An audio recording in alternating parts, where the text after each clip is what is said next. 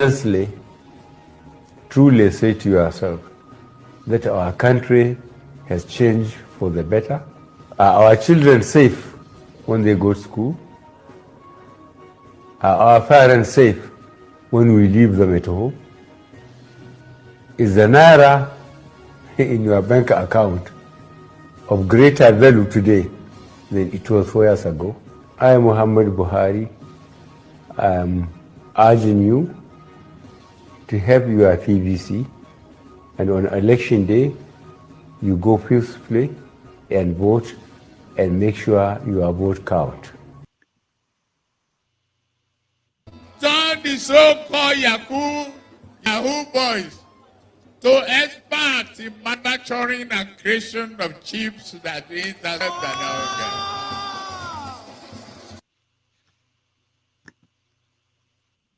That's what I came to say. After I don't clear that one, come up for road. So at the end of the day, everybody know my take for this panel. Now will be dirty now till next year. Make we get common sense person for there. You see, me no, I don't want to talk about Agbado and Mikano because they exist for my peripheral. They exist. Not only will be that here they see. So anybody who has family back home, Mona not send them money again. Mona make sure say they vote for OB. If not be OB, nothing else, because we don't want to. That country is already dead. We're trying to resuscitate it. So let's do what we need to do. Time go come to Niger when you go fit sacrifice for your country. Don't worry, that time is fast approaching. You will have the opportunity to do that. Oga CM, thank you for your knowledge and everything. But not they look for any small thing when Peter the Rock will be talking. You want to poke hole. Not they do them again. I beg. If you want to, you can send him a message and say, bro, Oga, don't say it like this, say it like this. So anyway, all the panelists, thank you very much. I think everybody had great points, and I understand where everybody's coming from because I share the same sentiments as a lot of people as well. But please, let's make Nigeria work. That's the basic right now. If we can make it work, then we can start having, more defined conversations so that we can build. We don't even have love for each other, not to talk of tribe, not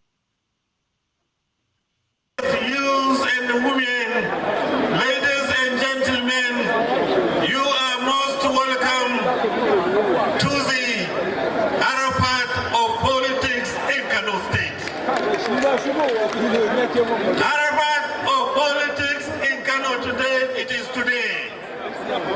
Your Excellency,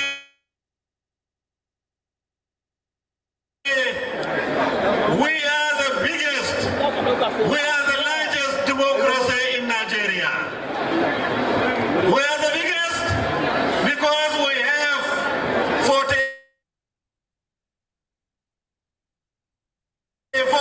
elected chairmen. We have 484 elected councillors, and we have 3 senators, all of ABC, 24 members House of Representatives, 40 members of State Assembly. This is the greatest democracy in Nigeria.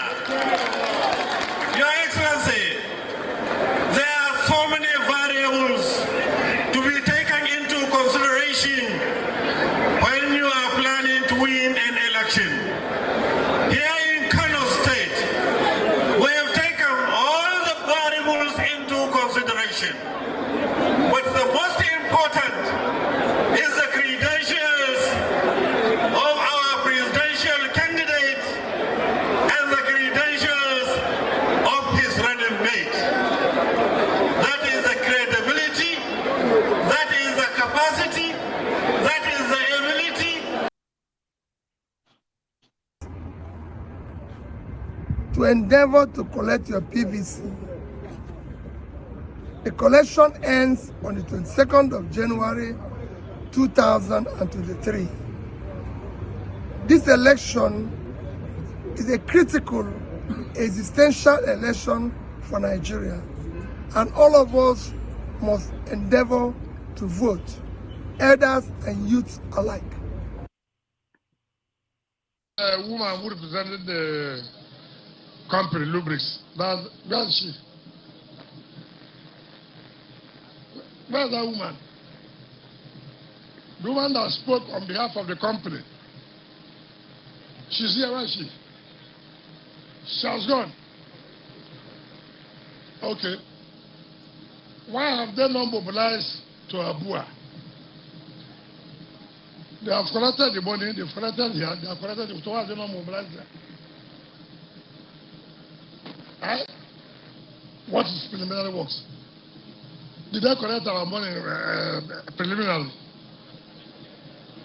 Call the company now, call them, tell them come here.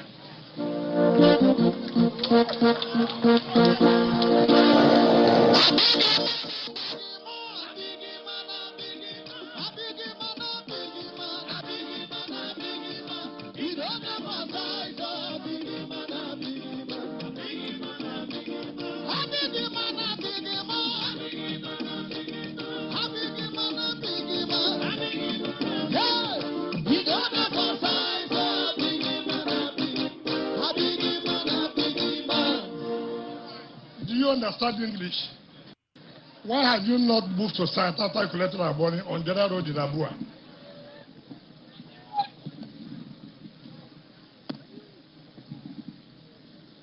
First of all, good afternoon to all. There's nothing like good afternoon. There's no good afternoon.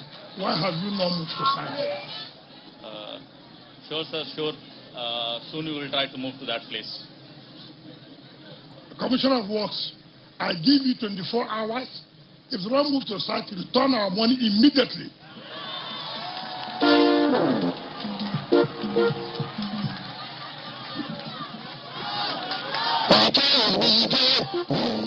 My governor.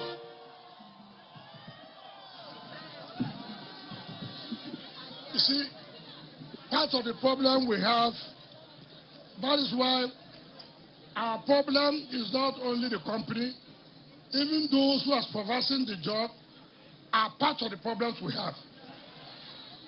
This company has collected the money more than 2 months ago, and you are telling us that they are preparing. After I sent money from us, let them not move to start till tomorrow. I will sack you as a commissioner of works.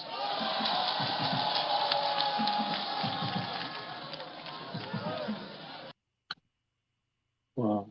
I know that. Well, if I was Asiwaju Tinubu's strategist, I probably would come and say, well, what Nigerians do not know is that the man speaks other languages that may not be known to Nigerians. Maybe it's a polyglottal, affectation. So when he says blah, blah, blah, blah, blah, blah, blah, or he says guru, guru, guru, guru, guru, guru, or, maybe he's a polyglot. But then his strategies need to identify that language for us. But going forward, he should speak the kind of language that the electorate will understand, not bala, bala, blu, blu, blu, guru, guru, guru, guru, guru, guru.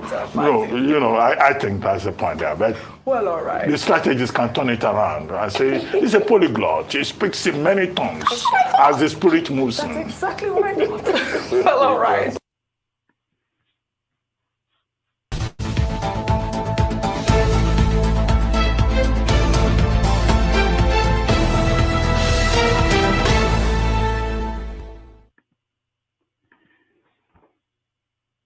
Hello, welcome to our first episode of Have Your Say for 2023. My name is Rudolph Okonkwo. I'm glad to have you all here. Happy New Year to everybody. And we have been waiting for our guest, who is the SDP's presidential candidate, Prince Adewole Adebayo, to join us. He was supposed to join us at the beginning of the hour. We're still waiting for him. I know he's campaigning in Nigeria, so we will hear from him as soon as he comes. We give him room to talk to us and we can question him. We want to get an update on how he's doing. Since he came here and spent 8 hours and took over 100 questions from us, his campaign has been, according to him, catching fire. We want to know what the surprise he has because he has a January surprise that we see him become the next president of the Federal Republic of Nigeria. All right, but before then, let's welcome people who are joining us. The usual suspects, Mr. Scribe, welcome to the show. Happy New Year. Happy New Year. I was muted. Happy New Year, everyone. Yeah. Okay, good. Bati, welcome to the show. Happy New Year, Rudy. Happy New Year, everybody. Happy New Year to you. Happy New Year to you. Kene, welcome to the show. Kene, can you hear me? Kene, don't vex. Kene, can you hear me? Okay, Kene cannot hear. Kene, Happy New Year to you. When you can hear, you'll be able to know that I said Happy New Year to you. All right. So I don't know if you can hear me, but I can hear you. So I'm trying to reconnect to with a different device. Okay. All right. Good. We had you now. All right. So Scribe, how was the holidays?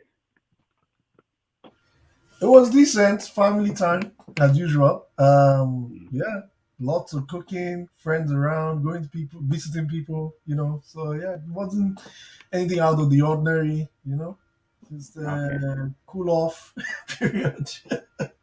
Very, very good. Very good. Wayne, how are you? How about you? It was very eventful for me.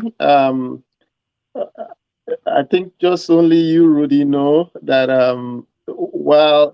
why some of you have not seen my face on the show is that I took a paternity leave from work and from the show as well. So I've been resorting to listening to this show in the late nights, just listening to, the past shows on late night. But it was great family time for my family. Of course, my newborn was the, center of focus for everybody who wished us well and who came to celebrate with us.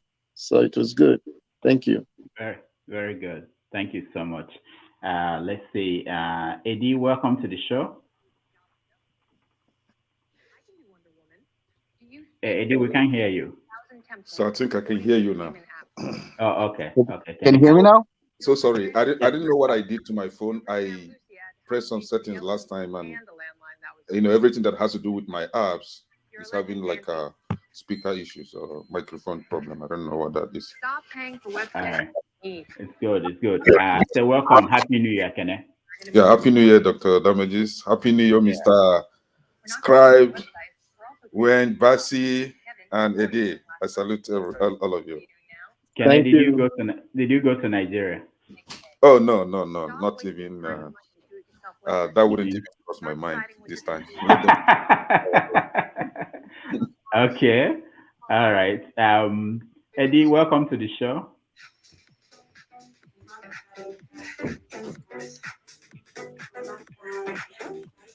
I think Eddie, you are muted. Eddie, you're muted. Oh, there you go. Can you hear me now? Welcome to we can hear you. Welcome to the show. Thank you very much. I'm a huge fan. I see what you're doing. You. Makes me so happy to be here today. Thank you very much. I'm delighted for sure. Thank you. So very good. I'm glad you're here. Thank you. All right. So today the initial plan was to have the SDP's presidential candidate talk to us for the first hour, and we talked to him. We budgeted. I think we carved out 2 hours for the show to start with him, but he's campaigning in Nigeria, so he's not able to join yet. But as soon as we get him online, we will make room for him to join us, and we have that conversation. So while we wait for that, I think we can go to our topics. We have the topics we want to discuss today. But before we go to the topics we have, let me ask you guys, what has changed? We're in the new year. We have 49 days before the election. What are you watching out for? What is different now? Mr. Scribe, let me start from you. Well, we're hopeful and prayerful that Obi will win. And I think that's anybody who has any genuine intention for Nigeria and for Nigeria to, well, anyways. yeah, we're hopeful that the best man will take the job. I think that's, for me, that's my main hope. Yeah. Okay. Wimbasi. Well, I saw a video yesterday of Nigerians waiting at the INEC office in Abuja. I think that was sometime during the week, this week, and they waited there. By 1 p.m., the INEC office had closed. They had gone there to collect their PVCs, and I was wondering, if that's happening in Abuja, what is happening in my local government, Nsratari of Akwa Ibom State?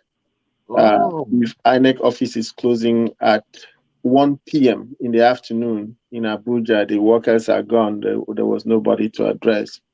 So, heading into the election, I am beginning to see or feel or be afraid that voter suppression may be the tactics of the ruling party to steal this election from the people. All right. Thank you. Kenny? Yeah, adding up to what Mr. Bassi said, I think one of their tactics, is whatever you call it, is that during when there was surge for voters registration, the youth or the students were on strike then, and most of these youths, I think this should be their first time of voting or registering for voters card, so they were home.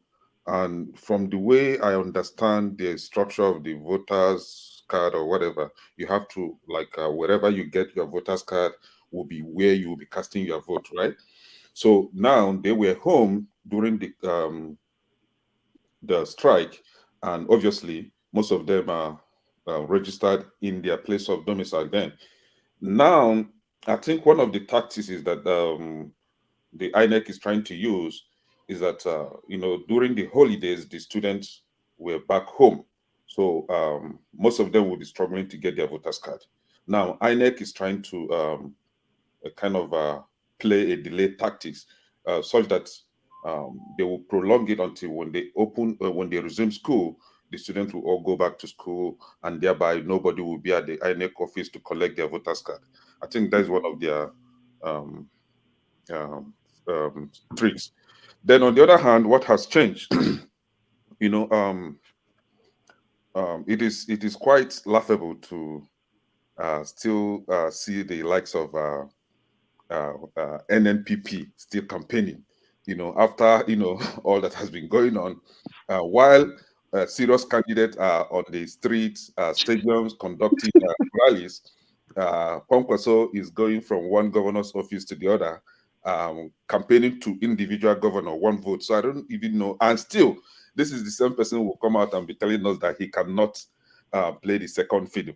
My friend, you must play the second fiddle. And if you get nothing, you even play the third one. So Kwankwaso should be better advised. Honestly, he should just calm down, put the ego down and join the P2B train. We know who you are calling out. And they are not here to defend themselves. Oh, God. All right. Eddie, what's going on? What are you watching? I'm watching the elites panic. I'm watching them scared because Nigerians are finally waking up, and we have been in a place where nothing's working in the country. It's unfortunate because we have so much resources from the north to the south, east, west. Nigeria is a country in which we out here, we long to go back and visit from time to time, and you get scared. You don't know what's going to happen. You hear all these stories about people getting kidnapped and killed, maimed, Boko Haram, insecurity. It's really hard to try to comprehend the direction the country is heading at. And the elites are panicking. And I'm happy they are, because it's time for a change. And we all know that. It's time for a change. And I'm happy Nigerians are waking up and taking the matters into their own hands, and they are ready to snatch the country back, because that's what we need. They won't give it up easily. We all know that. We have to take it back ourselves. So I advise everyone watching all around the world to, get involved. A conversation. That's all we need to have, a conversation to spark that interest in the people, to rally up the youths to take their country back, because it belongs to all of us. North, South, East, West. It all belongs to us, the people. And it's time for a change. I'm down for Ruby. Here we go. All right. All right. Thank you. Let's watch this.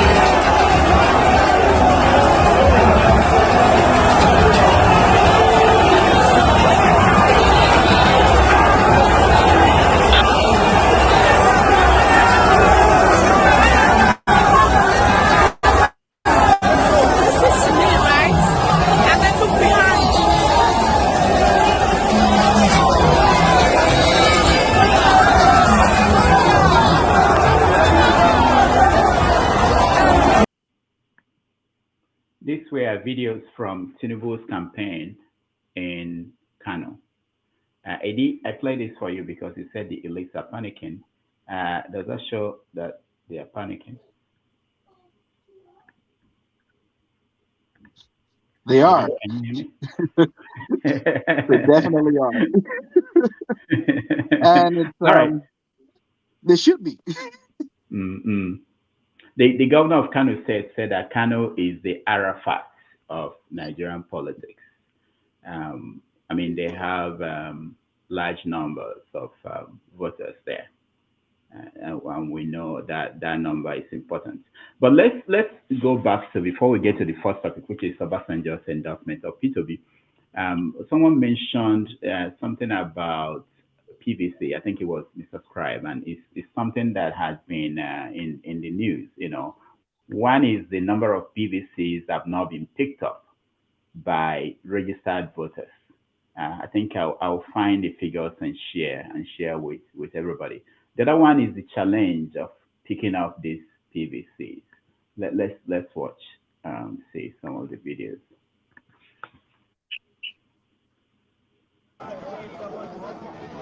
See how people are. I didn't hear you. Come now. This is what's going on in Ocean, the Solo local government. I was here last time to pick my voter's card. At a point, we were told that Okota and Ejibo, that is Unit 9 and 11, that our registers were missing, that we should go home. I came here again the second time. They're telling us that because Okota and Ejibo units are mush, and they should go home, that we are not going to be giving our cards today. This is crazy. This is crazy. All right. So we hope things will change, or things are changing. I guess as I was sent some videos of today, people who were able to pick up their PVC.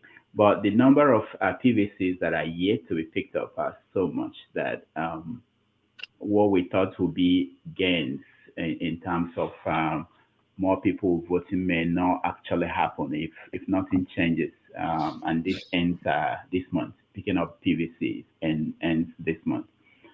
So, Mr. Scribe, whose fault is it, apart from the difficulties in picking up? And what are the parties doing to make sure that voters can easily get their PVCs?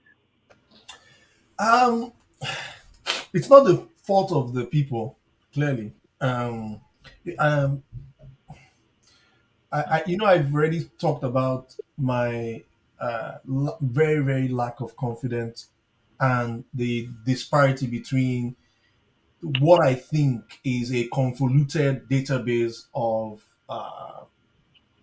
registered voters, and now what we are seeing allegedly as voter suppression, and having all these people complaining that they can't get their PVC. I personally don't have confidence.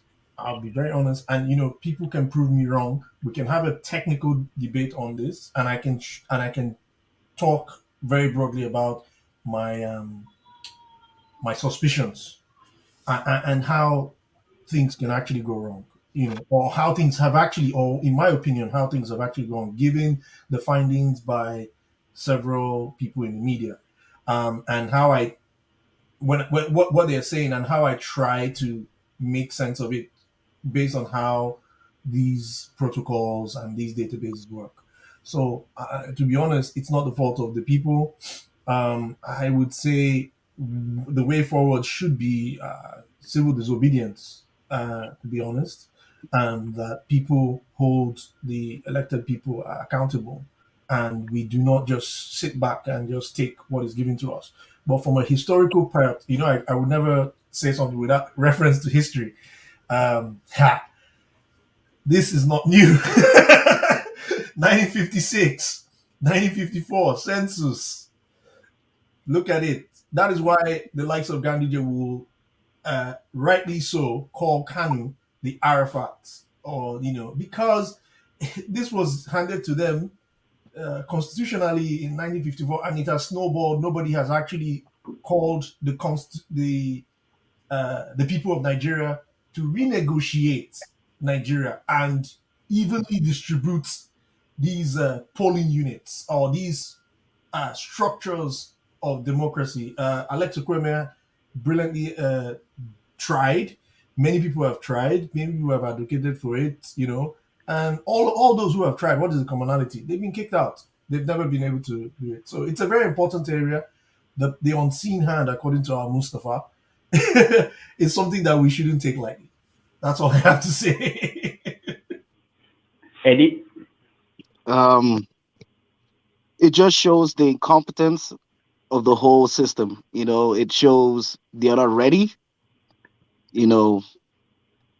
It shows that every institution in Nigeria has been broken, from the judiciary to the police. It's difficult to handle. If this is happening in the capital, Abuja, what's happening in the little towns? What's happening in the local governments? What's happening everywhere else in the country? It just shows you where we are as a country and where we need to go. Okay, Kene, what do you think?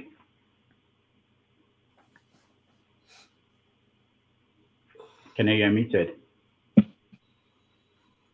Okay, so just as Mr. Scribe stated, sometimes you may want to call for civil disobedience, but in this very contest, I wouldn't subscribe to that. And this is my reason. These political parties, APC and PDP, whatever that you see that they are doing today is to cause civil unrest in that country, so that the election will not be conducted. And you shouldn't fall for that. APC and PDP are same twins. They work together. So I will want the opposition parties like Labour Party to wake up. Not just having a spokesperson. I know they have smart, good oratory spokespersons, everywhere. But they should also have foot soldiers that will go on ground with their cameras to video this kind of nonsense that is going on. Take for example, Kano State claimed to be the most populated state in Nigeria, but you've never seen this kind of thing in Kano State. They all go revalidate their voters card, go back to INEC and collect their voters card without any glitch. But you often see that in Lagos State. And when you come to Lagos State, the Igbo populated area or the Igbo dense area is where you see all these things. Go to Southeast, same problem, right? So are they trying to disenfranchise the Igbos voting? Are they trying to disenfranchise the youth from voting? Is that what they are trying to do? So these are the things that the opposition party should be exposing. They should be on their neck. If I let's say for example I'm the maybe the campaign manager of a Labour Party, I honestly speaking, PDP and APC will be having it from all angles. Deploy foot soldiers to expose these people. Don't play. This is not a joking matter. Like I stated here long ago, it's either they fix Nigeria now or Nigeria will never be redeemed again. Nigeria is gone forever. These are hardened criminals, if there is anything like that. Strong criminals. They can do whatever humanly possible for them to make sure that the party remain either with PDP or APC because they are working together. If let's assume hypothetically, but I don't wish this to happen. Let's say that PDP wins this election. Before the next morning, you will see all APC criminals jumping back to PDP, or APC winning, you see all of them cross-carpeting to APC. These are criminals, you know them. So don't give them chance. Be on their neck. Make sure they don't. All right, Kenny, thank you. Let me play this because it's not just bad news across. There are some places where things are working. PVC collection, as you can see, is going on smoothly, very, very smooth, without any sentiment of bias, without any political affiliation. The whole situation here is so calm, very smooth, and quite encouraging. I call on everyone to come down here if you belong to this world. Come and pick up your PVC. The officials are here too early. They are too early and they have started work without any form of delays. I appreciate the INEC officers sent to this ward A. They are very diligent in their work and they are very good. Identify yourself. Yes. Ness is the one. Thank you very much. Somebody just gave me sweet now.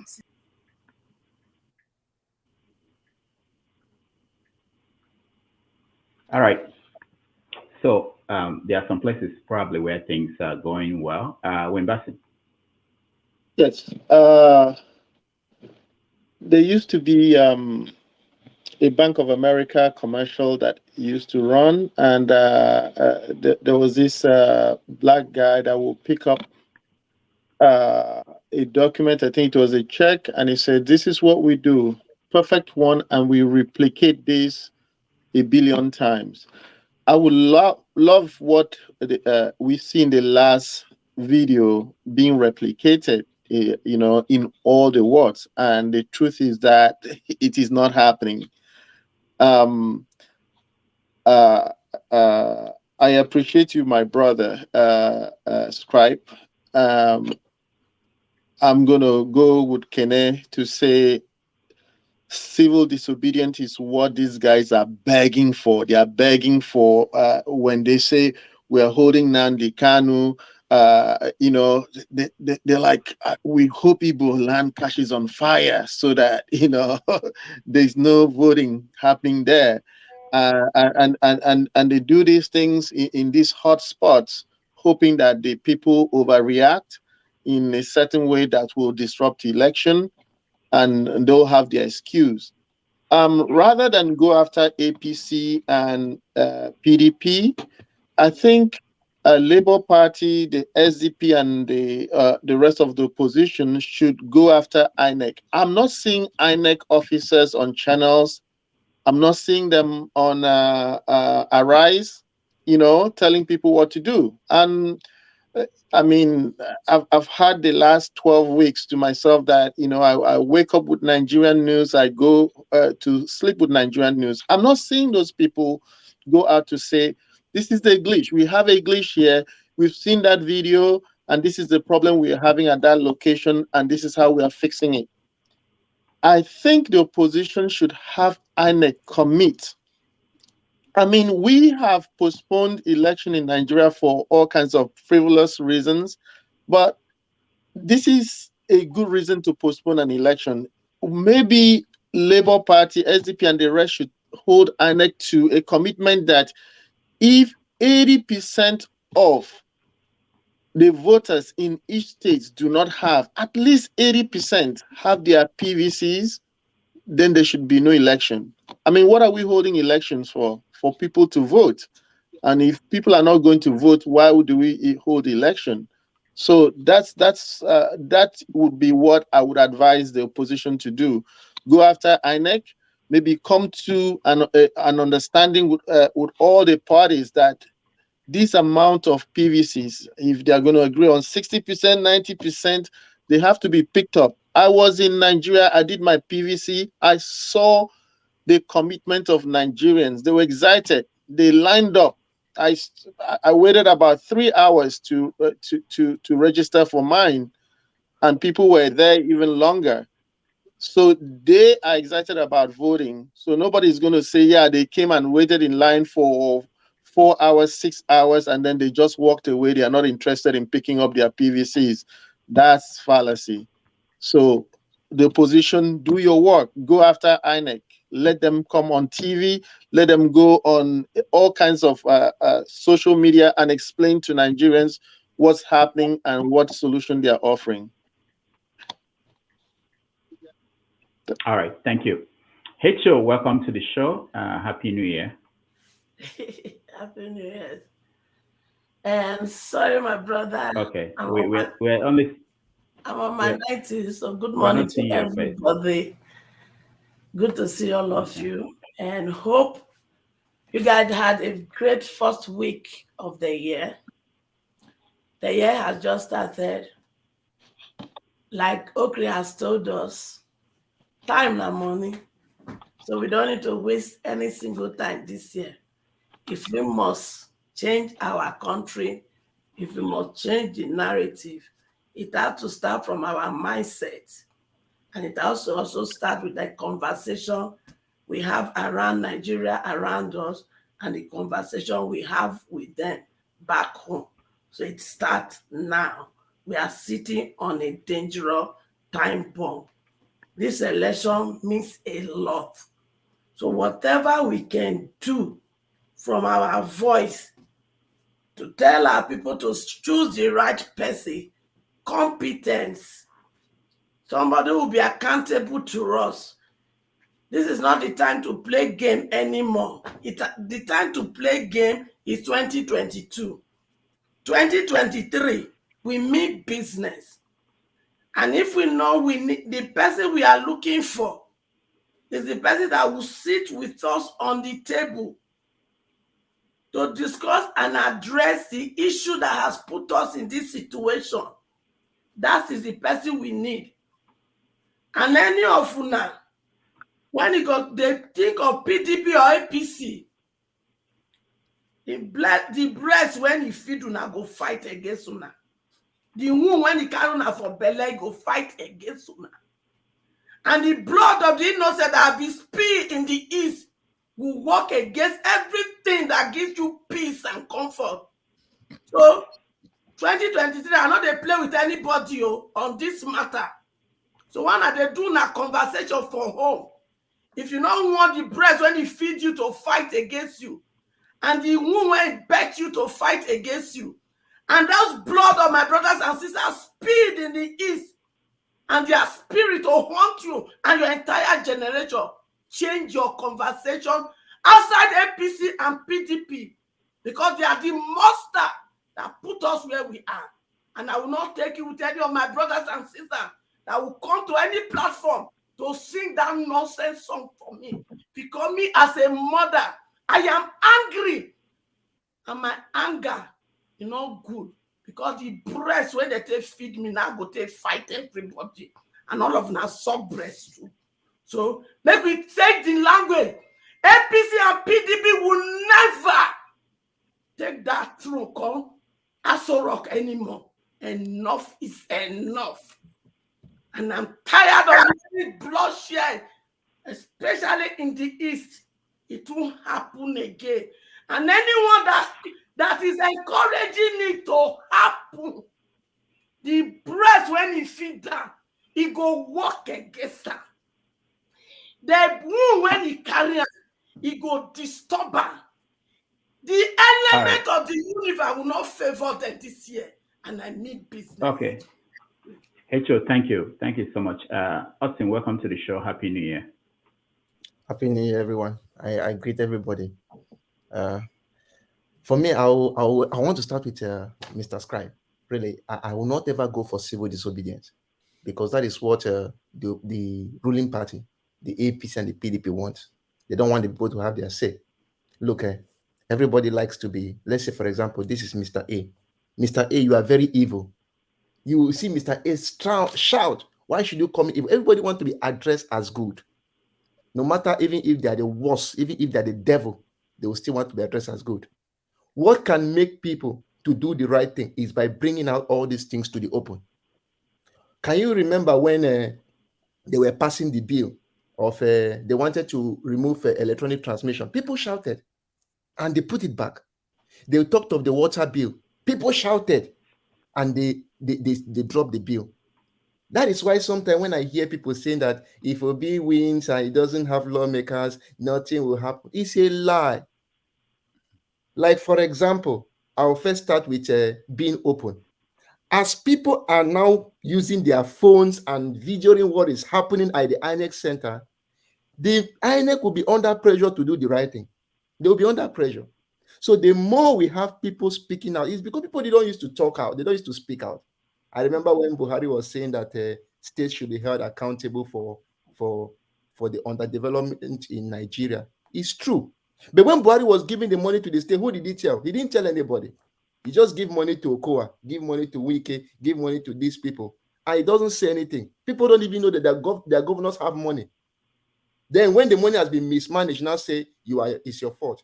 But if you ask me, a good president will be, once I'm giving Rudolph Okonkwo the money, I will just announce that I am giving 2 billion to Rudolph Okonkwo. You see all the family members of Rudolph Okonkwo will start looking at him. What do you want to do with the money? So the first thing is transparency. By the time we talk more, by the time we say that I am giving, INEC has refused to give me my voter's card. We come on social media, the media, Arise TV, Channels TV, come and say that INEC has refused. You see INEC will start shivering and making sure that they do the right thing, at least to an extent. That's the first thing I wanted to say. The second thing I wanted to say is that, look, I've been on this channel for a long time. I've been here. Please, this is a national discourse. I am from the East. Sometimes when we come to the channel, we always make it look as if it's always the East, the East, the East. We are talking of the whole of Nigeria here. This thing that you just showed me happen in Abuja, do you mean that it's only Igbo people who were rejected in Abuja? No. So we should fight for everybody. Whether you are from the East, West, North, I don't care. But if we make the country one, look, I served in the North. There are good people in the North. My nearest neighbor, Ayo, is a Yoruba man. When they pay salaries, he will be the one to shout me, Baba Austin, I'll shout, yes. They don't show. We go play and joke around. So good people are found everywhere. But we should try to weed out the bad people in the East, the West, the North, and the South. That's the problem we have. All through the areas. So please, I am so happy that we are talking. I remember somebody was spreading rumors about the school I attended in Anambra State when Peter Obi was the governor. I just went there and shut the thing down with evidence, hardcore evidence. It's my school. I shut the propaganda down. The guy blocked me. And I said, look, that's what APC does.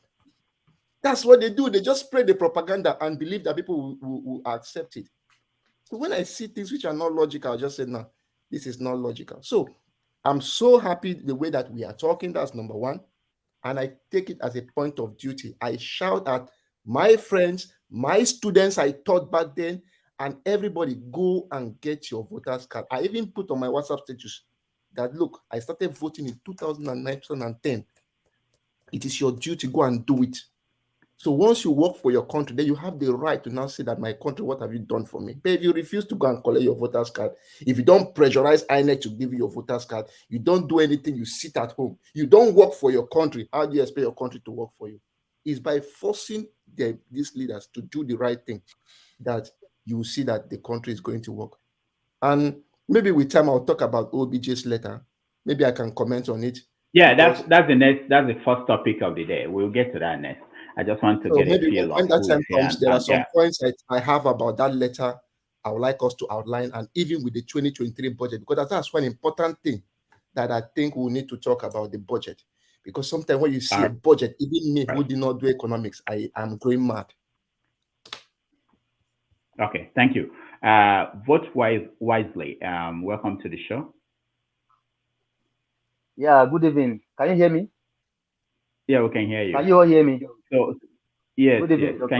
Do you mind telling us your real name, or it's so important that people vote wisely that you change your name to that? My name is Adewole Adebayo. Okay, nice to have you. My name is Happy New Year. In the comment section, they look for my trouble. All right. So good evening, everybody. Yeah. Dr. Damages. It's no longer new to every one of us, and I believe majority of Nigerians are so familiar with this issue.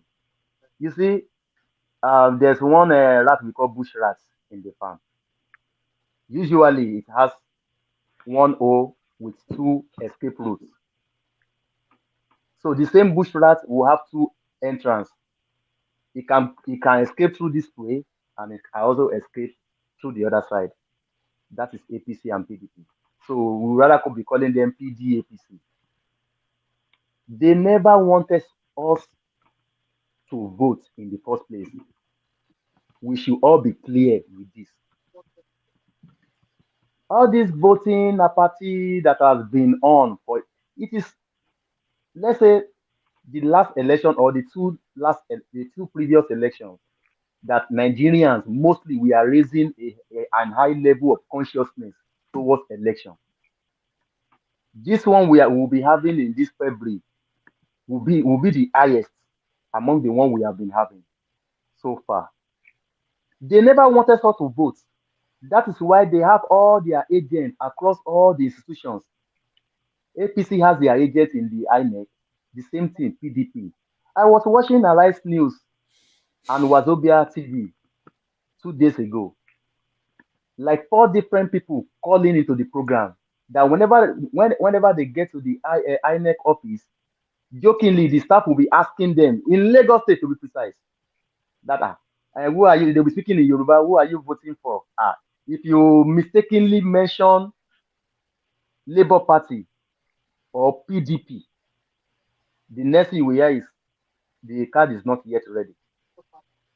But if you mention Asiwaju, yeah, you get your PDP instantly. So that means some of the INEC officials over there, Ifakojaye local government to be precise, because among the 4 people that call into the program, 3 among them mentioned Ifakojaye. So they never wanted us to vote. Nobody wants to leave power peacefully. So, like Mr. Austin has said, we will be the one to be raising their consciousness. They are afraid of us the same way we are afraid of them. So each of us, each of the party, I mean the masses and the elites, we are afraid of each other, and they know we have the power, we have the resources, we have the numbers. So let's get that clear. Let's be raising that consciousness, that awareness. If Ministry of Information and National Relations Events Agency has failed, thank God for the internet. So I rest my case for now. All right, thank you. Owner Politics, Sophia, welcome to the show and Happy New Year. Happy New Year, everyone. Wassalamu alaikum. Make I identify those people who came here just to fight me. Ekene is the president, followed by vote wisely. Man of prestige is one of those are full-time obedient. Then the part-timers, Scribe is a part-time obedient. Austin, I don't know where you did, but you are among them too. Well, but it's good to be in that position. After all, they say we know they are among the first three. Yes, we are apart. We be among the first one. That's what all of them they see. Una say Konkoso no get vote, but una see the yaba. Wait till now. Yeah, but we need that. We need that. Nayab will make us popular for South, because for North we've got that covered. Now I think. Okay. Yes. Hold on. You said you got North covered. Did you see what happened in Kano? What is left for Kwankwaso in Kano? You said something that is it not somebody said Kano is what? Kano is Mecca Abina, something of politics. Yeah. The governor Ganduje said that Kano is Arafat. That's Kano. You are welcome. Come and do your after that money. They are not there. They are immune to collecting money. But so are you saying? Wait. Are you saying that all those people that came out, they came out because they were paid? 1K. 5K is budgeted to vote for voting. But as I said, we got it covered. What's his name? Atiku them no do the same thing in Kano last election. He struggled to even get 50%. So those people are different. They are different breeds when it comes to this game. They are. I mean, the way they take the injustice that they carry out against PDP then when Kokoso was in PDP via his see the current guy where they run for governorship, Abagida. They never forget now. Just like you tell make Imo people forget how they take get supreme governor. They don't forget now. Well, Imo people forget. I don't know what they happen for that side, but I know they Kano people they already forget. so and again, that's why if you look, I know we'll still talk about the Obasanjo letter. One thing people should pay attention to, why is it that these two big guys are so bitter? They stay on that letter for almost a week because they try to cover up what is happening, especially APC. While that rally was going on in Kano, people they resigned for the campaign council. Not just APC member or people within the campaign council committee, they are resigning. So, but they don't want many people know that. That's why I see they hinge on that letter. They just keep going forward. So we got the North cover. We know they worry about that one. Now the South, so we need the thread from Kenya and the rest just to keep the popular. Now Palace will they go. I heard that people they use stadium. Who would they use Obi Obodicha and the Anambra governor's office to do campaign? But that's a move. Before when I say we know this South is, we don't come now. It's a problem. But that's the beauty of the game, though. I mean, it's becoming real. People. I mean, those who are complaining about voter disfranchisement. I mean, it's not supposed to be a news. Scribe saying the life history to things. Yes, it's historically and now the way be that. Even here in America. Now who do and pass? I mean, now who then catch now be thief. So when people they talk of structure, they are still depending on that too. They say make them deploy people. Obedience should deploy. Not be by deployment, not be by decree. Now by bar. Do you have the money to do that? Now the real time with this. When Afe Babalola come and say now who get money pass go win. Of course, people no one agree with them, but this is where the money is being spent to deploy people to those polling booths. It costs money. Forget everybody they shout Konkosa Obi. When that day, it depends on how you wake up. You understand? If you wake up, you never chop. Guy, you go for that 2K. It's free. You go collect them. So it's now the month be this. So a lot will be happening. Every day when you wake up, expect new thing, either against your candidate or for your candidate. Till like the first week of February. So this is all right. This is real now. All right, thank you. It's real now. That's a good point. We have 49 days. If you can't change anything in the next 10 days, I think it may be impossible for you to make that change. Man of Prestige, welcome to the show.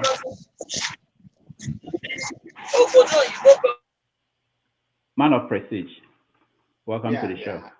Yeah, good morning, good afternoon, everybody. How's everybody doing? We're good. Happy New Year to you.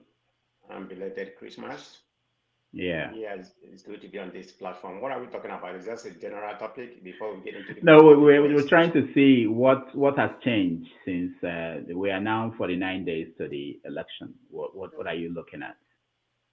Oh, okay. Actually, I was gone for about a month, so I just came back. I just came back on the 30th, so from Nigeria. So I was there for about a month, and I was privileged to travel to the fourth geopolitical zone just to see what's going on in Nigeria. Of course, I was based in Lagos. I traveled from there to Ogun State, which is part of that geopolitical zone. From there, I went to Abuja. From Abuja to Kaduna, then in the state. From there, which is another. So. Hold on, man of Prestige. We can't hear you anymore. Did you come back with Abamed? Did he come back with Abamed phone? No. Dr. Rado, please respect Abba. This is obedient maid, not Abba. Abba is up there with China. So is it better? Okay. Go ahead. Okay, I don't know where I stopped. Like I said, I did travel to about 4 geopolitical zones. I don't know where I stopped. When you stopped, just like you said, you went to Abuja. They don't even know where they live now. Be quiet over here, please, my brother. when I come to your channel, I go fight with you. You know that. But anyway, going back to what I was talking about, I went to Abuja. From there, I went to Kaduna. From Kaduna, I went to Imo. From Imo to Port Harcourt. So I pretty much covered. I mean, it's not that I went there for political gain or whatever, but I just went there, because I have families there, something like that. But I was able to get some information about what's going on, particularly in those areas that I went. So let me start from Lagos. Lagos was very interesting because I was in Lagos for a while, and I have people over there. So I don't know how. Okay, man of Prestige, your line is bad. You went bad again. What's going on? I don't know. Something been going on with my network, so it's been happening since, I don't know. So maybe I need to go do something with my iPhone. I don't know what's going on. But anyway, and if I can speak, maybe you hear me a little bit now. Can I continue? Yeah. I'll continue, yeah. Okay, like I said before, I think I stopped at Lagos. What I saw in Lagos was very concerning. I'll be very honest. Because I think APC has taken it to a different level to suppress, I don't know how far they can go. Because you can't see any play card or any kind of registration that has to do with OB or PDP. So just the two parties they suppress completely, Even to the extent the driver, that was driving us when we went to a restaurant in Victoria Island, he decided to put some OB something. He said he wants to test to see what's going on, but then he stayed somewhere, with a camera.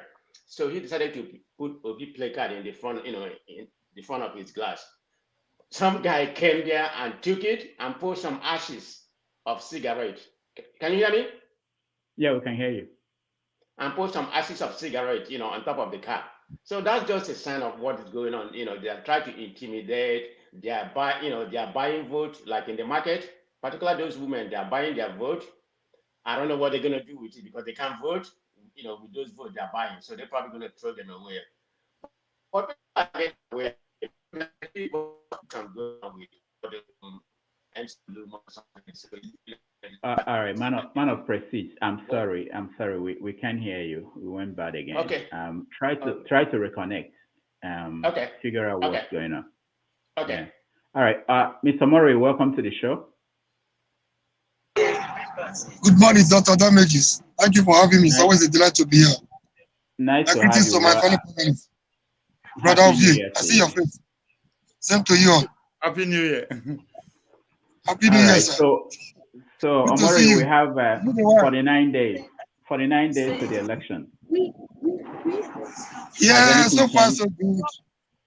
So far so good. I think I like the momentum. Like I said the other day, we should not allow the momentum to diminish.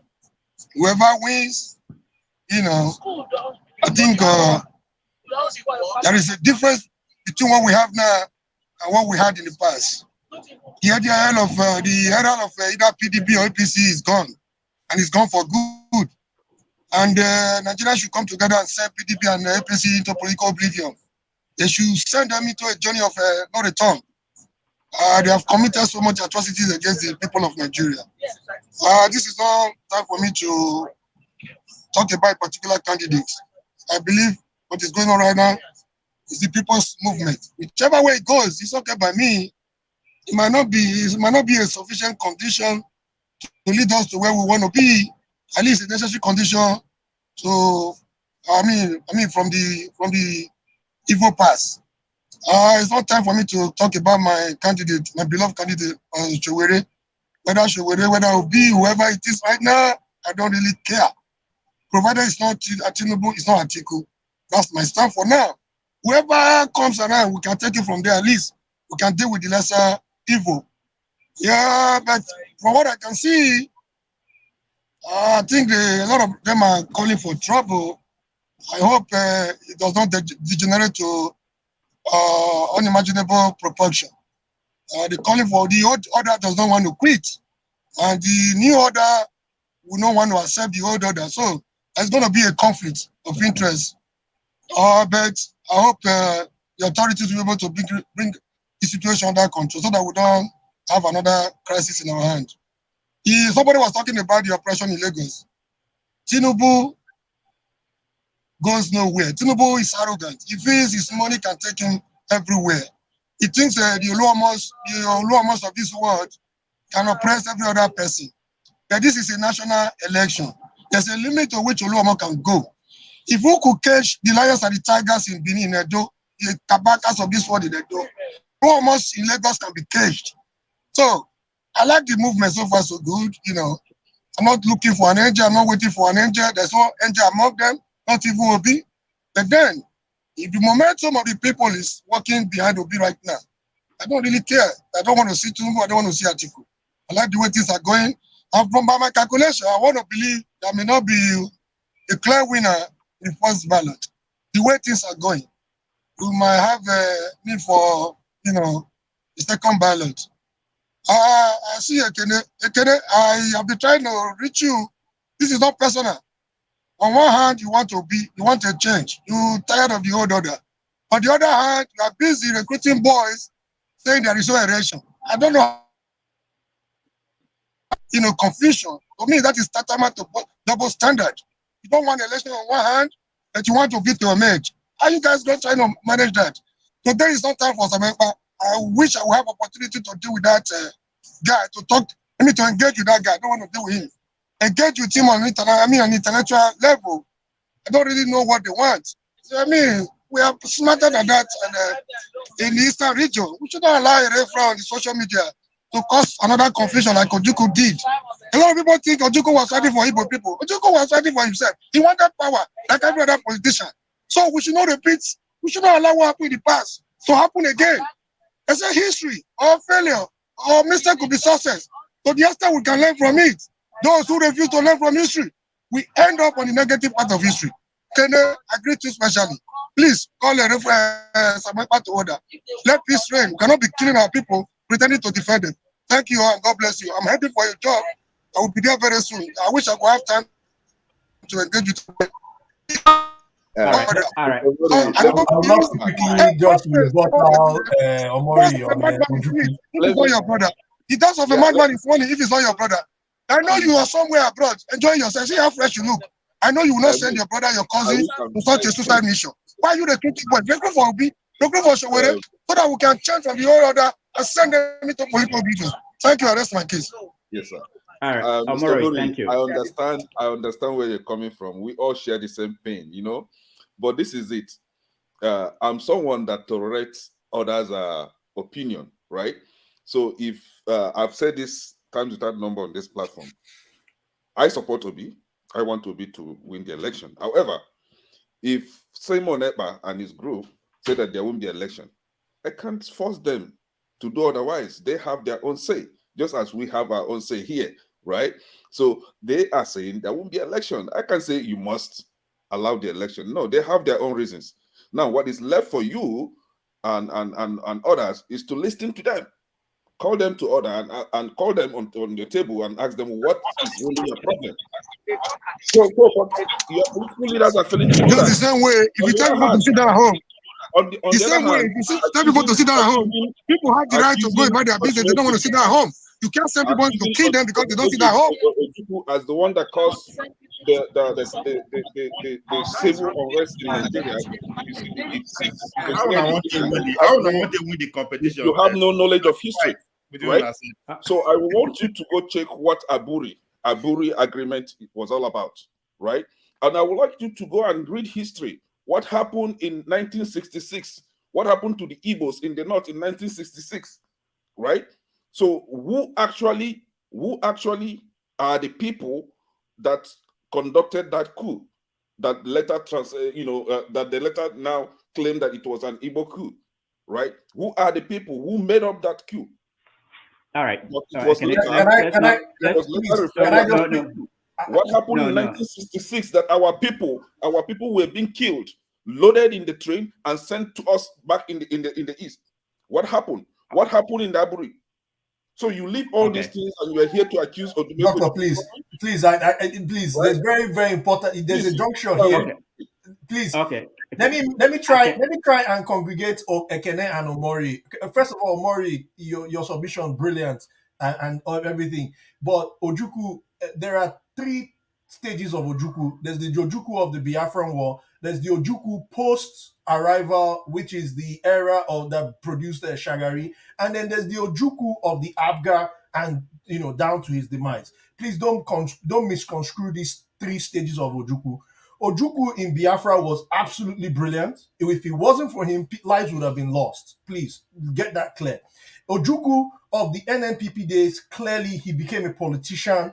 That is separate. What happened there, we don't know. There were several things. He was emotional and everything. Ojukwu of Abga was more a consolidation towards the Igbo man's, which was fighting towards the Igbo man's position, and also making sure that the sovereignty and the citizenship right of the Igbo man is respected. That is the reason why Abga was supposedly supposed to come out in the way we have been advocating for the IPOBs and the MOSOPs to come out and seek representation. We all know how that has panned out thus far. So if you are now saying that Ojukwu was for himself, I humbly disagree. I humbly disagree within this context of what I've presented to you. Ojukwu has not done nothing else but try to put forward that and protect the citizenship rights and make sure that the Igbo man is involved in the conversation of Nigeria. Hence what he started with on Aburi, we stand. And that is what has been the core of Ojukwu's agitation. Now, if you want to attack his personality, that's a different thing. But I believe what we are here for is to discuss Nigeria and the way forward. And that is why when Simon Ekpa was here, I said that Biafra, this is why I differ with my good brother here, Kene, and he knows I respect his opinion every day to 100%. That Biafra is a metaphor. It's a metaphor for sovereignty and citizenship rights, both for the Igbo man, the Bini man, the Kanuri man, the Juku, the Nupe, everybody. And our local, that is what Biafra is. Biafra is our local. Ainwa Kolulu. What's the other one? Namune. That is what Biafra is all about. It's not the same like Namune. It's not the same. Lastly, to Mr. Omore. Lastly, right? No. Hold on, guys. Hold on, guys. Can I hold on? We are going so far away from our topic. I just wanted to get a feel of where we are. We have topics that we lined up today. First thing is Obasanjo and the endorsement of P2B. We've gone to Ojukwu, and that's how conversations in Nigeria go. It goes that way. So let's get back to okay, Obia, you want to say something? Go ahead. Yes, I think Mr. Scribe is quick to debunk what Omori is trying to say. You said there are 3 stages to Ojukwu. You are right. But at every stage, power is at the center. If Ojukwu has succeeded in getting the Biafra, will he step aside and say that people be in power? No, he will not. Please, Bro V, Comrade OV. Yeah. So okay. even the Abga stage. Amore, hold on. I'll get to you. What is the purpose of? What is the number one reason of setting a political party? It's to grab power. Go and ask anywhere in the world. That is the number one reason of setting a political party. So if you said the Abga is not for that purpose, I don't know what you're talking about. So at every stage, you want. Hold on now. Power don't need to be over Nigeria. Dr. Damages, let's call this a topic, and I will face this. Okay, but not now, not today. We are going far away from what we wanted. Power. No matter how small scale you. The election is for 49 days from now. The Namu is not a one local. It's different. Namu maybe say okay. This one now. I'm like a very one. Leave that one. I failed that one. I agree. Okay, Amari, we get a feedback. Your audio is not very clear. But Please, can I have opportunity to clear the summit? That I know a lot of people will not be happy with that, but if I have my opportunity, I'm able to clear exactly what I mean by what by that statement. You say that I'm supporting. Can I have 1 minute just to clear? To clear the air around the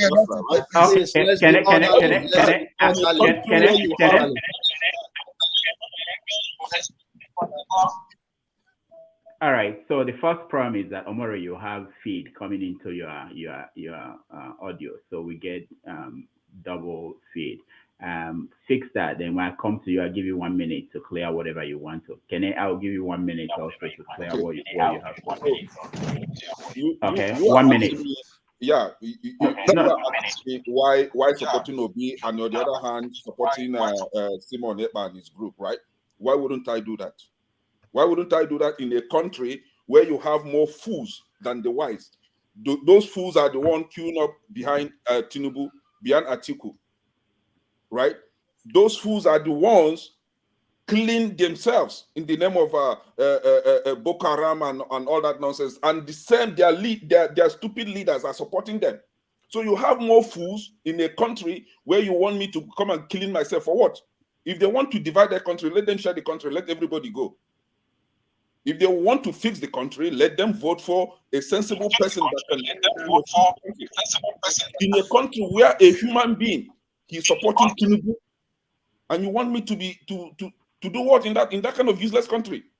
If they want to fix the country, let them vote for a credible person that can fix the country. If they don't want to, let them divide it, let everybody go. So this is my position.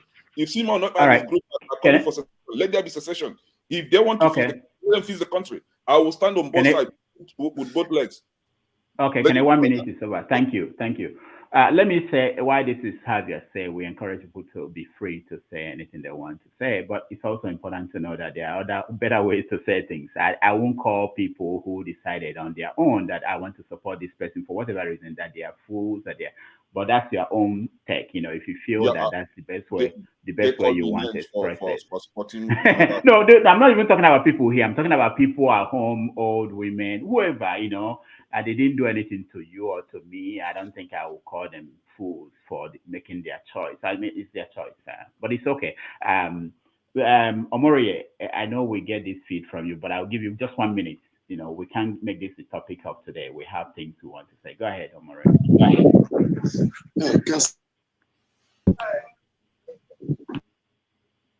Hello, doctor. Can you hear me? Yeah, go ahead. Go ahead, Omori. All right, we can't hear you, Omori. I don't know what's going on, but that's okay. We have to really move on from this. Omori is stating towards obedient anyway, so I know pity for that. All right. So the first topic. Can you give me 1 or 2 minutes to finish my submission? No. Your line is still bad. That's why we can't give you 1 minute or 2 minutes. Just introduce the topic. Let's check about. Yeah, we have to move on. Obasanjo endorsed P2B. Edwin Clark endorsed P2B, and of course we had Afa. What was the name? Afa Babalo. help me out.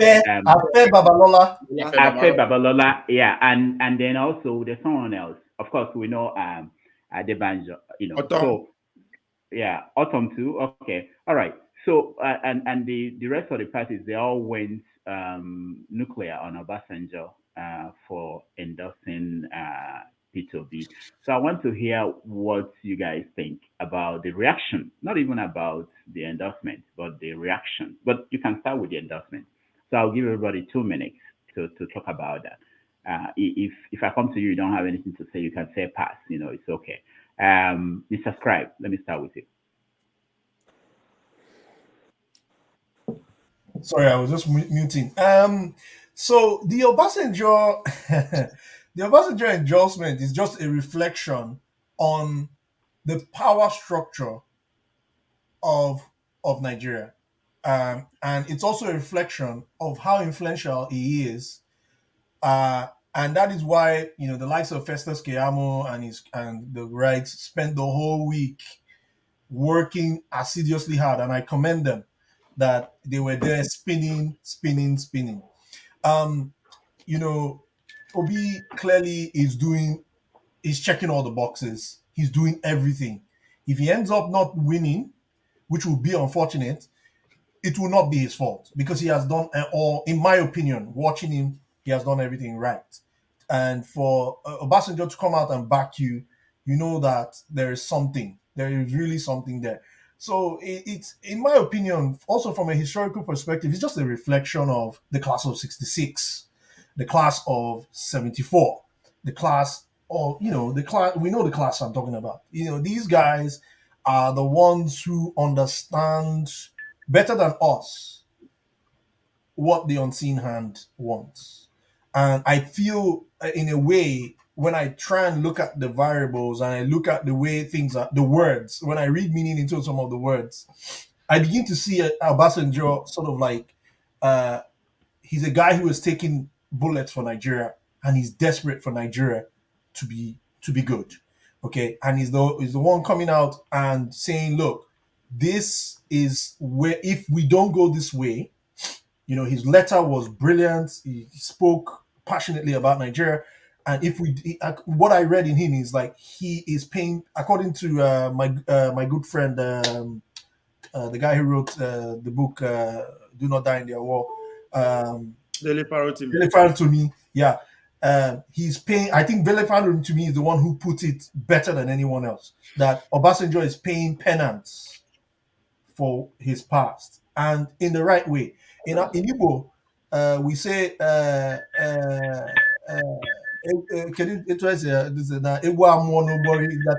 you cannot be an elder and you'll be in the house, and then the goat will go and born it will go and give birth in a bad way, So I think that's what Obasanjo has realized, and he has come out and he's doing, in my opinion, in my humble opinion, he's doing the right thing. And the timing is perfect, everything. All right, I'll just stop here. Yeah, you have to. Thank you. Actually, our guest for today is coming in. So we have to excuse everybody other than him. I'll talk to him for a few minutes, probably 30 minutes, and then we will all the elections were over, okay? 5 hours ago. The election were over. Yeah.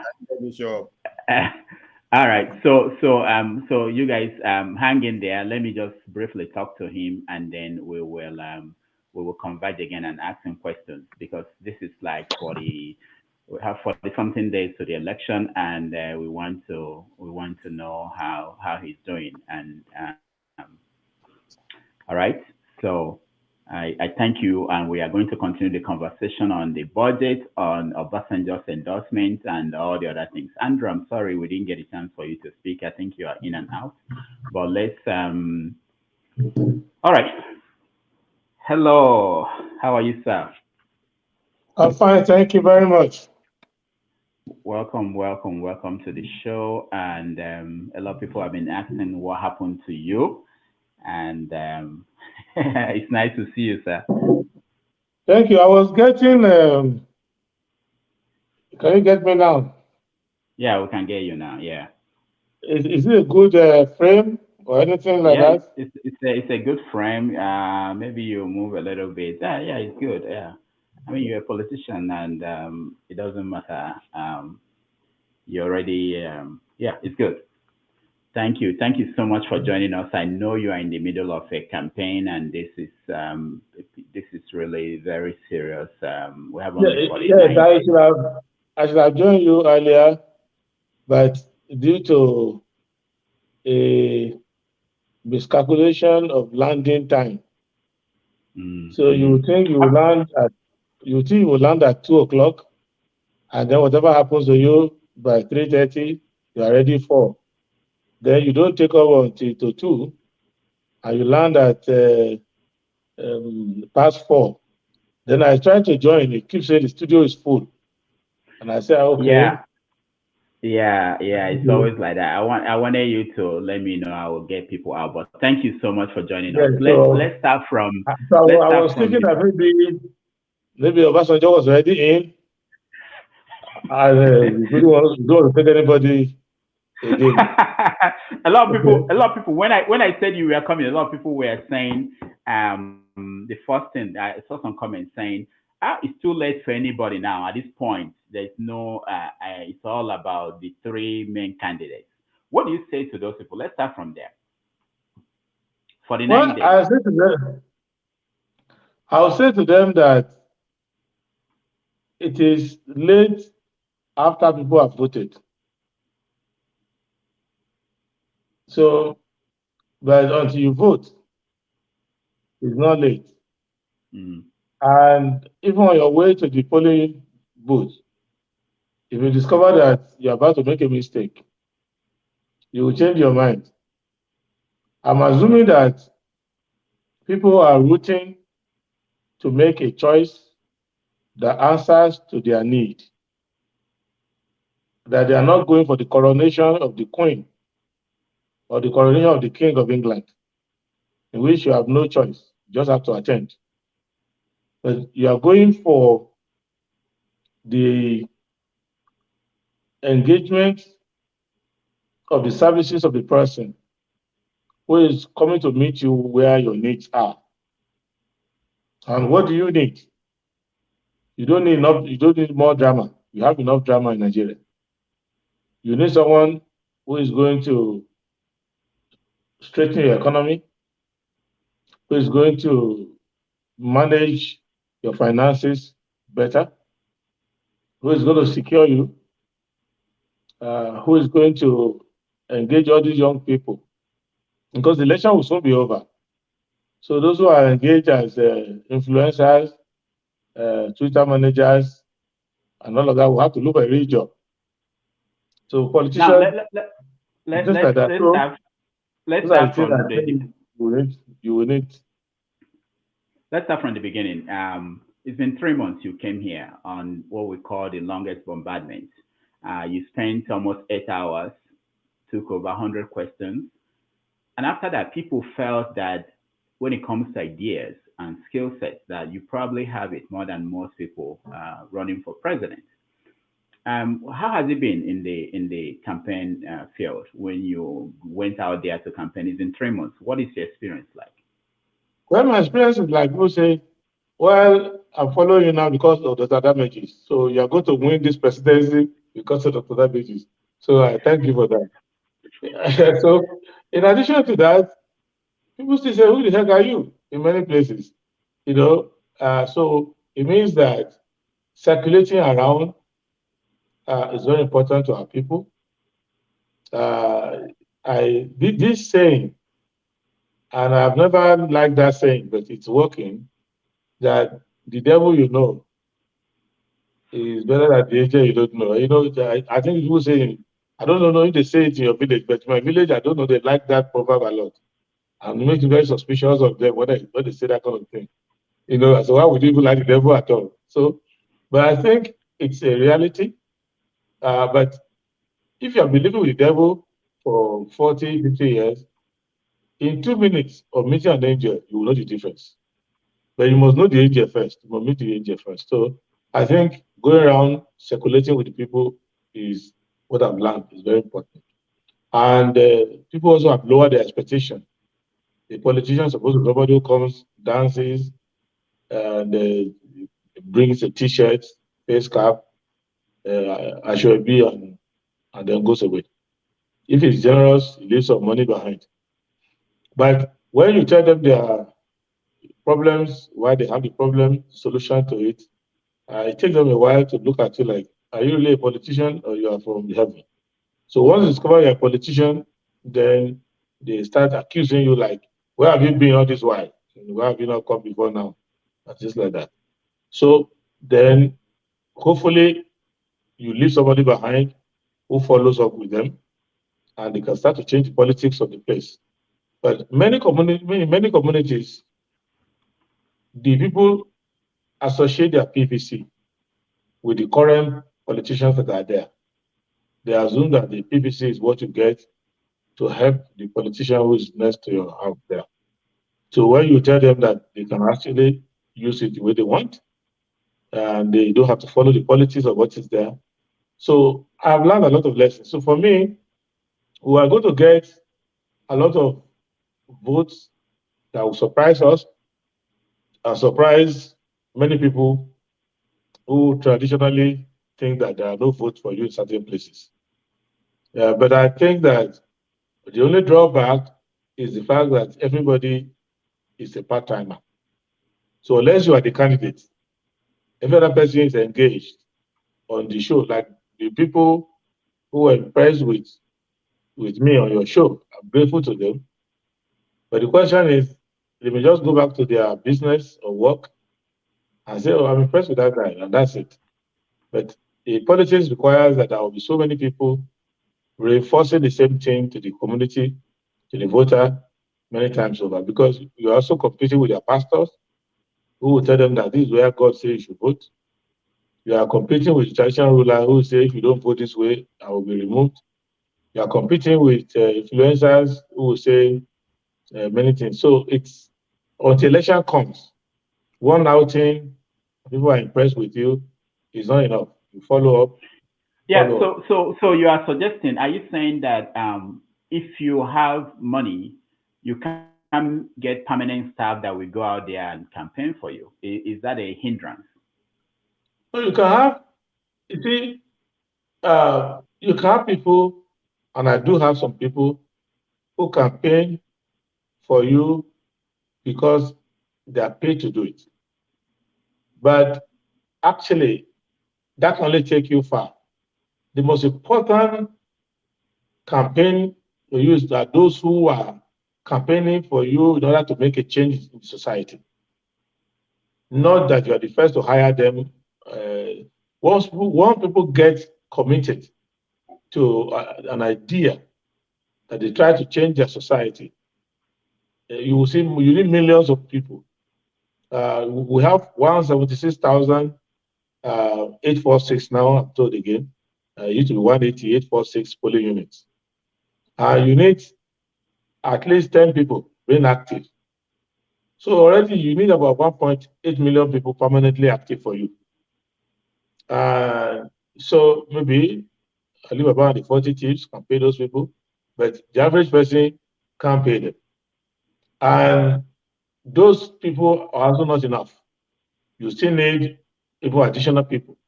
So what it means basically is that it cannot be that you are trying to make yourself president and you are hiring people and all of that. No, it has to be that there is a movement going on that try to change the country, and you are the mascot or symbol of that. Do you have that movement around you?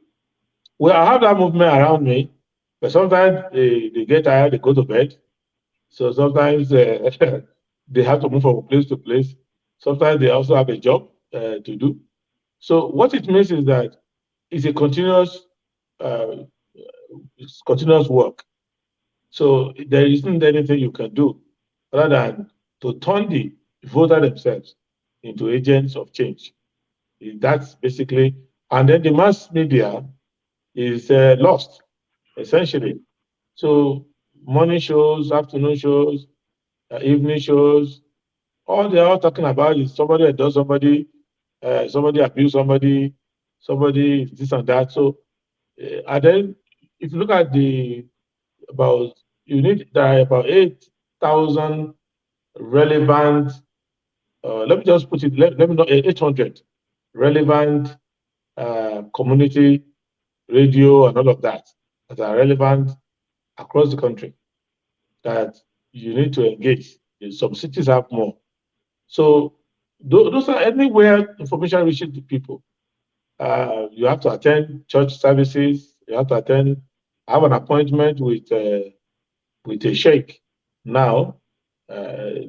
So, and the reason why I'm talking to the sheikh is not because I want to change his theology, but I want to remove from his theology any notion where he can tell people that Almighty Allah Subhanahu wa Ta'ala is telling him to go and get people to work with thieves.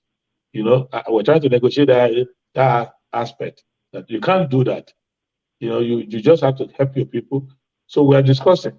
So not because of the fact that he has a PPC, but because he's having a program tomorrow, and hundreds of thousands of people are coming to listen to him.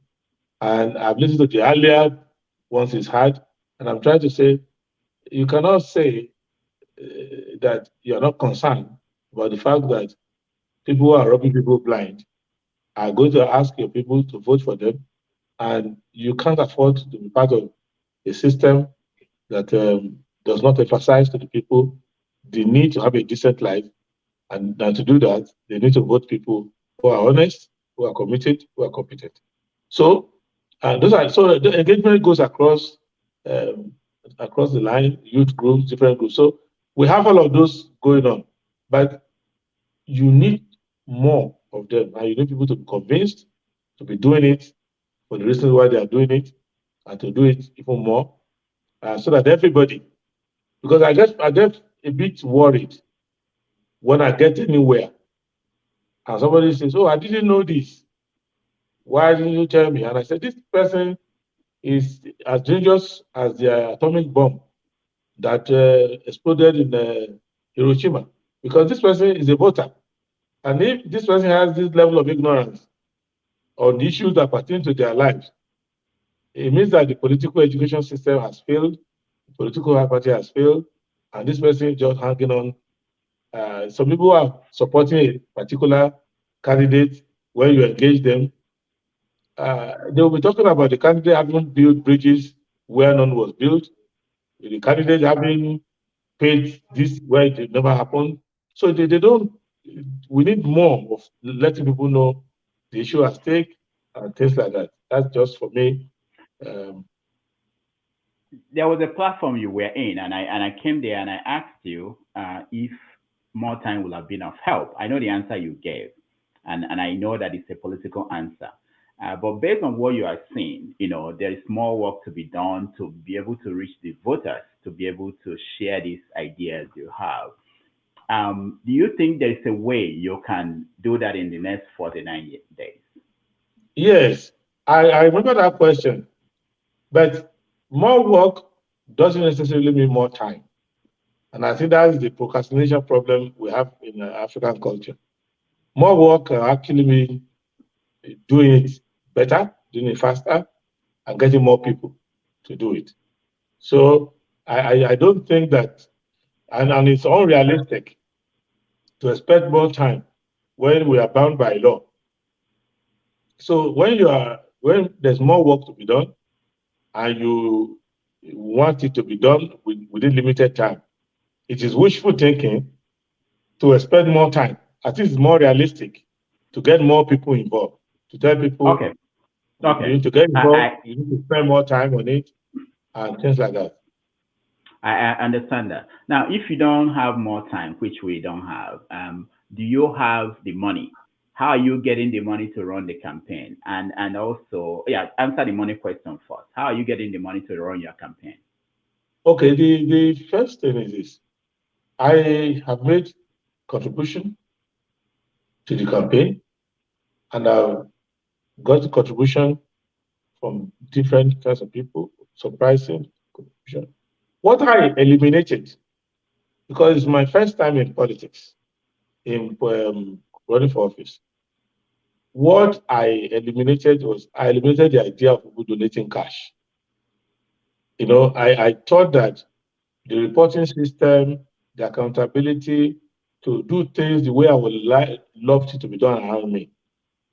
So the best thing to do is, if you are in Onitsha, why you love me so much, why send me money?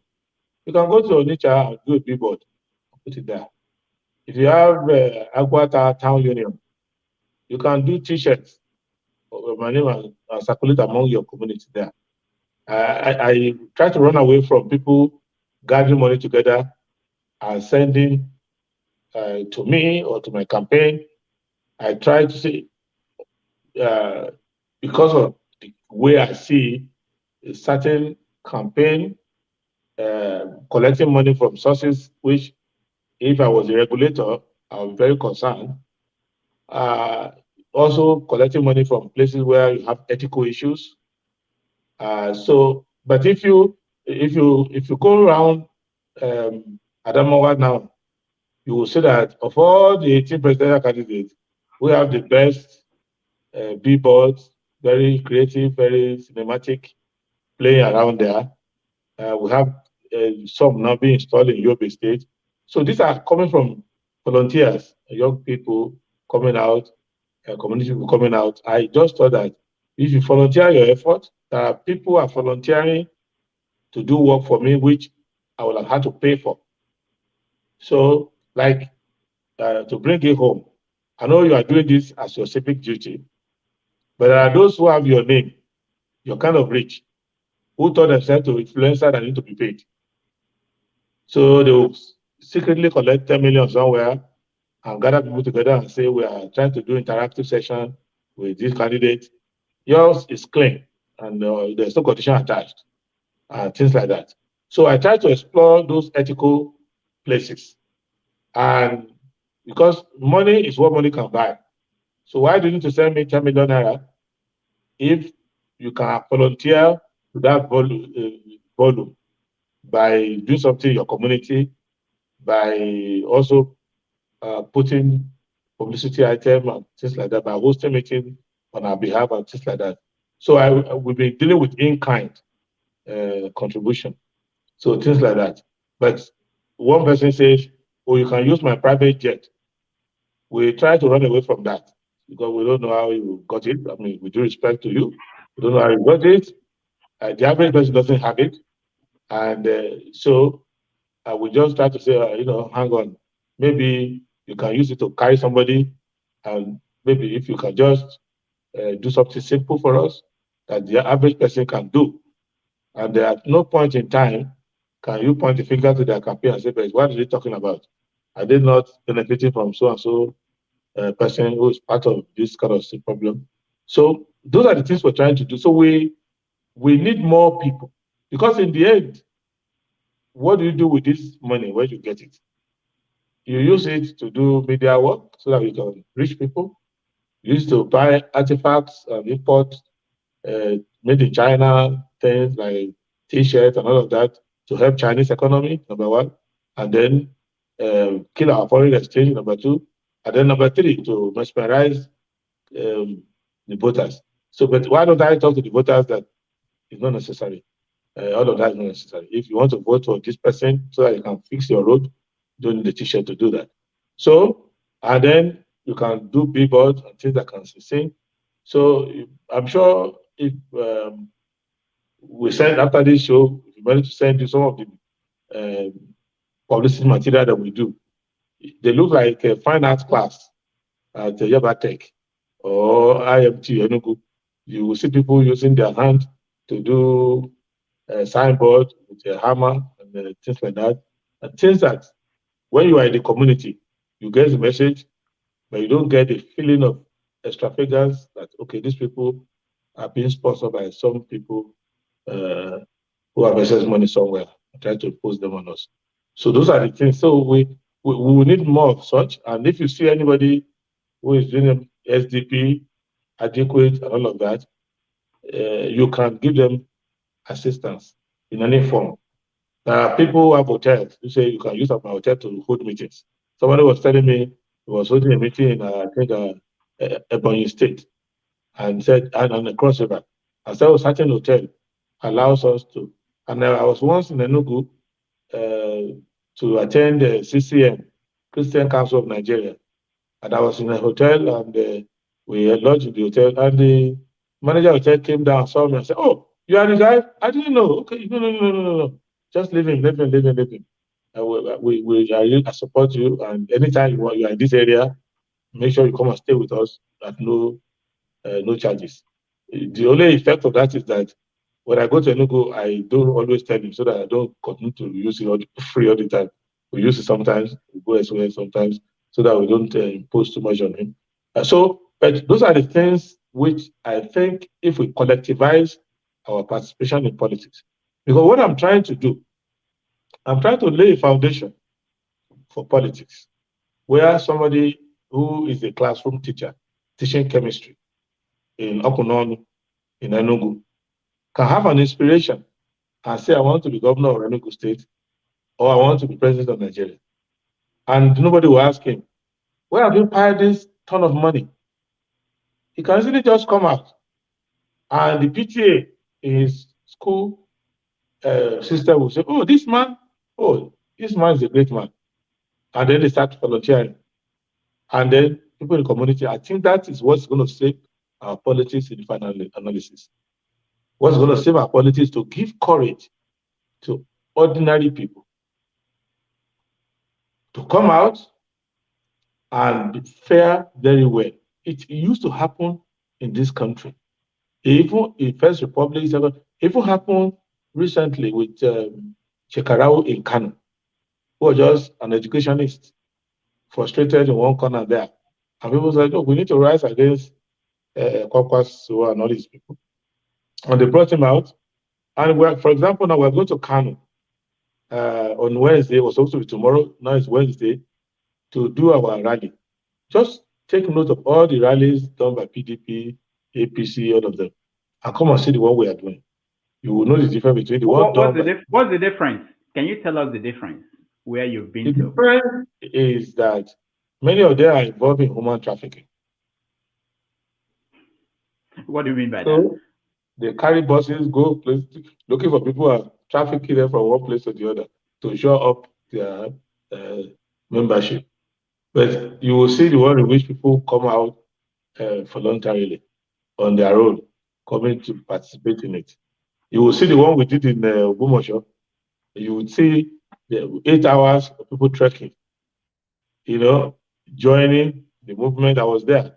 We walked 27 kilometers all around the place. So you will see that where the thing has caught up, people genuinely do it. And if you can scale that up across many parts of the country, you will get the result. But if anybody, whether you are running for president or you're just catching fun, if you have enough money and pay people to come out, they will come out, and you get enough crowd for 2 hours. When your money expires, they will start misbehaving. But okay, hold on, Prince. Let me play this and get your take on it.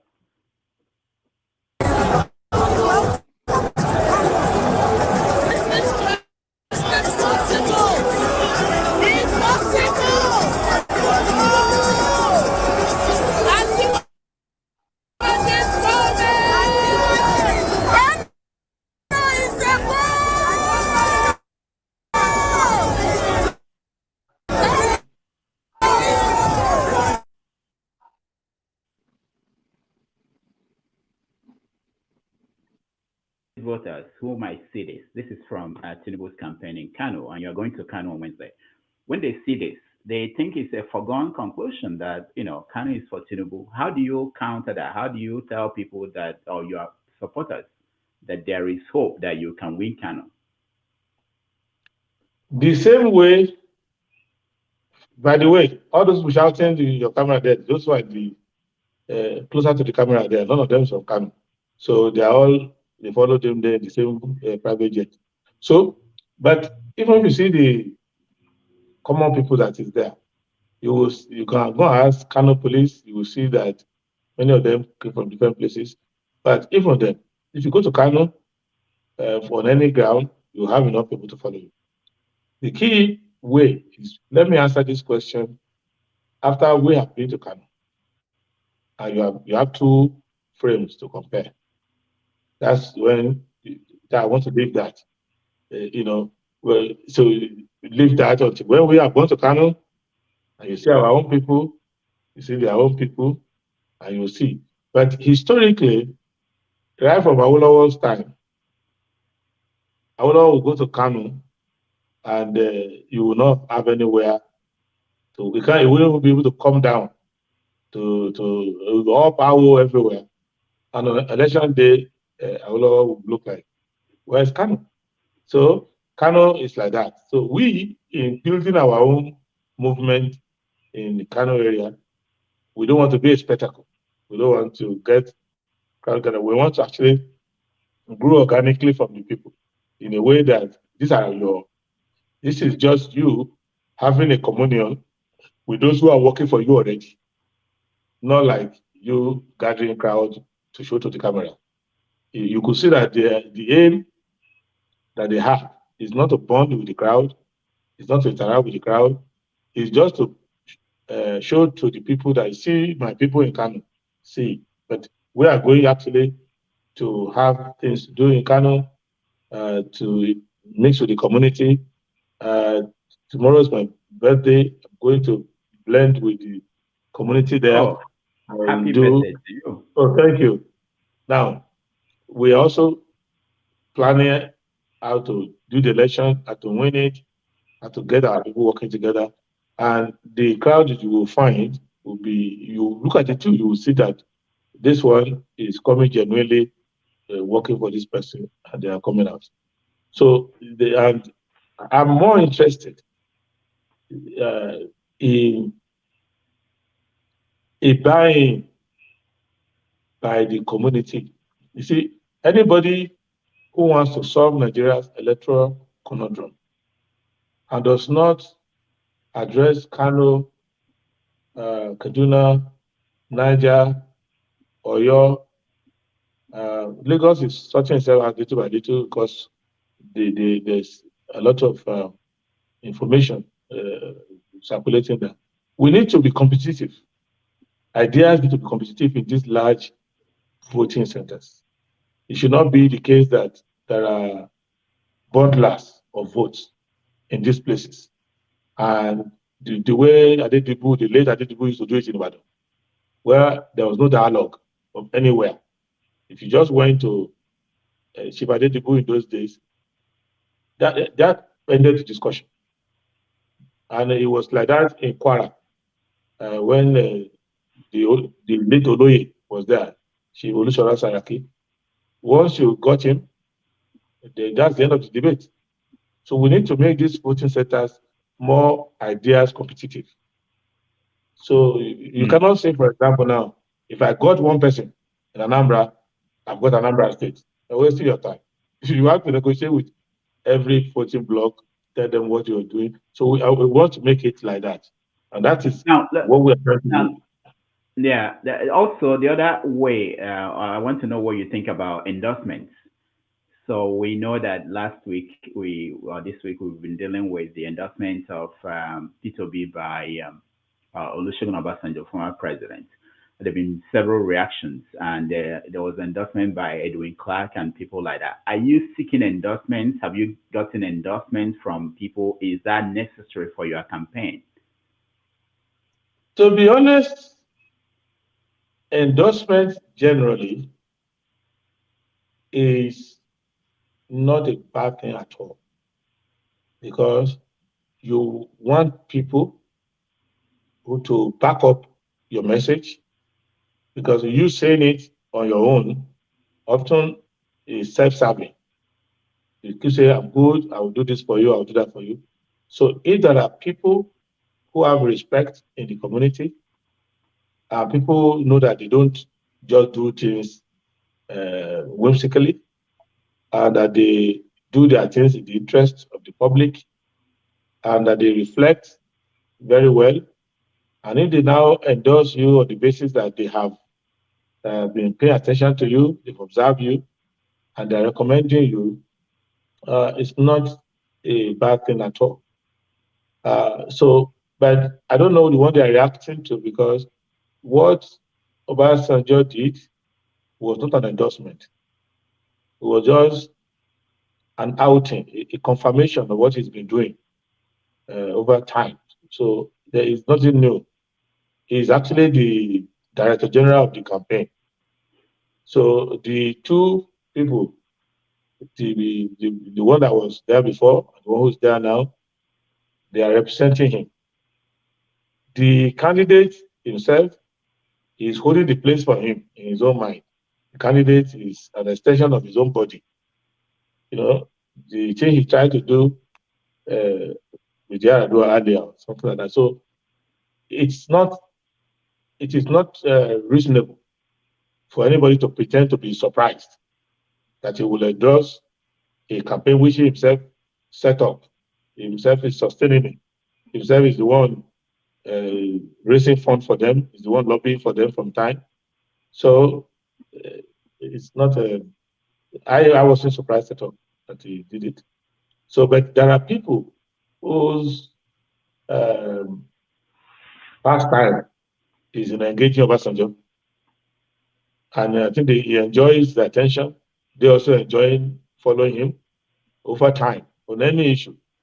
So there are people who are Obasanjo watchers, and once Obasanjo comes out, they are pro or against. The media will have that frenzy for a week or two, and then they find something else to do. So for me, I'm not surprised at all. It will have been a shocker if he didn't endorse what he's been doing. So that's no news to me. And I am also not, I have not gone to seek his endorsement. He has invited me by himself. We've spoken, we've exchanged ideas, like I'm exchanging ideas with you now. And this is not the first time I'm exchanging ideas with him. And history shows that the things about which we agree in this country is very narrow. The majority of things, Nigeria, in the mind of Obasanjo, is not the Nigeria that I see. So we disagree about the idea of what Nigeria is about, the way forward for the country, with the kind of government we should run, and so many other things. How leadership should be raised in Nigeria, and what to do, the kind of republic we should have. So we fundamentally disagree. But that disagreement does not remove from me the respect I have for his age, or the respect I have for his experience in government, which is the result of what we are seeing now all around us. So, I also respect his right, but I never woke up one day assuming that Obasanjo and I will be on the same side of politics. Not at all. But I always know that for as long as God preserves his life, which I pray should be long and long and long, he would always interfere in politics. He will always intervene. He will always carry one project or the other. He will always express his view on diverse subjects. In the end, I don't have to agree with him. And there are other people who I talk to as stakeholders, not because I want their endorsement, but if you are a fire investigator and you come to a scene of a very big fire, you will talk to the homeowner. What happened? Where were you when the fire happened? The arsonist that the police has arrested and is in handcuff and said this person set the house on fire. You will also talk to the person. Are you the one who set the house on fire? What are you doing with 2 gallons of kerosene in your hand with matches in somebody's house? Why are you here? Then you talk to the neighbors.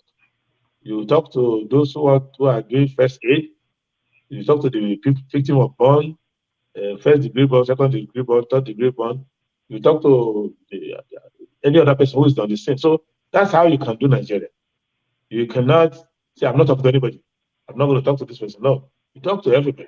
So have you spoken to any of the former leaders? I mean, have you approached them? Someone like Ibrahim Babangida, did you approach them to talk to them as people who played a role in where the country is, and what did they think about your campaign? Well, we talk regularly. I talk to anybody, and in fact, if you know anybody in your village who used to be a district officer during the colonial time, or who was a former governor, I talk to everybody because, and there are three reasons why I do that. One, I can't be the only wise man in my country. God cannot be that unkind. He must have created other wise people, but they've all failed because the results show that everybody has failed. So I want to know what happened. Even the late President Shagari, I used to worry him a lot. I will go and spend like 1 week with him in Sokoto, sometimes 2 weeks, asking him, bombarding with questions. That's how Olufala and I became friends. I would take memos that he wrote when he was the director of planning in the 1960s. I was like, why did you write more like this? Why did you look at what the other country was doing at that time? Why are you doing this? Why are you doing this? So I interact with people.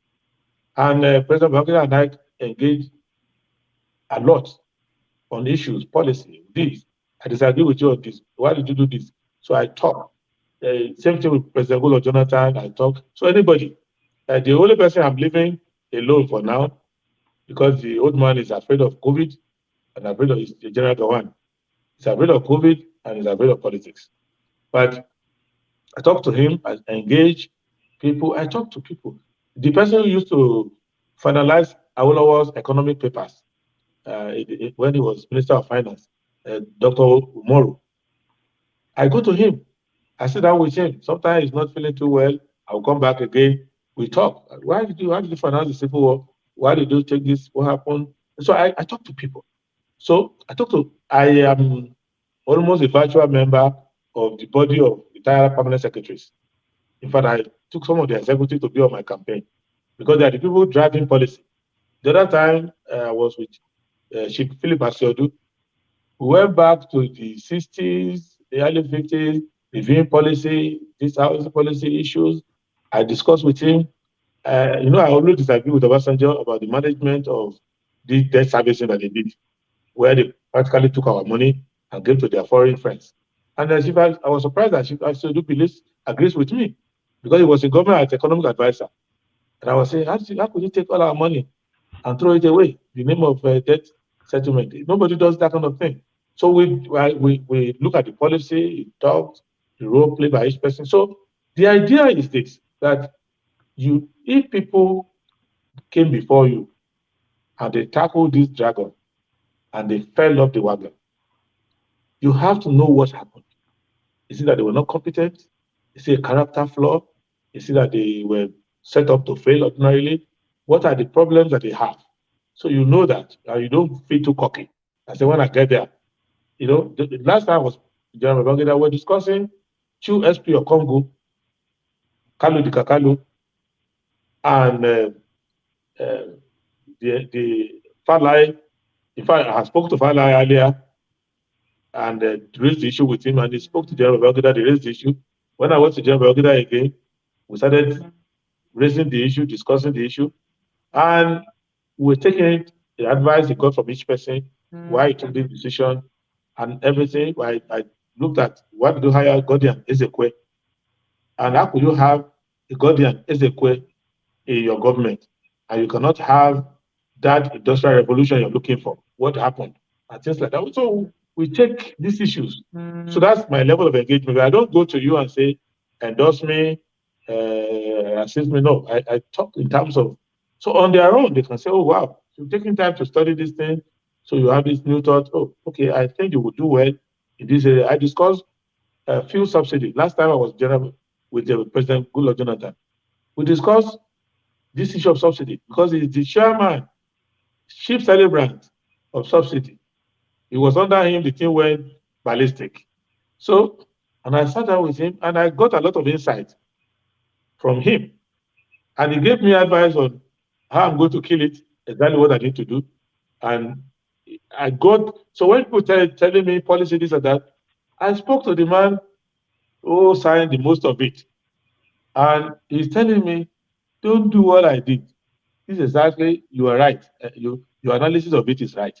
So just go with your gut and do exactly what you want to do. So those are the things that's my own kind of engagement. I don't carry people and say, come on. No. If I meet anybody anywhere, there was time I went for a meeting and I discovered that this was the person who was leading the fighter pilots when we were fighting in Liberia. And I've abandoned every other person there. I went to engage him to say, hey, Vice Marshal, come and tell me. So I brought some maps out. I said, look at what we were doing in the forest of the Mano region. See how thick this forest. You were able to get all these Chancellor men under this heavy canopy.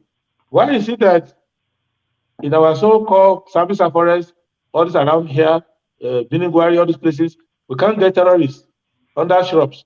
And he was able to explain to me what the Air Force is doing wrong, why they're not interested in it. He's surprised, he's embarrassed by it. Our analysis is correct. Where disagree with me, he said it. So this is the kind of thing that you want to do. That's one. Second is that you also want to ensure that you get a lot of advice from people, not only those who have done things right, also those who have done things wrong. They will say, this is where we got it wrong. This is the policy content. You also get additional information behind the scene. Like some people keep their memo. When this was happening, I wrote this memo. Go and study this memo. You will see my position on it. People don't understand me. They look at my memo.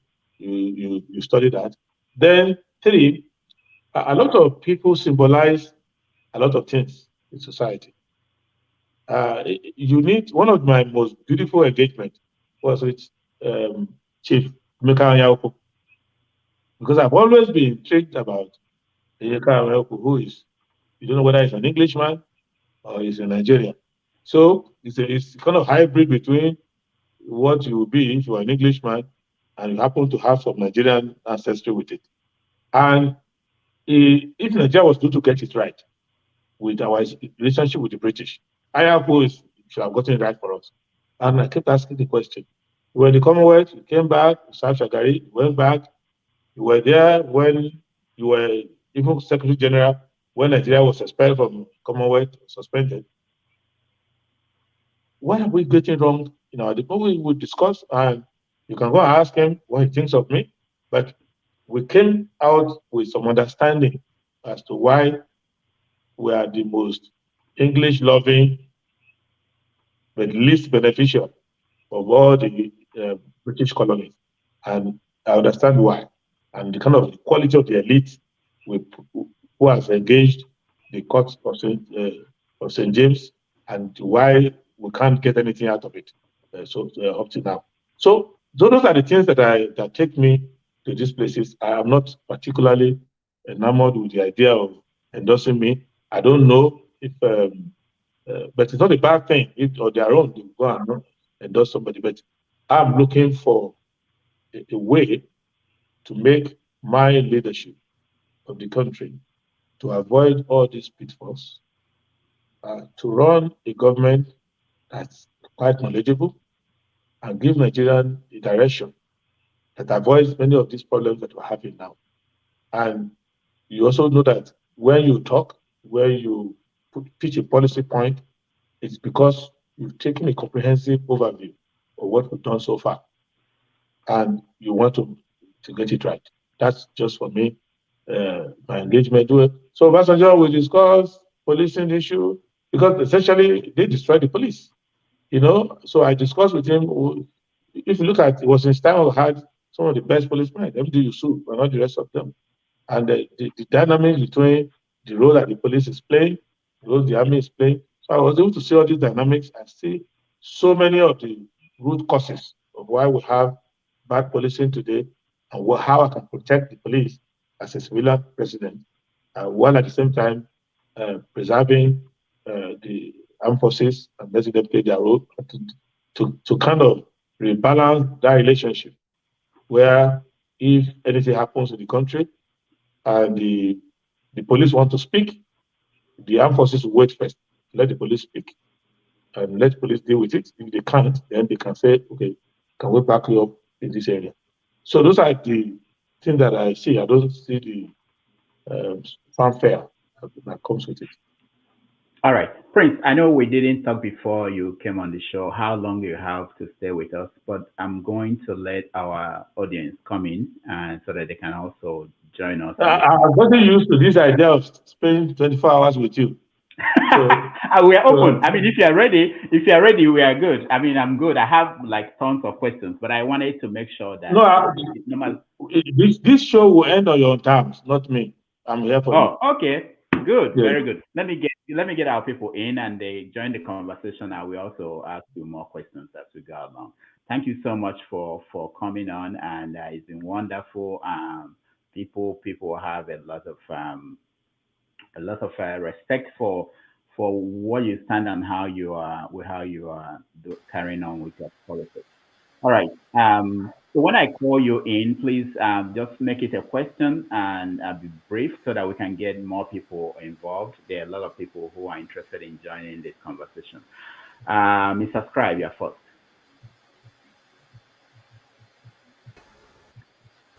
Thank you, Dr. Damages. Hello, Mr. Prince Adewole. It's a pleasure to make your acquaintance. Thank you, sir. Yeah, look, you're brilliant. There's no doubt about that. I watched your Arise TV interview. I watched your 100 questions here, and I was blown away. And may God continue to bless you take a lot of time to read, study. That is very, very evident and clear. I have more. I just want to say more grease to your elbow. I have nothing to really ask you other than what you just said about Emeka and Yoko. And I don't know if you are free to kind of go deeper a little bit into what you guys discussed. That's only for my own personal, understanding about how we're the most British loving, English loving, and then we're not really benefiting as much from England. If you feel free to kind of go a little bit deeper into that and how possibly that plays a role. In my opinion, from the Macpherson Constitution down to 1954 screwed election census and 56 census, I feel Nigeria is sort of like was set up, down to Willings Minority Report, the creation of the Midwestern states. I don't know if that kind of gives some context to where I'm thinking maybe that conversation went to. So thank you very much. All right, Prince, you can take that, or you want to take 3 questions in a Okay, row. let me take that because that has a fiber of its own. Basically, yeah, you are looking at the British colonization and the so-called decolonization process, and you will notice that the British have a keg of gunpowder at home. So many Nigerians, when they are looking at the British, they assume that the British set up a constitution to make us fail. No, the British set up a constitution based on their experience. They have the Scottish at home, they have the Welsh, they have the Irish who love them and Irish who don't love them. And they have so many other traditional communities, the Cockney and all of that. They have the Georges up north, even within England, they are not the same people. So, and even within London, the city of London is not the same thing as London. So, now, they have the parliament in Westminster, which used to be a separate community already. So what they did is, looking at Nigeria, is that they realized that they put together a country that looks like them too. The United Kingdom is a political artifice. So they also put all together in Nigeria like that. Now, so they were trying to train leaders who can manage complexity like that using a Westminster parliamentary system to manage it. Now, we couldn't do that because first, the leadership did not have maturity to do it because they were new to politics, Western politics. They were young. They had no institutions behind them. Behind the British, you have many institutions oriented to different societies that they have different royal commissions, and all of that behind them, supporting them, training them. So whether it's the Labour Party, which is I think the youngest of the party now, whether it's the Whig I used to have, whether it's the Tory, these political parties arose from an aggregate of the taking processes of all the institutions that they have. But we just created Action Group, NCNC, all these groups, nothing to back them. So that's number one. So that we couldn't manage that complexity. Even there at home, they are more flexible. You could see that when Nigeria was getting independent, there was no Scottish Parliament. Now they have a Scottish Parliament. There was no Welsh Assembly. Now they have a Welsh Assembly. And they went to EU, they came out. So they are flexible to adapt to certain situations. So we couldn't do that in our time. But my engagement with Chibayaku was more of the fact that when the British were deindustrializing, all those industries you find in north of England, Bedford, Wembley, Manchester, Liverpool, none of them came here. They went to India. They went everywhere. And if you look at the industrial base of America, it's linked to the city of London. So how well linked is Lagos, Abuja, Port Harcourt with the economy of Britain? So just come, take, and go. So those are the things we're discussing, and it's because of the fact that the middle class, the professional class that they prepare for us, the things that we engage, we destroy them by ourselves.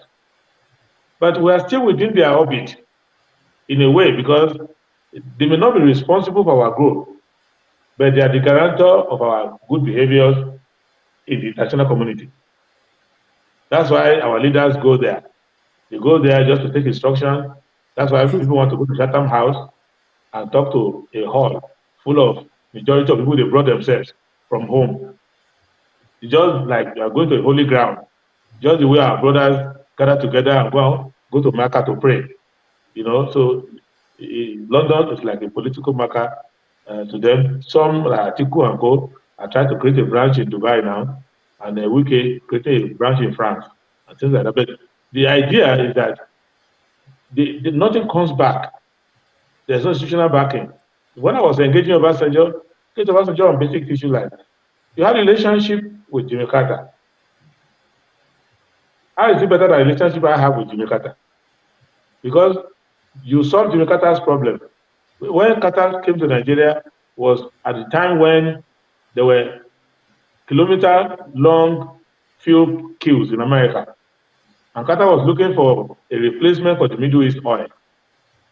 So somehow, let me just say they were lucky that suddenly there was no Murtala Muhammad anymore who would say no. You just had an Obasanjo who would say yes. So, and then they were able to solve their problem. But if you look at the problems that we're facing at that time, America was in a position to solve many of our problems, to introduce technology into our military, like they did for Egypt, they did for Pakistan, who was their ally against India and Soviet Union at that time. Our military didn't get anything out of it. We were taking our people, including our president of state now. We were going to military college, war college in America, but they weren't coming back much with anything. So now, so you look at that. Then when we have problems with our brothers and sisters in Cameroon, we could manage it ourselves. Gawan and Ahijo managed it, but America could not back you, Britain could not back you. You have to give Bakassi away. Nobody gives Bakassi away. Nobody in the world gives Bakassi away. So what kind of internet? It's better for you not to have friends internationally at all than to say you are a leader, you have friends, you go there and drink tea, you take photos with them, and they can't help you to keep Bakassi. So those are the kind of engagement that we have. And then you can't help us to get out of debt. They write debt for Egypt for free. They just walk away. So we're not useful to these people in such a way that you have to carry our money. That's the largest transfer from the south to the north in the history of finance. You took our money and say you're used to pay Paris debt club, Paris club debt. Who does that? When you could have built Abuja in each geopolitical zone with that money. When you could have built 2,000, 3,000, 4,000 kilometer railway. When you could have modernized all the federal universities with it. You just gave it away. So what? And whereas if you speak to Ogunlesi, I don't know if you want to speak about it now. He had a better program on how we just hire a few consultants, less than $1 million, and we would negotiate, tidy this debt up, negotiate this debt away, and without touching our reserve. You can ask Chief Philip as you do, he's still in Lagos. He was economic advisor and he was able to tell Obasanjo, well, this is suicide. Why are you going to do it? It makes no sense. So, and at the end of the day, people are still getting Nobel Prize in Kenya. They're getting Nobel Prize in Liberia. Ordinary, simple women who are advocates. So you don't need to sell your whole country to get a Nobel Prize. If that's what you're looking for. Anybody can get a Nobel Prize. You know? So those are the things which you engage your leaders and you learn a lesson from it. It's not just you realize that when you are engaging international community, they expect you to come with leadership. And they expect you to protect your own corner. So you cannot say, because my friend is playing for Man U and I'm a goalkeeper to Arsenal, let them score 5 goals. So my friends will be happy with me. It's never done. In fact, your friends will respect you more if you defend your goal very well. Later, you're going to have beer after the match. So we need leaders who can do that. But you need to know what you are doing first. If you are appearing in Washington, D.C., and you are saying, oh my God, I never knew. I wish my brother was alive. I never knew I can be important like this, that I went to the White House. You know, if you're ready, if you are going to London and all of you are opening all your teeth and taking photos and say, oh, look at me, photo, I'm about to see the Queen. So if you have that kind of mentality, but if you don't go and see the Queen or the King now, if they need anything from you, they will come to Owu and look for you. Because the entirety of what the British system has is what they can get from the world. So if you don't go to them, if they need anything from you, they will come to your house and come and get it. They will respect you. So we need to create a leadership so that our Ministry of Foreign Affairs is not full of people who build their entire career on extra code. And if they post me to Antwerp, oh, I'll get Euro, then I can build a house in my village. I can oppress people. I can sell passport. There will be people who know that historically, this is the Belgian incursion in Africa. And if I'm going to the EU, if I mention what the Belgians did in Congo, they will not oppose me that day on anything I want to get out of the EU. They will know that I know them very well. And then you send people to school in Harvard, school in School of Oriental Studies in London, school in all these places, not to come and feel superior to people who school in Nsukka. No, you are embedding your people into their thinking process, so that when they come home, they will be able to say, this is what the Americans like. But the reverse is the case for us. Our people who go and work in their system actually feel big working in their system, and they come home and help them to take away what we have, rather than coming home to kind of be like our own eye in their system and say, look, this is how we go about it. That's why today, Nigeria has so many citizens who are in this international system, even on the issue of managing the environment. We're not getting much funding. So we're not getting much funding because the people are more interested. The short time that I worked for the UN system as a UN appointed commissioner in Liberia, I saw it that you could go from one job to try to get another job somewhere, or you could actually sit down there and defend the interest of your people. And once you start, you know the subject, they will kind of respect you. That okay, this one knows the game. So you won't find Indians celebrating that an Indian is another Secretary General in the UN. India knows that the UN is a tool set up that can lead to the underdevelopment of India. So they are policy conscious. So they are looking like, okay, no, this is your environmental policy. This is where it stops here. WTO, this is where it stops here. You can't import telephones into my country. They have to come at CKD. Even Awolowo understood this one better than the current people. It was because of Awolowo and Gawan's policy that Ojo came here, that Steyr came to Nigeria, that Volkswagen came. Because they saw that we were buying their vehicles. They said, no. If we are buying this quantity, you can only bring them in as completely knocked down, CKD. So when you bring them down, then you create a factory here. Then we now know how to process it. Then little by little, so people started going to Onitsha, to Nnewi to make batteries. They started making some replacement parts. And then gradually, so this is kind of engagement you want to have. You cannot have leaders who feel that by having Onyocha as friends, they are now so they come. No. You are in the international place. Everybody is like going to World Cup. You want to win the cup for your country. You don't want to take a photo with Messi. You are the Messi of your country. You want to defeat him. So that was the kind of engagement I had with Chief Ayako, that we need to raise a new set of diplomats.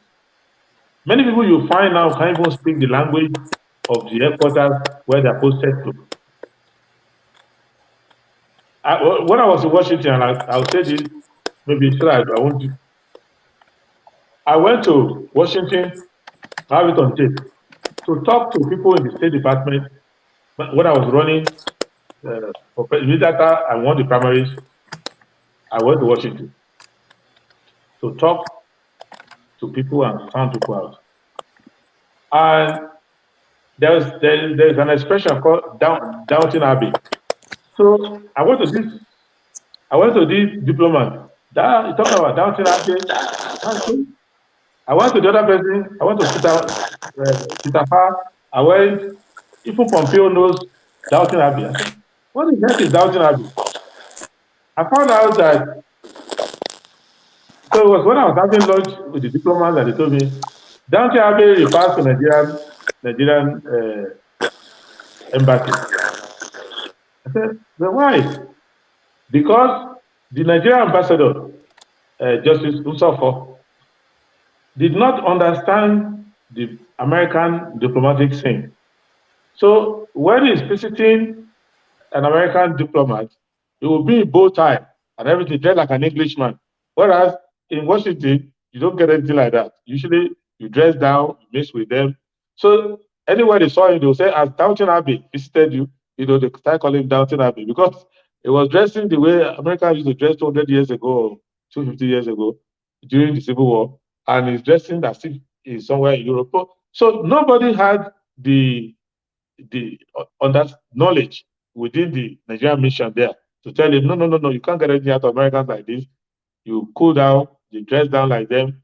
Before you go to Foggy Bottom to go and meet other secretary, these are the people you meet, this is the policy. So many issues that affect the country, they are not able to follow it through. So we are essentially having these missions that are not being manned all over the place. So if you see places where Nigeria's interests will be affected in terms of personnel, for example, why are they saying that they don't know who's stealing crude?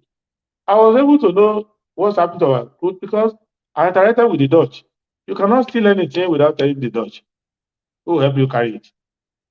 So you're not going to the shipping community to try to find out who is stealing it, where are they storing it, and why is it? And if I want to recover it, whose legal regime will allow you to recover it? Like all this stolen crude now, if we sit down in Geneva for about 2 weeks, we'll set up a system and they will recover all our money for us because the banking of the money will pass through there and all of that, so you can get your money. So the idea is that you have to have a leadership that have people who are not out just to rain and boast around, but who are studiously looking after the interest of the country. The same thing you will find with your military attaches. Your military attaches are supposed to be out there looking for defense related risk assessment for you, try to create relationship for you, and things like that. So if you are fighting Boko Haram here, they will know, oh, let me go to Virginia. If I'm in Virginia, I will see a lot of US veterans who fought in Afghanistan, who fought in Iraq. I want to see how many of them are willing to be military contractors who will help you with certain things, engage them. So the military attaché is not somebody who must salute you when you arrive at Reagan National or BWR. It's a person who will tell you, look, we have this particular challenge in Sambisa Forest, but this particular person I know has served in the Helmand province of Afghanistan. He has this experience. So you use your thing to gather. And in fact, I did for some Latin American countries their diaspora policy and raising diaspora bonds. And I know the billions that they are still enjoying now. So even Nigeria alone, working out a diaspora investment scheme, Nigeria can get more. We can actually borrow all our debts, tie them together, and put in diaspora bond and be debt free immediately. Because we have such a large diaspora in the world that if you give them a scheme, and you can see, if I want to do another Niger bridge, for example, I can use diaspora to do it. They just have a sinking fund and they make contribution to it, and they know they're going to get their money back. At the same time, you have like 18 bridges across the Niger at different ends of the country. You have all these things. So Nigerians will know that they are working overseas, they are saving their money, they are getting credit for it in the country. I'm just giving you the diversity of what we can do and why leadership. Leadership is not about electing one president and taking over from the other. Prince, I would like to play devil's advocate with you, but when my turn comes again, I want to take you. I'll play devil's advocate with you, and I want to make reference to what you said, and I'll refer to Kwame Nkrumah Lumumba as a precedent for why maybe those who came after may have been, doing onyacha in your in your All right, Mr. Scribe, let me. Okay. I wanted to stop so that we can get let me just spend 1 minute on Nkrumah and Co. Nkrumah and Co. Well, Nkrumah is different from, say, Lumumba, for example. It's different from maybe Amilcar Cabral. It's different from Secretary, in the sense that there was some policy into Nkrumah's thing. Everything Nkrumah did had policy in it. And anywhere you use it, it will work. And Nkrumah's relationship with the West was his undoing, because Nkrumah was ideological about it. So the rest, they just rail. You can stand up. It's just like my good brother, Julius Malema. Julius Malema can come out and rail, but there's no policy. He's just expressing himself. So we are going from just expressing anti-colonialism and all of that. That's not what we are doing. We are doing what they are doing, which is that you identify your domestic interests, and your diplomacy is the externalization of your domestic interests.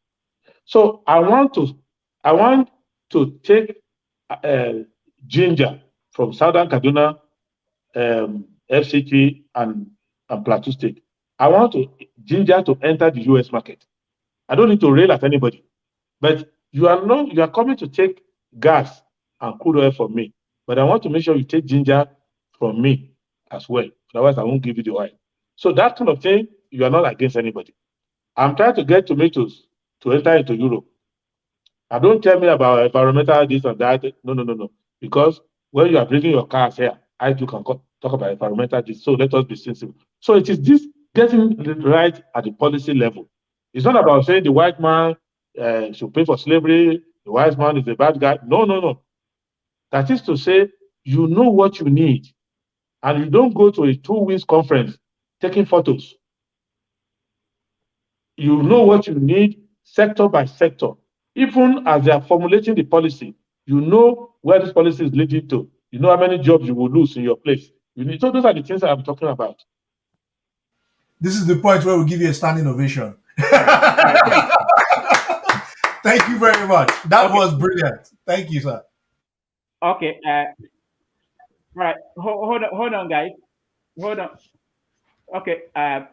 Scribe. Okay. So let me go to Dr. Osi, because I know you are at work and you have to. You don't have all the time. I will come back to everybody. You will get a chance. So please, your question. Osi, go ahead. Osi, can you unmute yourself?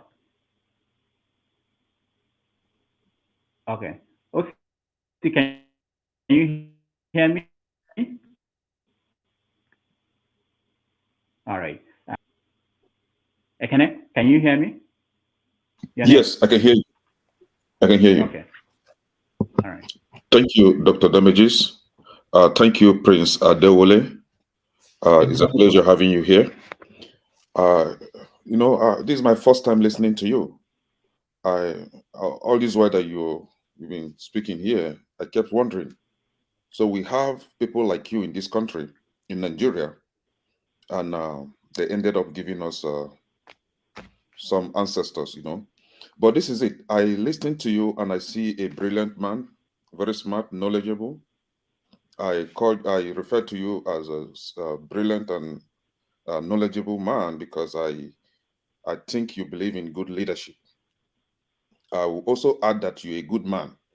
Good man because you also believe that the electorate can use you to kill the corrupt Goliath politicians in that country. I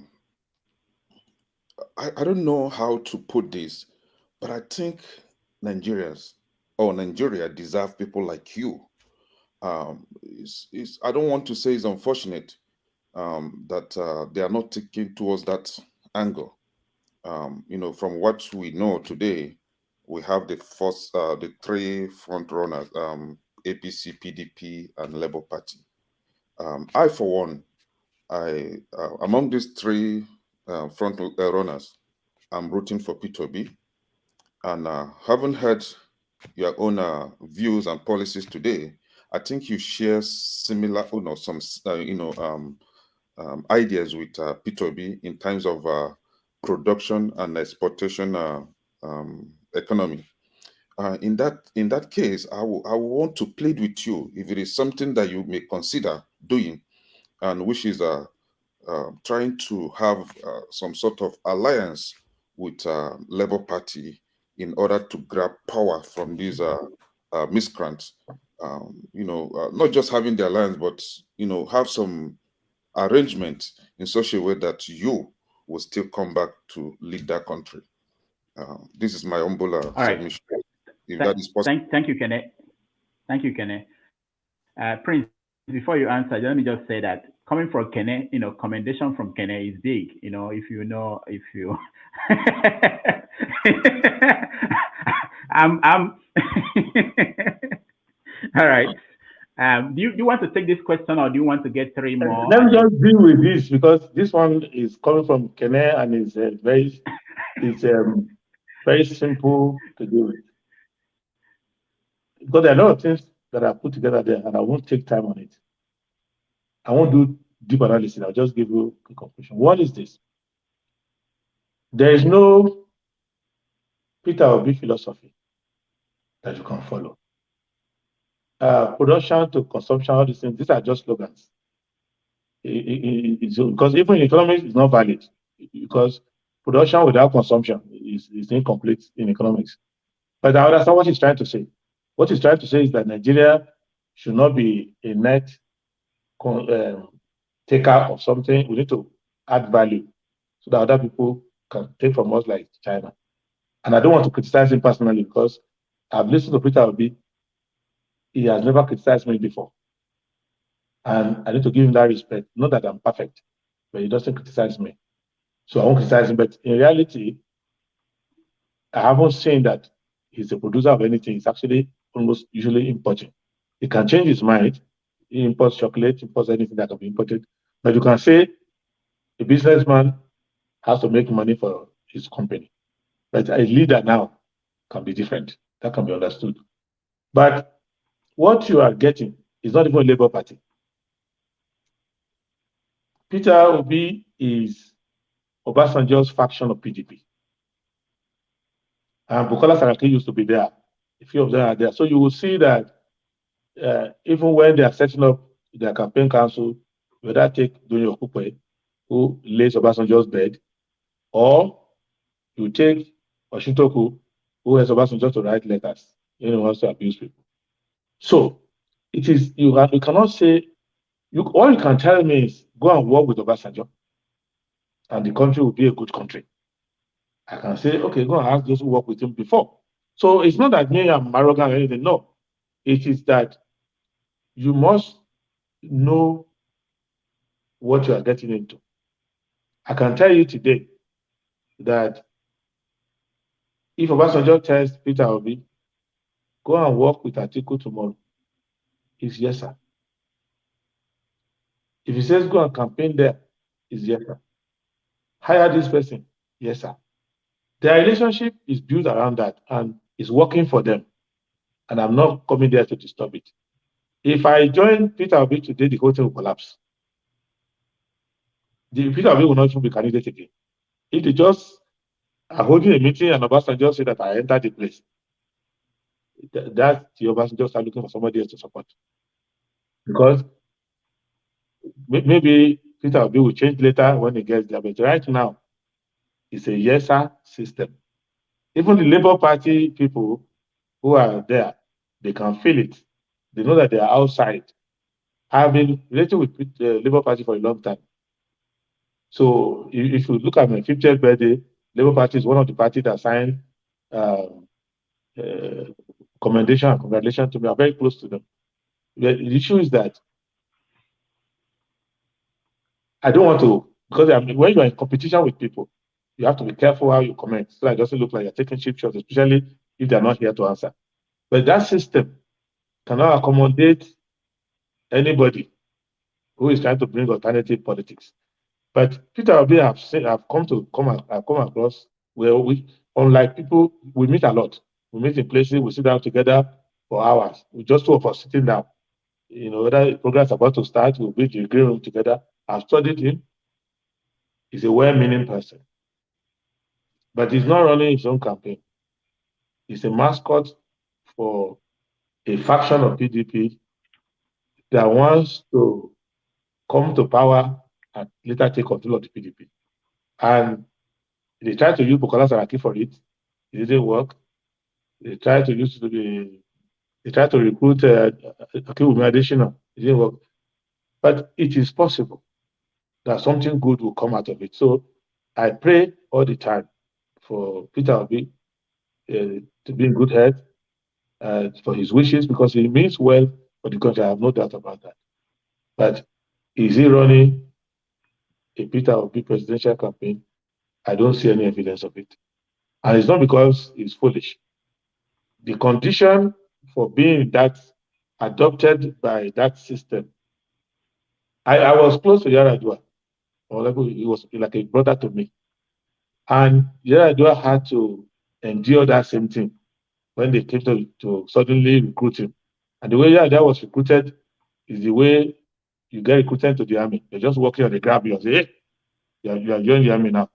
They put uniform on your head and throw you out there. And I see the trauma that came out of Yaradua trying to be his own man. That trauma, even Jonathan inherited that trauma. And that trauma led to the tearing of the card and the demonization of Yaradua to the point where there are many people today who are campaigning for Peter Obi, who are giving him money, who are doing things for him, not because they love Peter Obi, but because they are under instruction to do so. And if Peter Obi offends the gods within their system, the same people will also turn their media against him, tear him to pieces. And so I believe that what may come out of this is that if he remains consistent he may have an organic crowd of his own that he can carry over. Just like Showore has his organic crowd. Whatever you think of Showore, he has his organic crowd. That if you are dragging Showore to jail, they will all be in front of the jail with him there. They may not have electoral plurality to win election, but anytime Showore comes out, he has his own crowd. I am praying that Peter will be whatever they want to use him for, God will also use him for something better than they are planning for him. And that he may end up, at the end of this exercise, having an organic crowd if he himself does not go back to them and say, sir, what other assignment do you have for me? If he now wants to remain a leader. So with that is all organic crowd. I can take my own organic crowd. Other people can take their organic crowd. Then we can form an organic majority. But what was done for him, what has been done for him, can be done for anybody. The sensation, the so-called poll that is not real, the media men who are paid to come and talk on money shows to hype. But if people can take it over, I don't have a problem with them. But for me, having seen it, having understood it, I can only pray for him.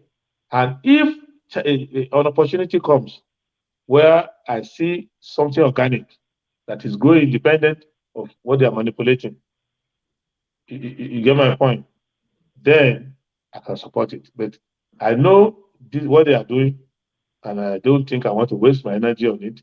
Not because I have anything against Peter in person, not at all, but because I know that he's just riding a borrowed horse.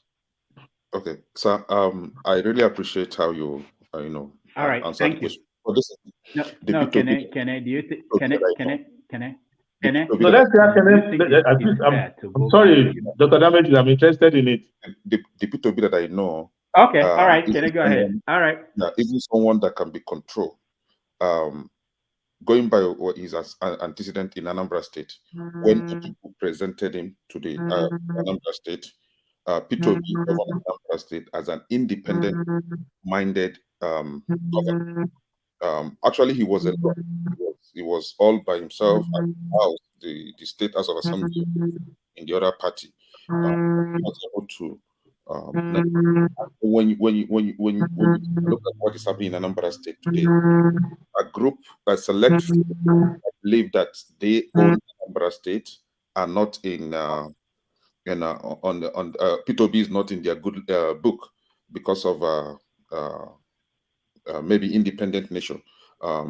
Having Obasanjo endorsing P2B doesn't signify that Obasanjo Kenneth, sorry. Obasanjo will be So let controlling. me not interrupt you.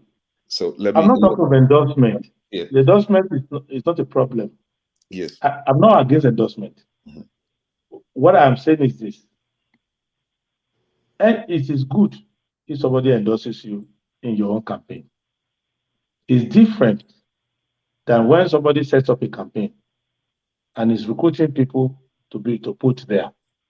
And there's no way I can discuss Peter Obi without looking like I don't want to demarcate anybody, and I don't want to look like I'm undermining. And Anambra State is inside Nigeria, and what is going on there is known to all of us.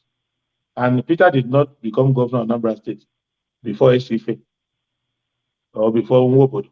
It was recent time. So we all know what went down there. What I am trying to say is that I'm explaining from my own perspective that if I am going to create alternative leadership for my people, it has to be an alternative leadership. It cannot be that I am joining Obasanjo faction of PDP, which is now using labor. They did the same thing for Ikedio Hakim in Imo State. When they were having Ararume and all these issues, Obasanjo could not have his way. Ararume defeated Charles Ugu. So they went and got Ikedio Hakim and took him to the origins of Kanu's party, and the entire PDP came back to Imo State through Ikedio Hakim. It's a tool that they use. It works for them because in establishment politics, they did it in Lagos with Otedola. I don't know if you remember that history. When they were having Otedola was brought in because Sarumi and Agbala Jobi were fighting for SDP, and so they know how they do these things. They did it in other places. So I am not saying beyond that. It is possible that when it develops further, we will see whether it's different. But I haven't seen all the system, even when they had an opportunity for Donyo Okupe to leave the place. They had an opportunity. They went back to the same place. So you see the point I'm making. So it's just confirming. So, but it's their campaign. I wish them well. In any case, one thing I always tell people, in this election, if I don't become president, it is not because Peter Obi stopped me or he has done anything against me. No, it's not critical to my becoming anything. And if Peter Obi doesn't become president, it won't be because of me that, if Prince had not come out, Peter Obi will have clinched it. No. So we are not really standing in each other's way. But out of respect for the framework, the mental framework from which you are formulating the question, which is that people of similar ideology, people of the same generation or below, should come together. But the person you are trying to come together with is as good as asking me to come together with Atiku or come together with Obasanjo, which is not a suicide, but it is not a very pleasant embrace for me, particularly. So that's why. So I have not yet. Maybe we exchange contact and you give me your perspective, or maybe if there's time at the end of this discussion, we want to have time. If we want to explore where you see the difference, but I am looking at them, I'm engaging with them all the time. I'm talking to all of them. And I see that if I am falling down with a heart attack and Atiku is having a cough, Peter Obi will go and give water to Atiku. Atiku is useful to him. It's more alive, he's happier with Atiku than it means that I'm having my life at stake. He will say, leave the prince. Who is he? Atiku is my father. So he will rush to Atiku's side. So whatever they have, I'm seeing the interaction. Same way today, if anything happens, Atiku will not look at me. He sees me as an outsider. He would rather call Peter. They're very close. They're very integrated. I was telling somebody earlier today that, let me tell you something about Nigerian politics you need to know.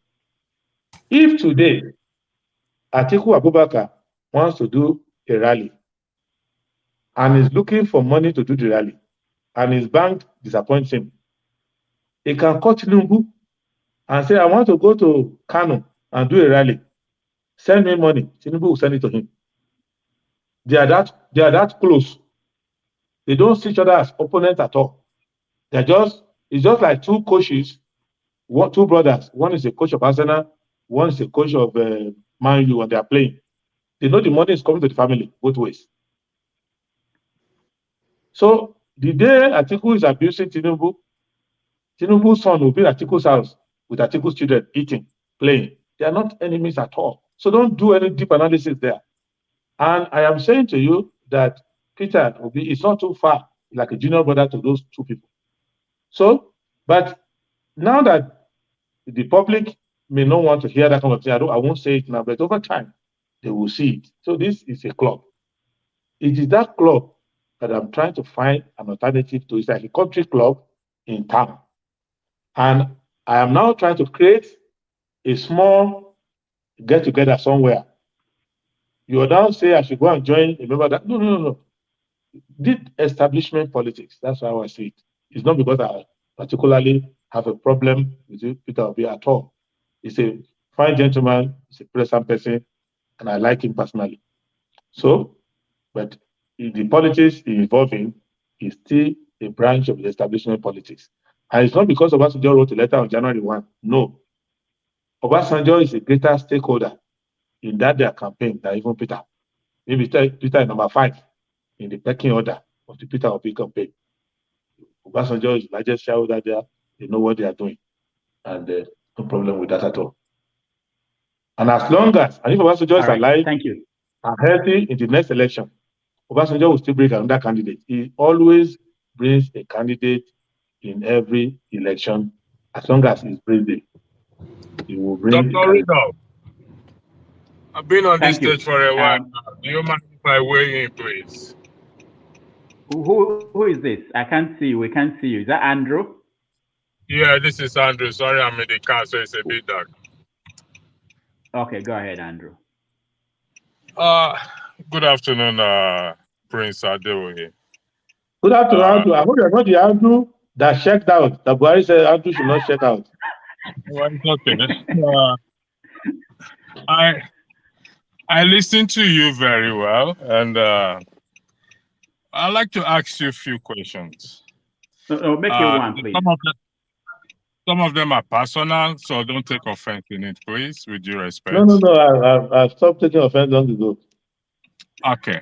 You've given your opinion about Peter Obi, more or less. It's part of the old guards belonging to the articles and the others. They still have influence in him. On him. Do you have the betterment of Nigeria at heart, personally, sir?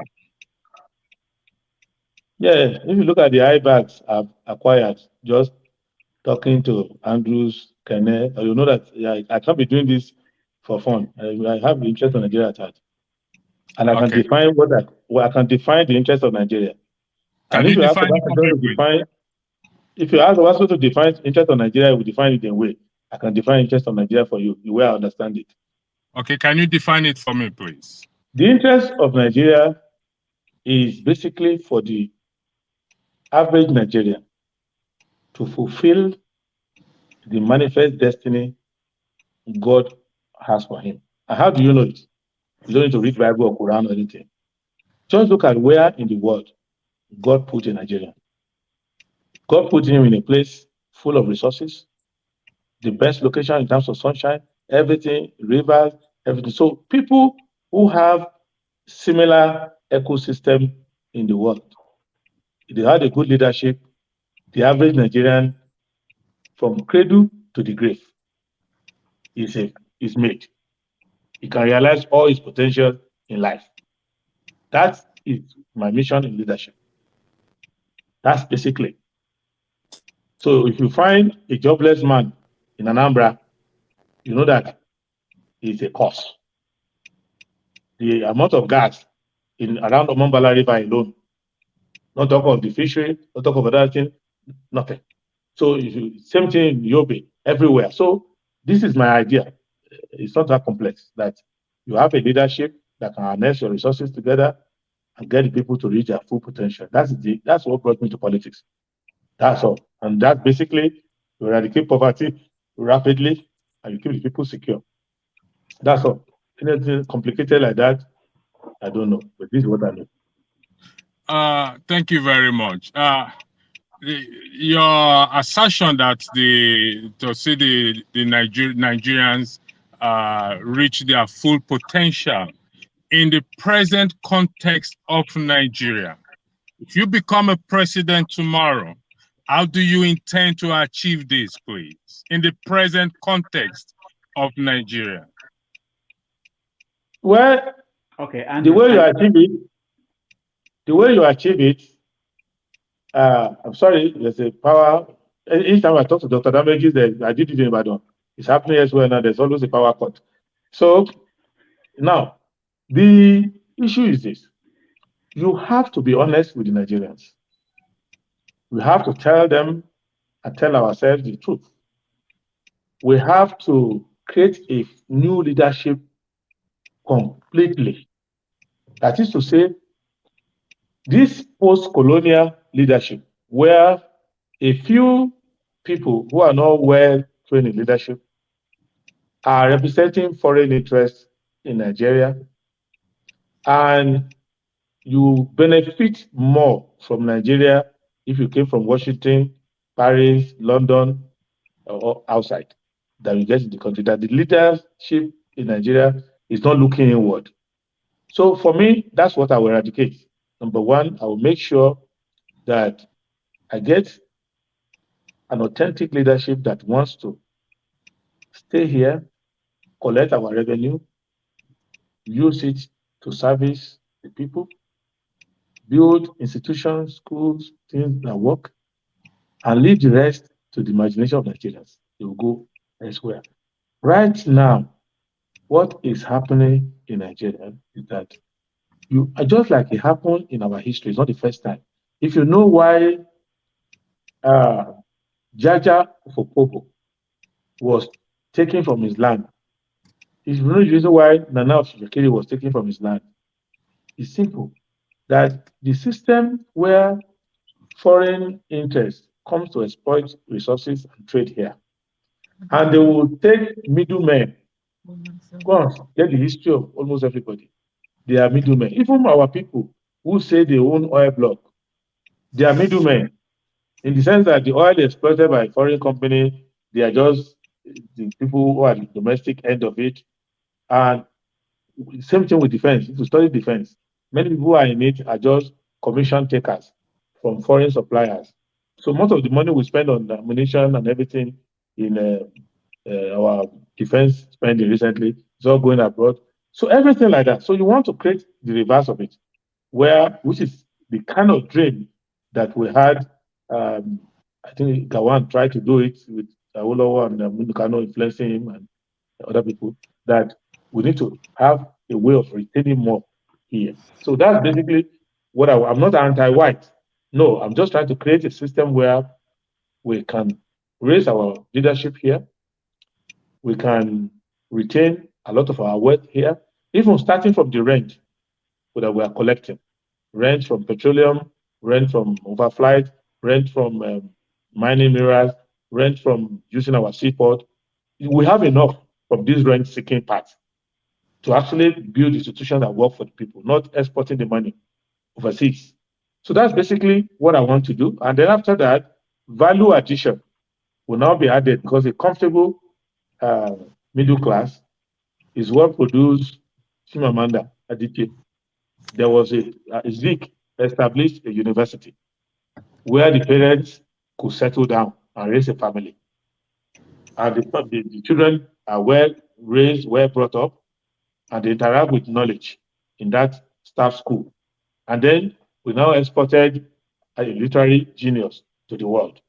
So you need to create, but Ngozi now cannot stay here. No, even Achebe could not stay here at the end of his life. Achebe had to leave. So we need to recreate that. That's basically what I want to do, to restart in Nigeria in which you can create stable institutions, create stable systems that work, doctors that want to stay around, teachers that want to stay around, policemen that want to raise their family, raise workers on, so that we can now rebuild a new set. Then they can go and become anything they want to become in the world. That is the summary of what I want to do in leadership. Okay, thank you very much, sir. I mean, I am a ardent supporter of Peter Obi, regardless of what anybody says about him, whether. No, you are right, and I wish you well. I don't have a problem with that at all. Those who support Peter Obi are good people. Those who are not supporting anybody, who are not interested in Nigeria at all, are the one I'm appealing to. Anybody you support, you are okay. Those who are supporting Tinubu are good people. Those who are supporting Atiku are good people. All I know is that you cannot be indifferent in the affairs of your country. Of course, I like those who support Showore more than those who support Peter Obi, or those who support Atiku, or who support Tinubu, but it's still their right to support who they want, you know?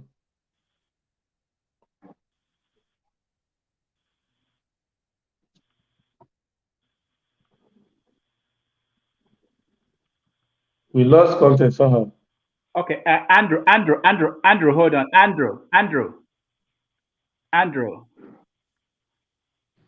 Okay, hold on, Andrew, hold on. I want to be fair though. Yeah. Okay, I'm going to hold. If you ask me to hold on, I'll hold on. Okay.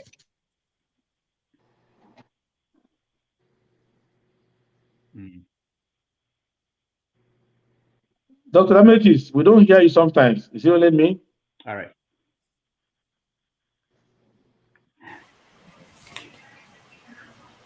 Yeah, his connection is not good. Okay. All right. Thank you. Let me. There's something I want to do here. Andrew wants to. I want to make sure that other people have the chance to also ask questions. So OC. Yeah, I muted him. OC. I know you are at work. I wanted to come to you, but I know that James is somewhere in Africa, in Gambia, and I know that. Let's go to James, and then I'll come to you, OC. Okay. James, go ahead. Thank you so much. Yeah, Andrew, Thank you, have to Mr. wait. Let's go OC. around if we have chance. Thank you, Mr. OC, for your understanding. Thank you so much, everybody. You are welcome. Can you guys hear me? Yeah. Thank you, James. Okay, Right. hold on. Thank you. Did you guys? Oh, okay. Right. May All I right. go ahead? No. Wait a minute. Let me have. Doctor, you All have right. a delay. You have a delay. Okay. All right. Hello? I think James should carry on. Yeah, okay. Thank you so much. You are very much welcome, Prince. To add credence to what you've just said or the analysis you were making, during the June 12th Wahala in Nigeria, it will be surprising to people that the son of Moshood Abiola was dating Babangida's daughter. While that terrible Wahala was going on, that was ready to cause Armageddon in Nigeria, Moshood Abiola's daughter was dating Babangida's daughter. Moshood Abiola's son was dating Babangida's daughter. Anyway, that is that. I welcome you for a number of reasons because your style of doing things tally perfectly well with that of Obafemi Awolowo. Your style of doing things tally perfectly well with that of Obafemi Awolowo. Your style of doing things tally perfectly well with that of Obafemi Awolowo. Your style of doing. Doctor, can I suggest something? We're having the same problem. The number of the bandwidth has moved from usually 881. It's now getting to 1,002. So if we could put people in the waiting room area, and then they come in, because I think that's what's happening. It's rising up here on my. I'm looking at it. All right. Let's do that.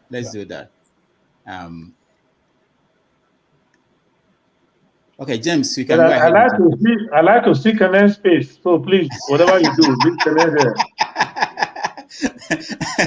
All right. I will leave Kenneth for you. Doctor, put me in the waiting room. I'll leave Kenneth for you, and Yeah,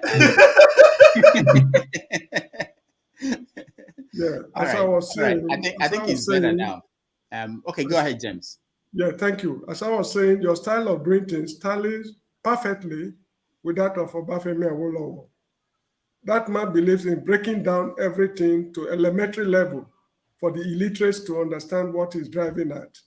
And I want you to please continue with your style of doing things.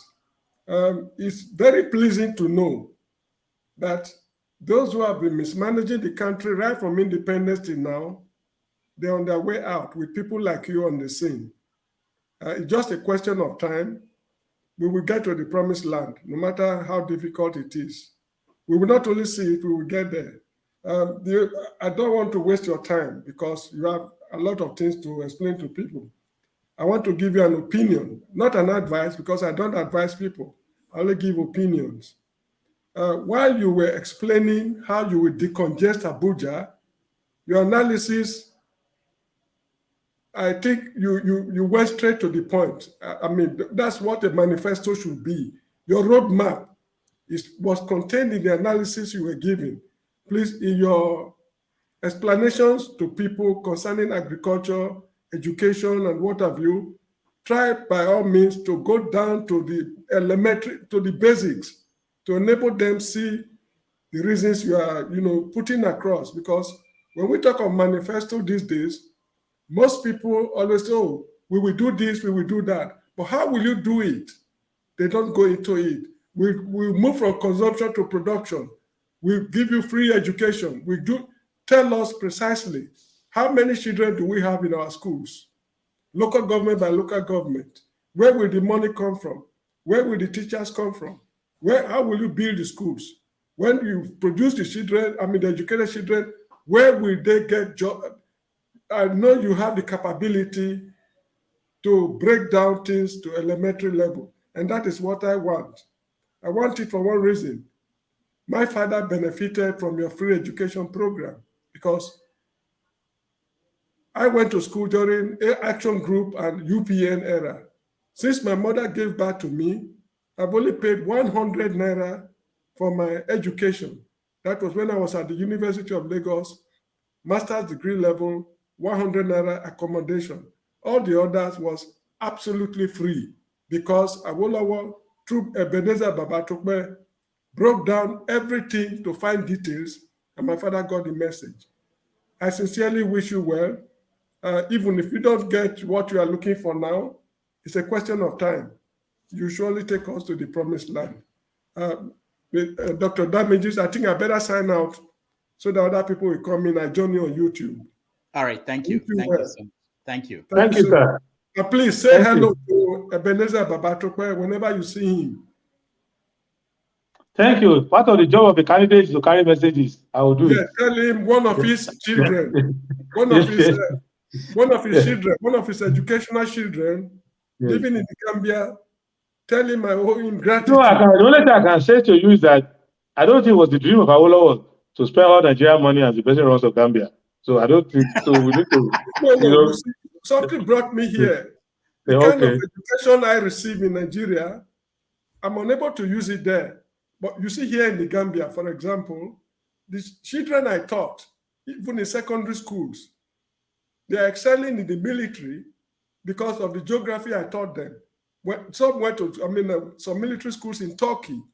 When they returned, they started thanking me. This is what you taught us in high school, not even at university where I'm working now. This is the education Awolowo gave to me in Nigeria. But I'm unable to use it there for reasons I cannot explain because I'll be wasting Damage's time. So that is just it. I wish you well. I'm still Southern Africa.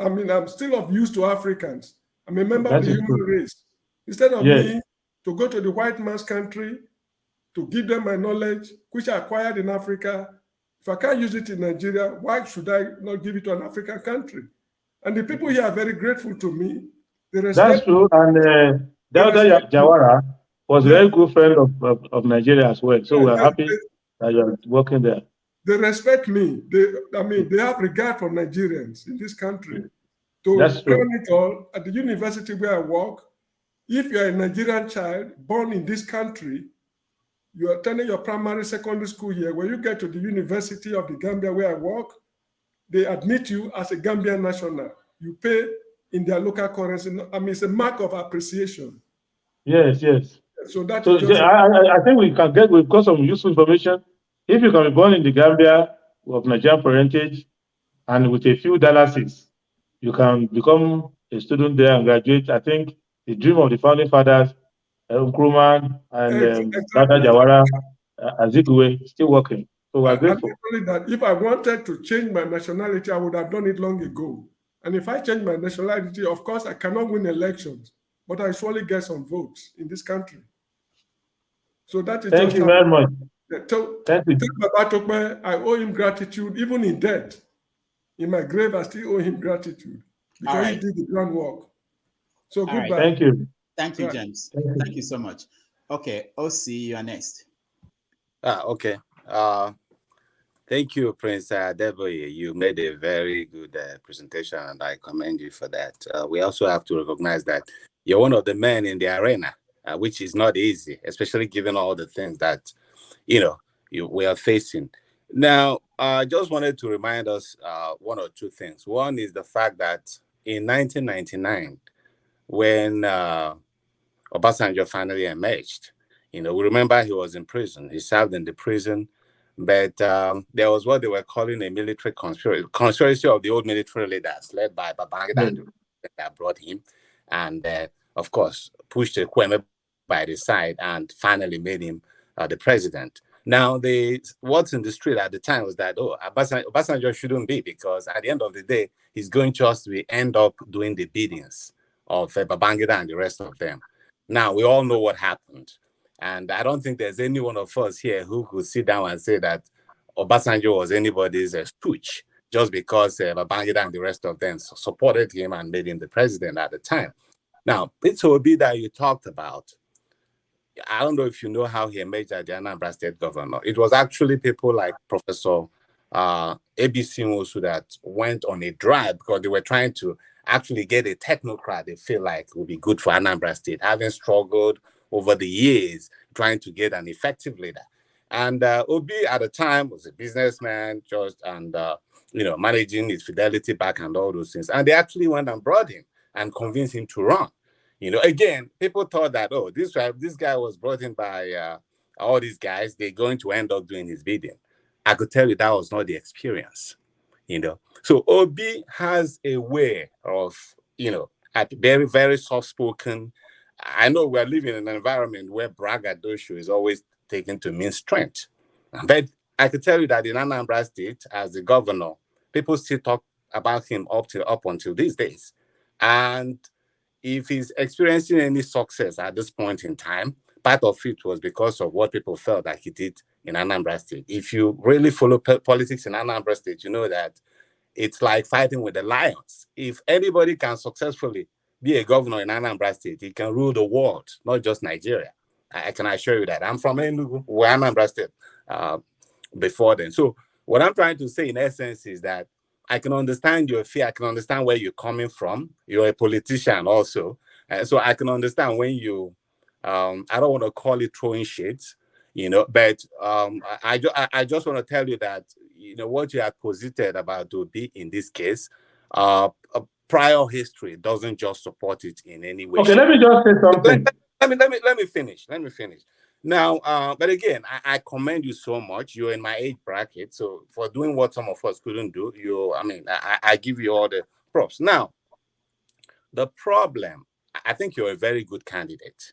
Okay, I think left to me, between all this, as long as it's not somebody like Tinubu, who we know is very sick, or Atiku, who we know is the poster child of rentier politics in Nigeria, I'm okay with most of the other guys. Now, the problem I see with somebody like you who has good ideas, just like Showore has been doing all this for all these years, just like Professor Kingsley Moalu has been doing, is that you guys still haven't figured out how to move from activism to really being effective politicians. You can theorize all you want. You can say, this guy, I don't like him because he's mingling with Babangida. The fact is that you are running to be the president of everybody, including those ones that we feel that brought this country to this place. And so for you to be successful, you have to find a way, because, what's the point if we're going to sit here just like so all these whiles, you organize this and your name is in the ballot, and at the end of the day, we don't move anywhere. It's not going to help us. Now, I'm not saying that you have to sell your soul to do that, but there has to be a way of moving from that activism. Let's be honest. This is the first time I'm hearing about you. No, it's not your fault. Maybe I haven't been well educated, but you don't even have the name recognition, my brother. Okay, so if me and you, there is no. Are you saying that Dr. Damage's doing me is not an achievement on his own? No. You're a very smart guy. So I know you don't have a path. Zero. Okay, now let me tell you something, Ozzy. Almost done. I'm almost done, my brother. No. Let me just say something before I forget part of what you're saying. You're the one saying it, so that I won't forget. Two things I've gotten out of you, and they're very useful to me. One is that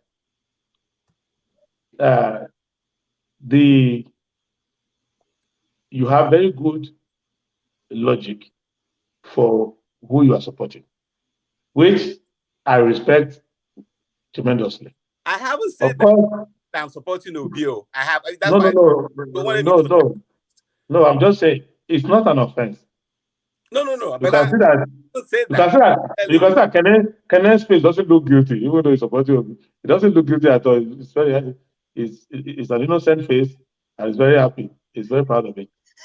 I'm happy to have someone who's supporting Peter Obi supporting anyone. I have no problem with that.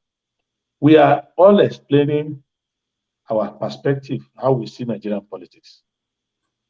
And what you see is not what I see. And this is where, but luckily for us, the difference between us is not that significant. The history of Anambra State politics, how we emerge, is how you see it. That's not correct, though, but it's valid enough for you to explain your support. I don't have a problem with that. What I am saying is that, and I'm not an activist in the sense of I don't have the activist background. I'm just an activist like any other young person will be an activist. And I'm not doing activism now. I'm doing politics.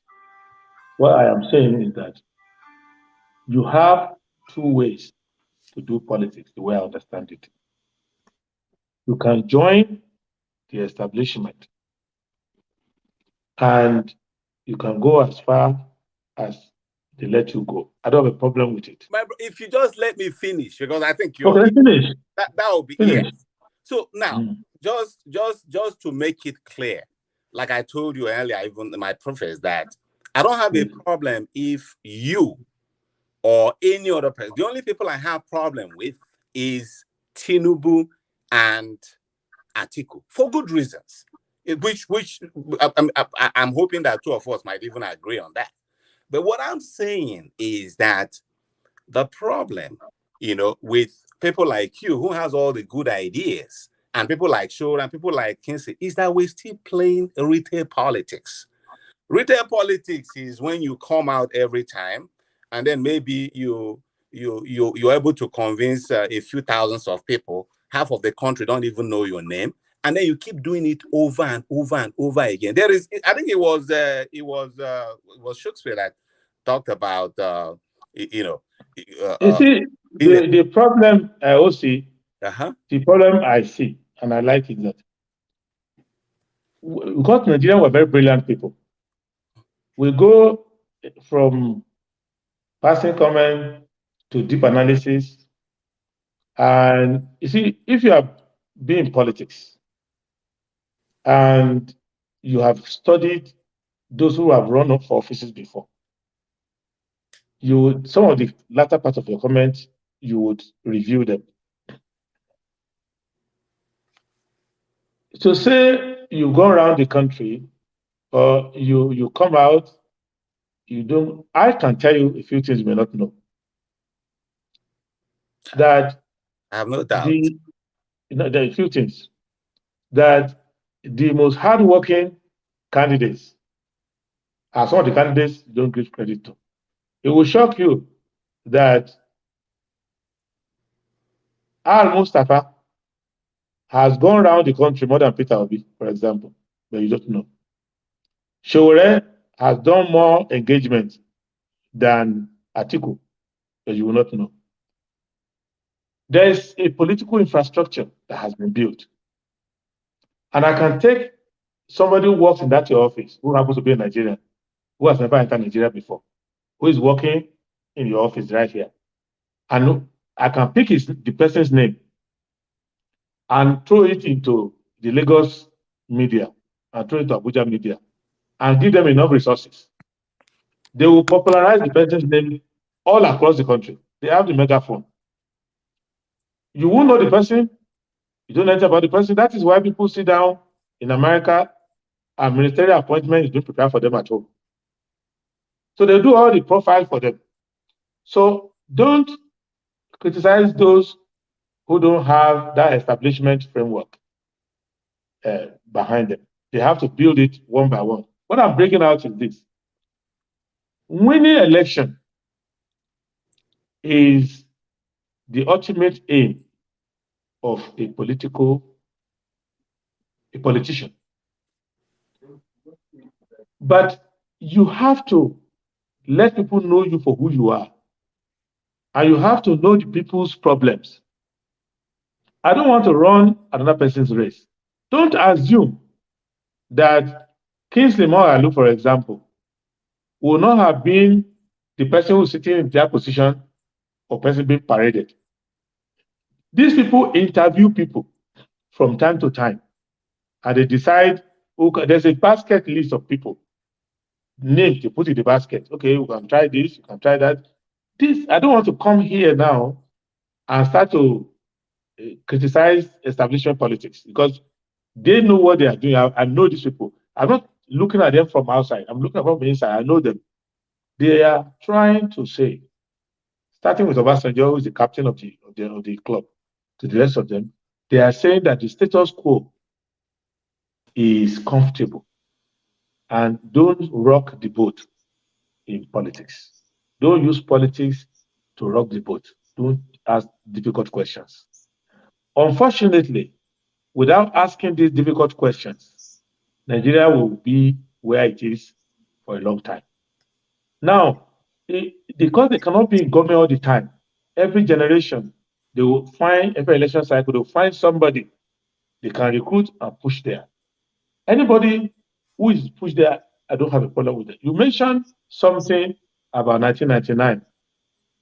If you are telling me today that Nigeria would not have been a different place if Kwame had been the president instead of Obasanjo, then you need to take a second look at Nigeria. It would have been a completely different country.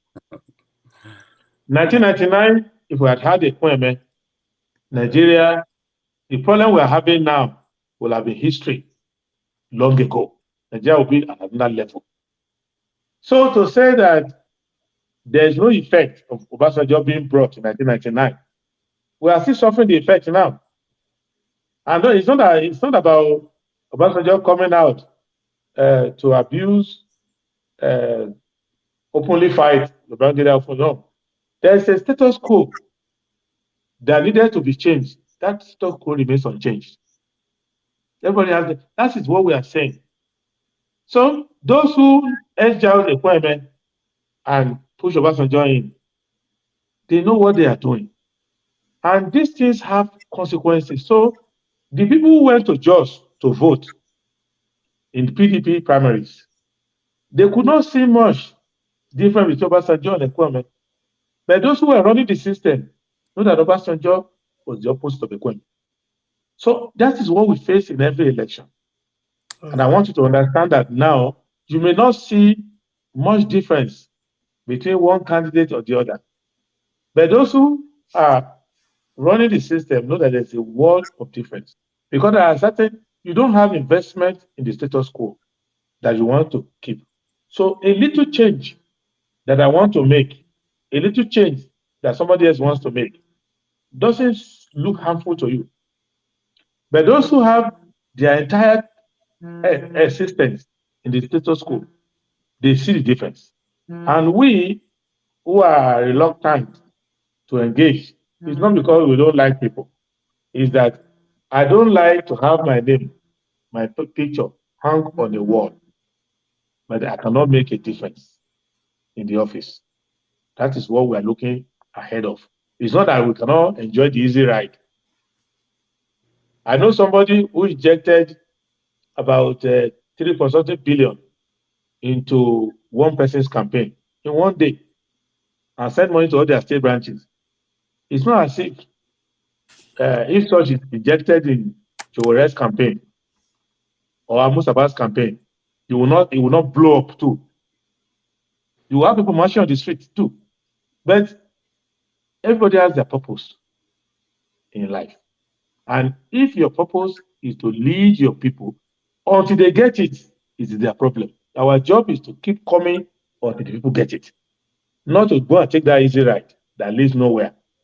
So the fact that you are running on the treadmill and the treadmill is showing you 10 kilometers, 20 miles, you are still in the one room. We don't want to run on the treadmill. We actually want to run and gain distance. That's what I'm saying. Yeah, just one minute. Let me just finish. So yes, so you made a very good point again. I think you are the kind of leaders we need in that country. Okay. But what I'm just saying is, as we continue to aspire You know, if in America they say that shining house on top of the hill. Or the city on the hill. Exactly. It's not shining to black people though, but it's shining to white faces. Let us just acknowledge the fact that at this point we are just trying to save Nigeria first, even before we get there. And so when you have a crowded field here, and you know that as we speak now, the two frontliners are still those septuagenarians, which me and you believe that they have no business being there. And also when you have somebody like you know, who is good, who we know you're making, it's good, you're making the point. Just like every other, like Shoulder and the rest of them, I support them. And, you know, God knows, if I have money, I will even support their campaign. But it gets to the point that you can look at the big picture and see where the country is now. And know that there are things you do, okay? You are actually enabling those too. Because we're talking about the third force and the rest of them, which is a way to wrest the power from that status quo. Okay? And now you have all these pockets here and there who are 100% sure that in practicality, they have no path. Rudolph, you know, give me permission to fight with OC for 1 minute. Give me permission to fight with now. No, I'm collecting. What you're doing is that that's what you're doing. You know, OC, let me say something. You know? Sorry, because you will still have to want me. Let me say something. let me say something which you understand. Yeah. One, I see that you don't like status quo. Of course, I don't. We none of us. So, okay, we share that. But you don't recognize status quo. So because status quo must have status quo written on the forehead. No. I do. But I know you have to get from one point to another. No, let me say something clearly. If you have not seen first, I mean, if you have not seen, and when you're not inside, it's like we're talking about restructuring. How do you even start to restructure when you don't have a president in Aso Rock who is sympathetic to that? So you have to move from point A to point B. That's what we're saying. This is the difference between Che Guevara and Fidel Castro. This debate you're having with me, they had it, our ancestors had it before us. But let me put you one context in Nigeria. There's a saying in my village. They say, Madu Abrochuku. So now you cannot know. Prince, can you move back a little bit so that we can see the whole of it? Okay, yes, thank you. Yeah, so there's a saying in my village. Can you repeat that? Yes. It's very important. That thing that you said they say in your village. Yes, they say Madu Abrochuku. I want to get it on camera, yeah. Yes. So you don't stay and play God. You don't know who's going to win anything. I know, okay. There's a lot of things building up. I agree. That's number one. Number two. Let me give up so that others can ask their own questions. Okay, number two, I want to tell you is this. If you want to know why you should be very careful, look at the face of good Lord Jonathan. If the same process produced Jonathan, and that process was that it was the turn of Niger Delta people, they have suffered enough, have you not seen it? Now, Jonathan spent 5 years. Nothing changed. So, because Jonathan, the son of a boat maker in Bayelsa, a man famously had no shoes, a man who struggled most of his life, who still became part of the status quo. Status quo is not about the person who is the candidate. It's the entire structure. And the fundamental change we need to make in Nigeria, this change we are making by democratic means is supposed to be made by revolutionary means, like Nicaragua and all of that. But God has been kind to us that the problems and the dialectics we have in Nigeria, the confusion, the conflict, came at a time when the status quo adopted democracy or election. The status quo that is suppressing Nigeria still allows for election to take place, which is a big risk on their part. In the status quo in other countries, will not allow election. That's why American system did not allow the blacks to vote for a long time. Did not allow the women to vote for a long time. But in our own people, that's why in Argentina, there was a military coup. They didn't let them vote. In Chile, all over Soviet Union, everywhere. But in Nigeria, the status quo somehow allow election to take place. And election now is what you use for revolution. Therefore, until you are able to elect a person who will make actual change, everybody in the status quo look the same. It's like America. It was difficult to explain to the black people that Obama is part of the status quo. They couldn't understand it. How can the status quo be black? But now, after 8 years of a black man status quo, blackface status quo, they are still struggling with their mortgages, police still killing them, still struggling. None of the historical injustices being addressed. Areas where they made progress before, they are even retrogressing there. But if you tell some people, Jesse Jackson and co., they will tell you, having a black man in the White House is an achievement on his own. But those who are struggling in Ferguson, drinking bad water, those whose children are being shot on the street, south side of Chicago, will tell you, no, it doesn't matter. So this is the kind of disagreement. It's not as if you are not patriotic or I'm not patriotic. It's that we know that we need to make changes. You are ready to accept any symbolic change. But I'm telling you, when I look at these people, I see the same. I only want, for example, go and get, I can give you 5 policy points to go and set your candidate to adopt. Whether it's going to adopt Chapter 2 of the Constitution, whether it's going to adopt certain reforms. When he tried to join me in talking about those who are stealing crude, after 2 weeks, he said he wants to kill him. He used his mouth to say it, not me saying it. He stopped talking about it. He said they're trying to frame him up, and it was the one said by himself. Nobody has framed me since. I'm talking about it. I'm even giving evidence every day. So what I'm saying, long and short, is that it will be a good country if we can be patient, we can work hard, and get our people to accept this change we are bringing, and go and vote it. If I go out and get 100,000 votes, I get 10 million votes, whatever vote I get is irrelevant to me. What is relevant to me is that the message of your liberation, the message of your development, are you ready to invest your finger in it?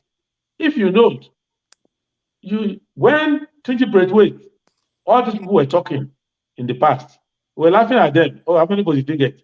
But it's not the one suffering the consequences. You remember that Aminu Kano ran in Nigeria. Which country will see Aminu Kano and reject Aminu Kano? How can you ever reject Aminu Kano? That's like Mahatma Gandhi of Nigeria. But Aminu Kano did not do well in the Second Republic. But who is suffering the consequences now? So that's what we are doing. We must get our people to a stage where they can go out and vote. That's all. That's what I want to achieve. I'm not interested in shortcut. If they don't want to vote every 4 years to come down, until their problem will get worse and get worse, eventually they will say, you know what, enough. What do we have to lose? Let's vote. All right. I will debate you whenever I have the time, please. I'm very, Thank you. Yeah. I look forward to that. All right. Can I first, then you? Yeah.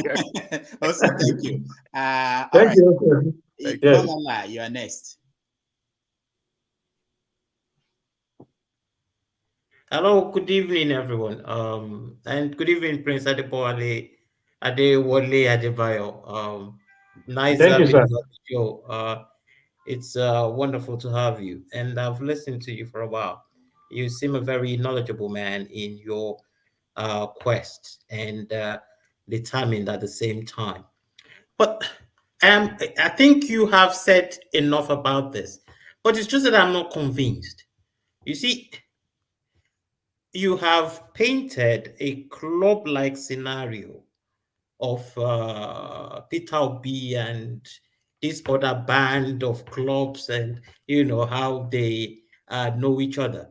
But in every profession, there is that. If you go to engineers, there's a club of engineers. They always know where to meet. They always know what to say to each other. even though they don't always align. So, I mean, you being a politician, I'm sure you have even said that you meet these people on a regular basis, but it doesn't mean that you always agree with them. So, meeting them or being in the same club with them is not necessarily something to be frowned upon. But I'll go to what you have been asked many times, and you yourself, in your extent of knowledge, sometimes contradicts yourself with what you're saying. Because where does pragmatism? Well, I've just told you about clubbing now, because yes, you might have the Labour and the Tories come on Prime Minister's question time and debate each other to the grounds. But at the end of the day, they still share the same bar. They still drink the same beer together. So this is what I'm trying to ask you. At what point does pragmatism come into play? Because the grave has many talents. There's no place that talents are buried just like the grave. And what happens to most talents that are buried in the grave is because they left pragmatism out. If I have to build a bridge and I know the bridge is going to be useful to a number of persons, and unfortunately I don't have the capital, and there's another bad guy somewhere, I don't care, let's assume a bad guy as a bad guy could be, but he has the capital. And then he says, okay, if you have to build this bridge, I would give you this capital, I will give you this platform, and this must be done. What is wrong with accepting some of those terms for the bridge to be built and for people to enjoy it, rather than no bridge being built, the talent dies in the grave, and nothing ever happened? And then I say, okay, well, I stuck to my principles and I died stubborn. Because what you have also said, this is why I say you contradict yourself here. You have said that the only thing opportunity we have been given is that we could make the status quo gave chance to democracy. So the alternative would have been revolution, maybe by guns, maybe by people going on the streets, maybe by fighting the Senate, whatever it is. But that alternative is not pleasant. I mean, I don't care. I mean, just like when Abacha died, I was in school and somebody saw me crying. I said, well, you might not like him, but he's human. You might not like what he did, but he's a person. You might not like what he did, but he's a father to somebody. So if you come here and tell us that you know these things because you are in the inside of politics, so what is wrong with being in the inside to change things? Because if you are outside, just like every other person who is asking you this question today, you wouldn't know this much. It's because you got inside. So I don't see anything wrong. All right. Being inside, sorry, just 2 minutes. Well, maybe. Please, why is it that Dr. Damages, when someone has a good voice like this, that I'm enjoying the voice, that's where you intervene? Yeah, he's always been like that. We know him. Thank you for bringing that out. This voice alone, don't you think that this voice will be like audio books? This voice will be reading books to you when you wake up in the morning. He's always shut us off. But he's a good guy on his own when he chooses to be. Yeah. But so that is my question, Prince Adewole Adebayo. And it is, the point is, this is the summary of my question. At what point does pragmatism and sacrifice, and in this case, the sacrifice of a level of principle, come into play? Because like Gordon Brown said, he said there are some people in this life that your mother would frown against you sitting with them at the same table. But at some point in life, you have to sit with them, otherwise nothing will happen. All right, thank you. I can tell you that anywhere Gordon Brown's mother is now, she'll be frowning permanently because the guy turned out to be not what the mother wanted him to be. You see, and that your quote is divine because it explains to you, if you study Tony Blair, Gordon Brown, and their attempts to remove the Tories, and if you study what all these guys were doing when they were in the pub discussing it, what they turned out to be in the end, they turned out to be Tories themselves, Tories in Labour's ken. So, and the traditional things that Labour could contribute to British life, part of the struggle that Britain is going through today can be traceable to Tony Blair and Gordon Brown. Because when they were supposed to invest on the left side, when Britain had, when the Gulf War was, the war in Afghanistan was going on, when the Second Gulf War was going on, and Britain was cast the decisive vote for America, they did not take advantage of it.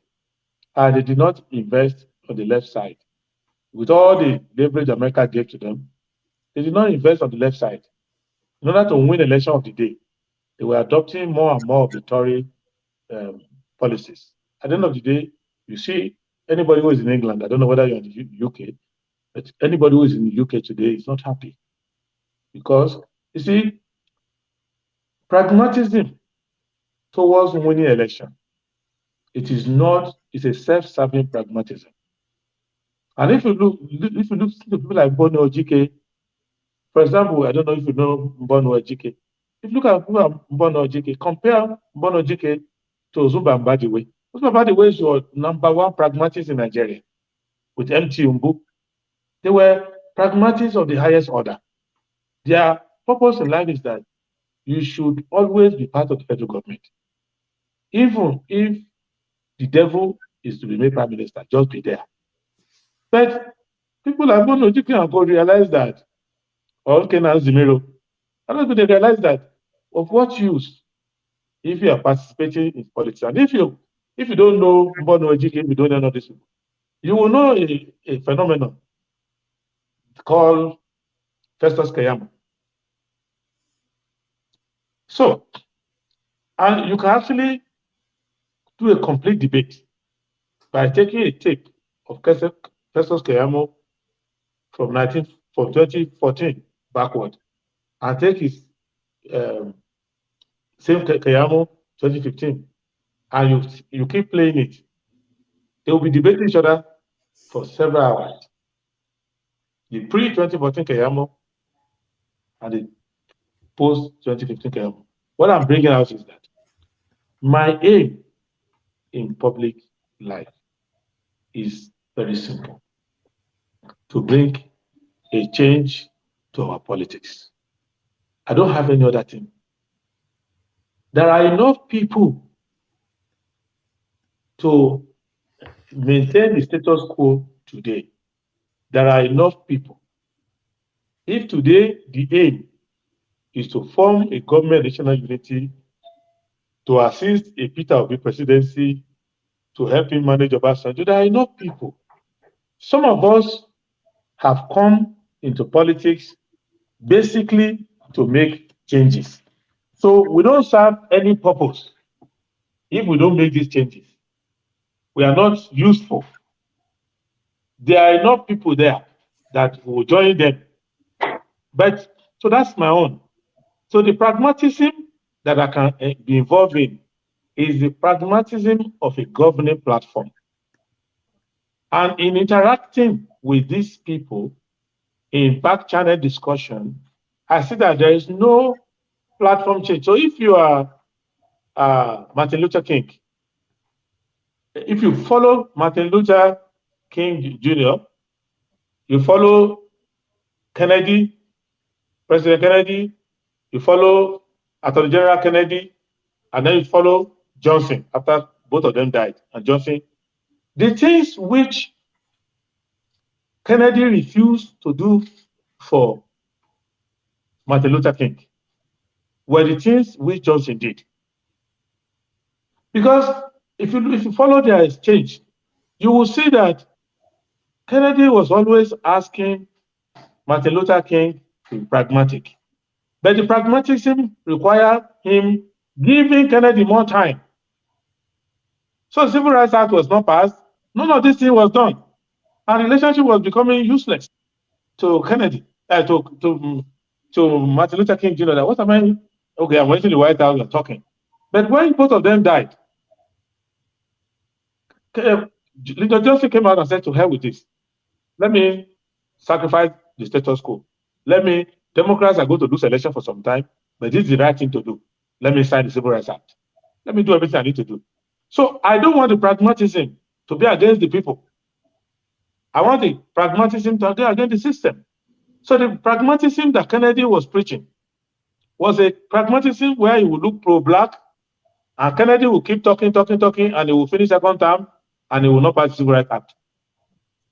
But when Lyndon Johnson came, he realized, no, let me sacrifice the majority we have in the South, but let me use the power now to sign. So I'm engaging in discussion with all these people. And I see that there are certain things I cannot compromise.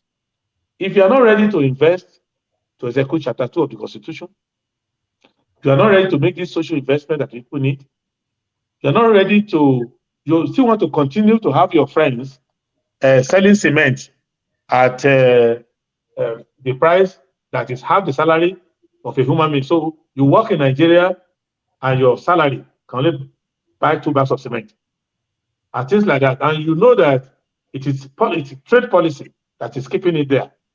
You are continuing to use 1/3 of our budget to pay welfare to about 200 people who say they are doing subsidy. You are going to use the other 1/3 to sustain them in the war against Boko Haram, which you are not fighting, which you are sharing the money. So it's not a pragmatism of just, you have to carry content to the pragmatism. And immediately you bring the content, they run away from you. And what is the point in becoming Kayamo 2.0?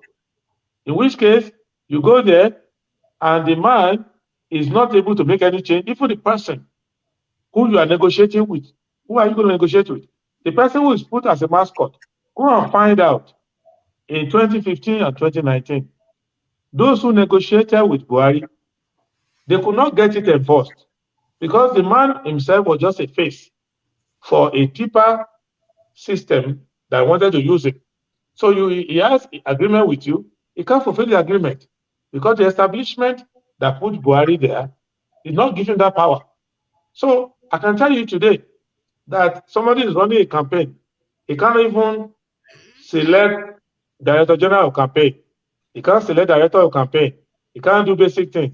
How are you going to go and do pragmatism with such a person who already has lost control from day one? So, but I don't want to go into it because it is not a roasting of Labour Party. It's an attempt by me to engage with Nigerians to know the state of where we are. And what Dr. Damages promised me was I was going to give account of my campaign so far and the way forward.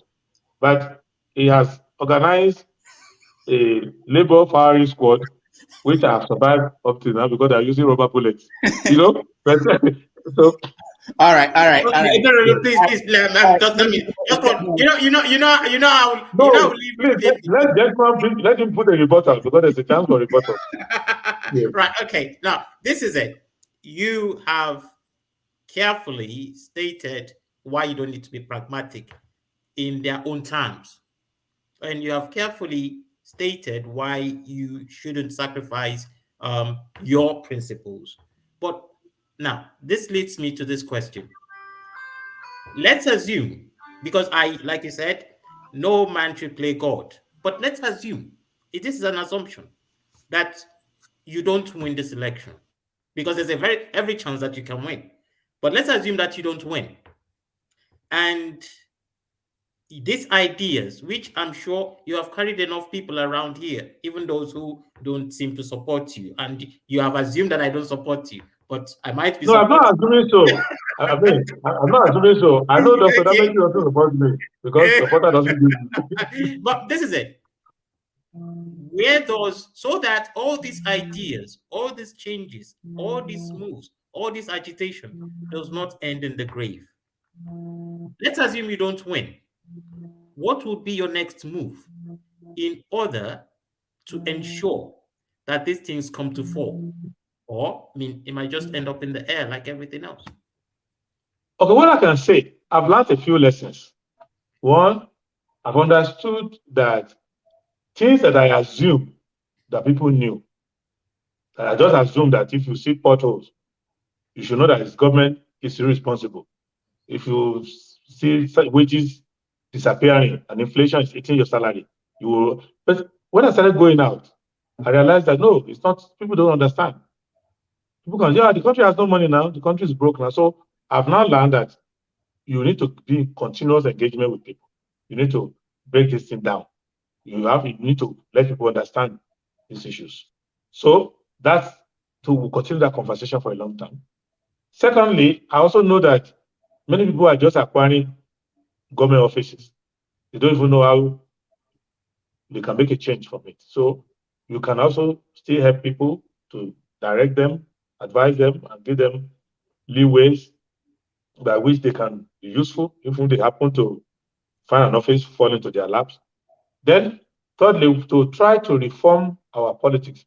What people don't realize is that before I started running for office, I spent the first year investing heavily on this electoral reform, going around doing seminars, talking. So, and everything. So we now have BFAS, we have a better electoral reform. So to also work alongside and also to try to build more organic movement.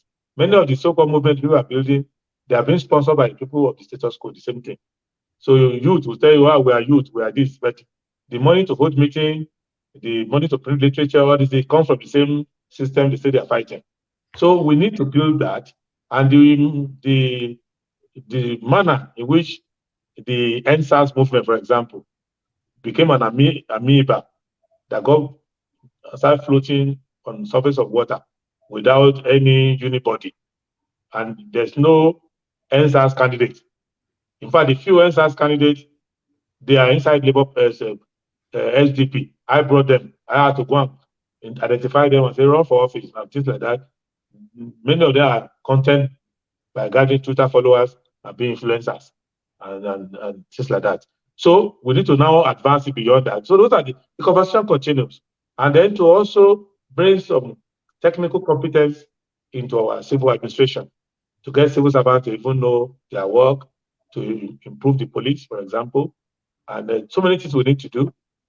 So we continue to provide that leadership without salary. That's what we will do.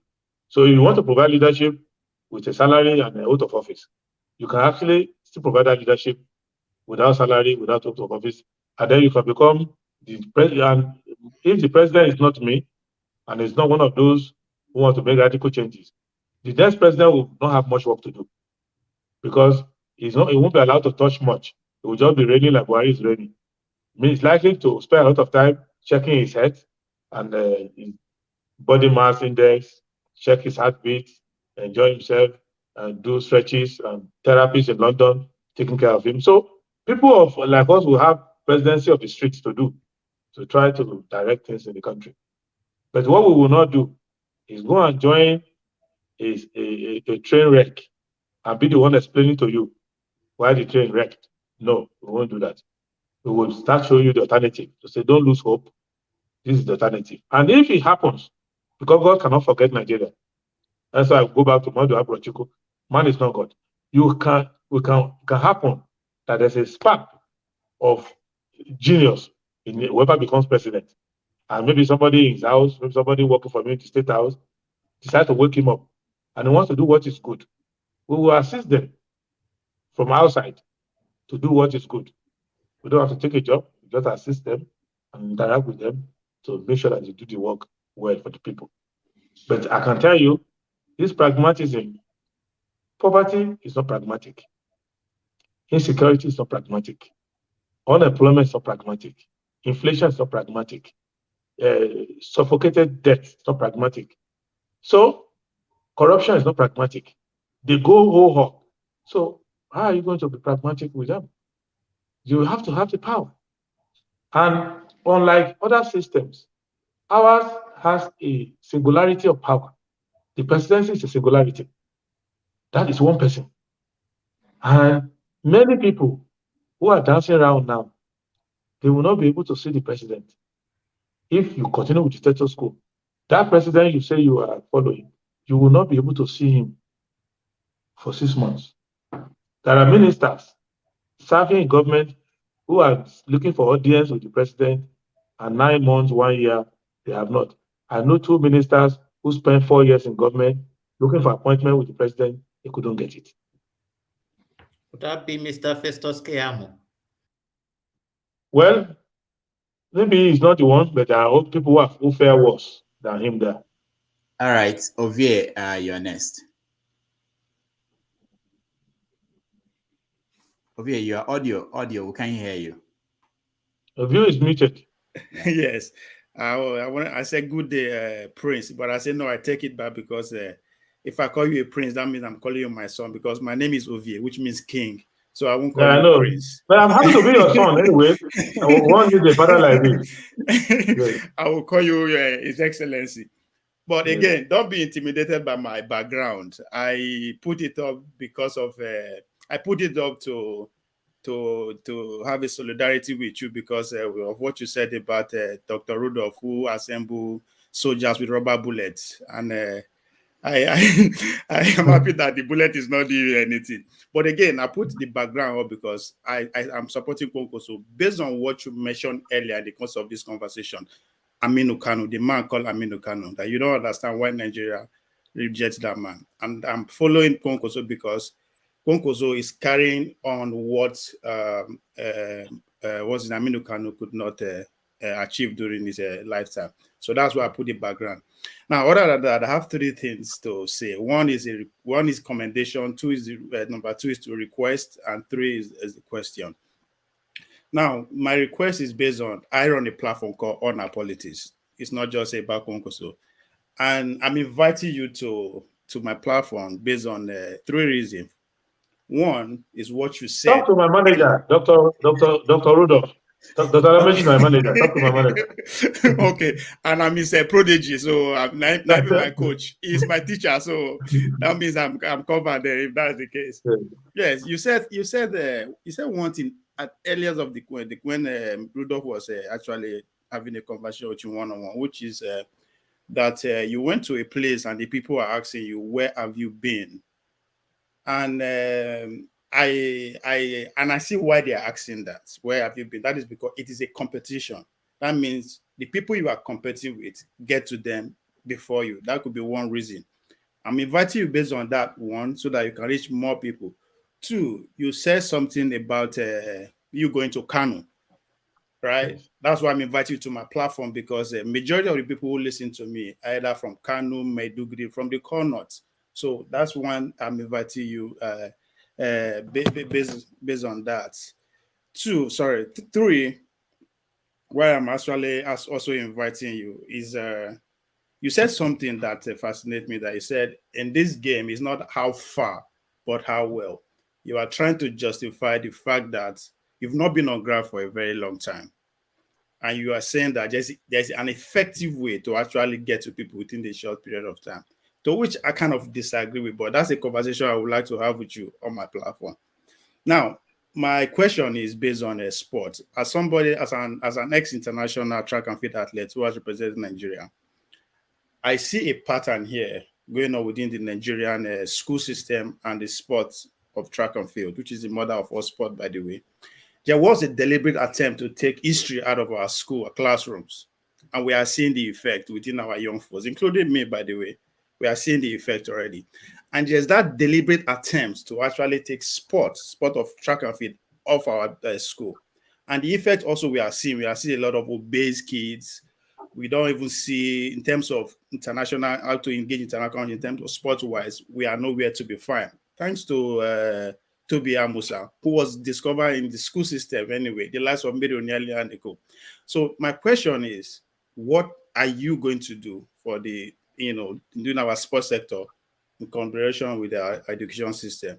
But first of all, I really want to invite you to my platform. So again, my commendation is thank you for educating us in terms of how party politics work, how the establishment actually run everything. And I really appreciate that, because I try to actually point out to people that this is how it works, but they don't want to believe me. And you are in the system, you understand how it works. And I really appreciate the fact that you touch on that. So my question on sport, and two, are you going to accept my invitation?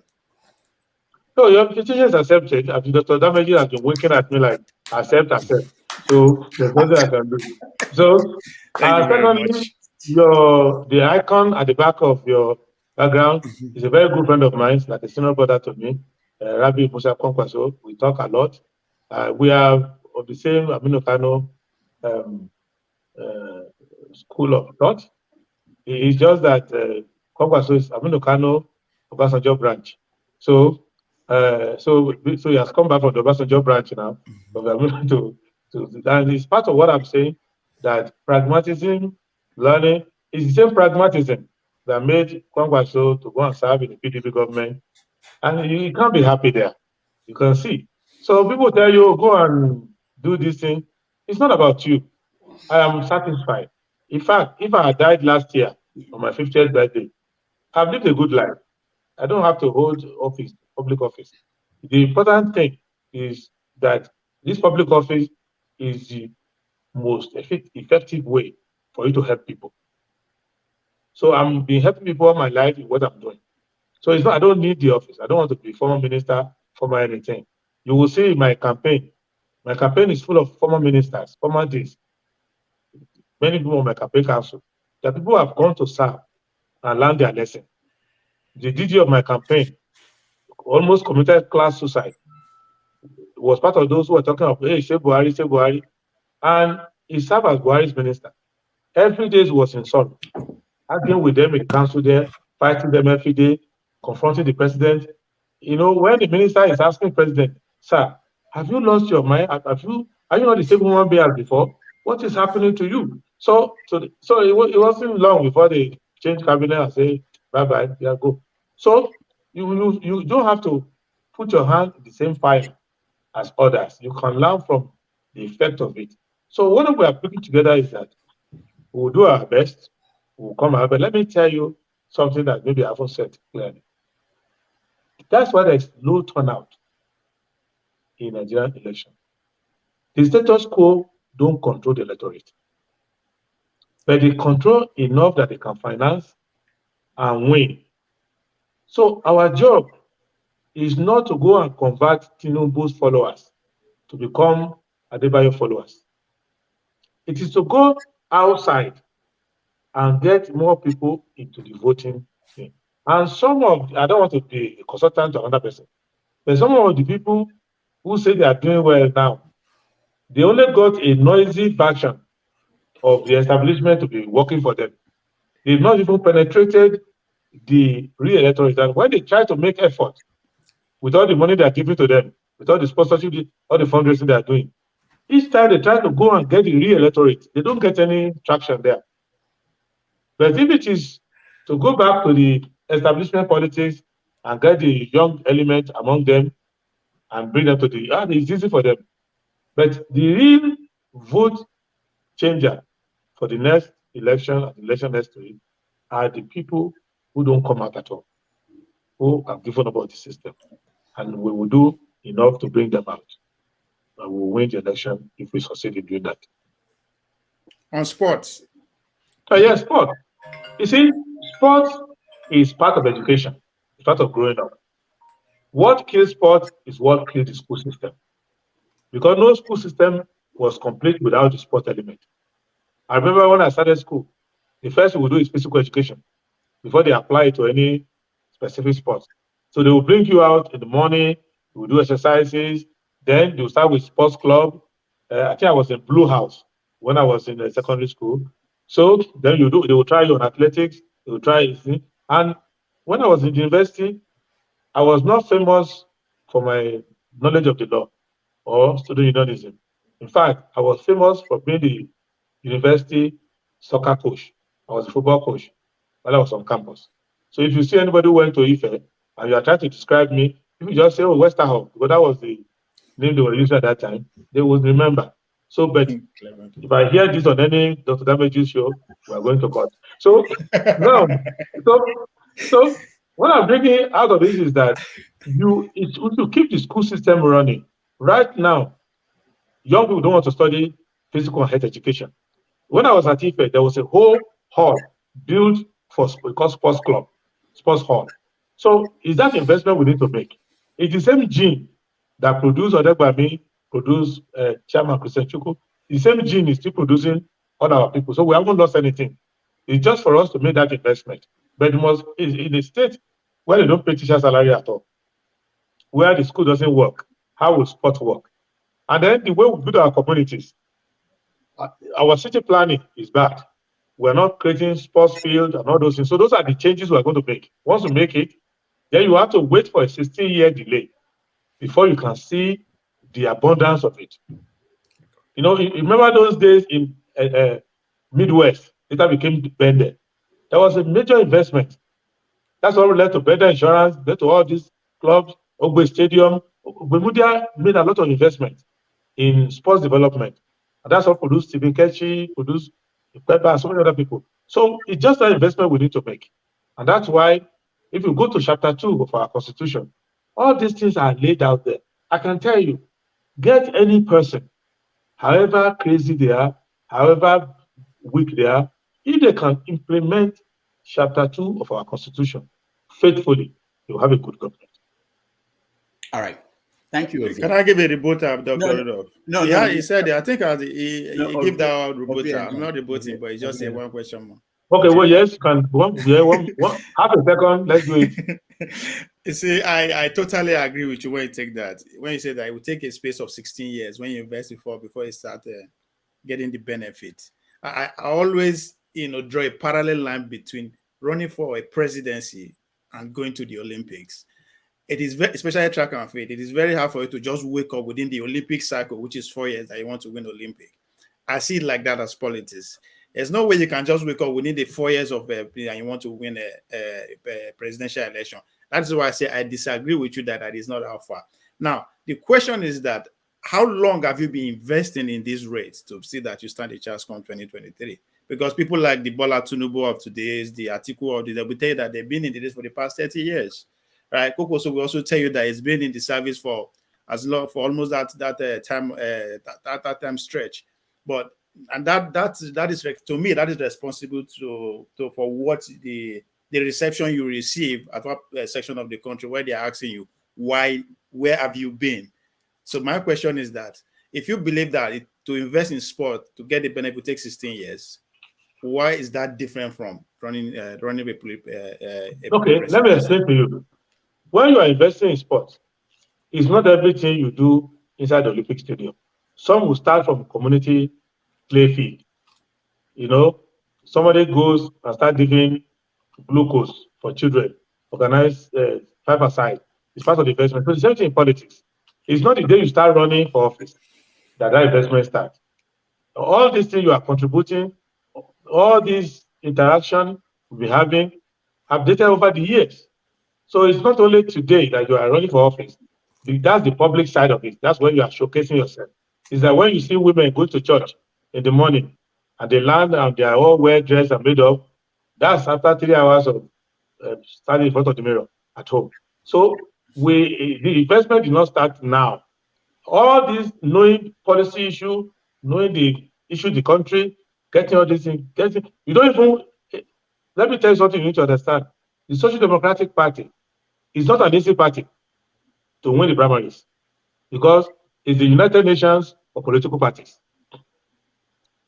So nobody who has ever joined SDP leaves the party. They will leave behind somebody.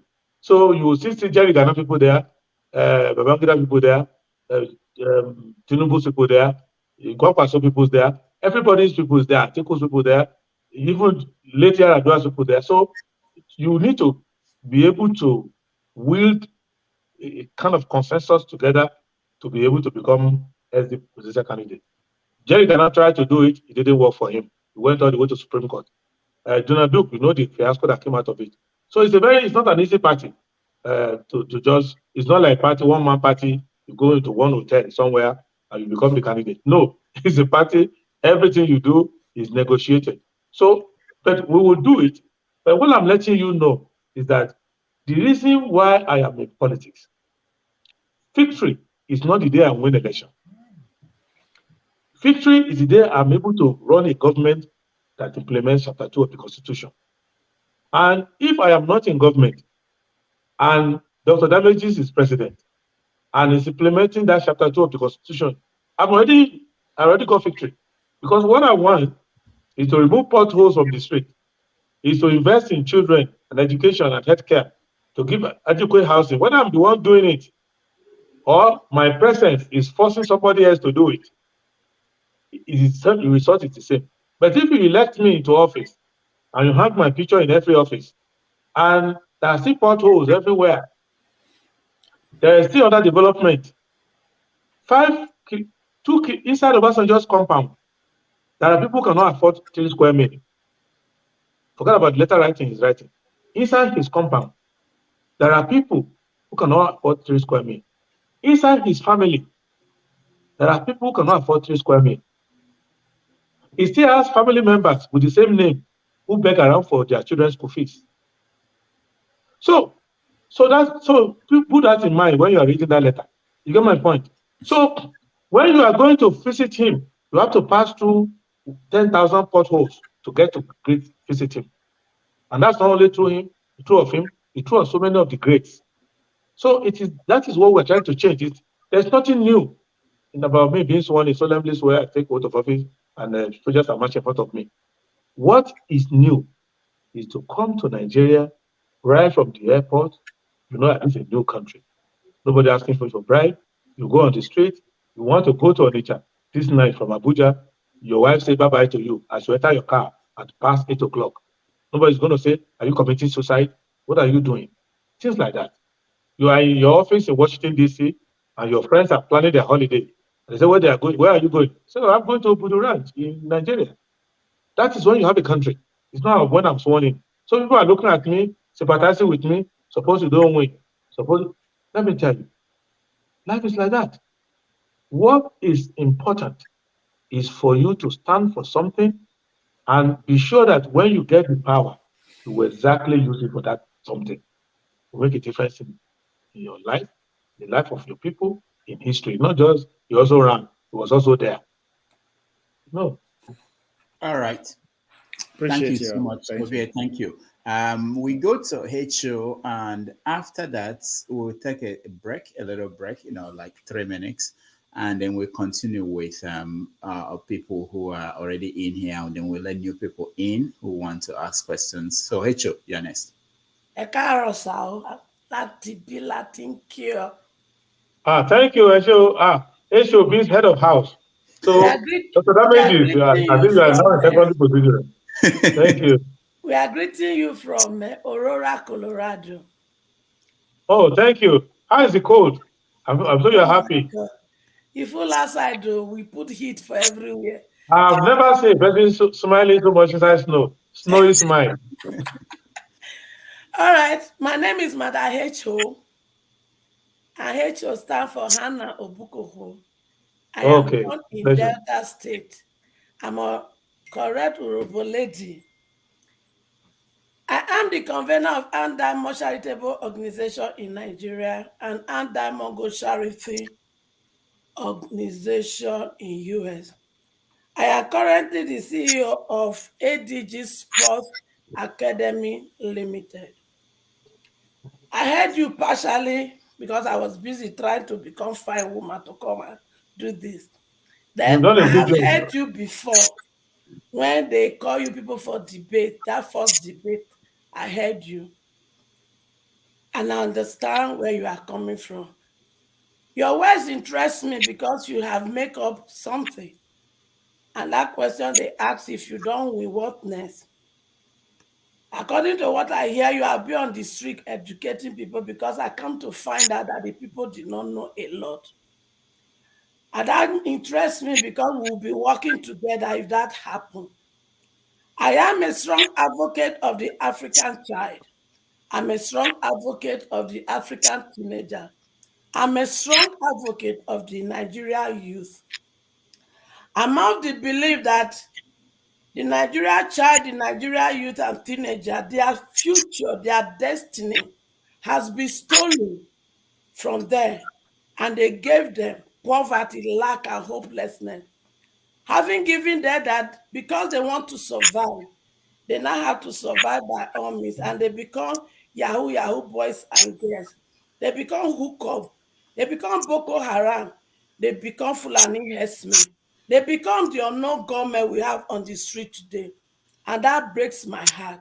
Because I am of the opinion that the African child, the African youth, and the African teenager, they are smart and intelligent, but they need a platform to excel and fulfill their original God-given destiny. And that is what drives me to open this charity organization. So we'll be needing your support and every meaningful Nigeria to support us to drive this home.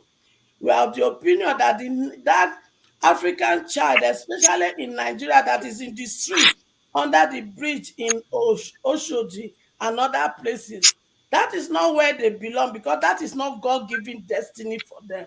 Society has turned them to be that. So we are also going to work together to make sure we take them out of the street and build a better facility and give them the opportunity to excel and get that. We have the opinion that many of our youth are dumped in the prison, Okere prison, and all the prisons that are there, just because they did one thing that they are not supposed to be there. So we are also going to work together to make sure we get lawyer and get them out, put them in rehabilitation center, and bring them back to society and empower them to become useful. Having said all this, in case you don't win, I agree with what you plan to do, and we'll do it together by the grace of God. But we hope you win. You are not sure whether you have the same mindset. All of you should put your head together to see that we have a new Nigeria. 2017, when I was told that when I need to work with some people to bet a new Nigeria, when I was telling my people, and that was when we started this journey, they said, how is it going to happen? Me, myself, I know, I asked that question when the owner of the universe told me. But today, when I hear people talk of new Nigeria, new Nigeria, new Nigeria, it gladdened my heart. When I was saying, Lord, how are we going to do it? He said he's going to drive the society to a point that they will be seeking for solution. And solution I have given to you. And there will be hunger for solution. When I look at what is happening today in Nigeria, we are all hungry for solution. And solution is available for us. So together we'll all work together to achieve it. So please and please keep on with what you said. None of you need godfatherism to become what you want to be. The only godfatherism all of you that have good heart for Nigeria need is the owner of the universe. Once you have that behind you, forget this. We have the number. The oppressed have more. The number of the oppressed is more than the oppressors.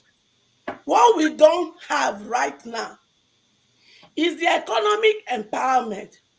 So that is why I say, in case my children do not win election in 2023, we will work together to make sure we put economic empowerment in the hand of the oppressed population, so that come 2027, we have the number and the economic empowerment, and we'll kick all of them from councillor to the presidency.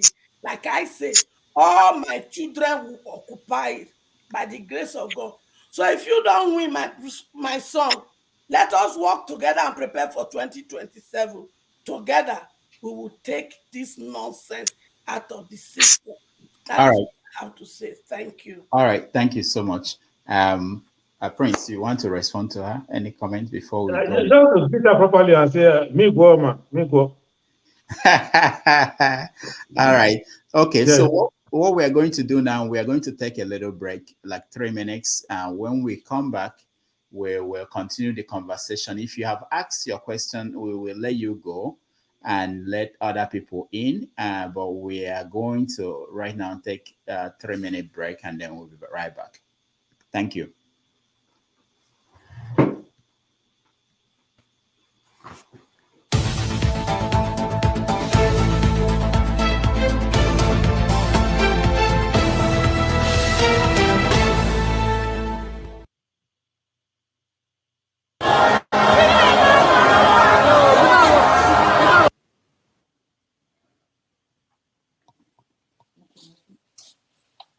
Some of this rally make my blood pressure go up. And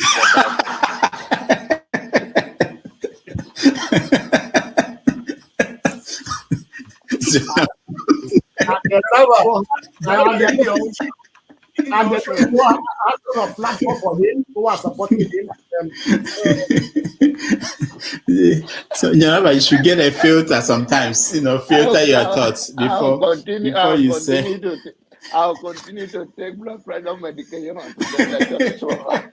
Why are you getting high blood pressure, Jonaba?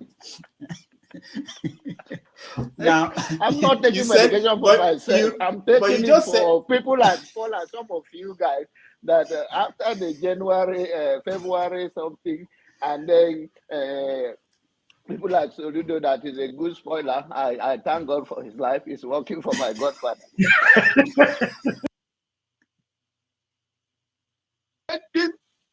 Nigeria in whatever way. When it is God's time for us to go, it is you not took my going time to talk. You are ready to defend Nigeria. I gave you my time. No, I'm coming. Alexi, hold on. You already started. What I'm saying, defending Nigerians is this. I gave him my time and he's using it to defend Nigeria. No, sorry. I'm sorry. There is Alexi,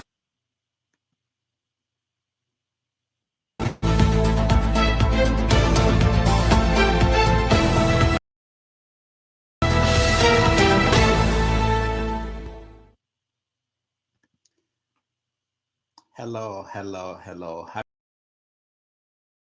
Variable, the one they didn't plan for or expect. They never planned for him. The assumption was that we will be snookered into a choice between stupid and evil. He was always going to be between Atiku and whoever the APC was going to throw for. The APC deliberately waited for PDP to confirm his candidacy before presuming to bring out his own. They never factored in an Obi candidacy or a movement evolving around his candidacy. The polls are not even reflective of the truth. See all those undecided. They are Peter Obi voters who are afraid of the consequences of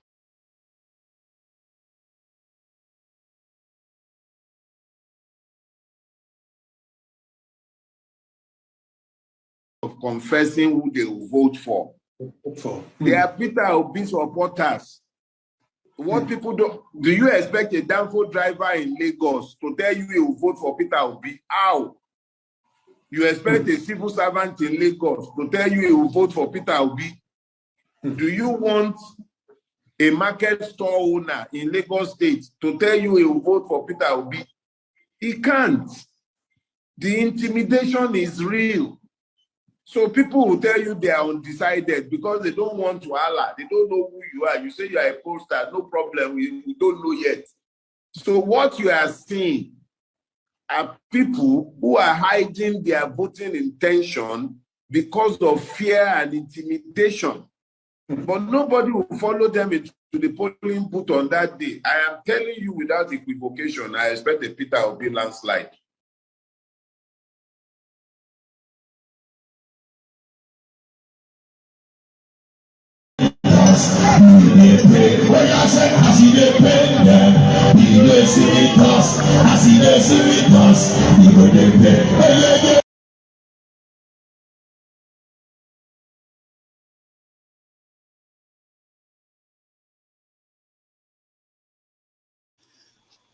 Welcome back, everybody. Prince, thank you so much for hanging in with us, and we are going to bring out more of our audience who are interested in talking to you. We especially want to hear from people that are here to ask questions. Now, if you have had the chance, we are going to lay you out of the studio so that other people will come in. Let me bring Scribe, Mr. Scribe. I think you did. You asked question, eh? I already had my turn. Okay. All right. I need to play devil's advocate with Mr. No, not yet. Let me not yet. Let me get other people in. Jonaba, you are next. Jonaba, go ahead. Unmute yourself. Thank you, Dr. Rudy, for having me once again. And thank you, Prince, for coming on the Rudy Show. Thank you, sir. I've not been following so many of your statement, but I think I've witnessed some of your previous interview. My question to you is that, what do you think whosoever become a president of Nigeria, whether it's you or any of those candidates, what do you think is the way forward for Nigeria? Actually, the way forward for Nigeria is to elect me if you want the country to move forward. However, in case I wasn't born at all, or I didn't exist, or you have one problem with me, you are looking for an alternative, what you will get is what that person who you elect president wants to do. Because in politics, you don't prescribe for another person what they will do. You can always prescribe for what you will do because you don't know the motive for the coming out, you don't know how they understand the issues. Some can't get the issue. You will see that if you take it, let's start from 1999. If you take 8 years of Obasanjo, you only understood things he understood. Things he did not understand, you can't understand it. In 2001, I tried to let them understand power generation, power transmission, and power distribution. They did not understand me. And I was standing in front of the entire Obasanjo system, from 2 ministers of power, special advisor on power, MD of NEPA, power secretary, entire power council. The basic 101 of electrification, they got it wrong. So the result of it is what follows or follow. If you try to get, for example, now Buhari now, to understand management of economy, you can see they have spent 7.5 years plus. They don't know, I'm not even talking about currency appreciation. They don't know how to keep currency at one level for 6 months. They don't get it. So they can't control inflation. So what I'm bringing out is that let Nigerians not assume that if I don't vote this person, I vote the other person, the general direction the country can go, this other person can tell him. It doesn't work.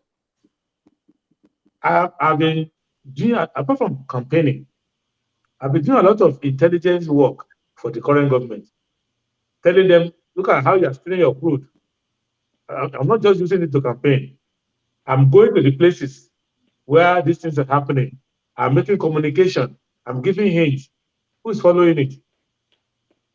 So when Jonathan was president, there were people who were trying to help him about Boko Haram, give information.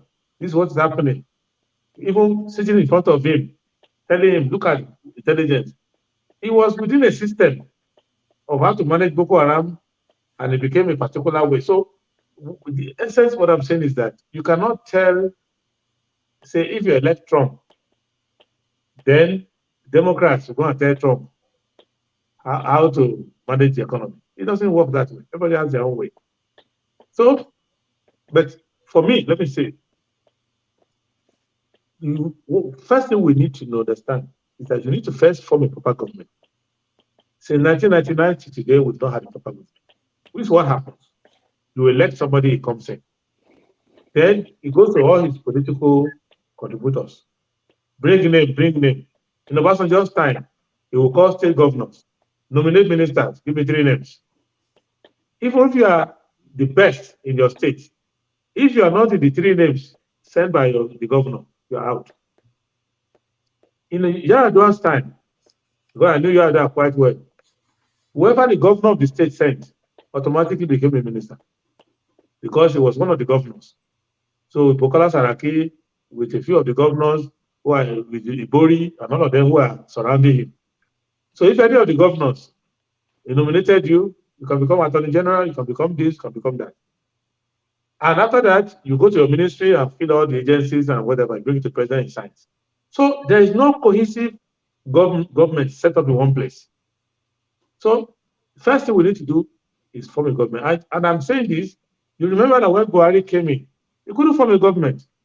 He set up the Amejoda committee. And they were dragging for months. He couldn't organize a government around himself. But today now, if you ask me that, okay, don't wait for the election. Come and form government now. I have like 6 sets of complete cabinets with permanent secretary, with rearranging directors. So you can ask me, who's the director in the Ministry of Planning, the director of this, director of that, Ministry of Education, everywhere. I know all the directors. I do review. I know where you came to service, what you are doing, project you are managing. So we must have that capacity to set up a government that we understand.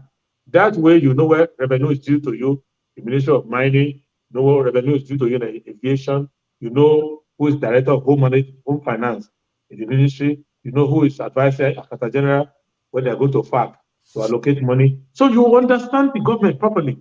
And then you can see talent outside. People like Frank Bello, who lives in Washington, D.C., who is one of the fantastic fund managers for the American university system, managing endowment funds and all of that.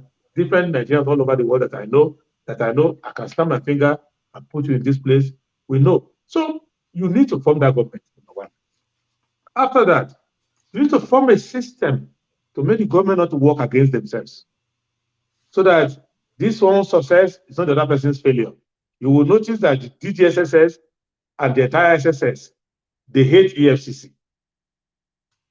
So if EFCC is looking for you, DSS will protect you. They don't like each other. I don't know why, but they know have their history. DSS doesn't like NSA. NSA doesn't like service chiefs. None of them, when Abakari died, they were throwing parties. So you want to create a system where you don't run a government like that. So where Secretary of Government, Boss Mustafa, is not behaving like an outsider in government. When you say, I don't know what they are doing, I don't know. So you need to have a cohesive government to bind them together around the philosophy of why we're in government. Next to that, you need to have to now discipline the government, which means you need to have a monitoring system to know what your permanent secretary is doing, what your director is doing, what your GOC, the army, is doing, what the director of Ministry of Defense is doing. Buhari doesn't know. So he renewed the tenure of people who should have fired long ago. People who are even charged to court, they are still serving. All sorts of things he doesn't know. So you need to bridge that gap. The third thing is that you need to know balance sheet of the country. It's called statement of affairs. A president must obtain a statement of affairs when you are coming in. They give you that briefing. I can tell you today, you may not believe it. President Buhari has not read the first one given to him today. He has not finished digesting the one. So he, as he's living now, does not know what he took over from Jonathan. He does not know. I have spoken to people in Jonathan. I don't want to mention Jonathan himself. He did because Yar'Adua died, and he didn't inherit a briefing from Yar'Adua. So many of the memos they were using to confuse him when he was president, they were telling him that Yar'Adua signed them because Yar'Adua did not bond very well in administration. They were friendly, but the administration didn't bond. And he didn't hand over. They were just sitting down, and they told him, Oga has died. Come, Madam is calling you. And he went there. They said it's true, he has died. Go and take out of office. So he did not take over properly. So there's a lot of backlog. So when we come in now, we will have to now go back to 2003 and start to reconstruct the file, do everything, put a proper statement of affairs. Now we'll now take the asset side. Okay, what do we do? Our revenue, how do we capture it? Because I can tell you, I did the check again this week. The revenue, the government, because I saw their 21 trillion budget, which is like hands up will die of poverty this year. Because if you look at that budget, it does not pay down anything. It does not complete any of the projects. it has a hold of 11 trillion inside 21 trillion. And then when you look at the one that has cash backing, the entire cash backing they have is less than 7 trillion. So which means the one they cannot borrow money to fund, they will just abandon it. And then if you look at last year's budget and the one before, and if you study the medium-term expenditure framework, it's like your cousin Rudolph, who likes to borrow money from you. The one he borrowed for last year's Christmas, he has not paid. And he borrowed for this one that it's already coming to you that he wants to borrow money for Easter, but that he will pay you immediately after Easter. You know that it's not true. He hasn't paid the first one. So that is what happened. If you look at their medium-term expenditure framework, they did not meet any of the targets. So the media, Auditor General's Office, Central Bank, Statistics Bureau, nobody talks about the fact that, hey, wait a minute, 2021 budget is on, but 2020 we missed the target, 2019 we missed the target, 2021 we missed the target. So generally we're going to miss the target. So I have now crunched the budget econometrically to that the actual budget they have is not 21 trillion. The effective spending ability that they have is around 9 trillion. So then I now take the current. So they will fall short.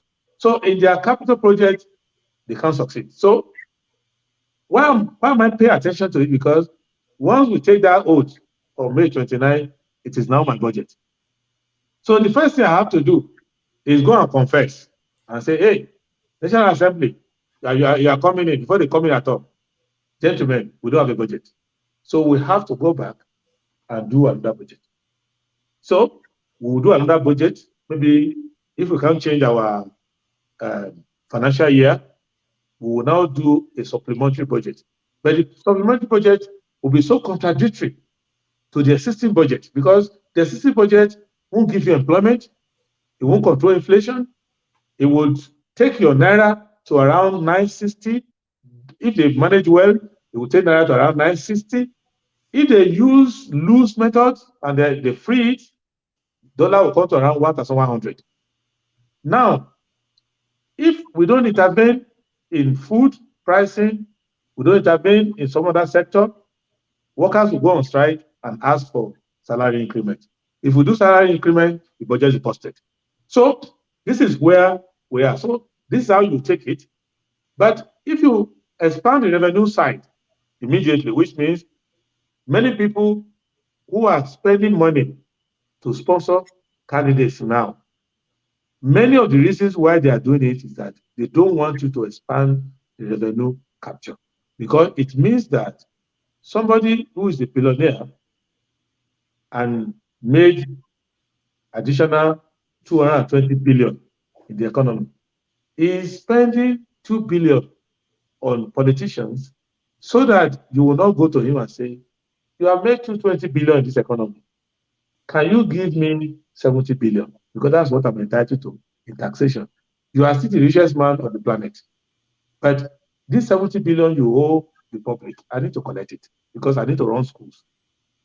So as president, after my 8 years, I'm still not rich enough to shine your shoes. So you are my oga. But this money you owe me, give it to me. I need to go and run school somewhere. All right? I need to call our fathers who are sitting on a lot of wealth and they are not paying capital gain tax and all of that, and we all go and greet them, but they are sitting on legacy assets. I have to call them and say, you will continue to be our organ. But sir, that time they pay you signature bonus and you collect this big amount of money. You left the money overseas. Please bring the money back. I don't want trouble because I need to run schools. I need to run police service. So you need to do that. If you do that, many people, that's why you are careful about whose money you collect. So many people will say, I didn't give you money for my campaign to come and injure me like this. But you have to say, it's a necessary adjustment. It's like everybody who is overweight, you need to make some sacrifice to share some weight. And it doesn't kill you. You still be good looking. So you need to now call out some money in. So you go from 7% revenue capture. If you go from 7% to 51% capture, you have enough money to amortize your debt, to finance the entire West Africa, because Nigeria is very huge. So even Ghana will not go to IMF again. They will say Nigeria, with this money you have captured, can you just give us $6 billion? Ghana economy will be okay. So this is what you need to do. Then you need to now run administration with very smart people who are going to now free the rest of the economy. So which means that I have to make sure I don't use waste and means too much, because I want the central bank to be able to help those who are in the productive sector. Prince, sorry Yes. to stop you, but what you're just saying is exactly what the Tinubu's team, they are saying, that he did something like that in Lagos, expanded the revenue base, that he would do it at the federal level. What do you say to that? Now, we're not saying the same thing. I know you have been looking for my way to deal with me, but let me tell you something. It is not a good thing to say to a friend that you and Tinubu are saying the same thing. Friends don't talk like that, all right? So, you get my point. Just like me looking at your tie and say, this your tie, look at Tinubu's tie. You know, that's the history. But you see, what they did is expand the revenue base for Tinubu. That is the difference. You see, to be objective, to follow the number, Tinubu expanded the revenue base in Lagos. But it's the equivalent of saying that you inherited a dumper truck. I'm trying to use American English, we call tipper in Nigeria. And that dumper truck has been packed because there's no battery put inside it. And then you became governor and you put a battery inside it. But you are saying that dumper truck or that tipper can only carry 5 bags of cement. So, of course, you have gone from 0 bag of cement to 5. But everybody knows that there's no way you can tell me that a 30-ton truck can only carry 5 bags of cement. I know that it's carrying the rest of the bag to your house. That's what is happening.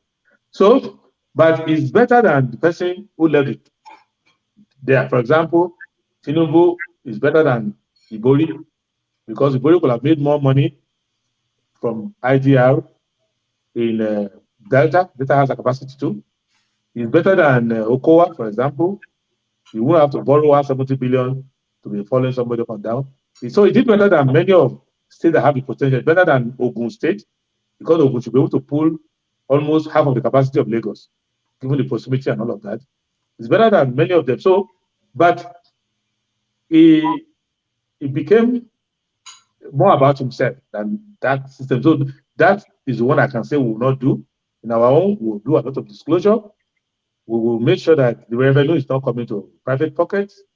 We will ensure that the budget is also not heavy, because when you are trying to collect most for yourself and a little for the state, so both the people are working for both you and the state, the taxpayers. So it's just like America now. If America should reduce its defense spending, the taxpayers will get some relief.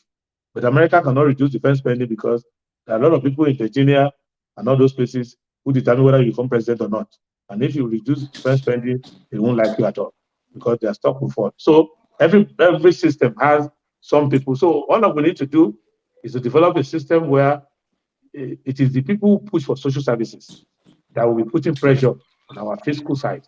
It is not those who want to sit down in one place and have a portion of the revenue accruing to them, and the money is going to them, and they can use it now to control the politics. So, but the essence of it is that revenue needs to be expanded. And I can assure you that you don't need to be too creative to do that. You're not even increasing the rate. You're just making the collection process more transparent, more effective. I'll give you an example which I gave earlier. I have one of my companies. It's in incubation. And we have incubation planning. We have not received any income. But Inland Revenue wrote a letter that I should come and pay them 63.something million. Which shows that just write letter from their head. Because normally you don't do that. You go and look at the annual return the company has filed. You also look at their activities, and you also look at their spending. Then you now say, okay, this this is how much you are supposed to pay. They just wrote the letter. So maybe they look at our building, it looks big or something, I don't know what they saw. So it shows to you the system. How does the system work? If we don't know our right or we have something to hide, we will now go to them and say, how can you write 63 million? Then you start negotiating. Then they will say, okay, give us 15 million. We'll reduce your... So they keep 15 million in their pocket. And then they reduce your bill to 2 million, from 63 million to 2 million. So if you do the audit and see the radicality, if you check case by case file, and you are a good president who wants to control your revenue, you do the algorithm in your office and take the initial bill and the final bill, you do it. The variance is too much. You know that it's irrational. Bribery is the cost of all of that. So those are the things we do. So you even know that we are doing these things. Nobody will be shedding blood anywhere. You will see that the revenue will improve. And if you manage revenue well, then you can allow central bank to monetize the proceeds. And I haven't mentioned oil. Even this short period, have been making noise that they are stealing the crude. I've gone to places where they used to steal blindly, and they have reduced. They are still stealing in the ultra deep, but around Focados, Escrafos, they have reduced a bit. That little reduction, where they diverted to another place to go and be stealing, has improved revenue a little bit. If you look at what is coming in the last 2 months. So it is, none of this thing is lost forever. It's just that you have to be there. You just have to make sure that somebody is monitoring it, and there is a human way to monitor it. There is a non-anthropomorphic way to monitor it, where you create systems. Let me tell you something about Nigeria. Shagari, when he took over from Awolowo as Minister of Finance, because Awolowo could not go to the oil fields. We had war at that time. So he didn't go much to the oil field. But after the war, Shagari went to the oil fields. And he got to oil wells and said, you are loading ship. How do you know how much you have loaded here? And they told Shagari, we use the ballast of the ship to know. Say what? But you can always put meters. So Shagari went back to Lagos and wrote a very extensive memo, which he sent to Gawan, and directed everybody that they must install within 1 year or so meters on all our oil wells.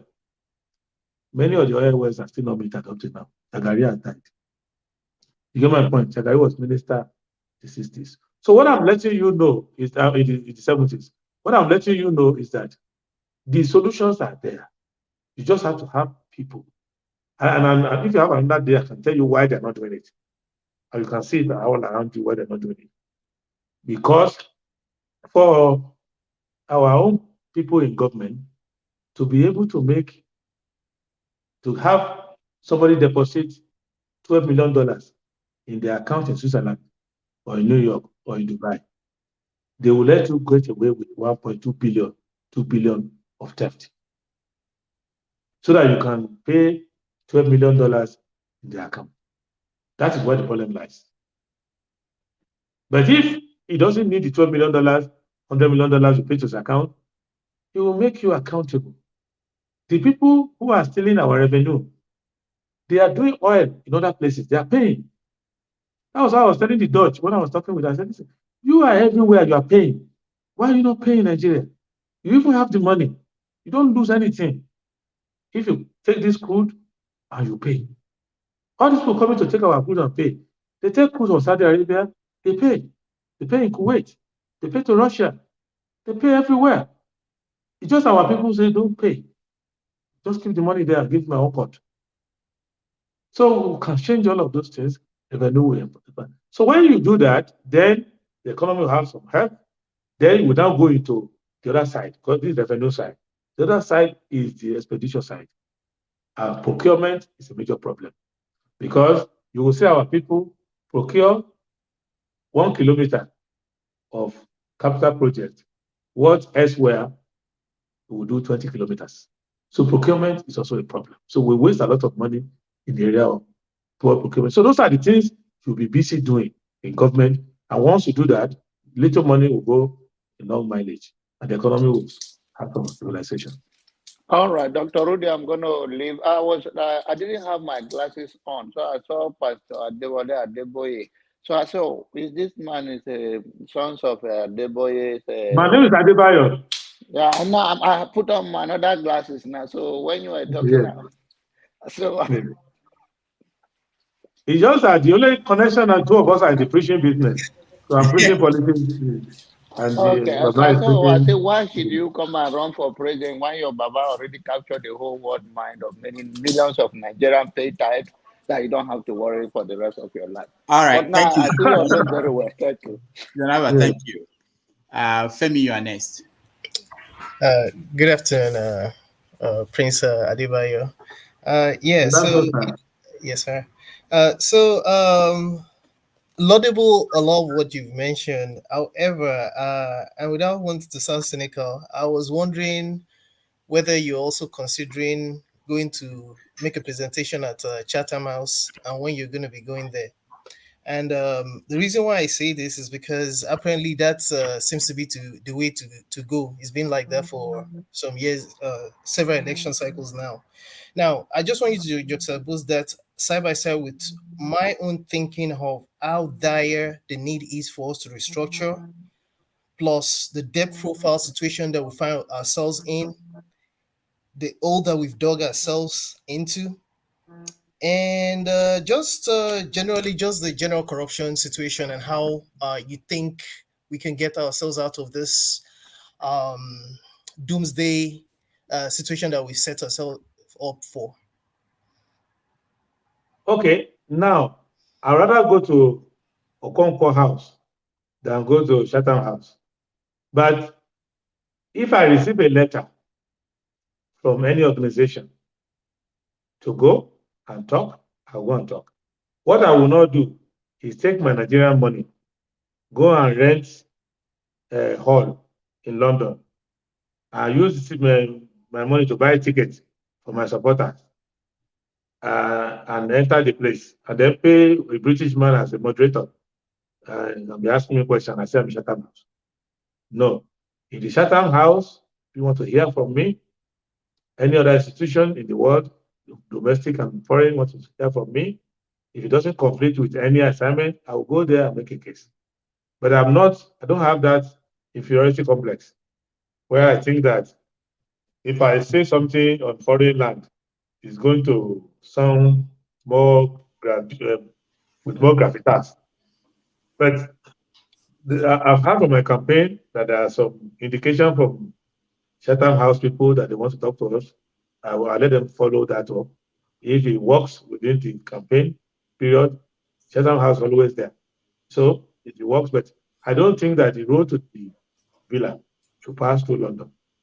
Prince, let me add something to the question. Are you saying that people pay to go there and speak? Do they pay the Chatham House people? What is your experience, or what do you know? Because most Nigerians don't know how it works. Okay, it's better for them not to know so that they don't feel sad. You see, the issue is this: Chatham House can invite you. You can also go there and rent a hall and do events there.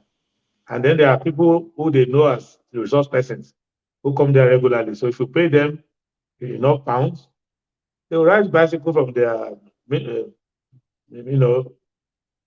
Central London flat and ride to Chatham House. 2 hours, 3 hours, they moderate it. If they ask you a question you cannot answer, give it to one of the people who travel with you. They answer for you.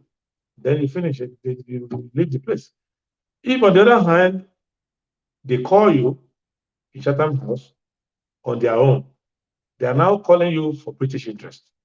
They are seeing you as a leader of your country, and they are looking at how they are going to protect British interest as a priority that they have.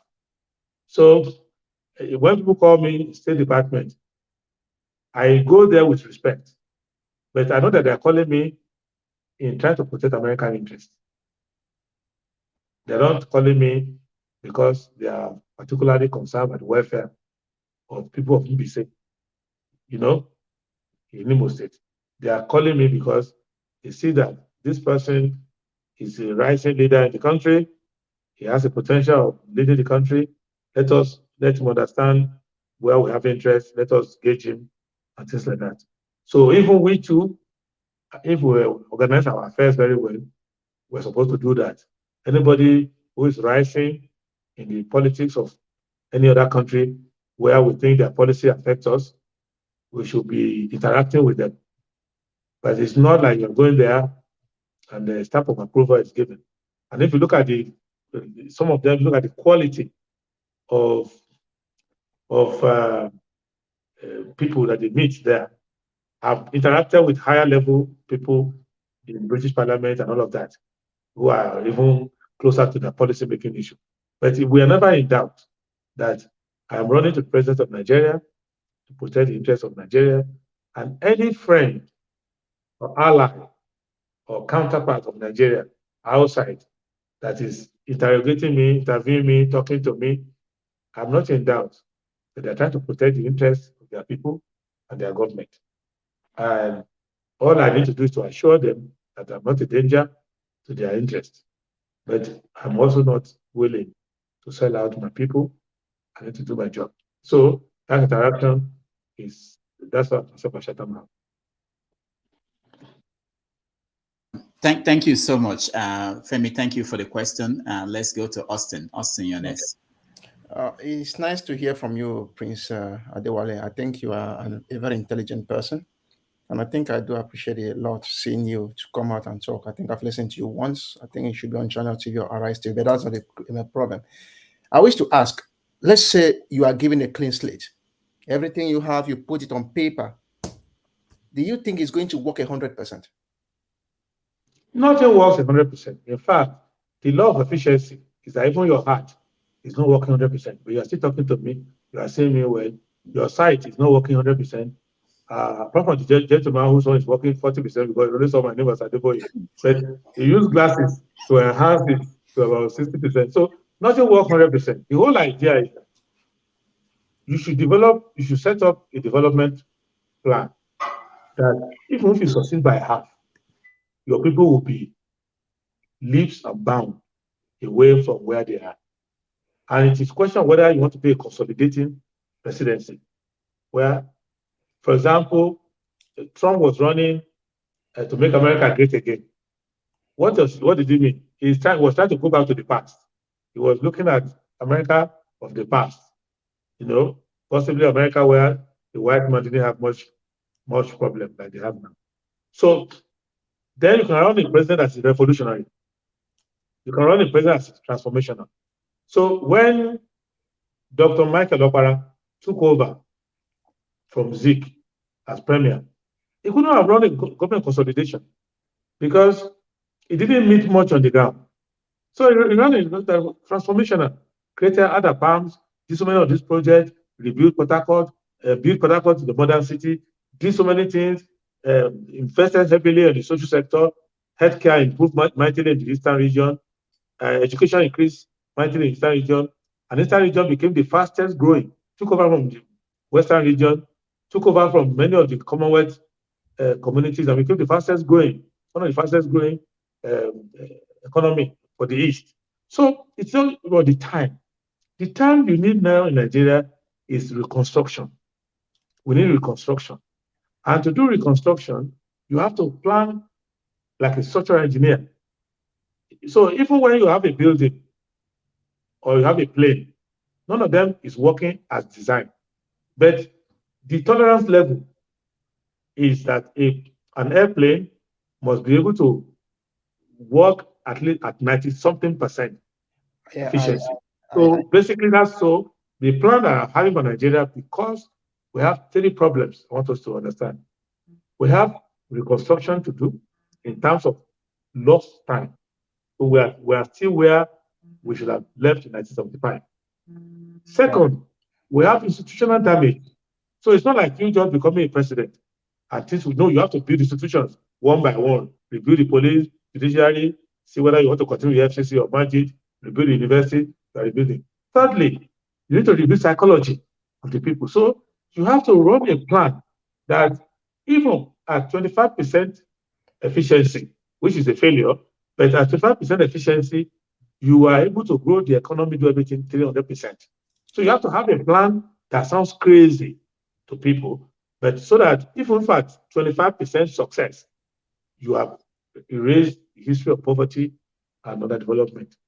Okay, then I'll just ask a very fast question, a second. Now, the second thing is that those guys who are out there who are really bad people, do you think there is anything good about them? And if I ask the first question, because if you start this journey, I like one thing, I don't know, if you start this journey and you discover that there's something which you don't know, that one of these crazy old people who are out there may have known it. The first is that, a second question asks, is there anything good about the Obasanjos, the IBBs, and the rest? And if there is something you feel that is good about them, that they have the key to teach you that you can get it right at the presidency, will you go back there to ask them that thing?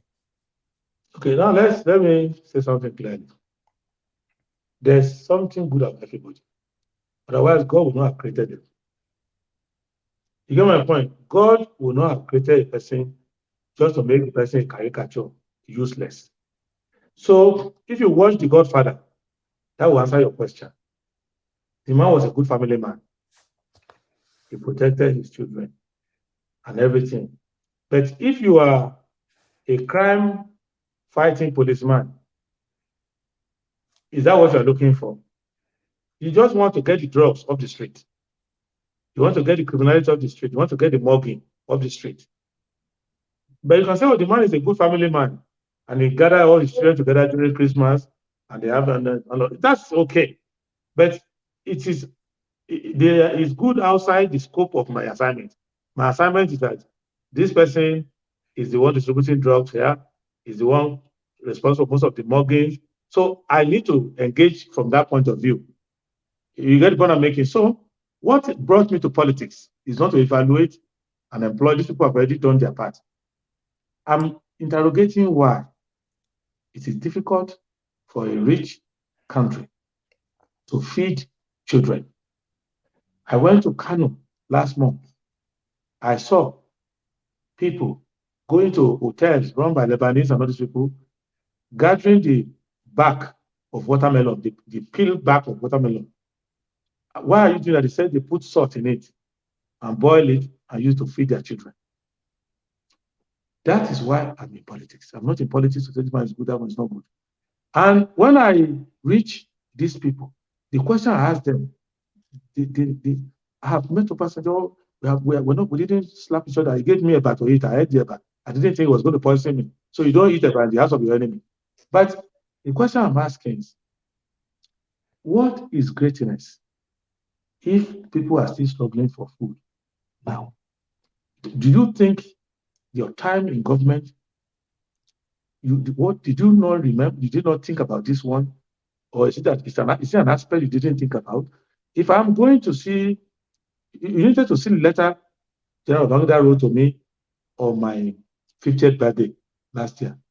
Even my mother, who gave birth to me, did not write such a beautiful letter to me. But when we discuss, I always ask, why did you not complete this road from here? Why do I have to jump inside port to come here and greet you? Why is this airport you built? Look at the one they built at some time. We discuss like that. When you hire this person, why did you fire this person? What's the reason? I discuss from point of view because it is the result that matters. You cannot say the boy is fine and he has F9 parallel and he wants to enter Oxford University and you say, but this guy is fine now. He's fine looking, but that's not the qualification for entering the university. He got F. So you need to interrogate. How can you be a fine boy like this and then you got F with all your courses? So what can we do? So it's not. I'm not against anybody. I am saying that we must deliver for our people, and they agree with me. And some of them will tell you, yeah, we made a mistake here, we didn't know this one. So it's a human thing. But what I will not do is in 2023 make mistakes which somebody made in 1983. Because you may not be aware that a similar mistake has been made in 1983. But I'm aware, and I've spent 40 years in the wilderness. So I don't want to be the one to come and repeat that now as if it has not happened before. So anything young people see of my age, they will say, it has never happened in the history of Nigeria. Oh, but it's not true. It's just that they don't do research. They do research, they will realize that we've had many great moments like this where we could have transformed our country. And we fail to articulate and transform. We go to settlement At the end of the day, we are paying the price for it. So that's the point.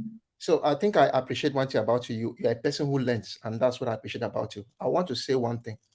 For me, I always tell my students, and I, for one, I have led groups before. I have been very successful as group leaders because I listen to the people that some people dread the most. They see as the worst. And that is why I keep on saying, maybe I wanted to say when this discussion started, I never use my standard as a yardstick for measuring everything that must be 100%. There's something beautiful about you, something great about you. But one thing we must always realize is this: a man is not 100% perfect. And I can go to any length to get knowledge so that I can make up for that thing I don't know. So I always like you to always consider that, yes, your ideas are the best. They are beautiful, excellent. But we always know that there are some people whose heads have something small, that 10%, that I still need to get from them and put to my 99% to become. That's correct. So that is one thing I want you to always look at it, have an open mind. If you ask me, let's say, for example, I was hypothetical and I become the president, I don't look at party lines. I go to whichever party and I tell you, come and work for me. This is the kind of government we need to make this nation better. I'll give Ismail the chance to talk, please. Thank you, St. Augustine, but I have sent your name. No, how did you know? That is how I write my name. How did you know? Because I'm a follower of St. Augustine. I always take that name. Since I was a child, I was 7 years, I adopted that name, St. Augustine. Why? I tell myself that anytime I call myself Saint, I don't do too much bad things. Anytime I want to do bad things, I Saint, don't do it. Okay. St. Augustine, thank you so much. Since you are making questions now, a prince called me Saint Madabuchuku, and that is one of my middle names, so it's interesting. Ismail, London Cosmetics, welcome to the show, and you're next. Thank you so much, Dr. Damages. I always appreciate the caliber of people you bring to your show. Very informative and educative, and I hope the listeners, especially the ones in Nigeria, learn from these prepositions.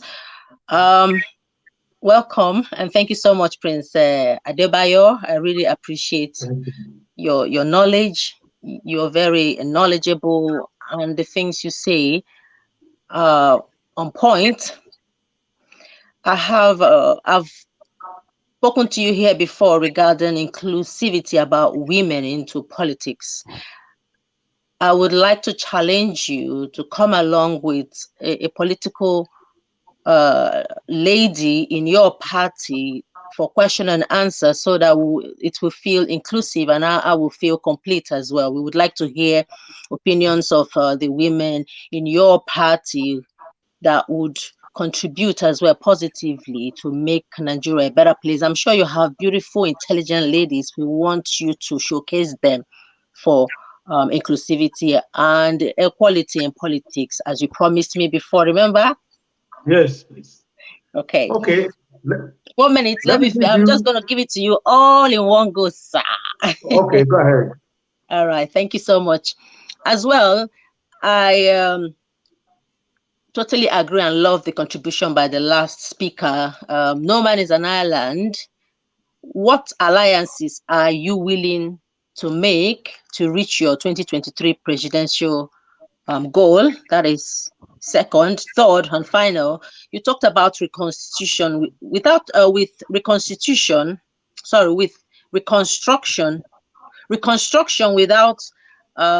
rearranging and realigning the Nigerian 1999 constitution is like pouring water on rocks. Nothing is going to happen. We need a solid structure with a progressive, strong, performing constitution for everything you're talking about. You see, revolves around law and order. That constitution, if you have good, positive plans for Nigeria, and we don't have laws that govern us as human beings, we'll just live like animals in the zoo. Obviously, you know what I mean, ironically. Then every dream, every word you're proclaiming is like empty for me as a Nigerian. Thank you so much for your time, sir. Okay. Prince, Thank you. Prince, before you answer, I want to add something to what she said. It's very important. I think I like her questioning. When are we going to see your vice presidential running mate? I don't know who he is. I should know. Most people should know him. And also, most candidates are bringing out their wives to campaign for them. And are we going to... Go ahead. Okay. First, I didn't want to bring my wife out. I don't want people to be jealous. So that's it. But my wife has been out. Maybe I will make her to come out more. But she's been out doing things. She's always run foundation. If you look at follow our news, we'll see that she's playing her role. But maybe I will get her to do a series of town halls. But the problem with that is that they will end up saying, why is she not the one running? Why is this guy running? Because she's far more intelligent than me. So we're both lawyers, and she's highly, I'm sure people will see much of her. My vice president is inactive, Yusuf Salisu Buhari. And if you check our poster, you'll have seen him. If your sister, when she was interviewing on Kadaria, interviewed both of us together, and you could see that he has a lot of policy depth and he's a very sound person. So in Kano, he's in Kano now because he's a grassroots person. So while I'm here talking, he's in Kano trying to put things together for our rally, which was meant for tomorrow, which is now shifted by the police to Wednesday. And when you see that rally on Wednesday, look out for it. You will know whether it's very effective or not using that rally. Now, with respect to the women in my life, quite many of them. Not in your life, sir. In politics, in your party, bring them along. I'm not talking about your wife because that is personal now. I don't want to go into personal. I mean, the women in your party, you promised that you're going to include women for equality in politics. I want to see them come here and talk as women in politics. Not that they're going to be hidden away to be doing all the dirty work. It's not acceptable, sir. Thank you. Okay. Yeah, so thank you. The women in my life now include the women in politics. The Deputy Director General of our campaign is Khadija Okuno Lamidi. She was on air yesterday. So at the highest level of our campaign, women there, I don't know, formerly of PRP or still of PRP, but of late, a PRP presidential aspirant, Patience Ndidiki, of Nigerian Diaspora Organization. She's now part of our campaign. She's working with us now. So a lot of women. And then also because I don't have an elitist mentality about women. Many of our state branches are run by women. Many of our grassroots campaign are run by women. So when I look at women, I don't look at just women in the urban area. I look at women driving. In fact, one of the most resourceful women in our campaign is called Mama Fire. She's in Edo State. She will be responsible for almost half of our efforts in that state. So we have women, but please appeal to Dr. Damages when he's inviting me to say I can bring women along. So because I will bring them. But when you say come on the show, you come on your own. But if you say bring the women, I'm never as happy as when I'm with the women. So we will bring them along. But the idea is that not only are women featuring our campaign, we are also engendering our policy content. Because you can bring a woman to run an anti-woman government where you won't invest in healthcare, you won't invest in education, you won't invest in safety, you won't invest in social services, you won't invest in equality, and you still say a woman is in charge. So we are just not only putting women, we are engendering our policies. So that when you engender your policies, every way we do our things will be conducive to development of the women and areas the women have a high priority. So we're doing both ways. All right, thank you. Let's move on to Thomas. Thomas, welcome to the show. It's your turn to ask a question. Oh, thank you, Rudolph. Happy New Year to you and to my prince. Happy New Year to you as well. Thank you, sir. Happy New Year. Yes. I don't have question from you. Yes, I'm Thomas. I'm speaking from Australia. I'm your big fan. Is it already New Year in Australia? Because you guys are late sometimes. Yeah, ahead of everybody. I know you have some affiliation to Australia as well. I know you Yeah, visit Australia very well. I have a beautiful experience of law practice. Engagement. I can tell you, apart from Nigeria, if I were to choose a country, it would be Australia. I love being in Sydney, looking into the Darling Harbour. I like going around the country. I had one of my successful legal cases happen in Melbourne, Australia. Melbourne. I live in Melbourne. Yeah. Oh, very good. So if you look around, you'll see the echo of my happy face in Melbourne. Yes. So you are part of the house. I don't have question from you. I'm your big fan, biggest fan in the world. So thank you. I just want to put some doubting Thomas to rest that that guy is supporting Thomas, that's very rich. Sorry? I said coming from a Thomas, that's very rich. Yes, yeah. So I just want to put some doubting Thomas to rest. That, every Yoruba man is supporting Tinubu. No, I am not supporting Tinubu. I'm supporting you. I respect your brain. I respect your worldview. I just came here to greet you. I don't have a question from you. Oh, thank you very much. You are doing fantastic things, and I give you kudos. May God bless you and grant you all your heart desires. Thank you so much. God bless. Thank you. Yeah. All right. Thank you very much. All right, that's wonderful. So let's round up. I know there are people who have follow-up questions. I don't know how much time you have. I can pick few of them. I have time for prayers. Let me collect more prayers. More prayers for you. Okay. And we'll also treat any question that there is, because people have been waiting.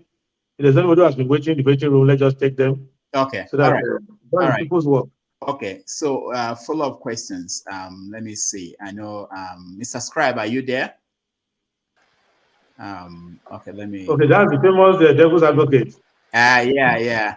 I wanted him to come on the devil with him. Okay, Ovie, go ahead. Let's see. Well, my question is still pretty much of a concern. It's about how to get you on my platform, because I have a lot of questions to ask. Most importantly about the issue of Nigeria. Don't worry about that one. I'll give you the contacts. Don't worry. Okay. Yes, Dr. Damage is our embassy.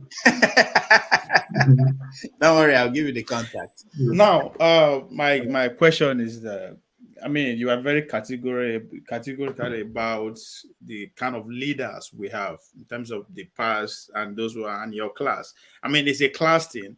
The class of 66, I mean, the generals, the military are living, the likes of Tinubu and Atiku believe is their turn, right? Because they believe they fought they are the front runner during the fighting the military guys. I mean, I regard them as June 12th. Then people like you, the likes of you, Showore, and the rest. Now, there's a large proportion of Nigeria, especially young people like me, who dream or wish that you guys will find a way, especially like you, and will find a way to come together and actually give these old guys run for their money. Are we going to see that? Or, I mean, I know you are very suspicious of people who are working under these men in terms of surrogates, mention of Ubi, Konkoso, and the rest. So are we going to ever see that? Because a lot of us believe that if the radical change that we all dream of can only happen when we have men like you working together with minds that like to give these people run for their money, because they are not going to stop unless the co-hand of death take them away from us.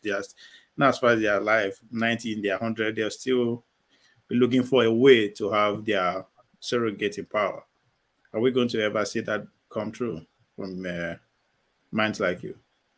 Well, let me just say something. Democracy is about cooperation.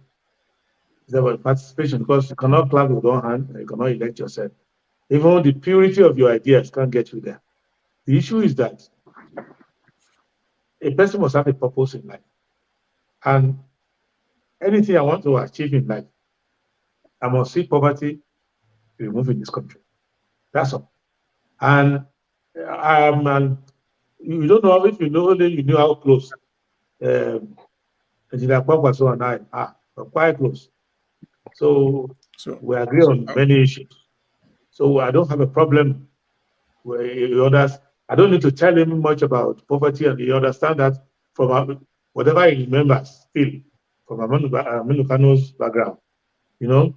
So I don't have a problem with that. There may be personality differences, some ambition issue, but you know that he knows the purpose of what he did in terms of investment in education, giving scholarship. Everybody has their own style. So individual, even Aminu Kano, some who had disagreement with him, my cousin, late cousin Ganuva Ini, so people who followed him may have one or two issues with him. Personality is always an issue. People are with Fidel Castro will tell you, oh, Castro has this issue. I'm not judging like that. That's why when people ask me questions, they look like it's a dating game. Whether if you were a woman, will you marry Peter Obi? No, it's not that. If your Obasanjo has a daughter, will you go and marry? No, it's not the issue. I am saying, if I have come to the Olympics to play tennis, you can't ask me whether I like Ronaldo. It's to play soccer, play tennis. It has nothing to do with it. So, anybody I identify who is coming to public life that wants to fight poverty and eradicate it in one government and deal with it decisively, I'm already drawn towards that person. But people are arguing with me. It's too ambitious. Don't do it. Don't touch it. I don't want to join. Don't touch it. Don't touch that. I want to deal with it decisively. I don't want to be in a country where Rudolph becomes my friend and I give Rudolph oil block and everybody start going to Rudolph's house to beg for money. No. I will go to Rudolph's hometown and do infrastructure, do everything. I will do it in everybody's hometown. I don't have to personally use the government to surface you as a person. These are the areas we disagree on. That's all. It's nothing more than that. And when a system is set up like that, you say you're not going to London, but I find you inside British Airways. Where is it going to land? It's going to land in London. So that's what I'm making. So it's not. I don't disagree with people on individual basis. No. If you put me and Peter Obi in one house, I say we should be living for the next 20 years, I'll be happy. I know he won't eat me, he won't kill me. He's a nice guy. But the question is, if I want to fight crime on the sea, I will join the Navy. If my brother joins the army, I won't follow him to join, because where I want to fight my own battle is on the sea. So the area that brought me out of my house, I don't like noise, I don't like to be known, I want to go quietly. What brought me out of my house is, how can poverty coexist in a country with these abundant resources? Are we not a laughing stock? How can our people go almost psychotic? Do you know people are selling their children? I can give you district of places you will go, and people are selling, if you give them 500,000 naira, they will bring their children and give to you. Poverty has reached that stage. You need to go to Niger, Mali, Burkina Faso, Libya, and see Nigerians, beautiful young people, trekking in the desert. Some have been there for 7 years, 6 years. They want to go and make it in Europe. So, why can that happen? Go and see. Have you got maritime intelligence? Do you know how many stowaways Nigerians are? Nigerians are even stowaways outside Nigeria. So they don't even know how this Nigerian will get himself as far away as Somalia and be found in a ship going to the Middle East or going to India. So this is a problem. And that's what. So when I'm concentrating on this, if you join me and we discuss on how to solve this, I'm automatically your friend. But if you are not seeing this, you're just following country club life in Lagos, you are joining people to go and stash money away in some secret account somewhere, you know, you are doing, that's what you are doing. You are, no, I don't want, no, it's not a personality thing. I myself, by right, I belong to that class. It's not as if I suffered one day in my life. I don't lack money. I don't lack anything. So it's not about me. I'm not angry. It's not personal to me. Nigeria has been kind to me. From the day I was born, many Nigerians will work in public service, collect their retirement fee, do everything, and work 10 generations. They are not as rich as the day I was born. So it's not the issue. The issue is that you cannot say you are a civilized man now, and you have a country that is the capital of poverty. You cannot say you are a civilized man now, and you go to Europe and go and stay in a fine hotel, and they are exporting your people, and you find them on the streets in Greece, in Italy, not those places. You cannot be in an aircraft, you are sitting in first class, and immigration of another country is handcuffing your fellow countryman inside the plane. They want to deport him to Nigeria. What kind of dignity is that? When you are not like, you are not, I mean, with due respect to them, you are not Mauritania, that is landlocked. I mean, well, it's not that has, I mean, not landlocked, but has no resources. It's in the desert, not much of history of infrastructure. You are Nigerian. So this is what brought me to politics. And anybody who wants to engage me on that, I'll be happy. I can be a counselor if you allow me to do this thing. But I don't want to be president if you won't allow me to do these things. All right. Thank you. Thank you so much. Obie, thank you. Kulata, you're next. Great Ife. Prince. Great. So, that's one advantage you have over damages over these other people here. This great event. But let us not look good. Even the fact that it's obvious that you are Konkosia. So, Prince Adewole, very admirable. I like the knowledge you shared with us today. I mean, many people don't have a clue the things you're breaking down, and it's good education regardless. I wish you good luck. But here's my question. If you become the president, you get elected, what are your top 4 priorities, and rank them and tell me how you'll be able to achieve them? Rate your top 4 priorities based on what you understand about our situation. My top 4 priorities is just, but I'll put it in simultaneous equation, because government in reality does not allow you to do one thing, later come and do another thing. So you have to do them together. One is that we must be able to tackle the issue of ungoverned spaces in Nigeria. We have to effectively take control of the country.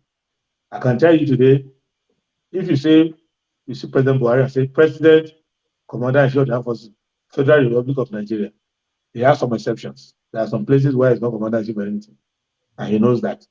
So you need to make sure that we take control of the country. And in taking control of the country, you also take control of the resources of the country. You can come to Nigeria today, take away resources worth $20 billion, and nobody is going to confront you. Nobody will ask you any question. I can tell you that. In reality, it's happening. So people are leaving Asia, people are leaving all parts of the world, coming to Nigeria, picking things. I can tell you, it's bad. Even animals, they are taking them away. Animals. So many things, countries are governed. You can bring any container in. In fact, during the thick of the Syrian war, the 2 sides to the Syrian war, they were importing arms and ammunition through Lagos, through Nigeria, passing through desert to Syria. Are you aware of that? So we need to govern the country very well. So, very well. While doing that, we need to capture our revenue. So because of that, if you capture revenue very well, you'll be able to run a proper budget. project that has developmental content in it. And you also use that revenue wisely to lower the temperature on the fiscal side and monetary side. And you will bring inflation down to single digit. You have to bring unemployment down to single digit. You have to stabilize the currency. I've not promised you $1 to $1, but I promise you, like, there will be plus or minus 2% over 4 years. That is, if you look at Tanzania, Tanzania is not as wealthy as Nigeria. The economy is not as big as that of Lagos alone. But their currency is 2,000 shillings to $1.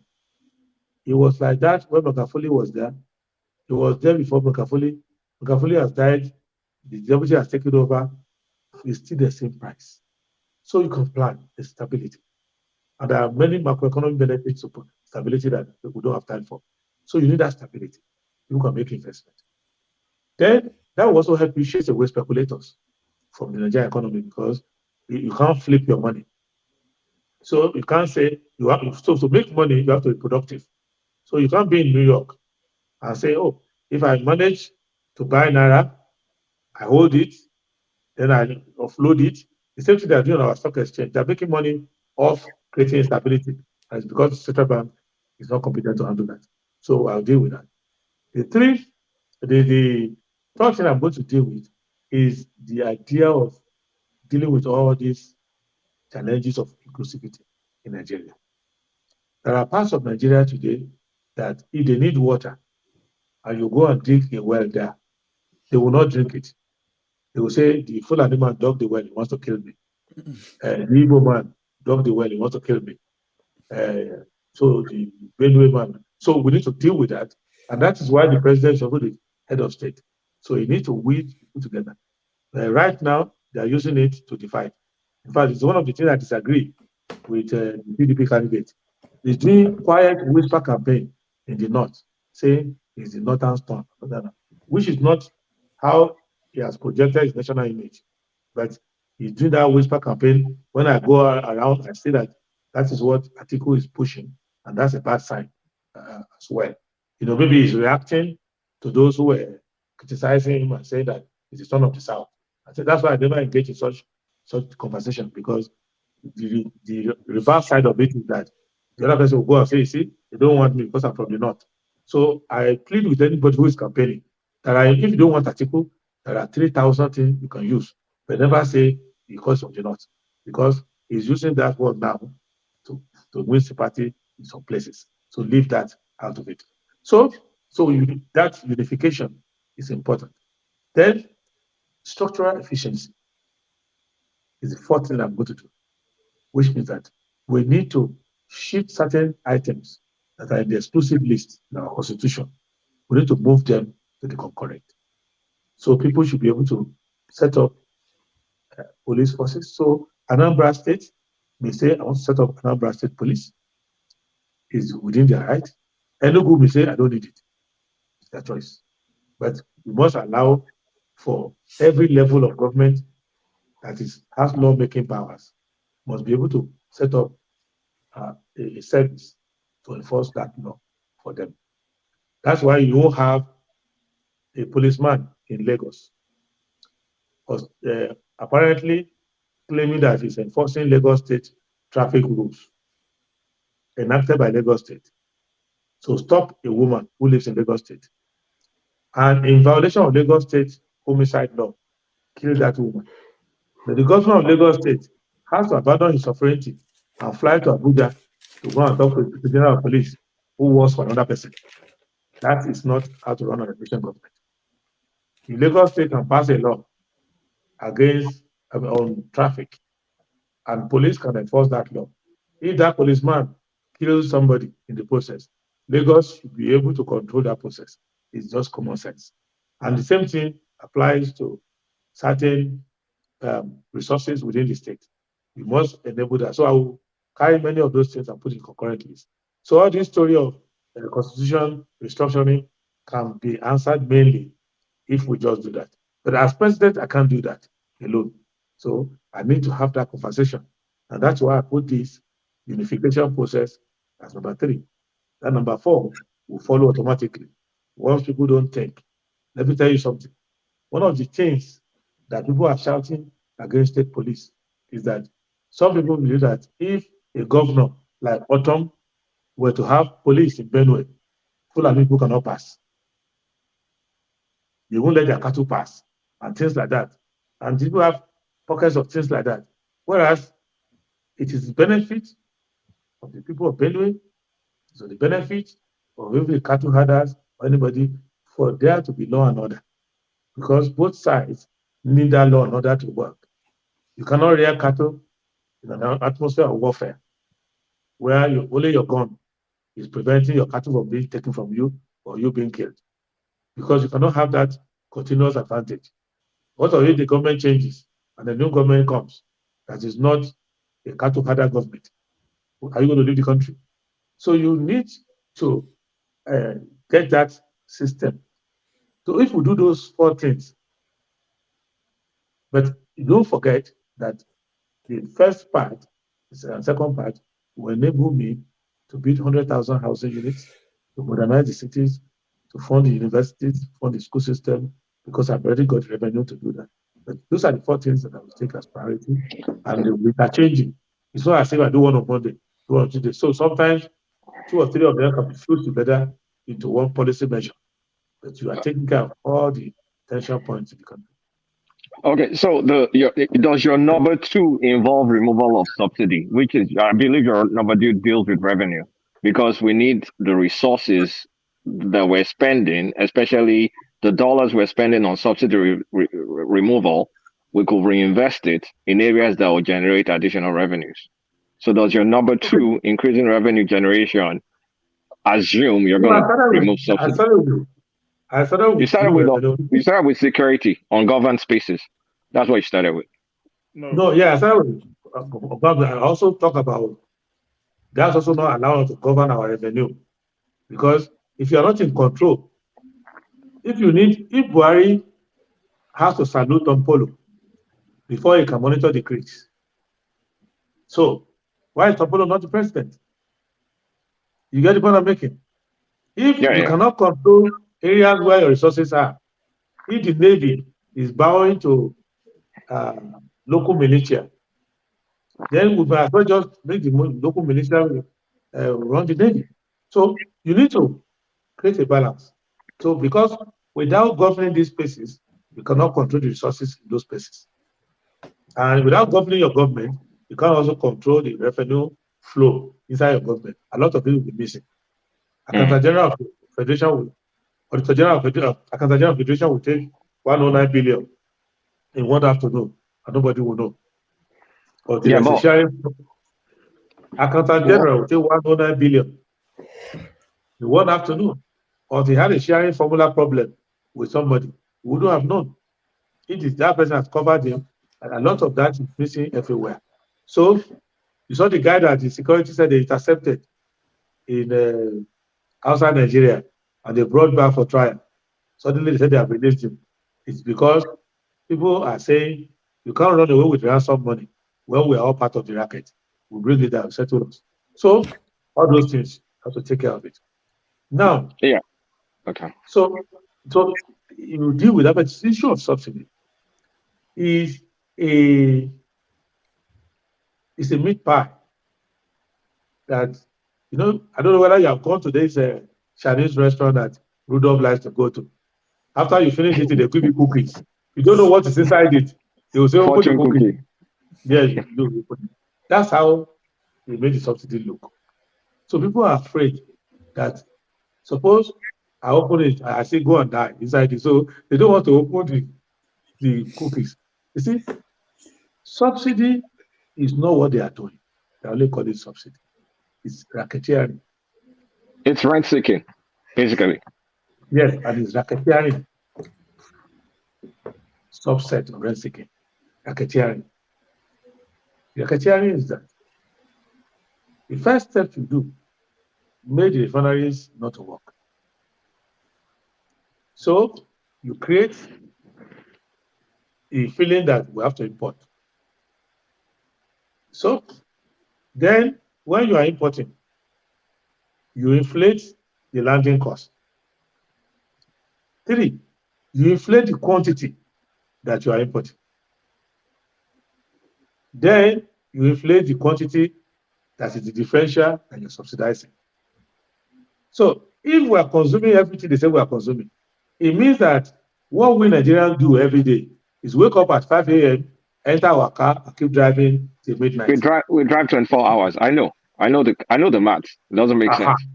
Yeah, so if you remove that element from it, a lot of housing estate in Lekki will disappear. A lot of high-rise building in Lagos will come down. A lot of so-called billionaires who are going on yacht to do their birthday, they won't hire yachts. Maybe they'll hire motorboat to do their birthday. And you won't see a lot of glossy billboard for candidates because they will have to now find real money to do it. They will do their own with a hammer, like I'm doing my own. So this is what is happening. And when you enter government, nobody will come at night on the day of your announcement as a minister. Nobody will drive 5 cars to your house and say, congratulations, Honorable Minister, I'm giving you these cars. You use it because I love you now. I never loved you since you were born. But now that you're a minister, I'm in love with you. Take these 5 cars. So when your wife wants to go to London, somebody will say, Madam, don't bother. Use my jet. There go. You know, you can keep the jet. Let it carry you around Europe and bring you back. So this is what you are paying for and called subsidy. It's not subsidy.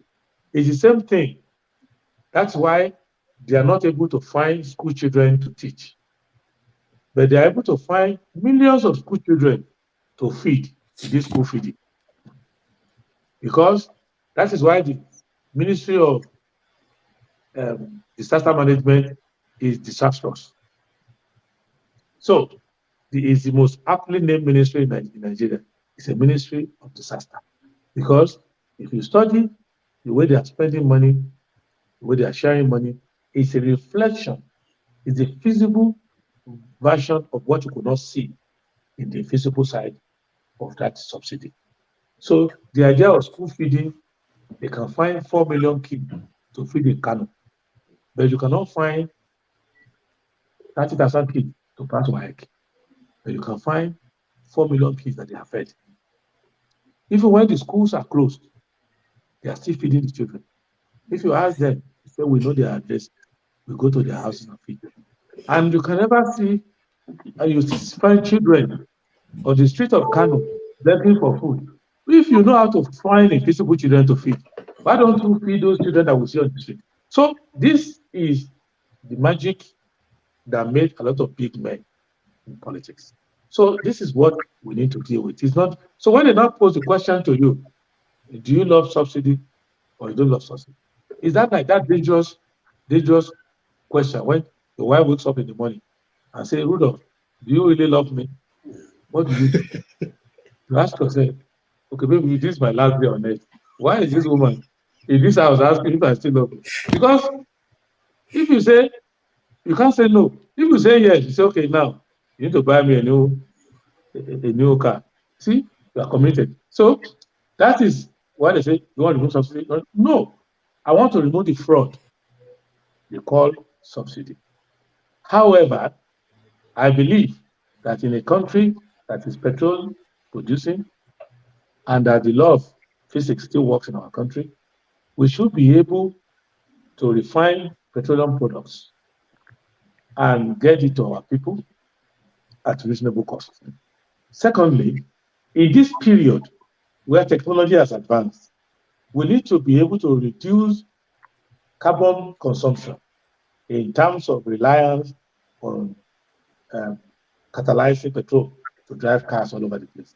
So most cities under our government will have gas-powered buses. If you live in Atlanta and many parts of the US, you'll see that they have all these gas-powered engines, CNG buses that carry you all over the place. So most of Europe is like that. So that a public servant, a teacher, anybody who is, once you have your ID card, the ID card has a barcode at the back. that you can use, because you're a civil servant, you can enter a bus and just go.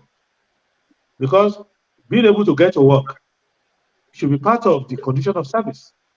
So if you live in Kano, you live in Lagos, you live in Port Harcourt, you live in Onitsha, wherever you live, we should have buses. So you wake up in the morning, you don't have to worry about having to drive a car to work, anything. The same thing with children going to school. There are these companies that make these buses. They're in Brazil, they're in China, they're in many places. They will come and set up factories if you are buying a large quantity. And the amount of money stolen in this subsidy is enough. No, stolen in crude oil is enough. So you will be able to put buses on the street. People can use them. So it's only where to do people that can now decide to say they want to. So you reduce the influence of petrol pricing on people's feeling as to whether they are poor or rich. So remove that element. But it's not just one narrow question. I go to remove subsidy. In which case, journalists will go, hey, you are going to kill all the workers. Or, oh, you don't remove subsidy. Oh, that means you have to continue to pay for the fraud. It doesn't follow that way. And I'm saying this after interviewing almost everybody who has played a role in it, including President Jonathan. I had a confidential session with him. I asked that question. I looked at the paper. I spoke with Lamido Sanusi on it. I've spoken to different people. I've come to the conclusion that it is not where the problem lies. The problem lies in that racket. The same thing with the foreign exchange. The reason why our foreign exchange is not stable is that if it was stable, a lot of people in government are not going to become trillionaires they have become now. A lot of the directors and deputy governors and governors of central bank will not be as influential as they are now, because they determine whether you get dollar at 480 or you get dollar at 900. So, and when you give that power to one person, abuse will follow.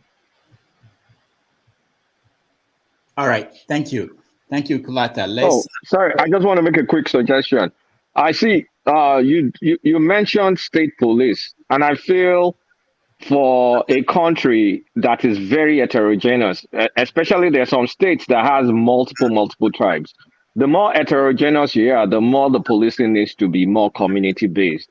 Would you consider local government police, like municipal police that you have in the United States, rather than state police? You can have state troopers and all, but the policing needs to be more local. Because if it's across the states, there's still some level of diversity in the states that can still breed some distrust, and that may not lead to effective policing. Just a suggestion. Okay, let me just say something clear. One, I am not looking at policing from a political point of view. That's why I said every level of government that has capacity to make laws, to prescribe certain actions, to prescribe sanctions, it's automatically entitled to create police. For example, if Onitsha North local government is able to say, if you go to this local, don't go to the market, don't throw refuse here, don't enter the market until 7 a.m., don't come to the market, don't leave the market at 9 p.m. That local government is entitled to set up a police capable of enforcing those laws that it makes. So it doesn't mean that if you are inside the market in Onitsha and you kill somebody, it is the Onitsha local government police that will catch you. No, because they don't have power over murder. No, they don't. It is the Anambra State Police, because murder is an offense under Anambra law. That is why if you are sitting down in Connecticut and you commit wire fraud, the Connecticut police will not arrest you. It's the FBI that will arrest you because it's a federal offense. So yeah, that's federal offense. Excuse me?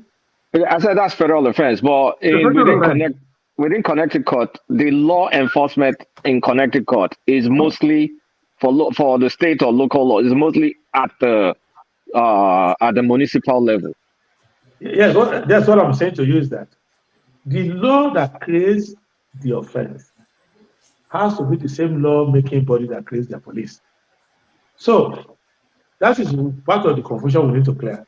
If a state government creates law against rape, murder, arson, carjacking, whatever, they will also create a police to enforce it.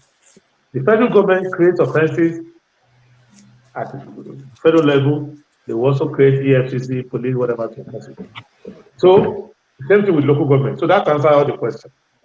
And however diverse a community may be, the police service too there will be diverse. After all, Nigeria is a diverse country. We also have a diverse police force. So today you have Akali Baba from Yobe State as IG of police. Before then you have Okilo from Imo State. Before then you have Afabalogun from Osun State. You have MD Yusuf from Katsina. So it's diversity not the problem. So you can see, after all, misconstruing what I mean. Like you can't put Ovie, for example, making police commissioner of Kano State or something. You need someone within Kano that understands the local terrain to enforce the laws. I know, but that question doesn't arise. Number one, if Ovie lives in Kano and he working in Kano and he joins Kano police service and he grows from the rank, the fact that his name is Ovie even will not stop him. After all, Reno Makuri's father became a judge in Plateau in Sokoto State, even though his name sounds very much like Delta. But he joined the service of Sokoto State. He rose there, he spoke the language, he dealt with them, and when he was going to Court of Appeal, he went to the Court of Appeal as a judge of Sokoto State. Do you get the point I'm making? So, if you whatever your name is, if you live in a place and you join the service, there is a judge in the Court of Appeal today called Mrs. Justice Baggy. She's from Delta State, but she was a judge of Lagos State, and she went to Court of Appeal as a judge of Lagos State. So that's not the problem of our people. The problem of our people is that you must give them a police service that belongs to them, that is not just an extension of government power of oppression. So if a woman is somewhere in Igawa and she's looking for her child, she doesn't care where the policeman comes from. If you can speak answer to you, you can answer back, and you can help her find her child and punish the person who stole the child. You won't question where you come from. But if it's for the police to be used for power play, then people will say, pull somebody from my place. So in summary, because each state is running its police, that police is not under me. As president of Nigeria, the police I want to talk to is the federal police.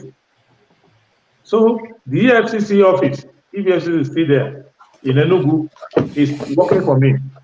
But the Enugu State Police is working for Enugu State government. And if my minister goes to Enugu and commits an offense in Enugu, I will not see him in council. I will say, why is it? They will say, Enugu police has arrested your minister and he has been detained. I won't participate in it because, remember, Kennedy was killing Dallas, Texas. The coroner of Dallas, Texas refused to release his body. So they were waiting for the body of President Kennedy to be brought to Washington and then taken home to Massachusetts for burial. But they had to negotiate. The coroner in Dallas said, he died in Dallas. We must finish our postmortem. We must do that coroner inquest in Dallas before you can bring the body. So the entire Washington people, White House, they came and were sitting down there until the coroner of Dallas finished his work. Dallas County. Which is the same thing we're saying. Coroner of Dallas County. So it's a county state. I mean, it's a county police, not necessarily Texas. That's why I think that's the point. I don't want to. Yeah. That's why I said to you that every level, including local government, that can make laws is capable of setting up law enforcement to enforce its law. Because just as I gave you the pathetic case of Sanwo-Olu going to Abuja to go and plead with IG of police, to arrest somebody who killed somebody in a state. That should not happen to anybody in Nigeria. Okay. Thank you. Olata, thank you so much. Let me, before I call Kenneth for his follow-up, let me, there's a question on the chat where someone said I should ask you, if elected as president, will you put our waterways under the federal government of Nigeria? So you can answer that when after Kenneth's follow-up question. No, it's very simple. It's a very simple thing. Don't let us waste our time on it. Our waterways are already under federal administration. And go around the world where you have a federation. Even in America, there's something called Commerce Clause. Any waterway that has interstate access is a federal territory. Because you don't want Mississippi to block a section of Mississippi River and say if you are coming from Minnesota, you can, or you are coming from other upland states, you cannot pass to Tennessee unless you settle me. It cannot be done. So River Niger, River Benue, Imo River, any waterways that is connecting interstate commerce, that is leading from one state to the other. The same thing is international water. Nigeria cannot block, we are the last, but Niger or Cameroon cannot block Benue River, and Niger cannot block River Niger. It's law. So if a river passes through two countries, that river is international territory. Very clear. If a river passes through different states, that river is federal territory because of what we call commerce clause. You want the flow of commerce. You don't want somebody to be able to block somebody from passing. Okay. NEPA don't take your lights out. And they are doing it regularly. All right. So Kenneth, you are next.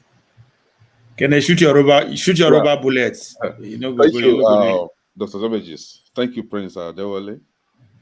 Thank you very much. With your energy. So I have this as a comment and maybe a question as well. In your last year, 2022, you granted an interview, and in that interview, you stated that you need a vice presidential candidate that can tell you the truth always. And again, same last year, you also stated that choosing a new mate exposed threats of parties and candidates. Again, same last year, you said that with Yusuf Buhari as a running mate, you'll be better a president, right? So this is it. In job interviews, many candidates fake to be polite. And so the interviewers always find it difficult to sort out the really polite candidate. You are here giving us what we want to hear. Some of us, we've already... No, I'm giving you what is in my heart. I don't know what you want to hear, but I know that what you want to hear is that your candidate is my best friend and we're working together. But I'm not doing that one. Yeah, we want to hear good ideas, good leadership trait and all that, right? So, and this is what we're giving us. But this is it. You chose Yusuf Salisu Buhari as your vice presidential candidate, right? The same, I just learned today. I never knew, but I knew there was a young guy during then 1999 that was Speaker of the House.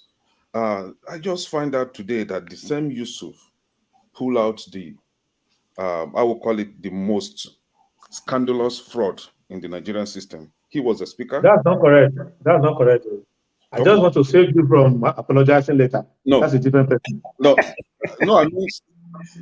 I mean the Salisu Buhari is not your vice presidential candidate. No, it's not. Because I know your party has been having difficult time, difficulty with choosing a vice president. No, we don't have difficulty.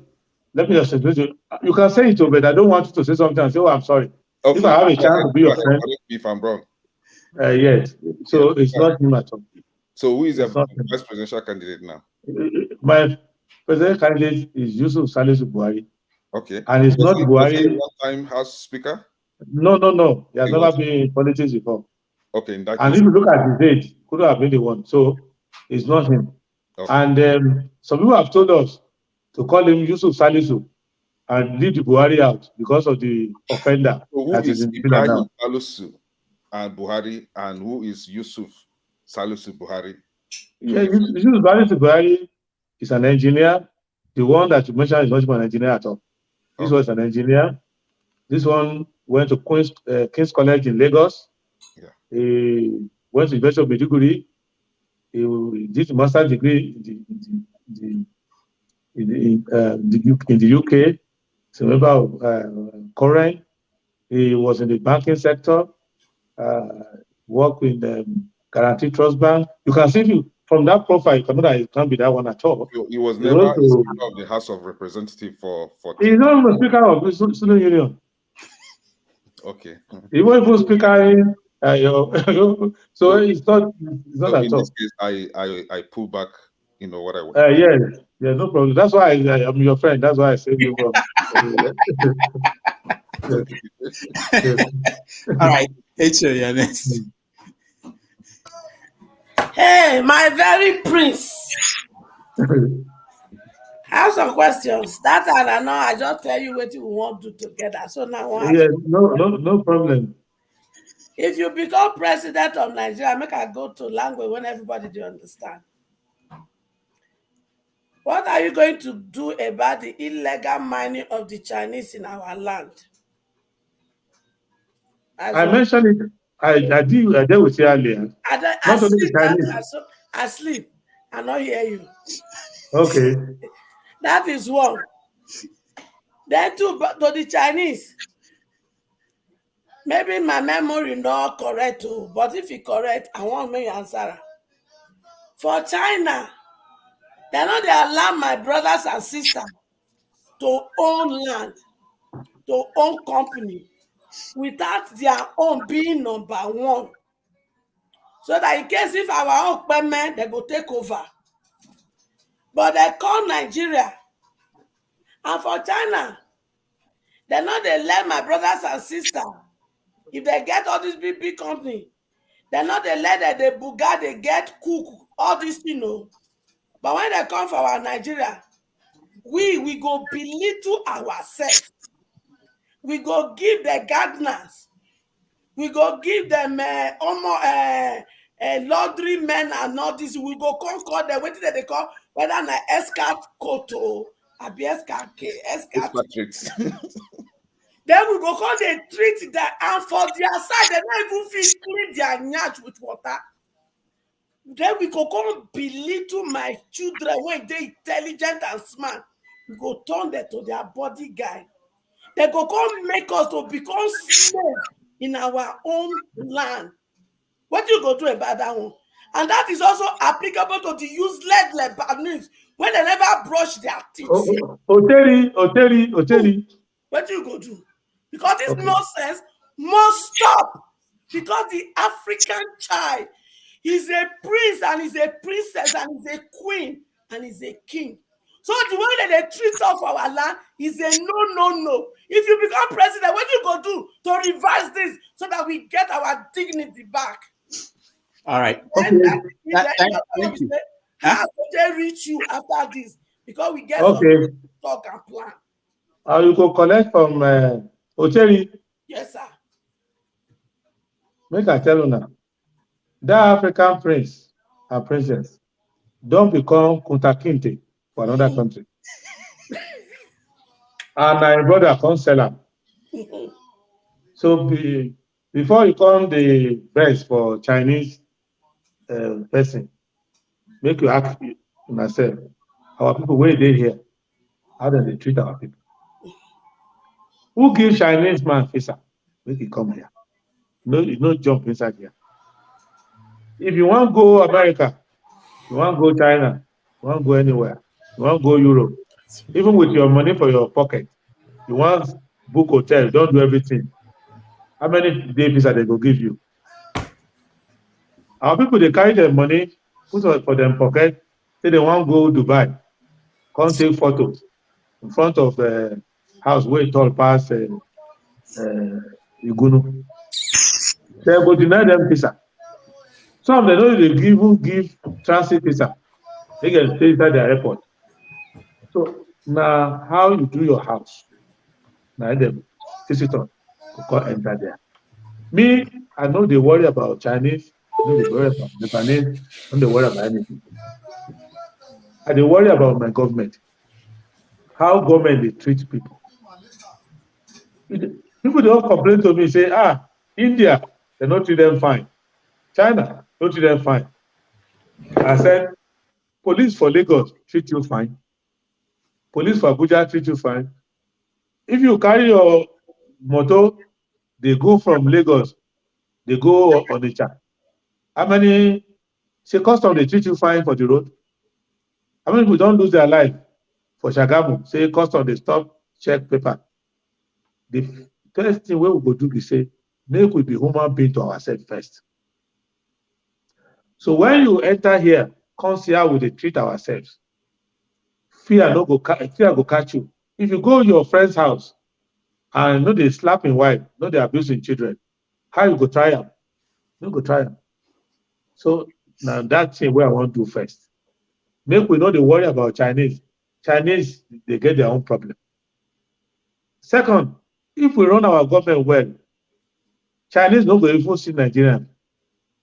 We're going to be happy by people they take go China. Now when they don't think about their life, they don't get solution. Then they say, okay, make I go there. But China don't become friend of many countries in the world. And they don't do good things there. Now waiting with the take the China friend, now be the problem. China get friend for the world. China don't they behave everywhere in the world the way they behave for Nigeria. Now the way our government they behave. When you go do railway contract for China, you can't tell them, make them add money on top. They can't do railway for Nigeria. They know they hire Nigeria, make it work for the railway job. So you come, if I tell you the story of one cement company where Chinese come build for Nigeria, Chinese come to Nigeria, say they want build cement factory. Make them government and Nigerian government do it. Nigerian president, where the power at that time, bring one businessman, say make he do with them. China say, no, we don't do business. Now government to government, we do business. Somehow, government sign the paper on that, but another person go get the factory. So there are many things where you suppose correct. Maybe we just correct them for house. Because president of Nigeria, now diplomat, suppose they abuse people. Now only Trump get the license, make you abuse other country. But president of the country we want develop, no, they abuse people. So you don't go say, I made this policy, make Chinese no come Nigeria again. No, you go make your policy for yourself. Now China man go no say, this thing they make, you be like say, they don't catch me here.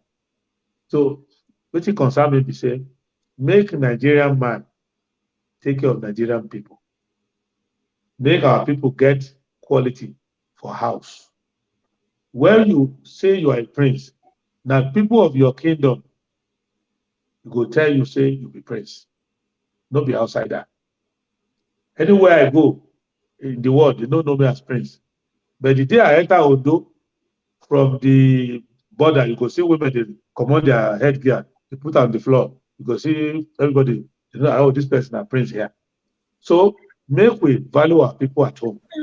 And through talk, through action, through taking care of our people, now you go know say this government, they like us. They make a finally finish up. When Nigerians dey abroad and they suffer, you feel run, go to your embassy. Your embassy people no go even treat you worse past the person where they chase you. So, and that your embassy, now be your papa's house for that place where you dey.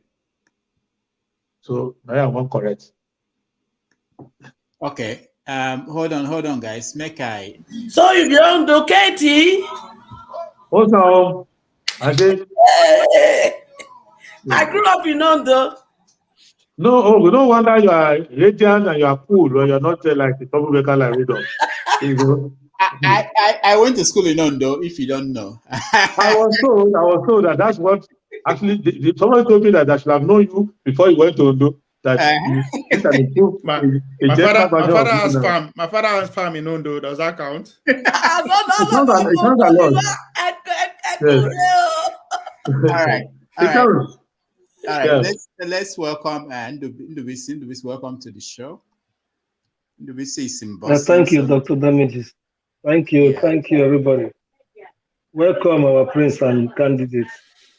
Thank you, sir. Adebayo. Thank you. Nice to see you. I've been watching some of your interviews. You are, I don't know how to say it, but you have a good grasp of the problems of the country and how to solve it. Well done. Thank you. You have a question, Ndubisi? No? Yes, my question is when you talked about that waterways, I was thinking of something different because there's this waterways bill that a particular senator from Katsina, a lawmaker not in the House of Reps, Katsina, brought forward. It's about part of what is in that bill is that they say that some kilometers of land close to water, the federal government should own it. It's really talking about lands. Sorry, let me step outside. It's really talking about land close to water, not only the water itself. And right, the federal government has right to to sanction the building of boreholes and all that. So, and many people feel that they are targeting to grab land in the south. So that's why certain lawmakers are opposing. That is what I understand about that waterways bill. I don't know if you have any other information or what you think about that. Yeah, I've seen the rumor. It's not. See, first, go ahead. Let me say something clearly. The lawmakers you find in the National Assembly today, they are not from the south, they are not from the north, they are from the bank. And they are going back to the bank.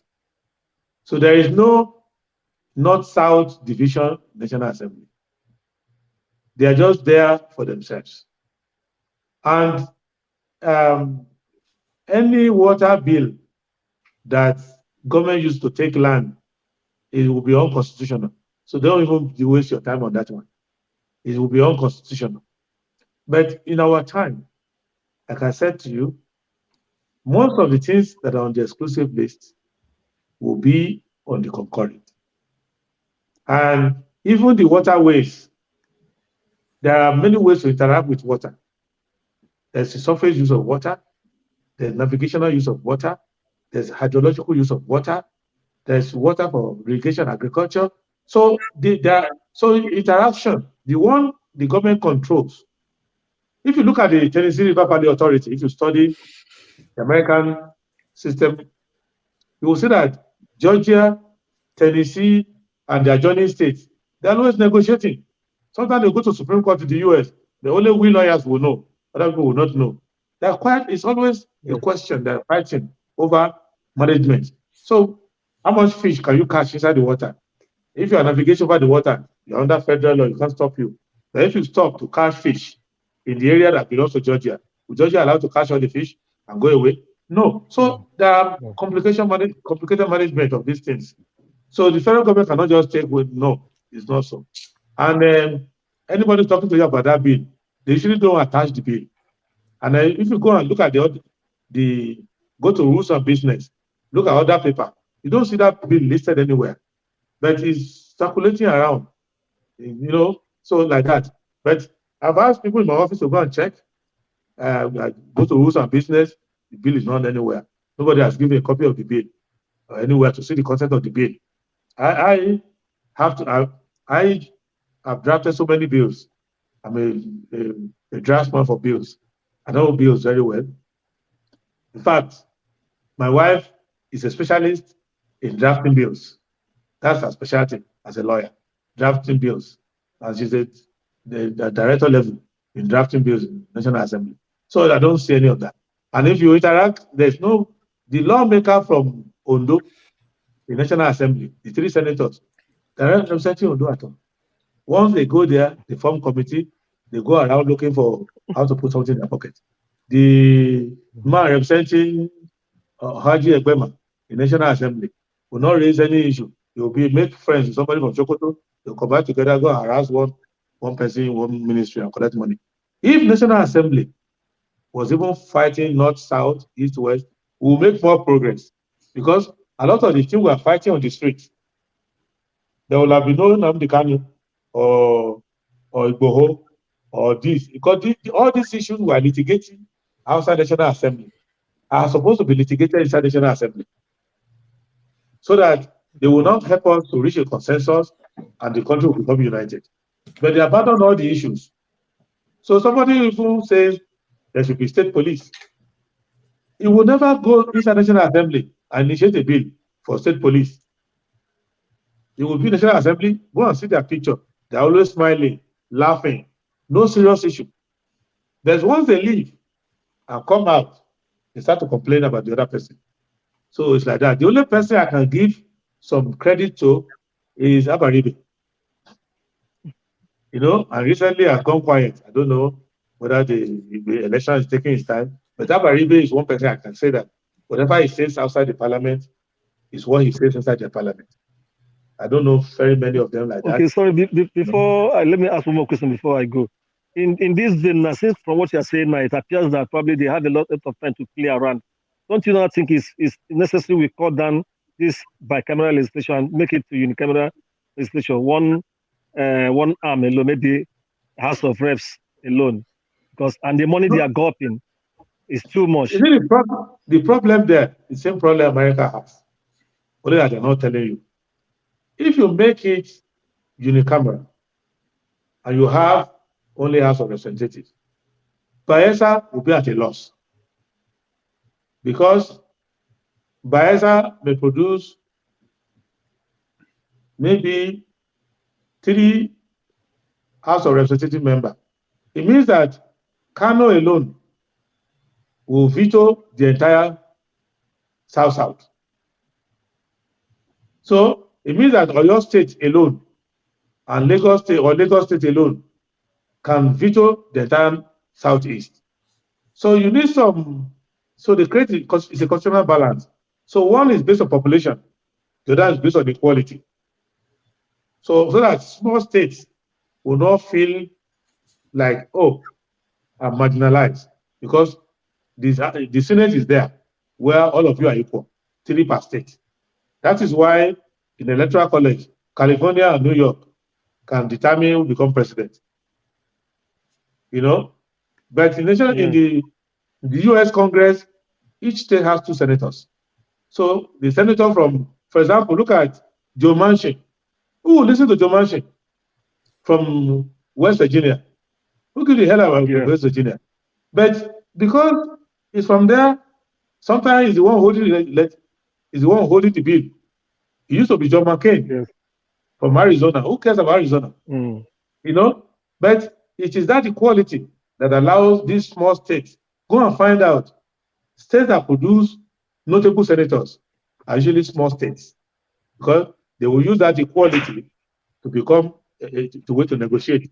Otherwise, no president will go and care what happened in Arizona. They will say, if I can control the senators from California, New York, Florida, and Virginia, a few other states, to hell with those hillbillies. You don't care about them. But you will care about them because they can send senators to Congress that will block your bills. So you pay attention. You get my point? So thank you. That is the same thing in Nigeria. But the only problem with our own is that they are not doing the job. So you cannot say, I have a complaint now. Let me go to the senator representing my district. The guy is not available. He is not ready to help you. Let me give you a graphic example. Shogore was arrested in Nigeria. Inside Nigeria, he's a Nigerian citizen. He's not even a US citizen, just a US resident. He's arrested in Nigeria. There are 3 senators from Ondo State, where he comes from. There are 3 senators from Lagos, where he grew up and went to school. None of them talk. Is the Mendes from New Jersey who addressed press conference to say, why is this person who is in my district, why is he arrested in Nigeria? Do you get the point I'm making? So does that not immediately make you to take a second look at our brain and say, are we a country at all? Are we doing what is right? Is our political class, do they know what representation means? How can a citizen of Lagos, or who originally a citizen of Ondo, who's a citizen of Lagos, be arrested in Nigeria, kept in Abuja there, and nobody is talking? It has to be somebody from America who was addressing press conference over it. So that is that representation what that they don't give. It what makes Nigerians to think that the money we are spending on them is a waste. But it's not a waste. If you get patriotic people there and they can create that balance, because Nigeria needs a balance. You need a president who cannot pass a budget except everybody across the country is happy with him. He cannot nominate ministers and ambassadors and service chiefs except you can look at. That's why sometimes when people say, Buhari is biased, Buhari did this, Buhari did that. Many of these appointments pass through National Assembly. And if you say the appointment is out of nepotism, is not balanced, why are you passing them? These are issues you are going to raise. So I believe, in addition to electing a good president, that Nigerians will consider these factors when they are electing their next set of National Assembly members. All right. At the state level, anyway, the assembly members are there. So you can go to every House of Assembly in Nigeria, in the State House of Assembly, and write obituary, rest in peace, and put the picture of all the lawmakers there, because they are not even functioning at all. The governors do whatever they like. You don't hear anything from them. Okay, we are 6 hours into this, and we have to round up. Ovia, this is half time now. This is half time. I have one simple question. Okay, go ahead. Thank you, Prince. As a Concosayer, and I see that, and somebody's actually linking you to, Aminikanu, to which you proudly associate yourself with. So, we the Concosayers are looking forward to work with you before February 25th. Anyway, on coming to I welcome your support. That's good. I like that. It's all politics, right? We'll find a middle ground. Yeah. Talking about the Almighty letter that our ex-president wrote, and because of the position he occupied in our society, I personally believe that the letter was premeditated. In politics, nothing happens spontaneously, and because of his level of experience, he didn't just wake up and start writing letter. It was premeditated. Now that attract three groups of critics to that letter. One is those who were fixation on his person, who believe, those who are saying, "Oh, he sleep with his own wife, is this and that." Those are one.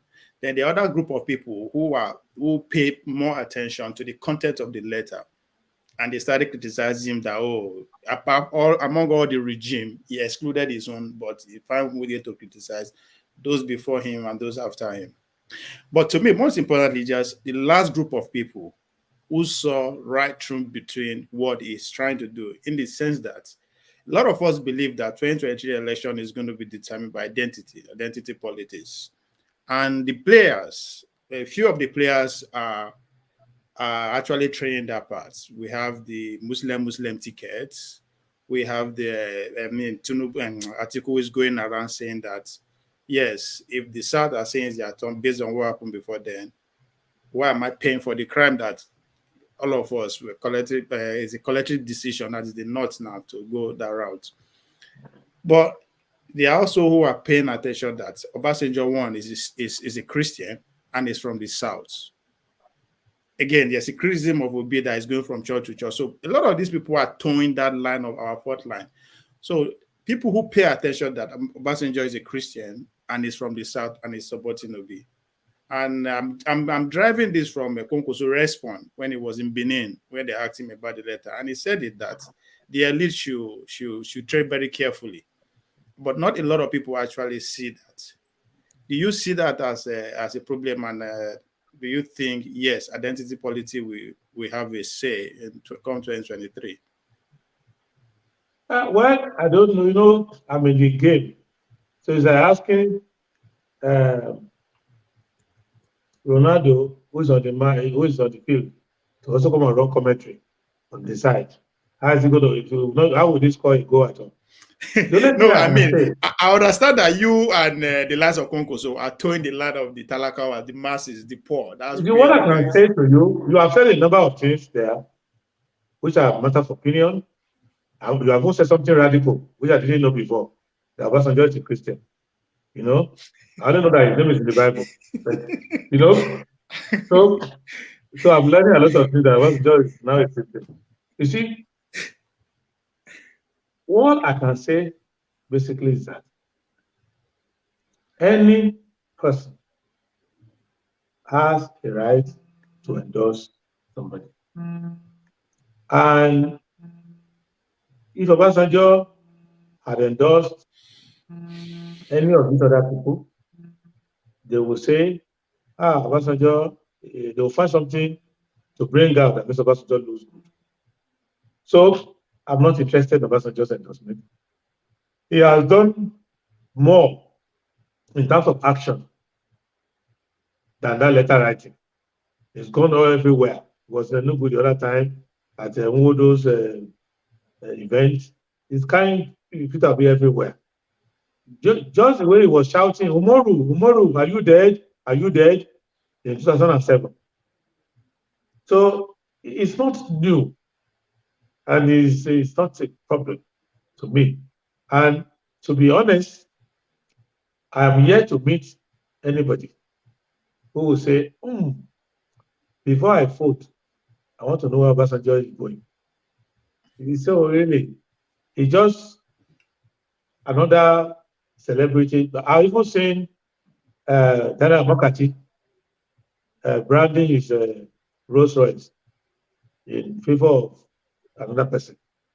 And I've seen people criticizing. I've seen people bringing people to me to say this person endorses you, that endorses you.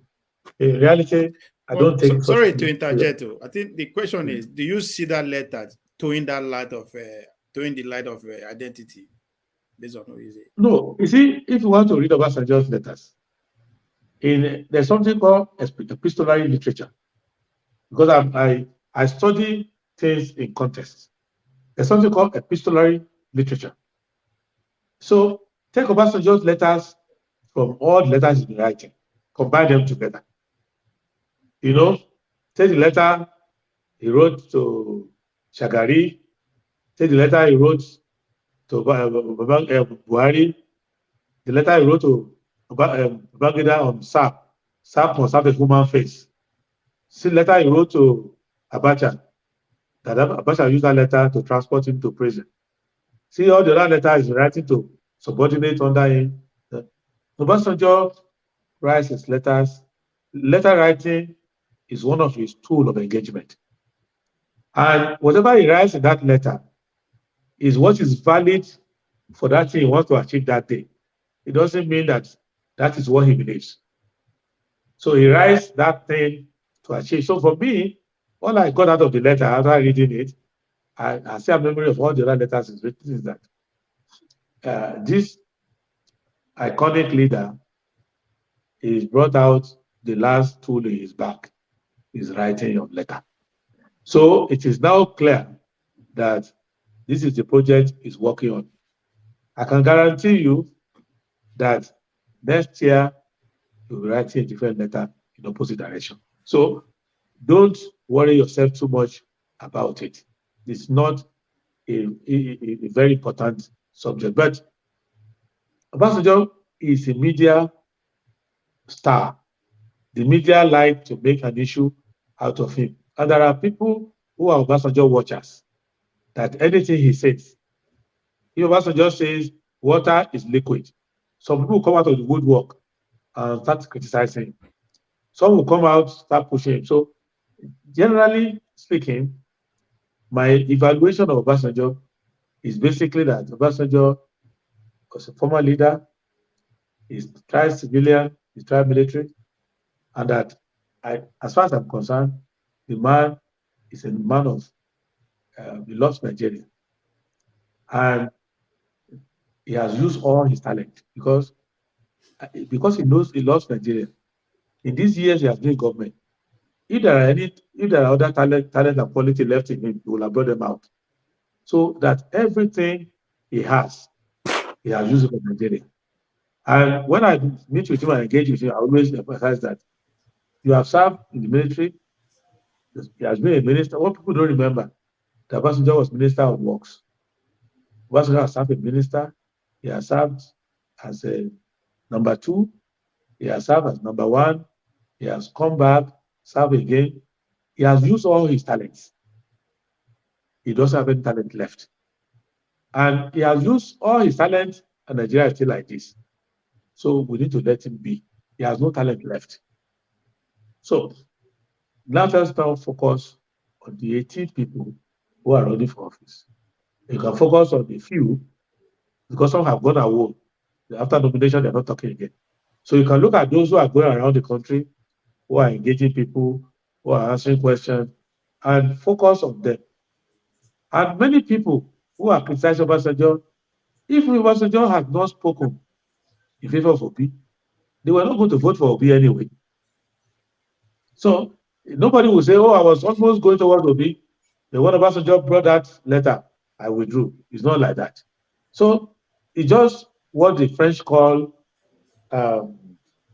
crisis du jour. So it's just the crisis of the day. It's just something for the media to talk about for some time when something has happened. So I don't want to dwell in it.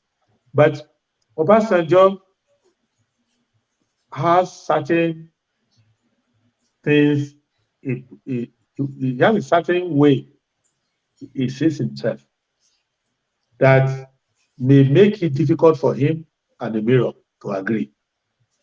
Because what the mirror will show, if he stands in front of the mirror, is not what he imagined himself to be. So, and that is a dialogue that he will be having with the mirror all the time. How he sees himself is not how the mirror presents him. So he will be engaging the mirror, arguing with the mirror for the rest of his career and the rest of his public engagement. But what he did was within his right to endorse somebody and endorse publicly. But his colleagues, former heads of state, might not be happy with him because in their class, they must have agreed that we're not going to do that because we want to allow the country to have a sense that they are free to choose who they like. But that's at their club level. But for me, I think that it's within his right to endorse the person he endorses. Everything he wrote in that letter, a lot of things you disagree with there, they are consistent with his way he writes. If you look at when he wrote My Command, the only person who agree with what is written in My Command is the writer Obasanjo himself and anybody who didn't know anything about the Civil War. But every person who was in the war front, who was involved with the war, disagree with him. Even those who ordinarily will not talk in public, when they read that thing, they get annoyed. This thing we're writing, is it from your head or it happened? So, and if you look at people who served with Obasanjo at the same time, he served in Gawan's government, was a minister. If he recollects, a lot of people were there and say, how did that happen? When he was in his own government, those who served under him, who were very close to him, when he makes recollection, many of them still say, when did this happen? So it is not new.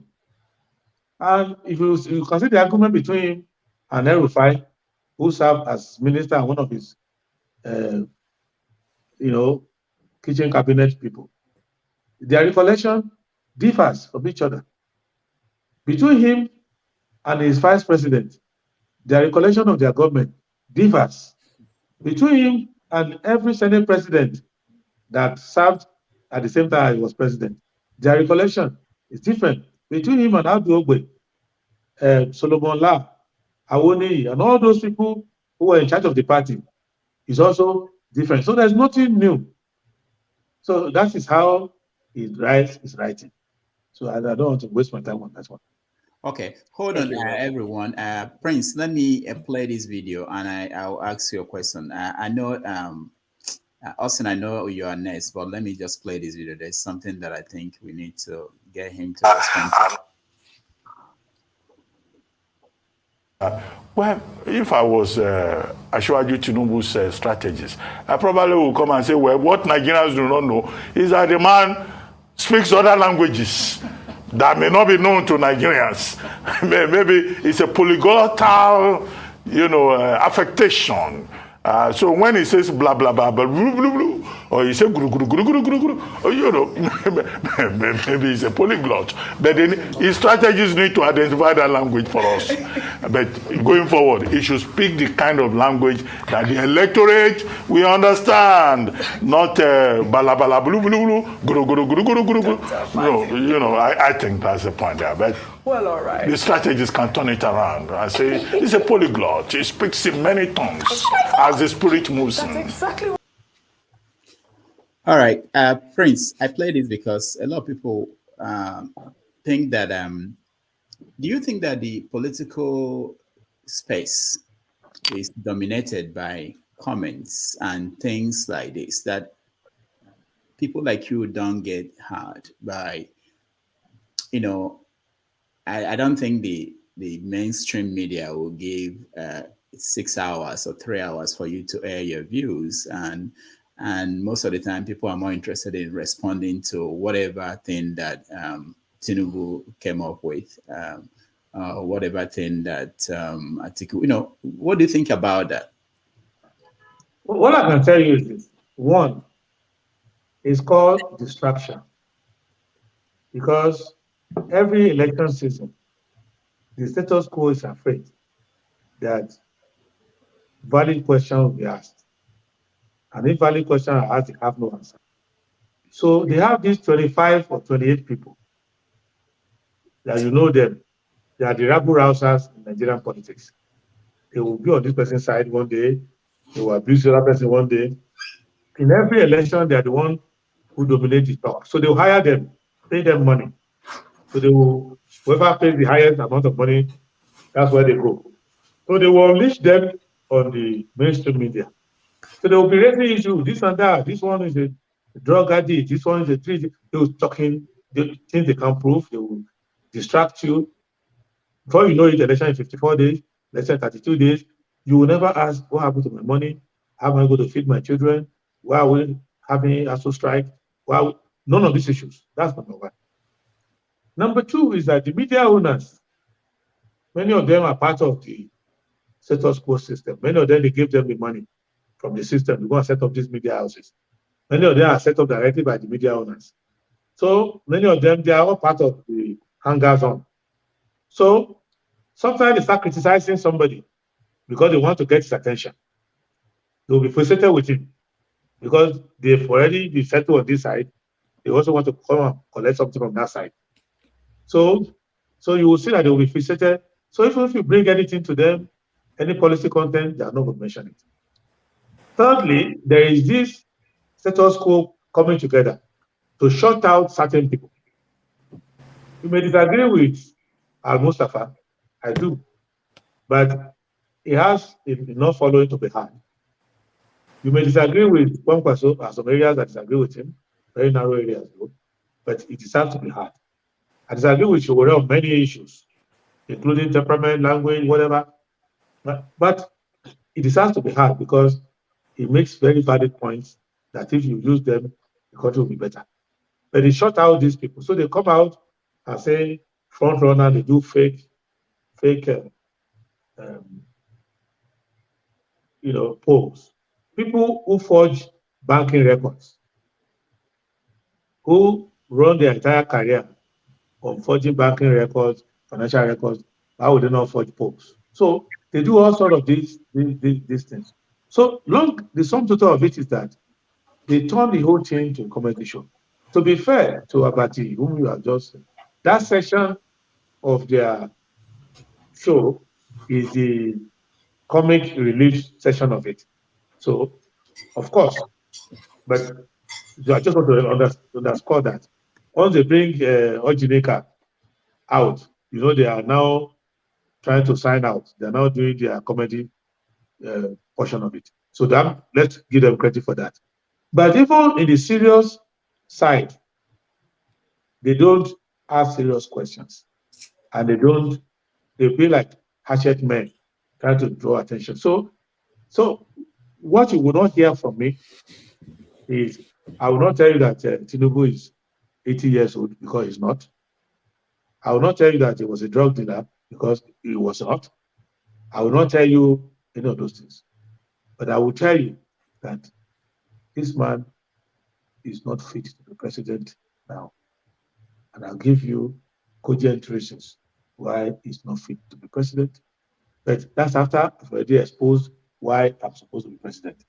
But if you're asking, okay, why are you not considering, I will give you tens of reasons. But none of them will be lies or anything like that. So I don't believe in that. So it is, the essence of it is that you have no agenda other than give open forum to any candidate, give the electorate opportunity to assess candidates, but they have a different agenda. On many occasions, they will pay for it.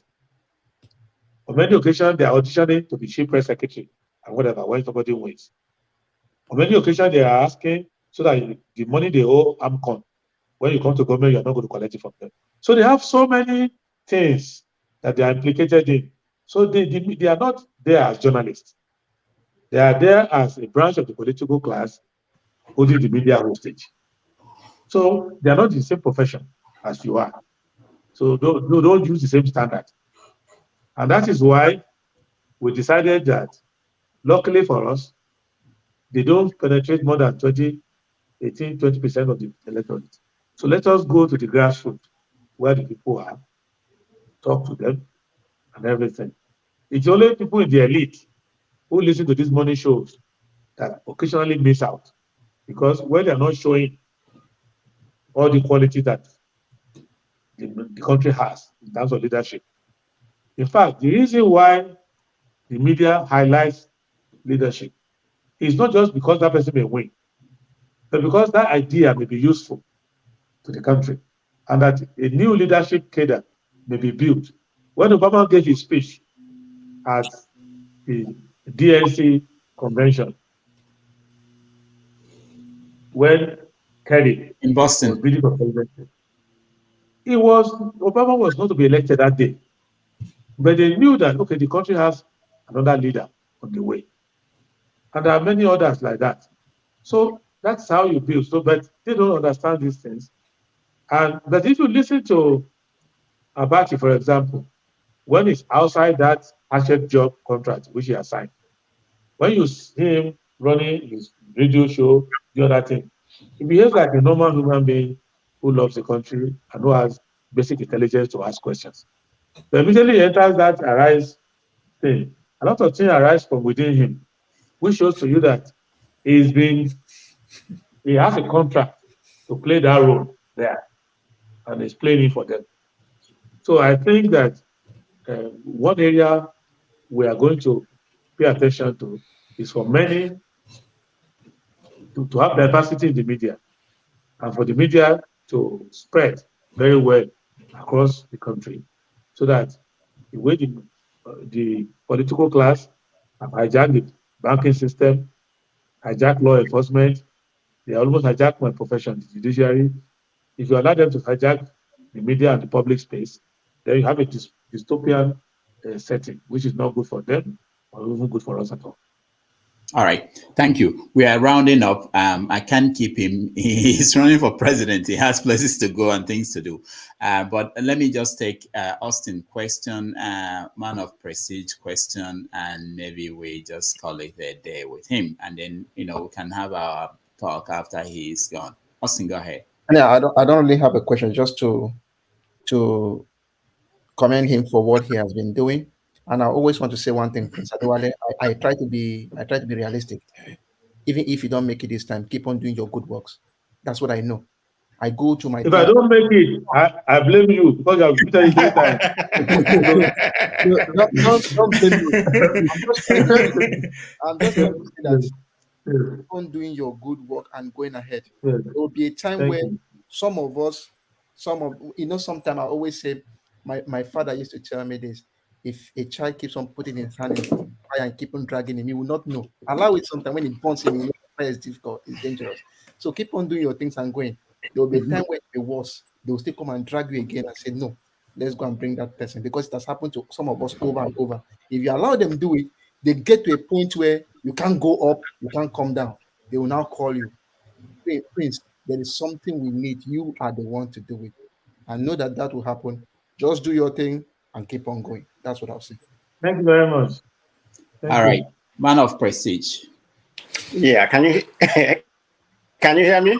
You can hear you. You changed their clothes, so that may be why. No, I was gone. It's a little bit cool, yeah. But anyway, yeah, I've been having a problem trying to get in today, but hopefully my network, I don't know what's going on. But anyway, let me go ahead and speak. Yeah, nice to see you, Prince Adewole. Yeah, I've been listening to you. I've been listening to you. I was there earlier, but my network was messing up. But so I have 2 questions for you. But before I proceed, I'm going to commend you for having a lot of grasp about American politics. You seem to, because I consume a lot of American politics. You seem to be very solid in that area. So that's a good thing. I mean, because, they practice the real democracy. What we have right now is like autopilot, democracy. That's what we practice in Nigeria. They're still struggling with their own too, but exactly. Yeah, they're having a problem. but there's stake and balance. I know what was going on in the election of the speaker. So that's another story. But anyway, let me go back. Let me go straight to my question. My first question is that you have said you have advised Nigeria not to let money and a bag of rice use their electoral candidate, the person they're going to elect during the election. Can you expand on that? What you think about the money buying and the bag of rice? How influence will be on this particular election now that we have the PVC, and the Electoral Act? Is that going to make any difference from your own point of view? And one more question. One more, so you can take everything together. The second one is what you said about Obi. I understand where you're coming from. You're an opponent, so you have a right to criticize or whatever. But my question is that you seem like you're a little bit jealous about Obi, about Obasanjo endorsement of Obi. If somebody if you have somebody to make a project, wouldn't you accept the same thing? That's my 2 questions. Thank you. Okay. Now, I don't know where jealousy wins vote. Jealousy doesn't win a vote. It's not about jealousy. If you are playing volleyball, or you are playing basketball, or you are playing football, and you are running with the ball, and I'm running to collect the ball from you, am I jealous of you? The ball is not yours. We're all fighting for the same ball. Now, I'm running for president. I'm not running for Obasanjo endorsement. So Obasanjo endorsement is part of what Obi needs. I've got a lot of endorsements that work for me. So if, for example, somebody who should be jealous of me is Kwankwaso. Kwankwaso is a Aminu Kano background. And the Aminu Kano entire family has endorsed me. So the entire Aminu Kano biological family, political biology. So someone like that. So Obi and I in politics don't come from the same background. The way we look for endorsement is not the same. So it's not like I am jealous of it. No, there are people who endorse me. For example, if you are an ethnic group, I won't need your endorsement. I won't collect it.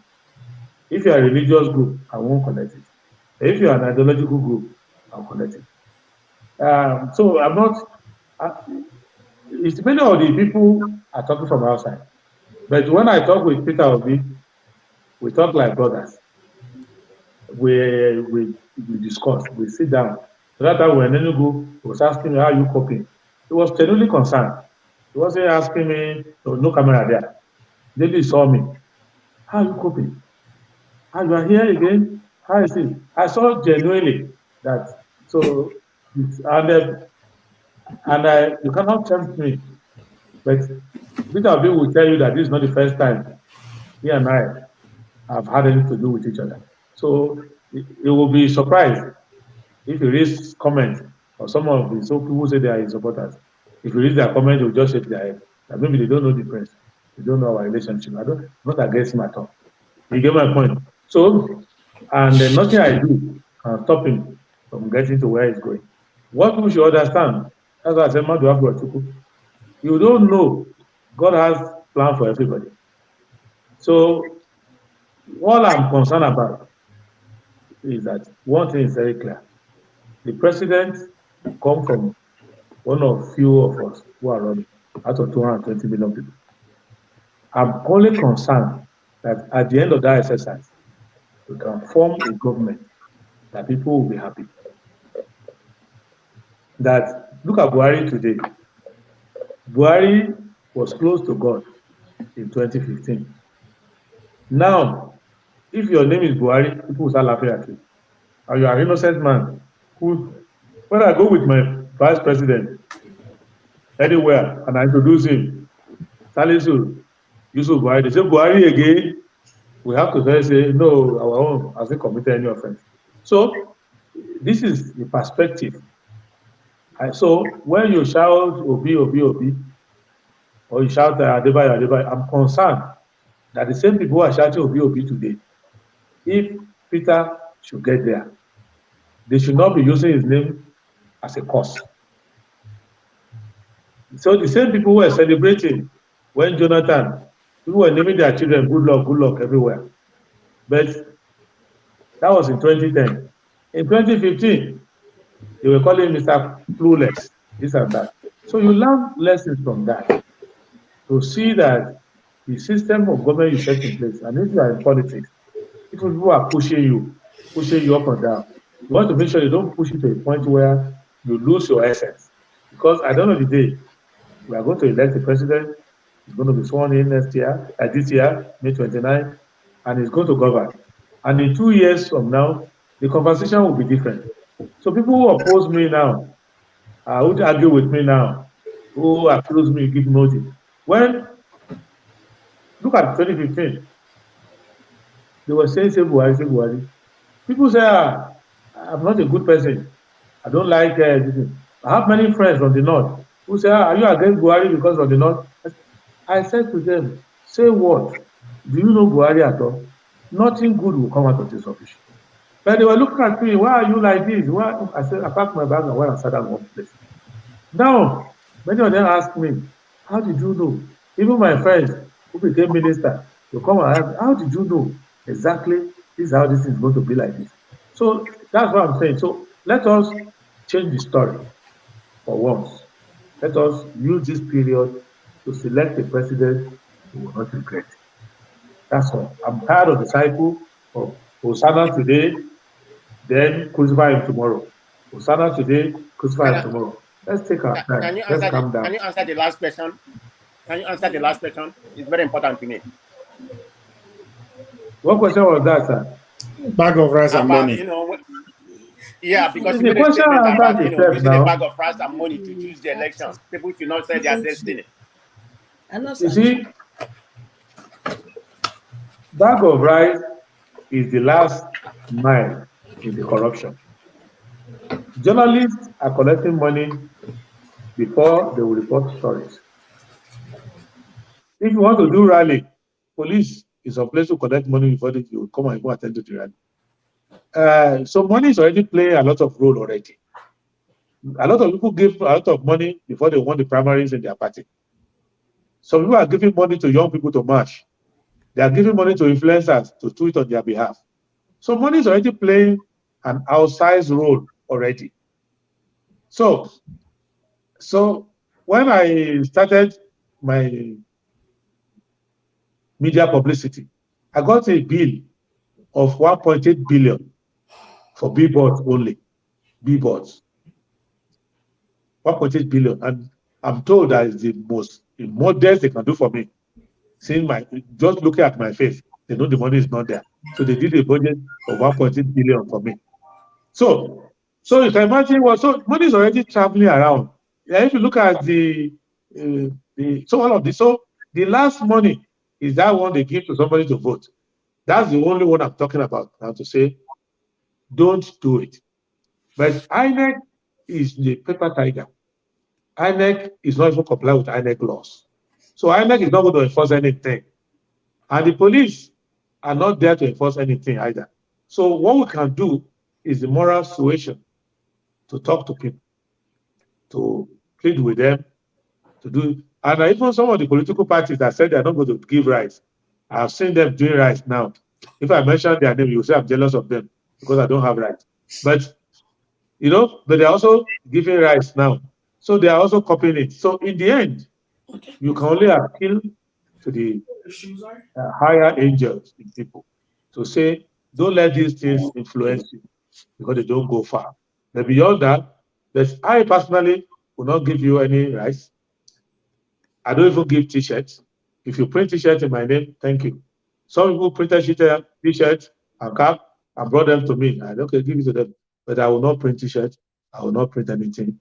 I will tell you, this is your life. This is a bad way. This is a good way. Make your choice. T-shirt is not relevant in that one. So, but I won't give rice. I won't give anything. I have proposals. Tons of proposals. People have to do rice. This Christmas, how to share rice around. The defeatery, the demolud. I don't have time for all these things. I'm giving you a pathway to solve the problem of the country. So those are the things, but I don't think that EFCC, INEC, police will do anything about it. They won't. All right, thank you. While we're rounding up, I just want to tell people on the comment section, some people are trying to ask questions and some of them have been answered today. Some were answered when you spent 8 hours with us. So I will advise, if you want to know his opinion on several of these things, you can go back and watch the old videos. The last comment, Hecho, just a question, 1 minute, nothing, because we have to go. Yes. We won't go. I want if we go party, go dance. That's why you don't see me they practice since. Oh, I'm bed this afternoon. Oga me. Let's say charity. Let's say charity. They begin at home. So my first one na Agbarauto. Then the second one na Ondo. Bruce Ali. That college when he did around Alakija area. That it don't dilapidate as they talk for Igbo. We won't do it, and we go need support from you. Give us connection. We won't renovate that school to America standard, and we go need your support and connection. So I go collect your number from Dr. Dameji because I won't reach to you. That is one. Then two, our mindset is I don't know how I go describe plus me Nigerian mindset. It dey off balance. That's how we dey do gaga and buga. How you go support people like us, our organization?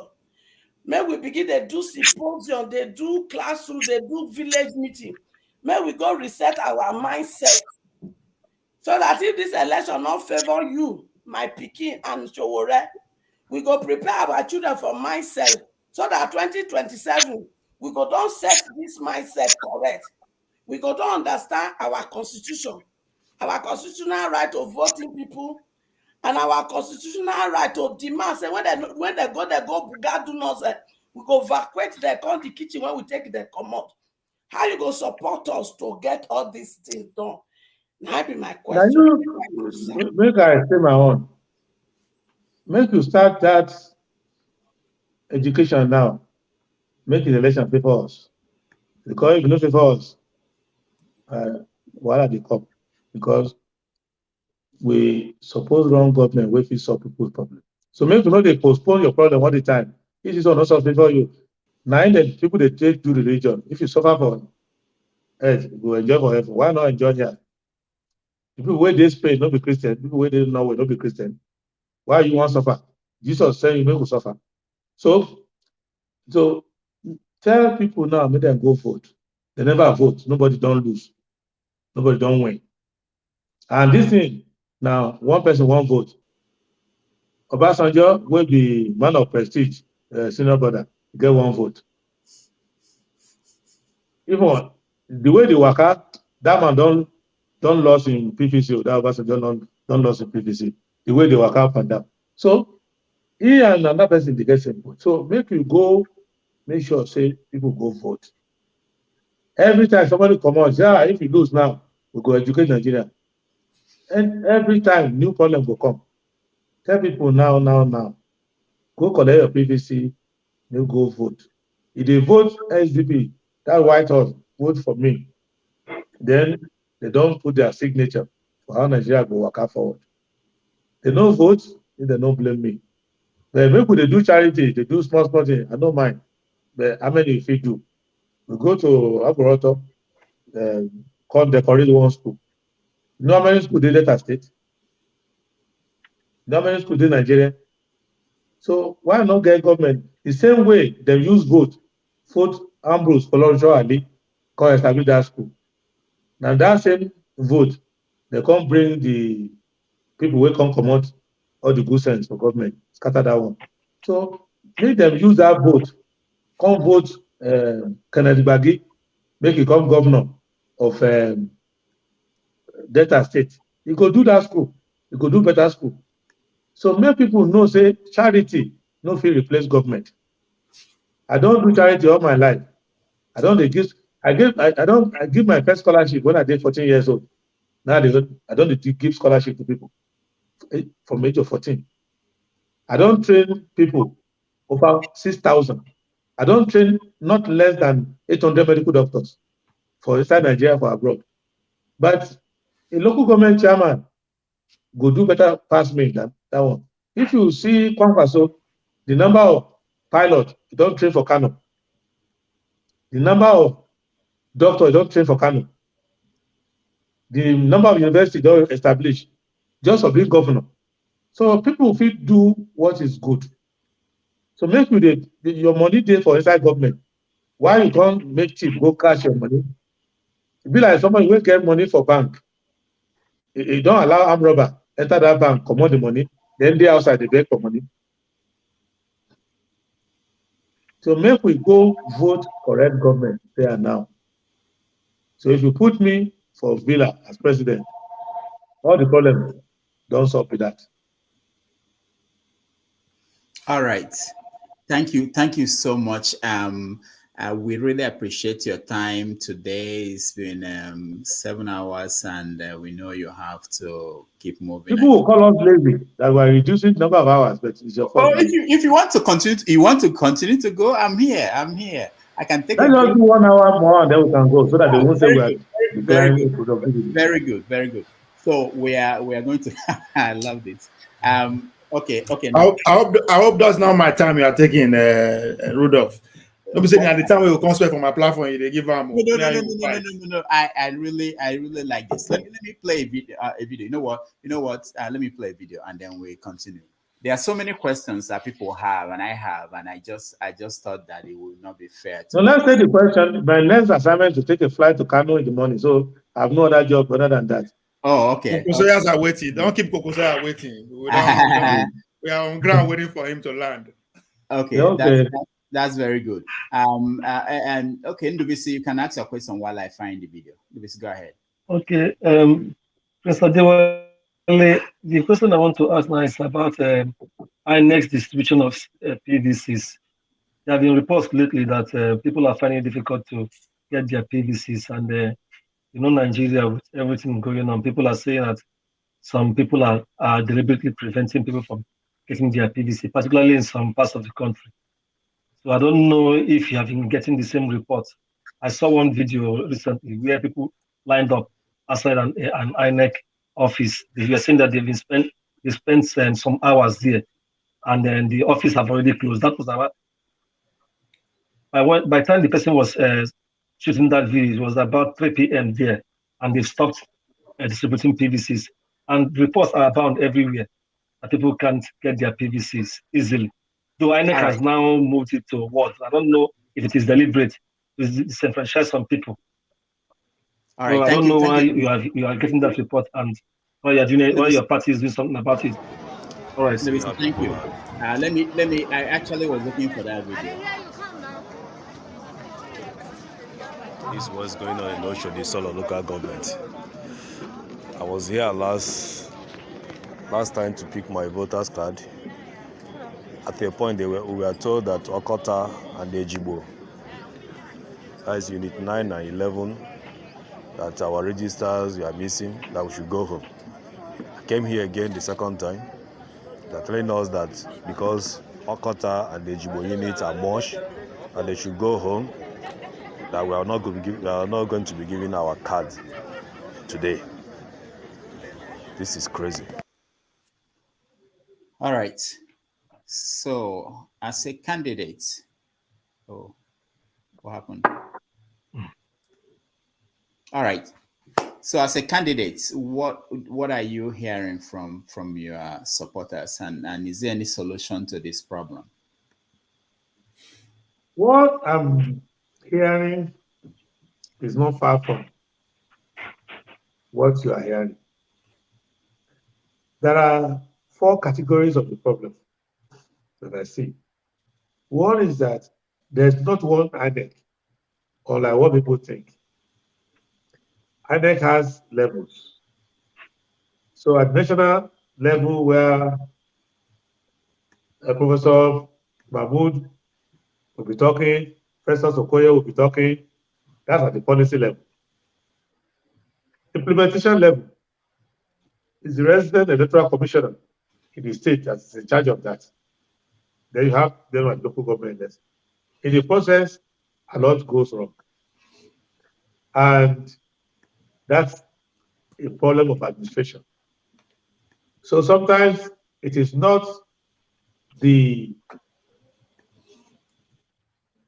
sometimes deliberate. Sometimes they target areas where the things don't run smoothly. So I believe that's what I'm saying. Second is that there's general tardiness in management in Nigeria. So whether it's driver's license you are going for, whether your passport, whether you want to check your exam result, whether you want to renew the particulars of your vehicle, our experience with government agencies is always a problem. You want to get a meter and whatever. So you need to understand that the INEC is a government agency, and they have that normal problem, that they have civil service problem. I see that. The third is that we don't have a system where mail works. Like if you're American now, you register to vote. So just mail your voter registration document to you in your house. You go and renew your driver's license. They'll give you a temporary one, you go. You just check your mail. One of these days, you will see it there. So we lack that thing. Then the fourth is that there's general indiscipline in some INEC locations. Maybe they are using ad hoc staff or something like that. So they would not organize the people well and tell them, come on so date for your own. Normally, you can't assume that people are going to have the entire day just to collect a card. So they should have scheduled it. If your name start with A, so come on Tuesday. Then they start listening. How I get to know is that many of my supporters, when they eventually collect their card, they'll be jumping for joy that they won the World Cup. Because of the amount of trouble, there was a whole family that told me, we are going to collect our card. We are going to camp ourselves today. We will prepare food, everything. We will sit down there till they close. I mean, why is that happening? So this is what I see. And so it's only INEC now can be in control of that process. And genuinely, they have also made some mistakes in some people's cards. Some people's cards, they can't find them. Some data has wiped out. Some, they got their picture upside down. Some, they got the wrong name, wrong face. So despite what INEC is saying, there are many cases in which they mismanage the process. So even my own voter's card, I'm just using it like that. They said they promised me they're going to change it because the picture of me that is there looks like what I would look like if I was 800 years old. And I've been fasting for the last 400 of it. So I can't even recognize myself, but I know my full name is there. And the picture is also turned upside down. But I will keep using it like that over the years until maybe one day they will change it. So these are problems. So some of it is deliberate, some of it is just normal lethargy. Just look at the figure. Ask yourself, 93 million, which means INEC is dealing with effectively with 45% of Nigerian population. One agency is interacting with 45% of Nigerian population. And it's interacting with almost 60% of the adults in Nigeria. So how are they going to cope? Which government agency do you know has been able to deal with 5,000 people successfully? That there won't be complaint. So at 2% error, it means that INEC will have 1.8 million people shouting. Just 2% error. Because it means out of that 93 million, about 1.8 million. And if 1.8 million people, if only 500,000 of them come on social media, it will look like the entire system has collapsed. INEC is not giving account to anybody. So this is the way, as a person who is preparing for leadership, I'm taking that lesson in terms of how to do administration.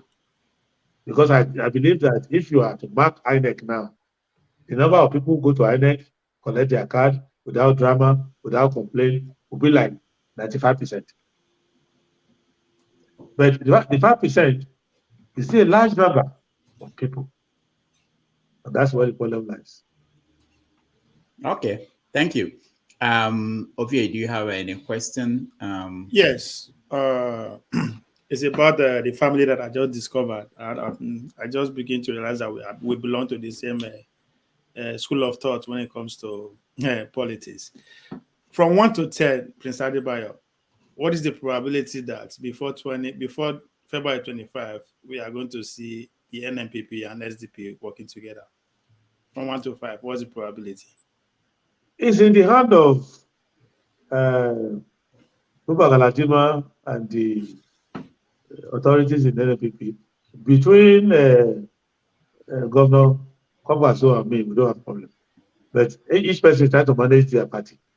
So between of us, we don't have a problem at all. Ideologically, issues, and all of that. So, and this is not the first time we've spoken. So, what people know, let me say something. What people know is Peter Obi and Kwankwaso discussion. What they don't know is that even the one between me and Kwankwaso went far deeper than that of Peter Obi. That's why, because there was no controversy in it, we didn't disagree with each other. We didn't become opponents. That's why it's not rain, but we even went far deeper, than their own, So we don't have a problem. It's just to make sure that somehow we put something together that benefits the people. And I hope that the opportunity will come. So what you're saying? Wait, can they hold on to your rubber bullet? Wait, your rubber bullet, no, you hold on. Prince Adewole, okay, yes. The same line of question is: are we going to see trilogy, LP, NNPP, and SDP before 25th of February? Is there any discussion like that? You see, what I see, and let me make it clear.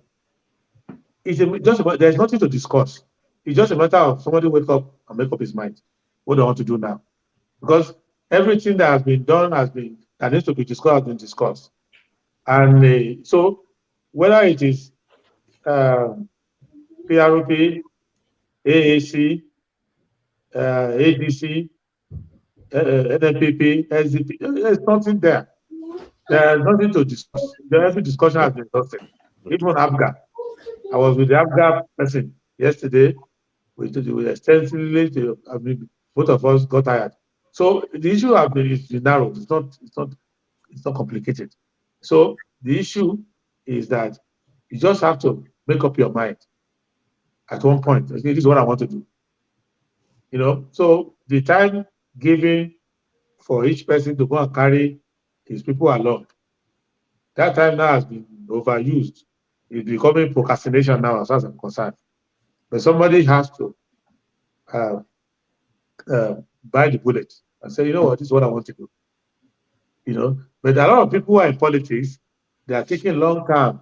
Okay, if I do it now, what will people say about me? What happens? Will they misunderstand me?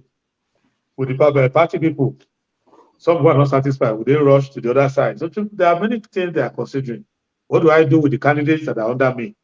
If I, as the leader of that team, and they're all looking up to, if I'm now under somebody, what happens to my candidates? So those are all issues being looked at. But I believe that none of us is under any illusion that history would remember us well if we didn't manage this process well for the people. All right. Now, Kenny, you can fire a rubber bullet. Can I go ahead? Unmute yourself, Kenny. You are muted. Sorry. So what you are what you are insinuating here is that you've given NMPC time to go and, kind of try to make up its mind if it's going to take the second video or not. So are you now telling us that whenever they make up their mind to take up, to stand in the second video, you're going to accept them and into your party? So there's no second video anymore. Remember the discussion we had earlier were discussions where one person will be president, another person will be vice. I think that was the debate people were having with one another. Yeah, there's no second video. Yeah, what we are doing now. Yeah, what I'm saying, yes, go ahead. Yeah, why I say this is because you can only see Kwankwaso, for example, in Kano State and no any other place again. So what you're saying is no, that's not correct. That's not correct. Okay. Let me tell you. If you I'm just telling you, it's not my party, but it's not correct. You see, I'm just there are about 500 or so, it's 500 and 600 voting pockets. In fact, I will tell you that Kwankwaso is stronger in northern Kaduna, Zaria area than even strong in Kano. In Kano, he has natural predators. He has natural competitors who, if he goes this way, they go this way. But in some places like Zaria, nobody's competing much with him over there. He's very strong in Jigawa. He's strong in Northern Edo, for example. As close as Northern Edo, he is very strong. So I know if you want to do opposition research, you can't be arrogant. That's part of the reason something our people will learn, our Twitter friends. When the election is finished, then because I'm investing my money in this company that is selling handkerchief, and a lot of people wipe their eyes very well. So I'm investing money in there. Can I say your bullet na rubber? You don't go anywhere. No, I will never. I will never. No, what I'm saying that is this. The duty we owe ourselves now is to organize a national coalition for progressive governance, and to not look at each other as competitors in that sense. So, if I was, if the NPP arrangement has worked, I will not be going to Kano because there are places where I need to go. But I'm now going to Kano because I need to go and remove some of the nonsense that the APC said they are doing there. So, if we're working with Kwankwaso, you'll be at home. You won't have to struggle with that. So, to me, as far as I'm concerned, it's like you are just overworking yourself. You are doubling you're just, what's the point? Because the person you are competing with there is ideologically not opposed to you. It's not too different from you. So what's the point? So those are the things we're trying to build. If you look at Peter Umadi of ABGA, he has to struggle very hard to disagree with me on anything. So it's just like if we are discussing, it would be like these school debates secondary school children have, where you are saying the same thing, but just have to say accurate time paper, judges, my fellow to do this. My point. You are not actually having any point. You're just trying to gain attention. So we are looking at all of that. So this is what we are looking at. If you look at the Dumebrik article, when it's really, what is really about? Well, about saying the same thing. So what we are now doing is to see that, okay, who's actually working? Because some people, they just give interview and disappear. Some don't even give interview at all. They just going to lie down with that certificate of return and put under their pillow. So we are not looking at, so we meet people on the field. And that is why those who work on Twitter, social media, they can be talking. But when you are investing in a vote, for example, you come to Adamawa, around Mubi and Northern Senatorial District there, you see the enormous vote there. And I'm working there, I'm in Hong, I'm in Song, I'm going to Mubi, I'm going to Michika. I'm meeting you there working. I know you are working here because I met you here. But if I don't meet you working, you don't have a candidate, you don't have anybody working for you here. Somebody, you just hire a contractor to carry your billboard. You give a nationwide contract. So they carry your billboard and place it everywhere in the country and collect their money and go and sit down. So people are waiting that when the election is finished, they will use your billboard as firewood for their food. So nobody in the community is working for you. But when you go, you will see that they will tell you, oh, there's a particular guy here, Kochin Edu. He's a very good mobilizer. But he's working with Okwaso now. That's the only issue. We're going to talk to him. So you know whose name they're mentioning. They will never say, oh, he's working for this other person. So on the field, so even when I go, you can say, oh, what is his chance? But if you ask Atiku, you will know, all right, this person that wanted to recruit for work for me, the reason why he's not working for me is because he's working with the prince, with SDP. So they know. So people on the field meet on the field. People in the media meet in the media. So we meet everywhere. And those who are going from house to house of looking for people to contribute money to their campaign, they meet in the living room of these billionaires. Because as you are coming to beg your own, the other person is also coming to beg his own. So it's all based on where you do your politics. So what we are trying to do now is to see whether some, no matter what, they will go through the election, get the number of votes they will get, and leave their name on the ballot and say, I ran and I got the number of votes, I'm okay. But some are really concerned about not being held responsible for a reason why a progressive government did not come to pass in Nigeria. But if somebody is going to get 2% of the vote anyway, and the gap between the winner and the next person is about 10%, that person not joining you makes no difference because that person is not even going to get anything. But the people you are talking to are those whom you see on the ground, and you realize that whether I win this particular state or not may depend on the collaboration. But there are some people, if they endorse you, that's fine. There's nothing, but they're not on the field anyway, so they're not going to make any difference. Okay, thank you. There's a question that just came up. Says, how about citizens' arrest of those vote buyers on election day? That this is allowed under the Police Act. What do you think about it? You can't arrest the government. If the government is buying the vote, why are you arresting their customer? Because if you're arresting the vote buyer and the vote buyer is licensed to kill, what can you do? So look at what is happening to SDP in Rivers State. If you want to waste your money, go and carry SDP billboard and put in Rivers State. You can be guaranteed that overnight people will come and trash it.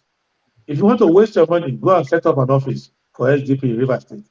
You can know that overnight somebody will come and vandalize it. Is there no government in that place? So why is that happening? Makinde in Ibadan is destroying billboard. There's one person called Auxiliary that works for him there that goes to destroy people's billboard and everything. You will say, oh, it's not me, but it's him. So if these same people are now, so citizen arrest, it's more likely that they will arrest the person who is not selling his vote. rather than arrest president. So the best thing to do is to talk to people, not to sell their vote. Don't go out of your way to try to arrest another person, because it will lead to fisticuffs and all of that. But people should bring enough people out. You see, all these things we are talking about, APC, you can accuse the man of anything, laugh at him, say blue, blue, blah, whatever you say. APC will retain 98% of the voters. They will retain them because they are all bundled together. PDP, maybe because they have division here or there, maybe they will do less. So the duty of alternative party is to bring new people that were not there before, to bring them out. And so if APC that has trained its people to vote and collect money, you cannot go inside them and try to change them. You can be talking, but bring enough people who will come and cancel that money. Because no political party, no government has enough money to bribe 90 million voters. Even if they are giving them 1,000, that's 90 billion. If they are giving them 10,000, that's 900 billion. It is very difficult for them. So they will be targeting the historical averages of turnout.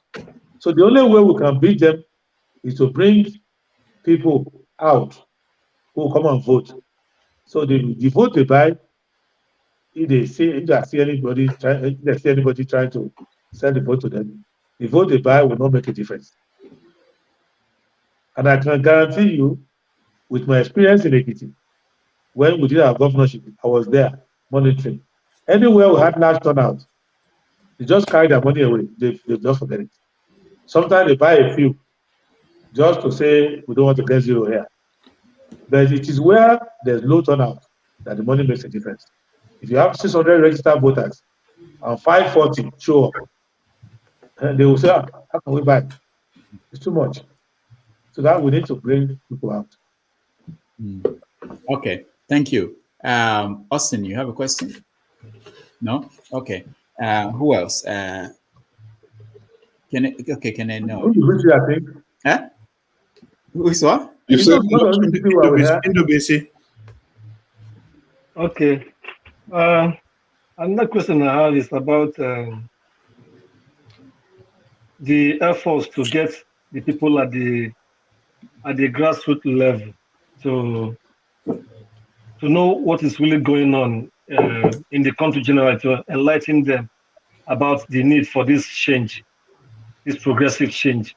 Because, like Ovie said, there is still issues of some of the political parties and their candidates are still using ethnicity to confuse and religion to confuse the voters. I don't know what like a party like yours, which is a progressive party, is doing to change the people's thoughts about this, knowing that they have suffered under this old system of using politics of religion and ethnicity to get their vote. Thank you. The way to do it is to run a platform like SDP is running. What I'm saying so is that ethnicity is a two-way traffic. Once you go out and say, let us vote to so and so person, because it's the turn of his ethnic group, you already play to the hand of the other side. Because now people will now say, okay, this is a candidate of one group. Once you say it's the turn of a Christian or turn of a Muslim, you have also played into that thing. So if you want to eliminate ethnic politics, eliminate it from point of view of not using it to market yourself to start with.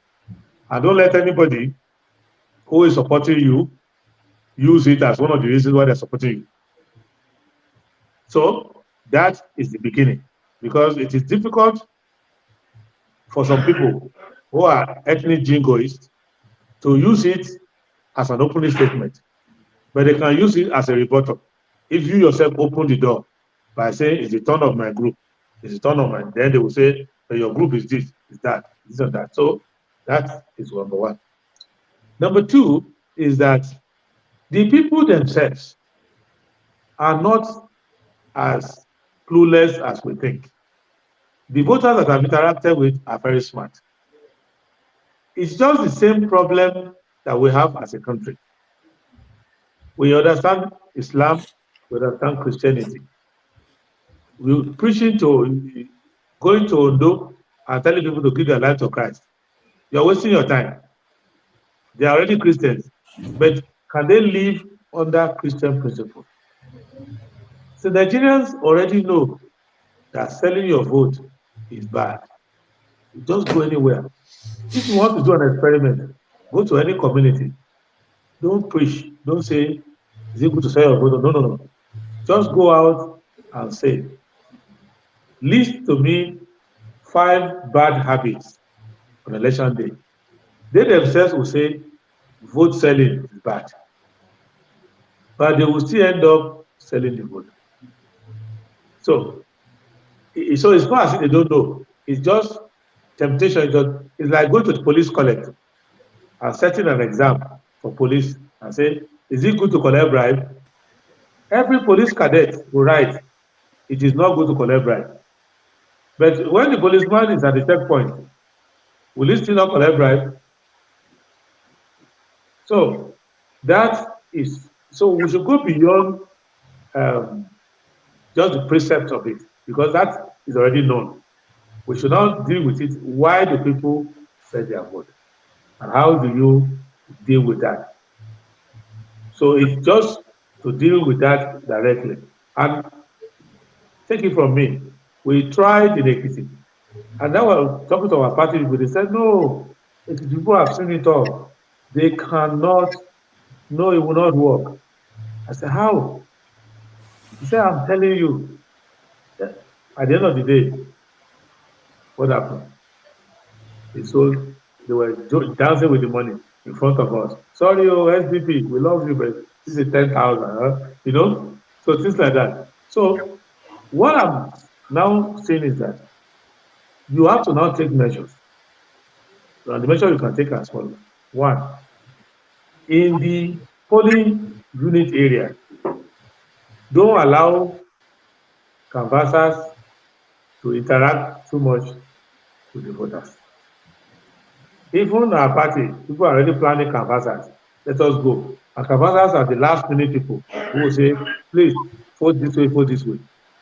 That moment is where some political party will say 10,000, 20,000 for you. So minimize that interaction. Secondly, after you collect your ballot paper, let the ballot box be out of sight and out of hearing. That way, because that's what we suffer in Ekiti, and that's what I also observe in Osun. That way, the person who is paying cannot enforce that you are going to vote accordingly. But in Ekiti, the voting place and where the canvassers were standing were almost like one handshake away. And then there were policemen even who would do like this. If you vote for APC, then you collect the money. If you vote for SDP, they will do like this. So the person will not collect the money and things like that. And then they'll be shouting, number 5, because APC is number 5 for the ballot. They'll shout number 5, number 5.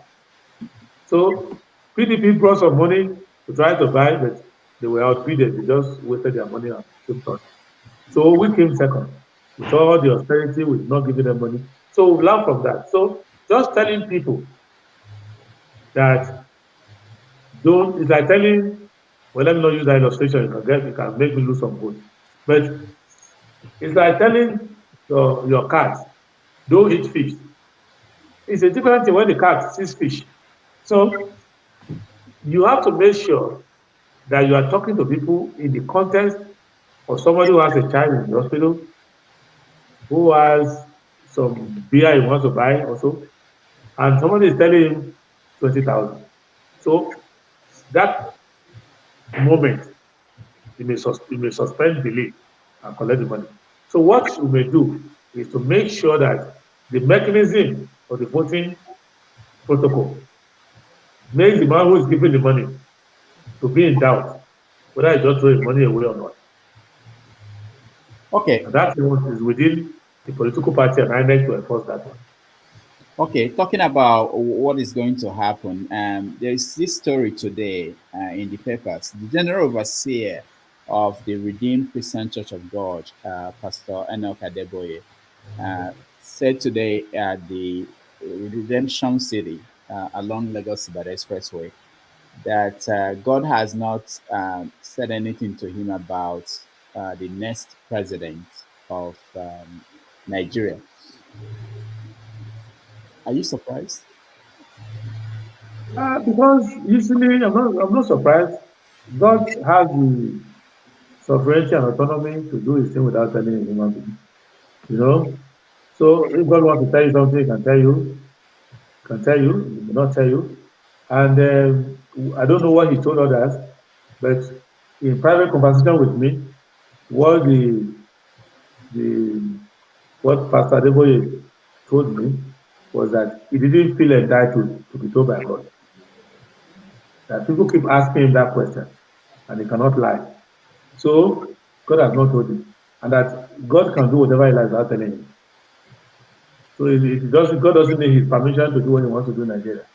That's what he told me personally, and so I understand that. I mean that God may come on the day before the election and tell him that SDP is going to be president, and God may not tell him. God may tell him anything, but I think people, why he talks like that. I'm not a member of his church, but I know him to be a person who is quite responsible. Why he talks like that is that he gets a lot of people who want him to tell them what God wants them to do. So he can't answer everybody one by one. There are people who have told me that if I go there and the man touch my head, that's the next question. Have you gone there, and why haven't you? If you have, no, I've seen him. We've talked, and we understand each other very well. So if you ask him about me, maybe we'll give you an answer. We understand each other very well. I appreciate the role he's playing in pastoring his church and leading people, and the humility with which he's doing his job. And if you look at the Redeemed Church, it is the church that every political party has their members. It's not, you will not see the Redeemed Church General Overseer lifting the hand of one politician up or giving flag to the person or following them to places. You will see that in the Redeemed Church, you will see people following different political parties. So, and their political guru, when they engage you, they have certain questions. The same thing I can say of Khan too. Khan, I've interacted with Khan, and I see that their process, the most impressive process in the political engagement is the Arewa people. Arewa Joint Committee, they are the best. Very open, very clear. Second, closest to them is Khan. They're very open. You talk to anybody, whether you are a Christian or not, and they have certain fundamentals. There's a Khan manifesto that if you implement that manifesto, even Muslim and Christian will be happy. It's a very good manifesto. So, and that is kind of thing that I enjoy in all this engagement. But politicians, being who they are, many of them, you take photo with them, you go and post it. They want them to get endorsement. I don't do that. I don't abuse privileges. I interact with you, I exchange views with you, I go my way. If we like the area, we can collaborate. No matter of principle, we do. And that's things like that. I don't use people's image. Somebody has worked very hard to build his career. Because I'm running for office, I'm going to take a photo and start to say he has endorsed me. I don't have time for that. All right. Thank you. Go ahead, Kenneth. Go ahead. Yeah. Thank you again, Prince Adewole. So this is it. I would like to disagree with how you projected or rated Redeemed Christian Church of God, because I know in 2015 they were all for Buhari, and also in 2019 the Redeemed that I know was all for Buhari, the Redeemed leadership. It's kind of difficult for them now to decide, because the president pushes the vice presidential candidate to Buhari is not in the picture. Should he be running today, I bet you Redeem will be championing the campaign for him. Now, I have a question for you. You are running as the I don't know much about the church. I'm not a member.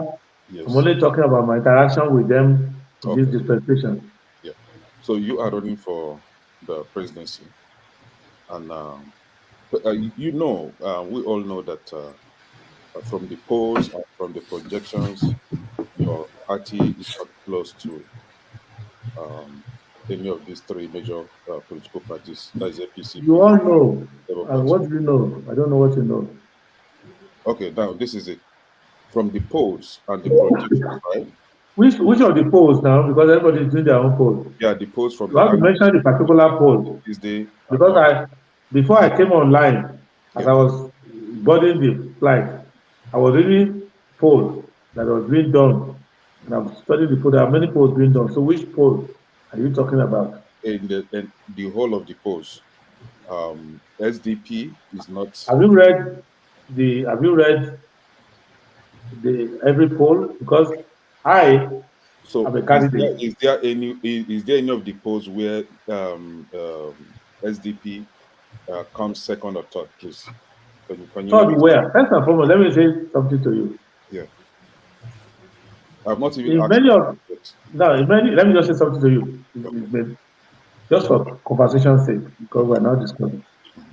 So many of the polls are not relevant to SDP. Do you know why?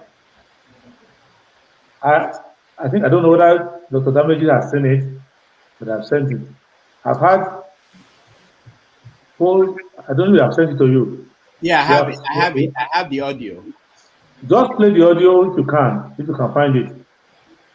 Yeah, I'll look for it. I've listened to it. So let me ask my question, right? No, let me tell you about poll, because you are laying foundation, and your question, if it rests on that foundation, will be an erroneous question. There was an audio. I have it. I'll find it in a moment. Where a poster called somebody to find who they are going to vote for, and it appears to be typical.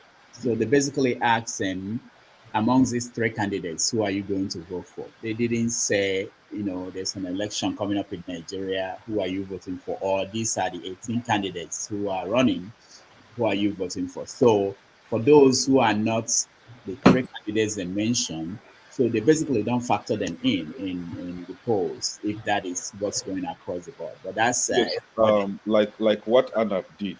ANAP used 4 candidates in their polls. So first, let me tell you about ANAP. 4 candidates. Right. There is ANAP, ANAP. I shouldn't have a problem with ANAP. The ANAP guy is my friend. He's a member of my party.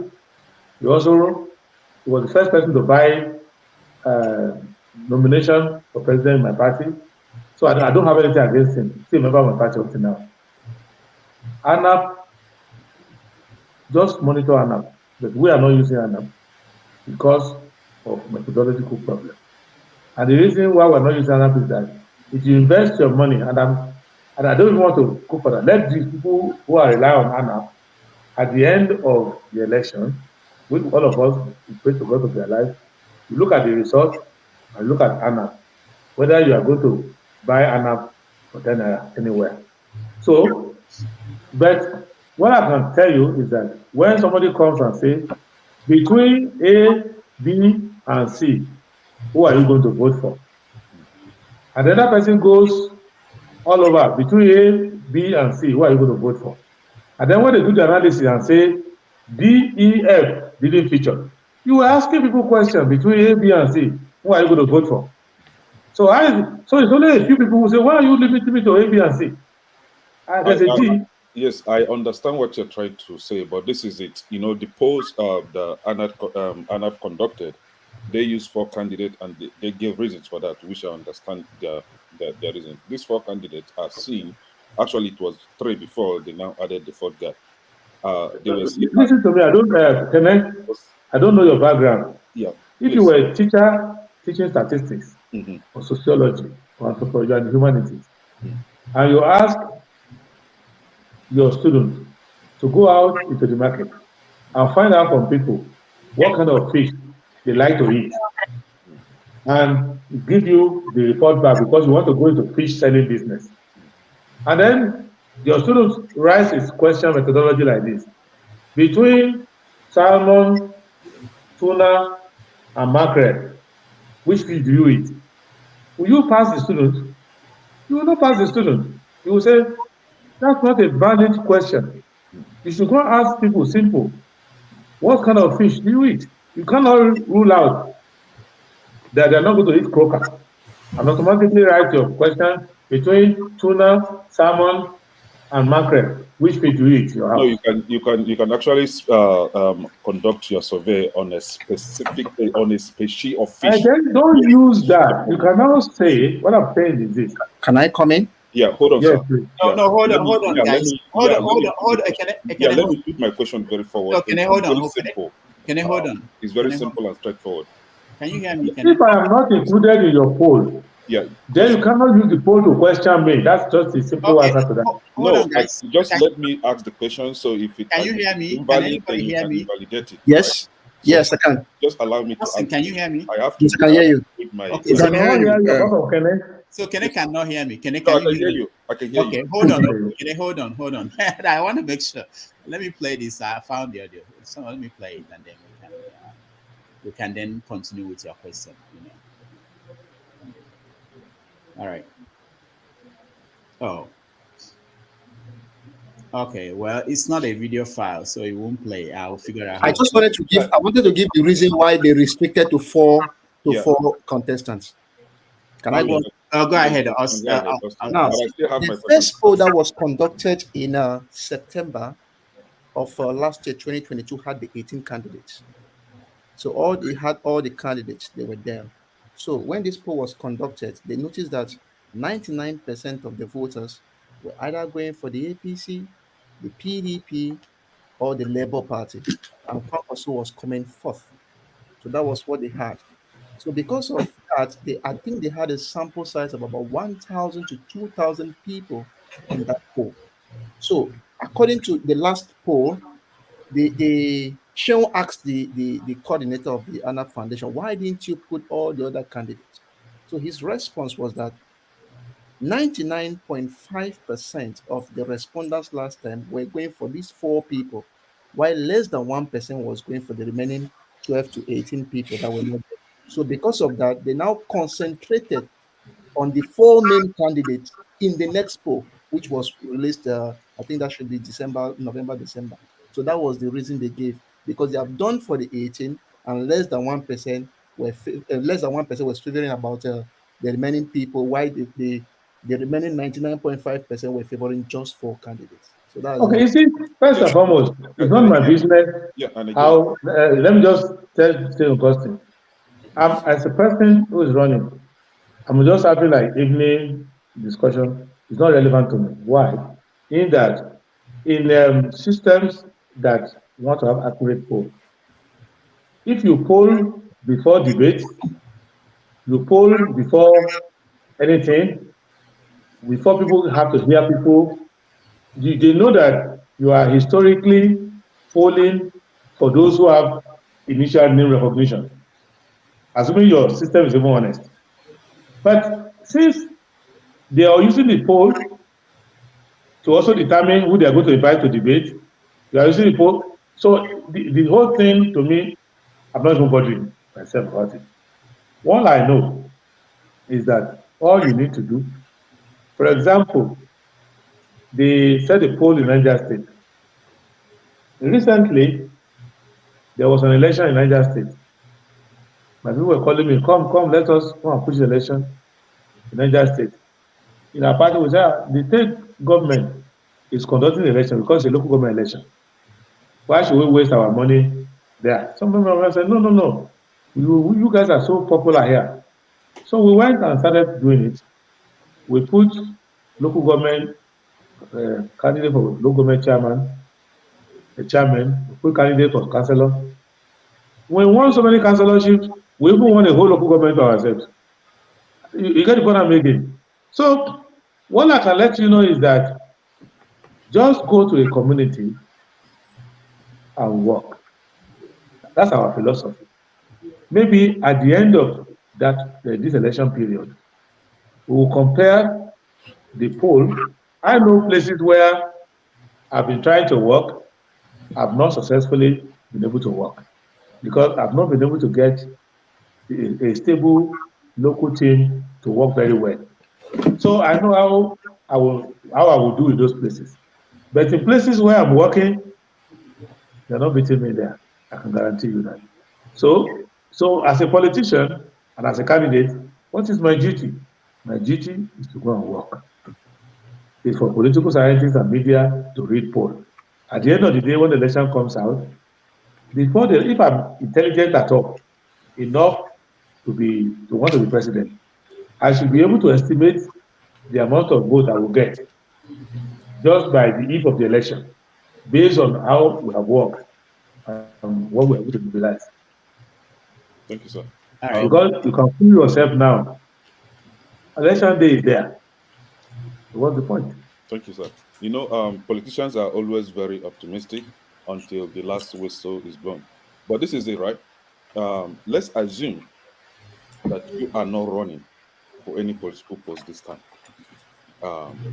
Will you be able to support somebody like Tinubu? Let's assume that you are not here. No, you'll be asking this question. No, just see, the question is this. I really want to understand something. So, will you be able to support Tinubu? Let's assume you are not running. What is Tinubu? Be able to support Tinubu. Support him for what? To become the president. Well, first and foremost, what I can categorically tell you, Tinubu will not come to me for support. No, because he's a very intelligent man. As a patriotic citizen who wants to exercise his rights for voting, will you be able to vote for Tinubu? Will you be able to? It doesn't matter who is contesting against now. For example, if you are a citizen, remove show and you make up your hold on 1 second. If you are a citizen and you make up your mind that in every election you must vote, there are some citizens that if the candidates are so bad, they won't vote at all. But some have made up their mind that they must vote. So if you must vote. Yeah, you know why I asked this question, right? No, excuse me. Let me just say, if you must vote, you will have to choose between so and so. So between Tinubu and who, for example? Okay, between Tinubu and Atiku. Just let's assume that only Tinubu and Atiku are running for presidential bid. Will you be able to support Tinubu? Why will I? What does Tinubu have that is superior to Atiku? It's just asking me between malaria and typhoid, which one will I want to have? No, you just say that. Let's assume that you Tinubu, vote for one. He has said it before that these two people are more or less brothers. He said it. Tinubu and Atiku. Tinubu and Atiku. What I'm saying. A lot of people yes. are accusing you, even in the comment section, that you are actually working for Tinubu. And I was like, no, somebody like you shouldn't be working for Tinubu. You are smart. Listen to me. Listen, Kenneth. I know he's getting the wee hour. Yes, sir. There is, in politics, sometimes you go from policy to peer parlor talk and go back. It's all to enrich the thing.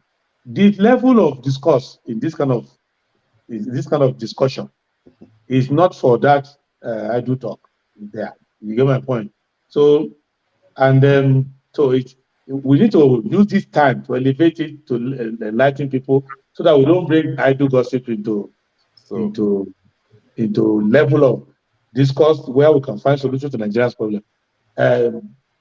People just talk. Mostly, people talk because sometimes when I see something online, when they post, even when I tweet, I get some of these obedience, as I call them, God as obedience, who are actually working to elect Peter. And I commend those ones. I have some of my friends who are working hard to help Peter. I have Peter Amen. I have Tanko Yunusa. I interact with them as a campaign. Those people who believe in Peter, who are helping him, I call them obedient. And I occasionally ask them, sometimes if we are invited to an event, I call them, has Peter been invited? Are you people coming? So I see those ones as obedient. I don't mind them at all because they are doing what they are doing for patriotism. There are obedience who are not helping Peter, whose job is to abuse people ethnicity, abuse people religion, wrong, terrible comments on your thing. They can't help him, but it's not responsible for them because given the person he is himself, he's not the kind of person I think would pay people to go and do that kind of thing or encourage it. So I don't want to bring those obidiotic comments here, but I like obedient comments, which if you say, why don't you work with my candidate? Why does they agree with me? Fine. But these other low-level ones, they should not bring it here. So because first and foremost, Tinubu is a Nigerian. He has not been convicted any offense. He is contesting. He has millions who follow him. Those who are following him, I don't see them as criminals. I just see them as people who are playing status quo politics. So in my view, the people following Tinubu, following Atiku, they are status quo politics. And that's why I disagree with them. I have many of them whom I know. And if you listen to them, they will tell you the man is experienced, the man did this, the man produced one. They have their own argument. They are status quo politicians. And I see them as such. But I won't call them names. But they know that I am not a status quo person. And if there was status quo, I will not be running. So we should respect each person's lane. My interpretation of Nigerian politics is that we need radical ideas and we need to free our politics from those who just want to be settled in government, associate with people, go and serve people. And they will be explaining, they will be underperforming. So you are who are supposed to be president, you're going to be minister of labor, and you cannot employ people. And you'll be explaining away things you should know yourself is not correct. But so you keep following these people, and you are undermining you. They are assigning you to the wrong position. They can't perform. You write memo for them, they can't read it. They don't have the energy to do the work, and all of that. You keep following them, so you waste your time. Whereas you can come and challenge them. So I am here now, taking my stand, challenging these people, raising a political movement, going around the country.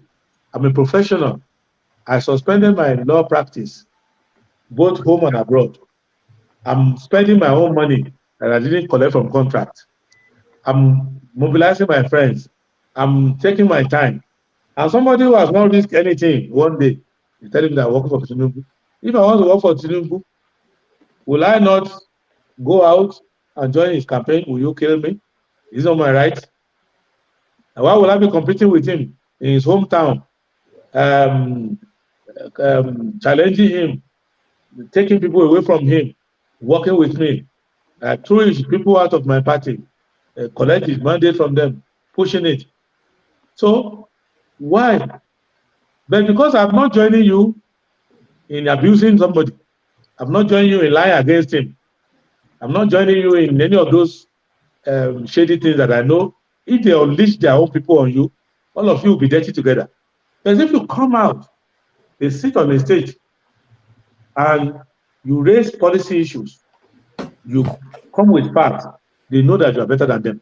But if you keep lying, oh, the man is this, the man is that. So you come and say, oh, the man is a drug addict. So you are defending him that he was never charged of drug. Listen to me. People come to me and say, oh, you see, for me, I'm a presidential candidate. I'm selling my policy. You come to me and say, oh, the man was charged with drug. Where is the evidence? That's my business. Throw it to the public. Let them deal with that. All I know is that if he wasn't charged with anything, this man vision. Look at it. You will see most of the things they wrote in their APC. They came and copied our manifesto. If our slogan, they stole it. They were running on something before, they came back and said, we know hope, whatever. That's their problem. All I'm interested is that there are people in the country who are waiting for alternative politics. And if we go to them and mobilize them, we will defeat these people. But you know, your own candidate is playing.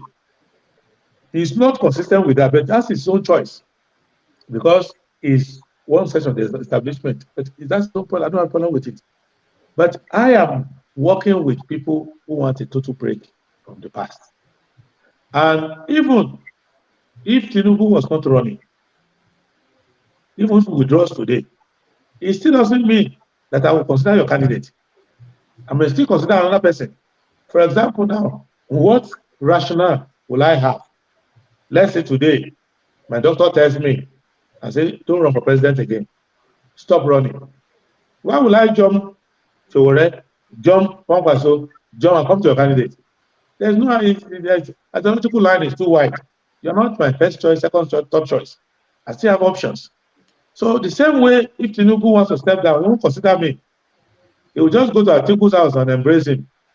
If Atiku wants to step down, he will step down for Tinubu. Everybody has their own caucus. That's what I'm saying. And today now, if Atiku is told to bring somebody, he will bring Obi. He won't bring me because they belong to the same class. They know each other. So you can't make me leave people of my ideological line and jump to the other side that I don't have anything to do with them. And so Tinubu is not in my list of people who should be president. It's not in my list of people I should collaborate with. There's no reason for that. The same way Atiku is not there, the same way Peter Obi is not there. So I just see them as the same people. So among the people who have been in government before, who have served, the only one I can tolerate is Kwankwaso, because when he was governor, he did quite well. Even as Minister of Defense, working on that Ambassador, he still managed to have some sense in what he's doing. So, and can they go and verify, not to interject? No, I don't have problem with that, provided Kwankwaso bring himself down and join him. So we are good. All right. So Prince, thank you so much. We have 8 hours. We've been knocked out of Facebook because we exceeded 8 hours. I want you to give you the chance to make concluding statements, and hopefully you will join us again for the final, closing statements before the election. We will get you to make a final appeal to voters before that. But you can say we just have to round up. Okay, let me make my final speech to Kene and the voters. Oh. To me, especially. I must be yes. You see, the essence of democracy is options. Even in simple economics, the whole essence is options. And to what I'm trying to do is to say that the status quo politics, where you vote for this, you lose. You vote for that, you lose. We can break away and create an alternative politics. And the politics that I'm bringing is the one that will help the republic, because an average person who is given talent, because God doesn't seek your permission before he gives talents to people. And God can give leadership talent to somebody who's just a school teacher, like Mugabe. God can give his talent to just a carpenter. So we must create a political system that allows people to do politics without taking permission from body back, without under tutelage of the status quo for too long. That we can also listen to people and judge them by the ideas that they have, and not set up certain artificial barriers that are not relevant to leadership. So that's why I'm running. And you cannot be in doubt as to what these ideas stand for. And then, more of us coming out, we will have a message for the public. And because we are trained in critical thinking, we can engage these ideas and we can start elevating our discussion above ethnicity, religion, or does he have money or does he have money, to things like what do we do to solve problems that are confronting us. And when the sum total of a campaign slogan, the sum total of a rally, sum total of a debate does not address the need of the people, that by listening to your political candidates, by listening to your leaders, you are not able to find answers to why are people hungry in this country. What can we do about it? Why do we have poor habitats for people to live in this country? Why is our educational system not competitive, not satisfying, not upbuilding? Why do we have bad roads all across the country? In whichever direction you travel in the country. Why is our life expectancy coming down? Why are people dying of diseases and all of these things? Why can people not live a decent life where they can feed their children and earn a living? Why are people not able to pay for life insurance? Why are people not able to pay for medical insurance? Why are people not able to save? So these are why is it that people are having more people begging for food? Well, so these are the issues I want to throw at them. And anybody who wants to engage with me will engage with me along that line. So what we have succeeded in doing now is that we have created two parts. The entertainment section of politics, where you have this, they go on morning show, that the kind of thing about they was doing that. And the ideological side, the intellectual side, where we exchange ideas. So you can get Kingsley Moralu, whom I missed mightily in this season. You can get Kingsley Moralu to sit down and discuss. And then people who can now raise a new set of politicians who are known by the ideas they stand for and who are building young people along that line. So that over time, our politics will be politics based on ideals and ideas and programs and policies and plans that can actually be solving our problem. But what they are doing now is a status quo politics where the people remain the same.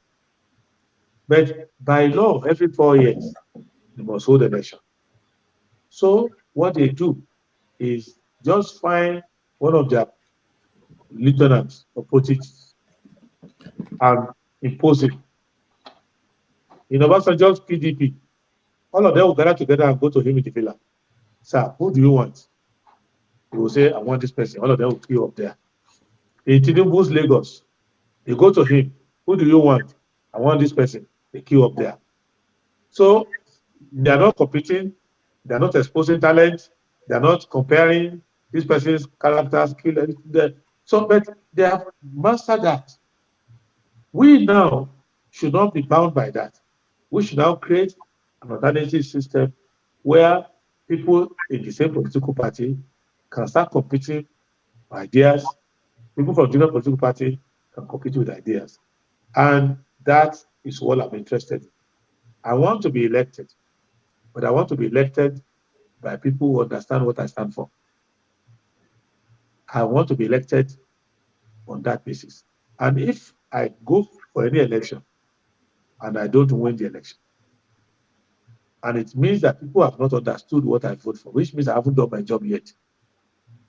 So which means, because I can only come to power by persuasion based on my ideas. So anywhere I go, is that I haven't gone around enough, or where I've gone, they are not convinced, or the time is not right. But I will keep working. And at the end of the day, I will be able to say, the reason why I succeeded here is because they understood me, message was clear. The reason why I didn't succeed here is that they did not understand me, or they understood me, but they are not ready to follow me. And then we continue. But at the end of the day, we owe ourselves a representative government arising from informed people electing their leaders. And that is what I'm about. Thank you. All right. Thank you so much for the time, and we appreciate all you did today. And hopefully, we will see you again. We wish you all the best as you go back to campaigning, and we're planning to have other candidates join us sometime before the election, to make their final pitch to voters. Well, thank you so much for joining us, and we'll call back on you. Thank you. All right. So and I spent the first hours of my birthday with you guys. Oh yeah, that's true. Already. Birthday. Thank you. That's very good, and we wish you all the best in the campaign, and we'll see you again. Thank you very much. We'll have a cake. We'll have a cake waiting for you on my platform, and I will invite Dr. Rodolph for just 5 minutes. Okay. Thank you. No but problem. it's not going away with the cake over. No. No. All right. Let's take a break, and we'll be back and do final analysis. Thank you.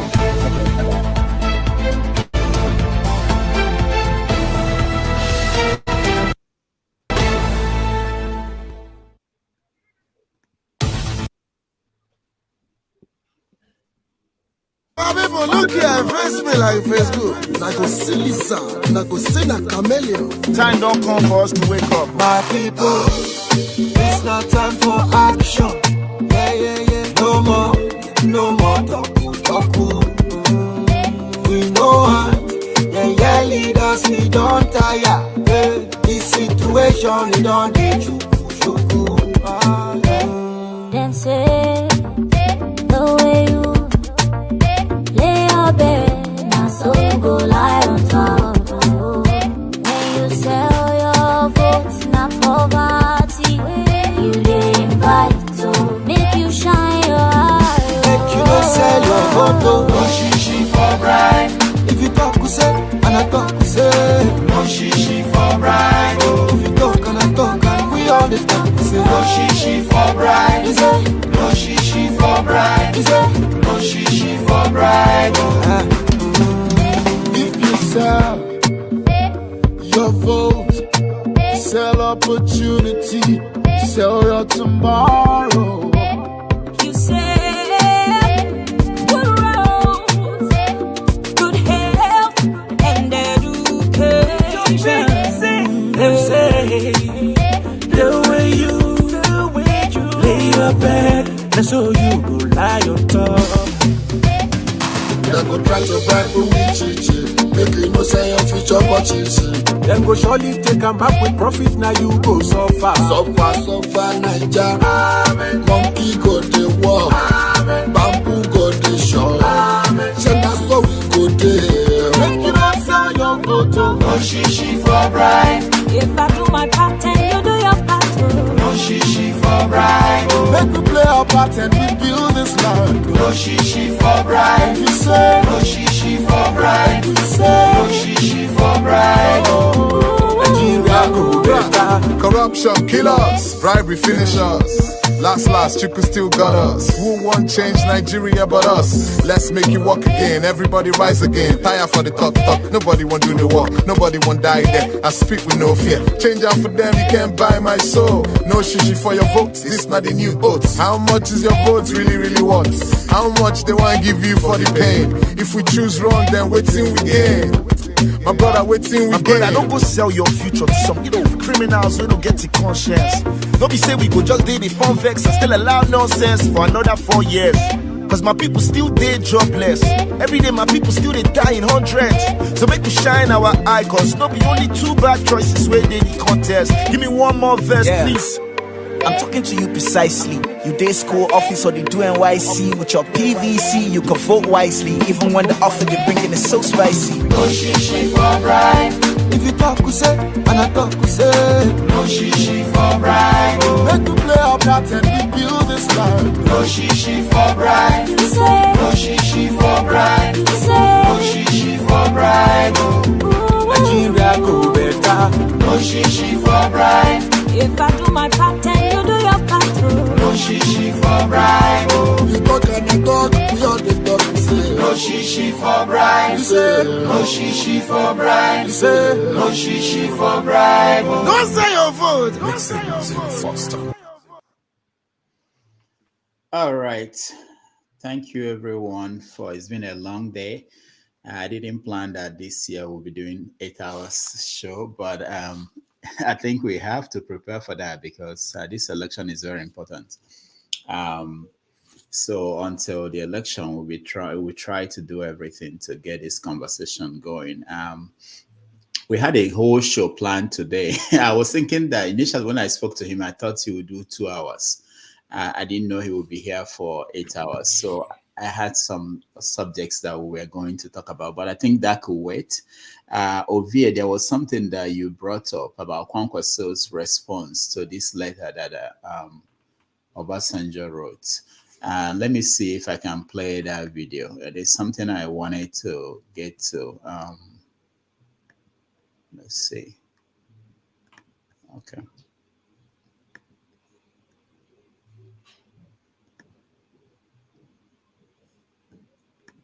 Very important. If the entire North was like this state decides to vote for me, I cannot be president. And also, even the South. And no religion will come and say, yes, you are the one, and you become. No ethnicity. And see, if we have to advise people, especially those of us who have been in the game for some time, now, just prove yourself over the years. Remove any fear. There are people who are afraid of some candidates. And people are even wondering whether they are coming with the face of a united Nigeria or seceding or whatever, their own portion of the country. So there are a lot of confusion, and under confusion, we are sure those guys will lose the election. Wow. Okay. So, I mean, yeah. You wanted to ask a question, or? Yeah. So what's your interpretation of what Kwankwaso was saying there? It's in. I mean, that's why I started. I started by asking Prince Adewole that Obasanjo, that we all know, will not do anything spontaneous. If you remember when Soludo wrote out his letter, I said the same thing. That this is not something you just sit down one day and just write it. No, it's premeditated, and he knows. He's been a godfather in this game, so he expect anything, and somebody is just pointing out the obvious to him, not just to him, to pretty much everyone out there, that at a time like this, when you occupy some sensory position, you should know how to trade.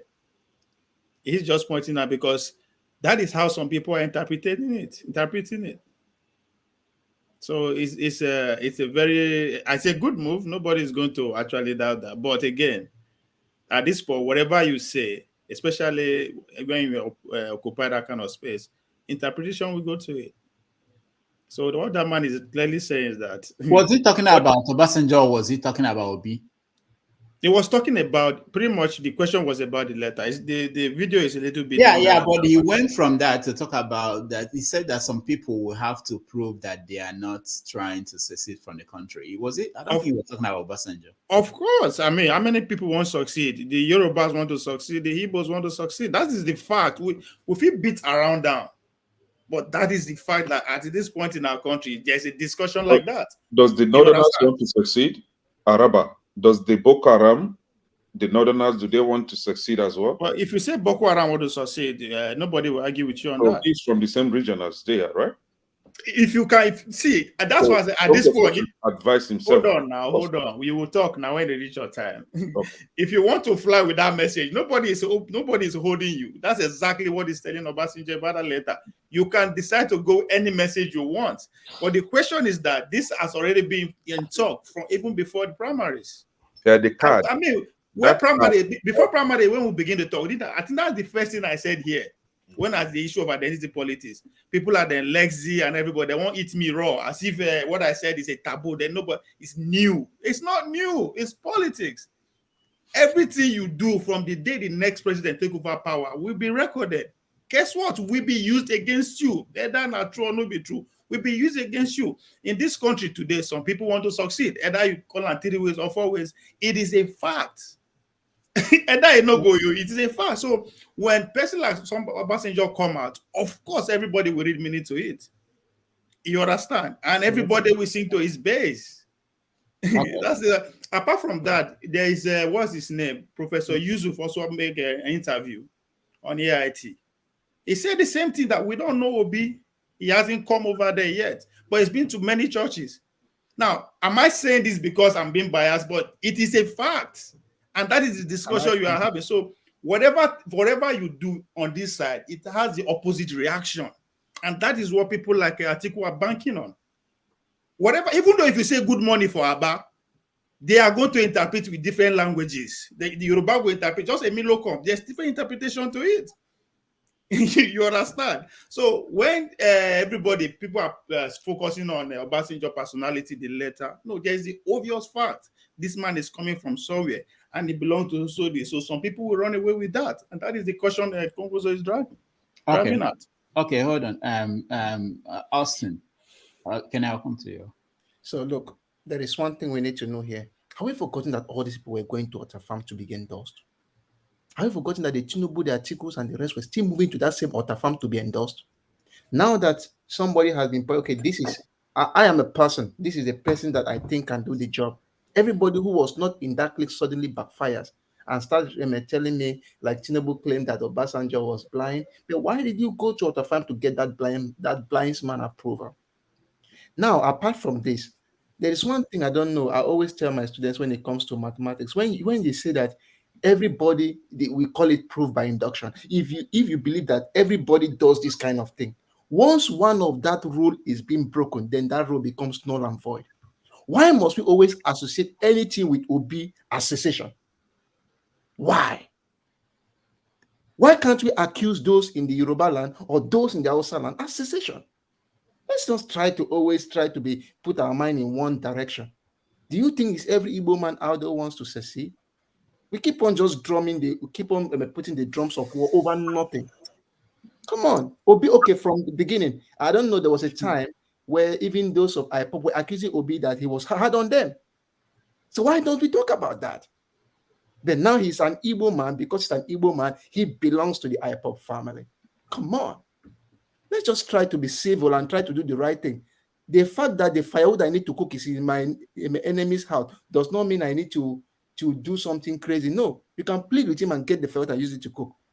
And if it's on a round table that at this stage Obi can be the best for the job, then give the person a chance. I don't care who the person where is coming from. So let's not always look at it as everybody from the east must be IPOP, must be this, wants to secede. Come on. We use this and forget that we have a nice person we can take, or we have a bad person we can reject. That is why I respect those who, as I said, I always serve in the north. There are good people. I talk with my friends, whether they're from the east, west, north, south. Once you want to bring tribal, just push it one side. Because there are nice people in the north, very intelligent people in the north. There are intelligent people in the west. It is the brains I need, not that he is from the north or from the east or from the west. So all of them were seeking for this endorsement. The one person got it. Good, you have gotten it. Don't bask in the euphoria that I am the highest or I'm the best. No, you are not the best. Just take the endorsement and go and continue your work. For me, I don't even see that endorsement as anything. I don't know. I don't see it as anything. The person you want to vote for, you go ahead and vote. The one you don't want to vote for, leave it. But it doesn't mean that because this man endorsed this person, he's now bad. You go and bring all the evil he has done. Obi is this, Obi is that. Come on, let's forget about that. That's just what I would say about that. Can I put a question through? Thank you. So let me come in here, right? Okay, hold on. Let me hear. I think for our guest, Prince Adewole, I think some of us were quick to give credence to his rhetorics, and this is my reason for saying that. While he was giving his speech, he was all the time throwing jabs on P2B. Never for once see any fault with Tinubu and APC, and that was why I came back to asking those questions. See, the Nigeria that I know, we only profess love on the lips, right? So we tend to try to deceive others, try to play the lip service of, oh, one Nigeria, oh, we must love. See, as far as I'm concerned, there are a lot of good people in the north, as much as stupid tribal bigots in the north. A lot of good people in the southwest, a lot of tribal stupid idiots from the southwest. So also from the southeast where I come from. And this is it. I will borrow from Governor Wike. If you fall for me, I fall for you. If I notice that you are that tribal bigot, right, there is nothing you will say that will ever convince me that you are a patriotic Nigerian. This guy, what's his name? Prince Adewole, should come out straight and tell us where he belongs to, right? Stop all these deceitful talks. He know that he's not going anywhere. He knows that his party, someone like me, today was the first time that I'm knowing him. I've never heard of him, but I know SDP is there on the list, right? So you come here, okay, let me put it this way. You know, see, we should always try to recognize this kind of people. They are very outspoken, very smart in their talks, but very idiotic as well. Let me borrow his word, because he called obedient P2B's supporters as obedient. And this is this kind of person you think will be a good leader, somebody that will come on the national platform like this and insult his opponents. Those that are not supporting him are idiots, right? Can I just to be fair, he's the kind of people you want to have as a leader. Can I? Good luck with his deceptive campaign. Can you hear me? Can I hold on? Okay. I just say just to be clear, he separated the people. He made a distinction between those who are working for B to succeed and those he thinks that you abusing. That you criticize him doesn't make you an idiot. You can criticize him. Did he? Well, you can say that, but I just want to make sure that you make that distinction. You know, that's very important. Somebody like I've never heard Obi call anybody names. I've never heard that even what's his name, Atiku, you know, use derogatory words on anyone. But I've heard Tinubu use that. I've heard him today, the Prince Adewole, use that today. Anybody can criticize you as a leader. You don't come out and start insulting people like a market woman. Let's be telling ourselves the truth. This guy does not have any quality of being a leader. Let him go and continue with his freedom fighting or whatever that he calls himself. Matter of fact, if he wants to be a leader, let him start from Ondo State. Let him go somewhere in Ondo State, maybe canvass for chairmanship election or governorship election. Let us see what he will be able to do in his home state before we give him the larger platform of governing the entire country. So, you know, I don't even want to go deep into that. All right. Thank you, Kenneth. Andrew. Yeah, thank you very much. I must apologize for going in and coming out during the day. I was actually on the road, so my network was kind of fluctuating, driving, and I have to pull over and talk and continue the journey. Listen, you don't have to explain for obedient network. We all know how it works. You're fine. So, but I still need to apologize so that it won't look as if it's an intentional thing. But yeah, listen. The guy's submission, to be honest, I have to be honest. I just have to be a little bit respectful to him. Okay, it would have been better off if he just ride on his horse only and just stay on his lane, and rather than saying some certain things about Peter Obi. Now, he's entitled to whatever he wants to say, but you don't run people down and categorize Peter Obi as among the articles and the Tinubus. I don't appreciate some of his comments, and like I said, should have just stayed on his lane. And when I asked him my questions, and he really didn't answer my question as I actually was expecting him to answer the question, but I don't know him either. So, but he made a grave mistake by suggesting that if anything happens to Atiku, he's going to call Peter Obi, he's not going to call him, and all those things are just, I don't understand where he's going with that. He's trying to play safe so that people will not attack him for going after. You're a politician. Stay on tell the people what you want, what you're going to do. Don't go after anybody. I did make it clear that I'm an ardent supporter for Peter Obi. Now, in respect to Obasanjo's endorsement on Peter Obi, now, I'm going to make this very clear. A lot of people are excited that Obasanjo endorsed Peter Obi. Fair enough. I have always stand on this principle that Obasanjo is one of the major problems of that country, of Nigeria. He endorsing Peter Obi. Some said is trying to make things right. No, he's not trying to make anything right. Endorsing Peter Obi, you cannot want to make things right and be spiting somebody else. He has a beef with Atiku. Obasanjo will never endorse Atiku or Tinubu. Whatever he's doing, I don't care. That's just me personally. I don't see any sincerity in whatever he does, because they are the major problem, or they are the people who have plunged this country into what it is today. And if they want to fix it, they know how to fix it, not by endorsing somebody. I personally don't care. I'm not moved by it. Peter Obi have already gained that popularity. I've already gained that prominence before he endorsed him. So his endorsement makes no difference. My prayer is INEC, if INEC is fair, if INEC is transparent, if INEC do things right and people go to vote and count the vote properly, then I believe Peter Obi will win. My concern is just INEC, not any other person.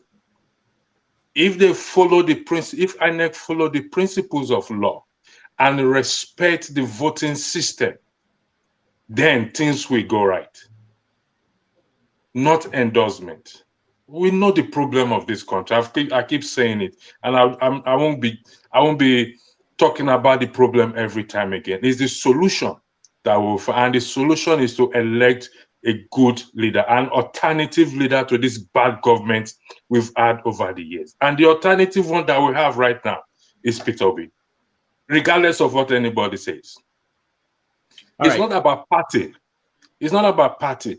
We should stop addressing parties. The individual, Atiku was in another party before. Every one of them have been in different parties before they came to this party. So it's not about party. It's about the individuals right now. Yes, they belong to a party, but it is the people that make the party. The party don't make itself. People make up the party. If you look at the election, the present election that just ended up, the speaker in the House of Rep in the US, you will enjoy politics and you enjoy democracy. So I yield the floor back. Okay, thank you, Andrew. Let me. Ovie, hold on. Before you, I want you to also think about this, because I want to get that. The second question we wanted to discuss today, we have to round up anyway.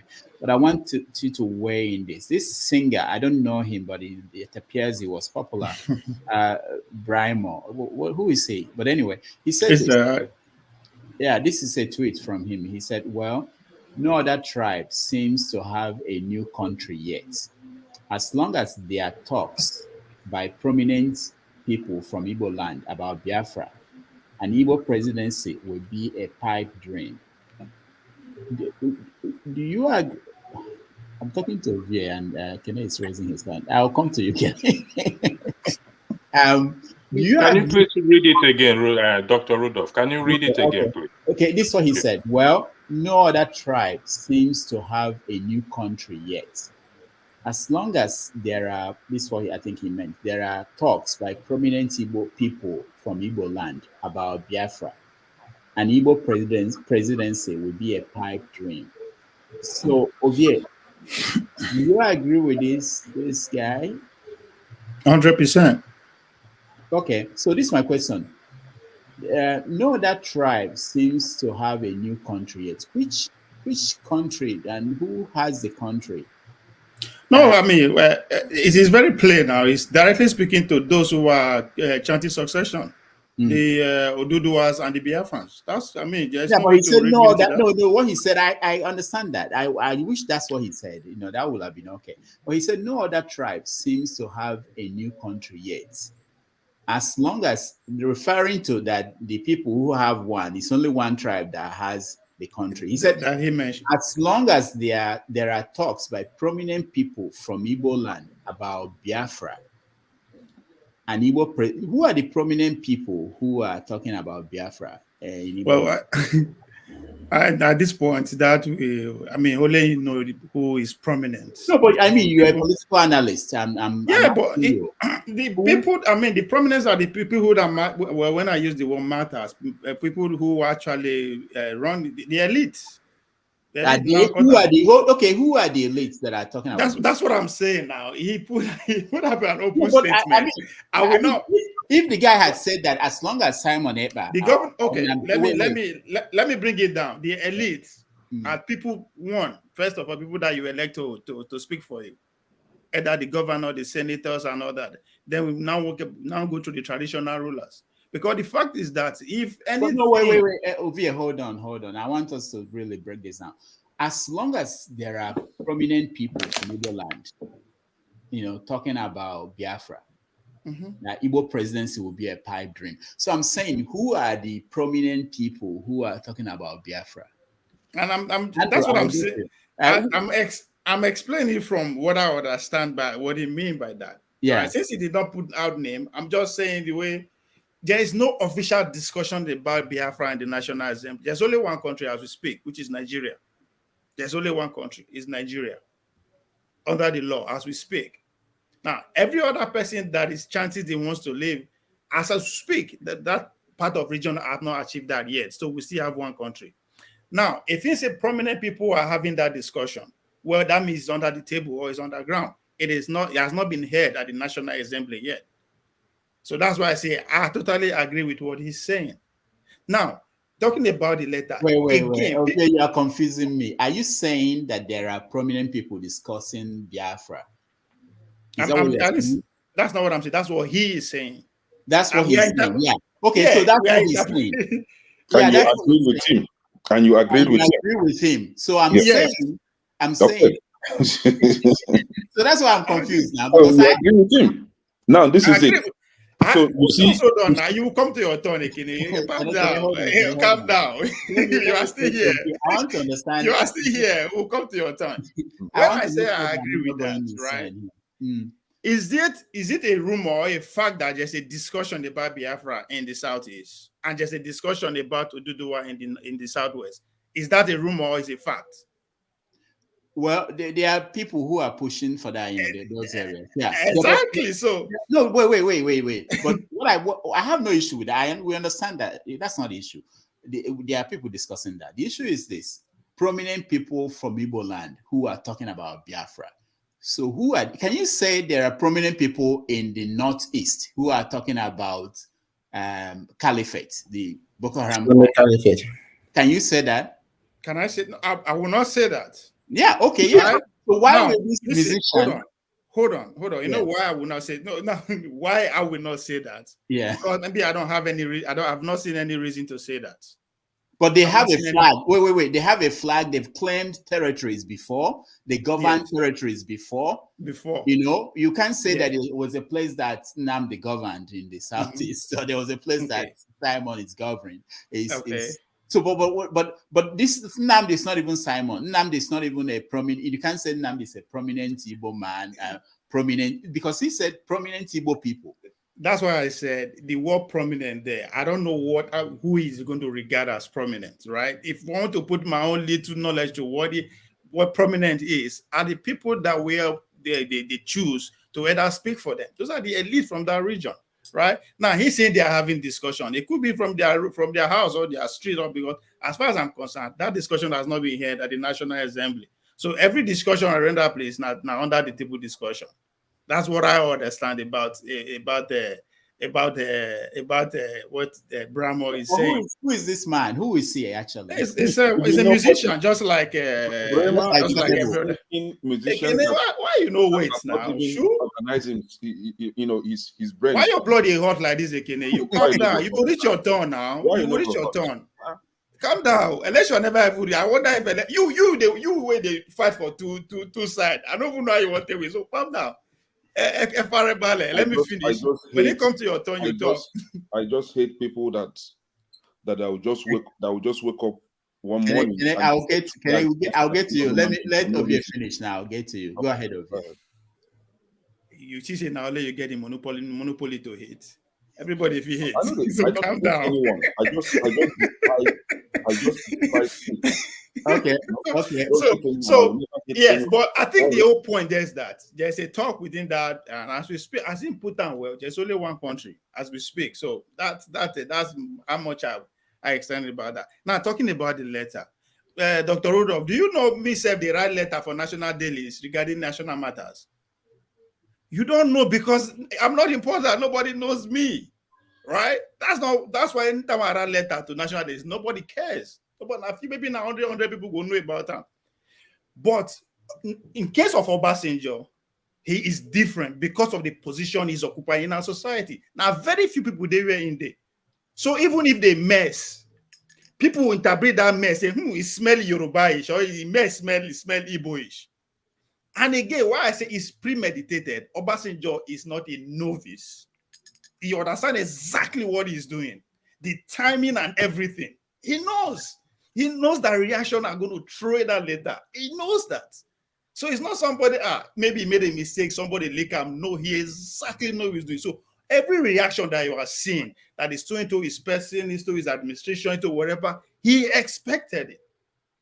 You understand? So if another person, they interpret how it is him, I don't see if he has a right to write a letter. Why don't I have a right? I don't have a right to interpret it the way I see it. And I'm seeing somebody who is from the South. At the time where the South are saying it is their turn for, as far as I'm concerned, bunker reasons, right? And this man is a Christian. So don't blame me if I am reading it along that line, because we keep saying it, whether we like it or not. Identity is the number one on the table when it comes to this election. And not the talk I know be today. And it started not now. It started about 7 years ago. So what we are seeing now, because most of us just started paying attention to how politics work, and because no, the man with that don't go sleep. His aim has been achieved. You understand? And I would not be surprised if another letter come out before the D-Day. So it is when people are when you put something out in the public at a particular time, reason different kind of interpretation will come. We come to you, and he knows that. That's what I'm saying. This man knows exactly what he is doing. His words we are choosing carefully, the timing, how he goes about it, everything was on point. I give it to him. I would respect him for that. Because I always think how this man is able to catch up with the time. You only find a way to insert yourself in the conversation when it matters most. So if people they see him in that line, it's very obvious to the blind. Everybody is doing that part because that's the only way they believe they can win. So I don't understand why there's everybody saying it's politics. It is politics. When I say politics is dirty and dangerous, that's exactly what you are saying. No, it's not just in Nigeria. As long as you understand that that's the way, because that's how I saw it. I saw it that they what do you call it now? You bring the kitchen sink, everything, throw it out there to make the point, So I understand that that's part of politics. Can I go ahead? So, Ovie, I understand you play that dirty politics. Somebody like me, I will never be part of it. But this is it. The same Obasanjo in 2015 tore his PDP membership card. And there's a lot of reaction to it. Everybody reacted differently. In support of Buhari, nobody called him a blind man. No, don't say that. A lot of people do. Not just let me finish. Even in 2019, the same Buhari supported Atiku, and nobody called him names. Just now that he's supporting Buhari, P2B, and the likes of nobody. I call him nobody, Brimo, because nobody knows him. He's just struggling with his musical career. Tinubu gave him some small chicken change, and he went on Twitter to vomit rubbish, right? So now he's insinuating that in the Southeast, that there are some elites that are supporting secession, but he failed to name those elites or call their names. And somebody like Ovie, I'm really disappointed that you agree with this kind of rascal and his statement. So you are supporting this kind of. I'm a student. I learn a lot. So it doesn't matter who is teaching me. He has dropped a lot of lecture that I hold on to. So hold on. So the Nigeria that I know today is not one. In as much as you still believe that Nigeria is one, Nigeria is not one. and Nigeria will never be one. I am Igbo. I am not Yoruba. I'm not Hausa, and I will never be. Right? But you're in Nigeria. Also, no, Are I'm you not. Nigerian? I'm You're not. not Nigeria. Okay. Yes. So, and this is So why they support a Nigerian president? What's your business with Nigerian activities? Yeah, just take whatever response that I give to you, right? So this is it, right? So when it comes to politics, we all know that there is no love. So forget about all this lips preaching of love and whatever. There's never like that. There's nothing like that, and it will never be. Whether you like it or not, mark today's date. I'm telling you this thing. Nigeria is going to succeed, whether you like it or not. Nigeria can never be one. With the kind of people that we have in Nigeria, this kind of people supporting evil, Nigeria will never be one. And you cannot force me or force anyone to be part of Nigeria. The Yorubas are calling for secession. The Igbos are calling for secession. The Hausas are calling for secession. Even the Middle Belt, the South are calling for secession.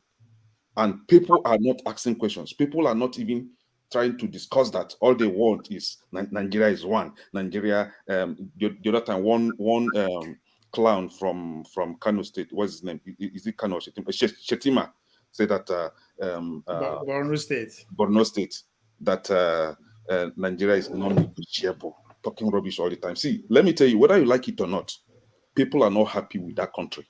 If you are happy, me too. If you are happy with that country, you should be back to Nigeria. But you are here enjoying your life. I'm not happy too. We are trying to make sure that that country is fixed. That we are that we're able to elect good leaders that will be able to fix that country. And all you do here is to sit and play politics with everything. Every little politics is dirty. It's a dirty game. It's a dirty. So because politics is a dirty game, you cannot use your own critical thinking, your own rational mind, and your own human nature to even stand for the right thing for once.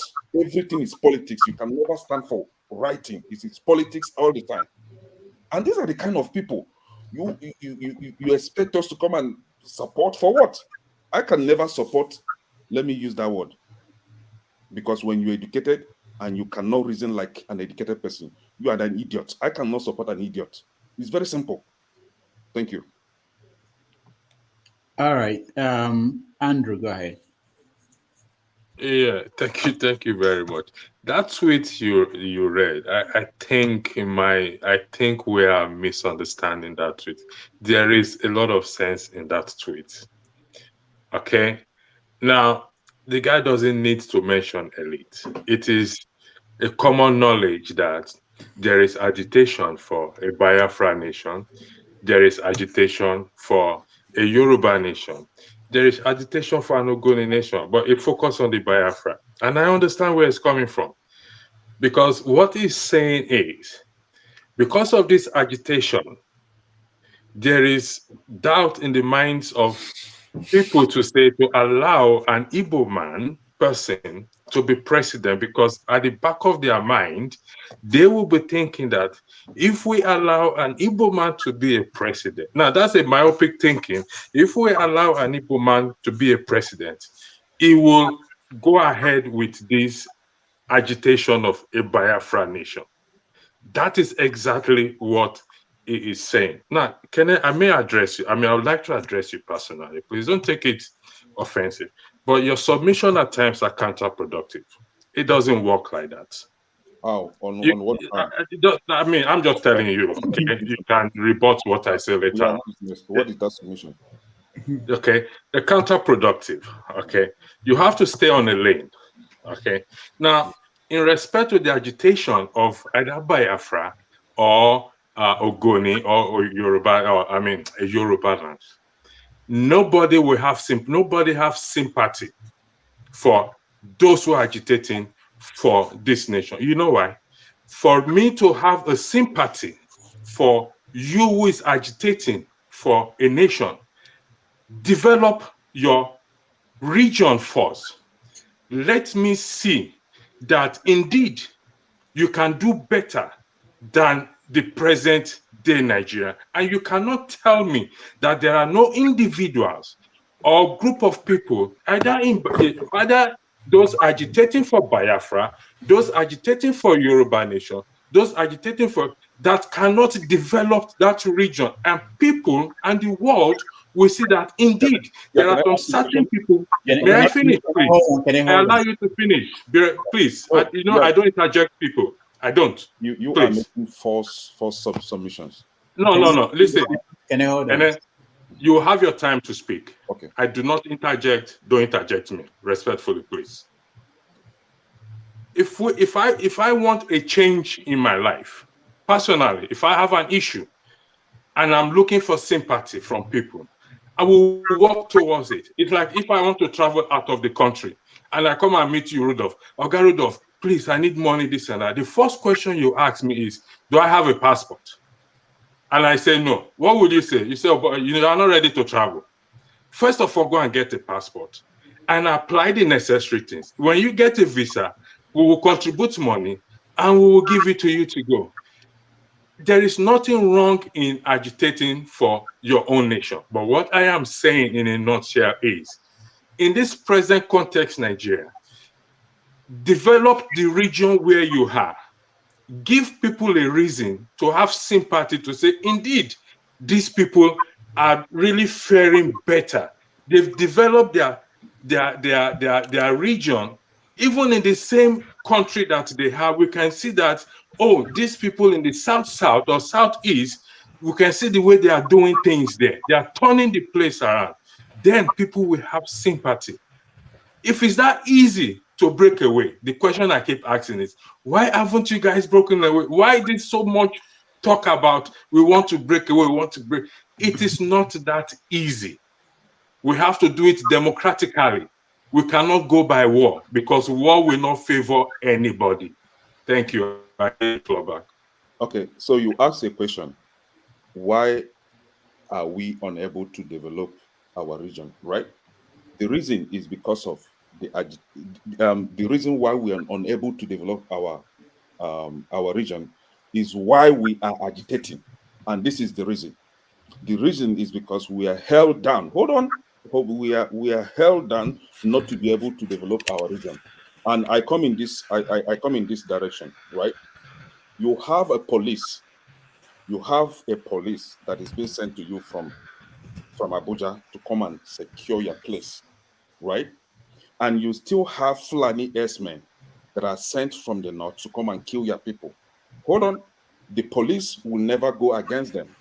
I'm coming. You want us to develop our place with a useless constitution that will never work for anybody. How are you going to develop your place with that contraption, useless constitution that will never allow you to function? You are in a country where we have River Niger. We have one in Oguta, right? We have one in Calabar, and then a dry port was built in Kaduna, right? Are you aware of that? A dry port was built in Kaduna where you have to take your container from Lagos to Kaduna and clear it in Kaduna. Are you aware of that? And this is the same country you want the Southeast to develop. How are they going to develop in this kind of useless, with this kind of useless setup, right? You have a country where the masses, the electorate will come out and vote for their candidate of choice, and someone that came number 4 will be imposed on them and forced to rule them. Is this the kind of country you want to develop in? Is it the kind of country where, hold on, where passport, ordinary international passport in the Southeast, the same government, the same INEC will charge you 25,000 naira because you are from the Southeast, and then you will be paid, and the same Nigerian from Borno or from Kaduna will pay 15,000 naira. Is this the same country you want us to function in, where all they want to do is to keep us down perpetually? All right. Explain to me, how are you going to function in this kind of segregated and unbalanced? All right. Can I thank you? Because when I see educated people open up their mouth and be saying things that would never make sense to me. After the war, how much were we giving? After the Civil War. Okay, can I? That's okay. I'll come to further that. Subjugated. Never allow us to stand up for once. Okay. And you're not reasoning that, and you want me to be happy with that kind of useless country. Okay, Kenneth, thank you. Forefathers, I'll come to you, but let me hear from Austin before you. Go ahead, Austin. No, I think sometimes I don't want to speak when I'm always emotional. So, Kenneth, some of the things you said, I don't think they are true. Like what? Ask me what question. If the Southeast want to develop, they can do it. How? The military men or the police. Have you seen any policeman stopping you from building a road? Oh, really? Seen any policeman stopping you from doing industries? Emmanuel Iwanyawu now has been a problem in the Southeast, and that the is same what I'm Abuja saying. are using him against us. That is what I'm saying. Look at Peking. He's an indigene of the South. Those are Europe. Those are Igbo men now. That's their problem. Deal with them. What I'm trying to say is that deal with them now. Why you they use your personal problem for? Why you they use your personal problem for national issue? Relax. They are giving protection that we cannot touch them. So we want our own country so that we'll be able to touch them. Can I continue? Yeah. Look, go ahead. Let's assume that you have these 5 governors in the Southeast. The money they get from the federal allocation were well used for everything they need to do. They don't steal, they don't embezzle. I tell you, the Southeast will develop. The same as Andrew said, when I see you shine now, ask me. I agree with you. So if we are talking about the governors first, they messed up. If the governor decides that I have a 20-year project, I do my own for the next 8 years, and I do it better. The next person does it very well for the next 8 years. You will develop. They will not hold you down. I'm saying so because I always use examples, case studies. I've seen people who were disadvantaged in different spheres. Let me say politics, in education, in finances, but they grew up to be better because they wanted it. If the Southeast says they want to be the shining light in Nigeria, they will do it. Thank God they didn't have those who can hustle. They have people who can do it. So if you tell me that it is Nigeria sitting in Abuja that makes the Southeast from being developed, I don't agree with that. I don't. Like I said, thank you. Can I know? Let's that's what we're trying to fix.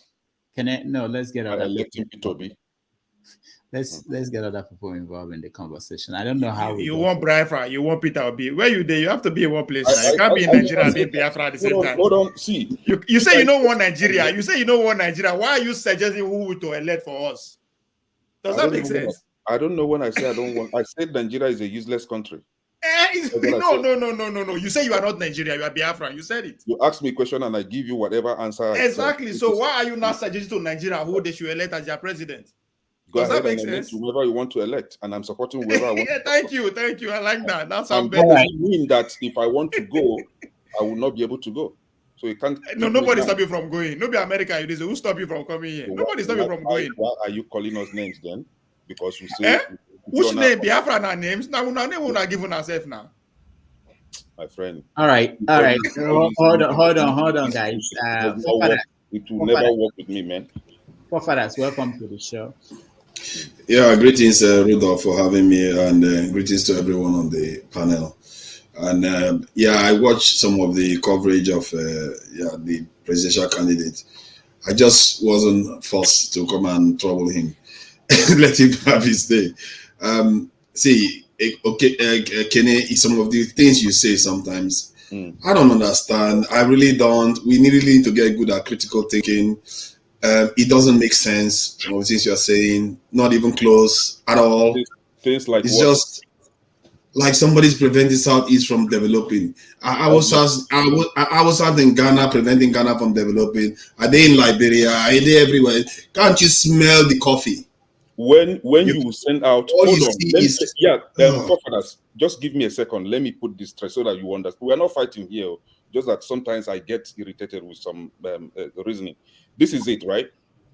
Yes, the Southeast ought to develop, but we have a problem. And the problem is from the leaders, the so-called elites that we have in the Southeast, right? We cannot even come out and criticize them. They will use police to humiliate you.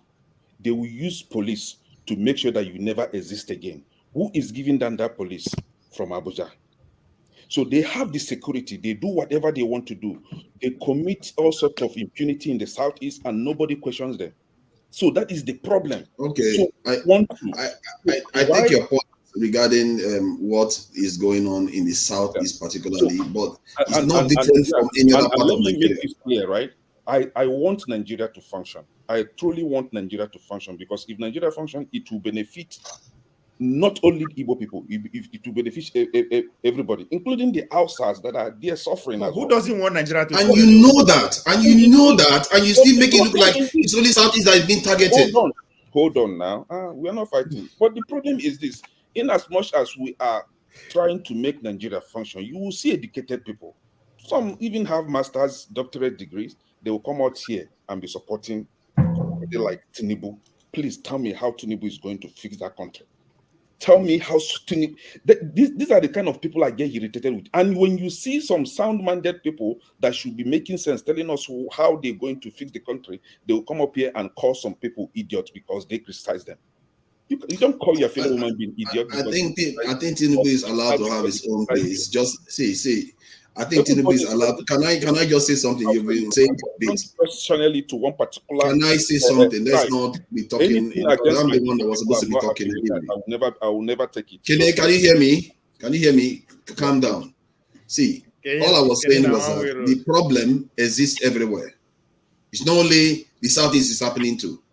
And sometimes the way is watching, looking at people, is the kind of disdain I saw in Ojuku's face when he was having that meeting with this in Ghana. These things that people do that are so self-righteous and looking down at other groups as if we are all not facing the same problems. And you know it. Factually, you know it.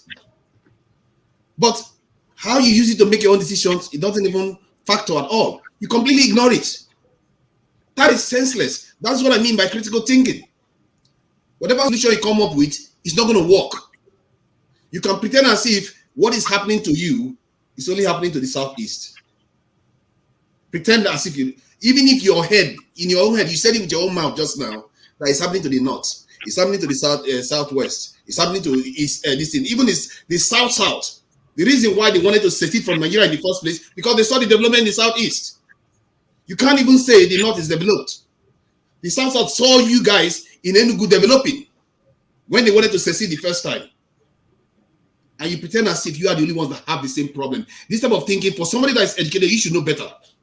I know better, and that is why I'm talking to you. If you know better, then your deduction is very simple. Instead of being lazy, hold on.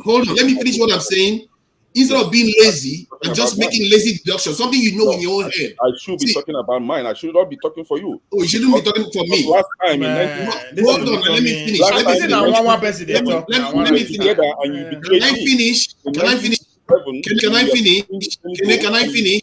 And this time I have. Can I finish? You've been here for a long time. Can I finish? Can I hold on? Can I finish? Let's. Yeah, I can't understand. I really don't like when people know facts and pretend as if it doesn't exist. No. Stop it. Can you just mute you then? Because it's just Hold on. Don't use derogatory words on me, please.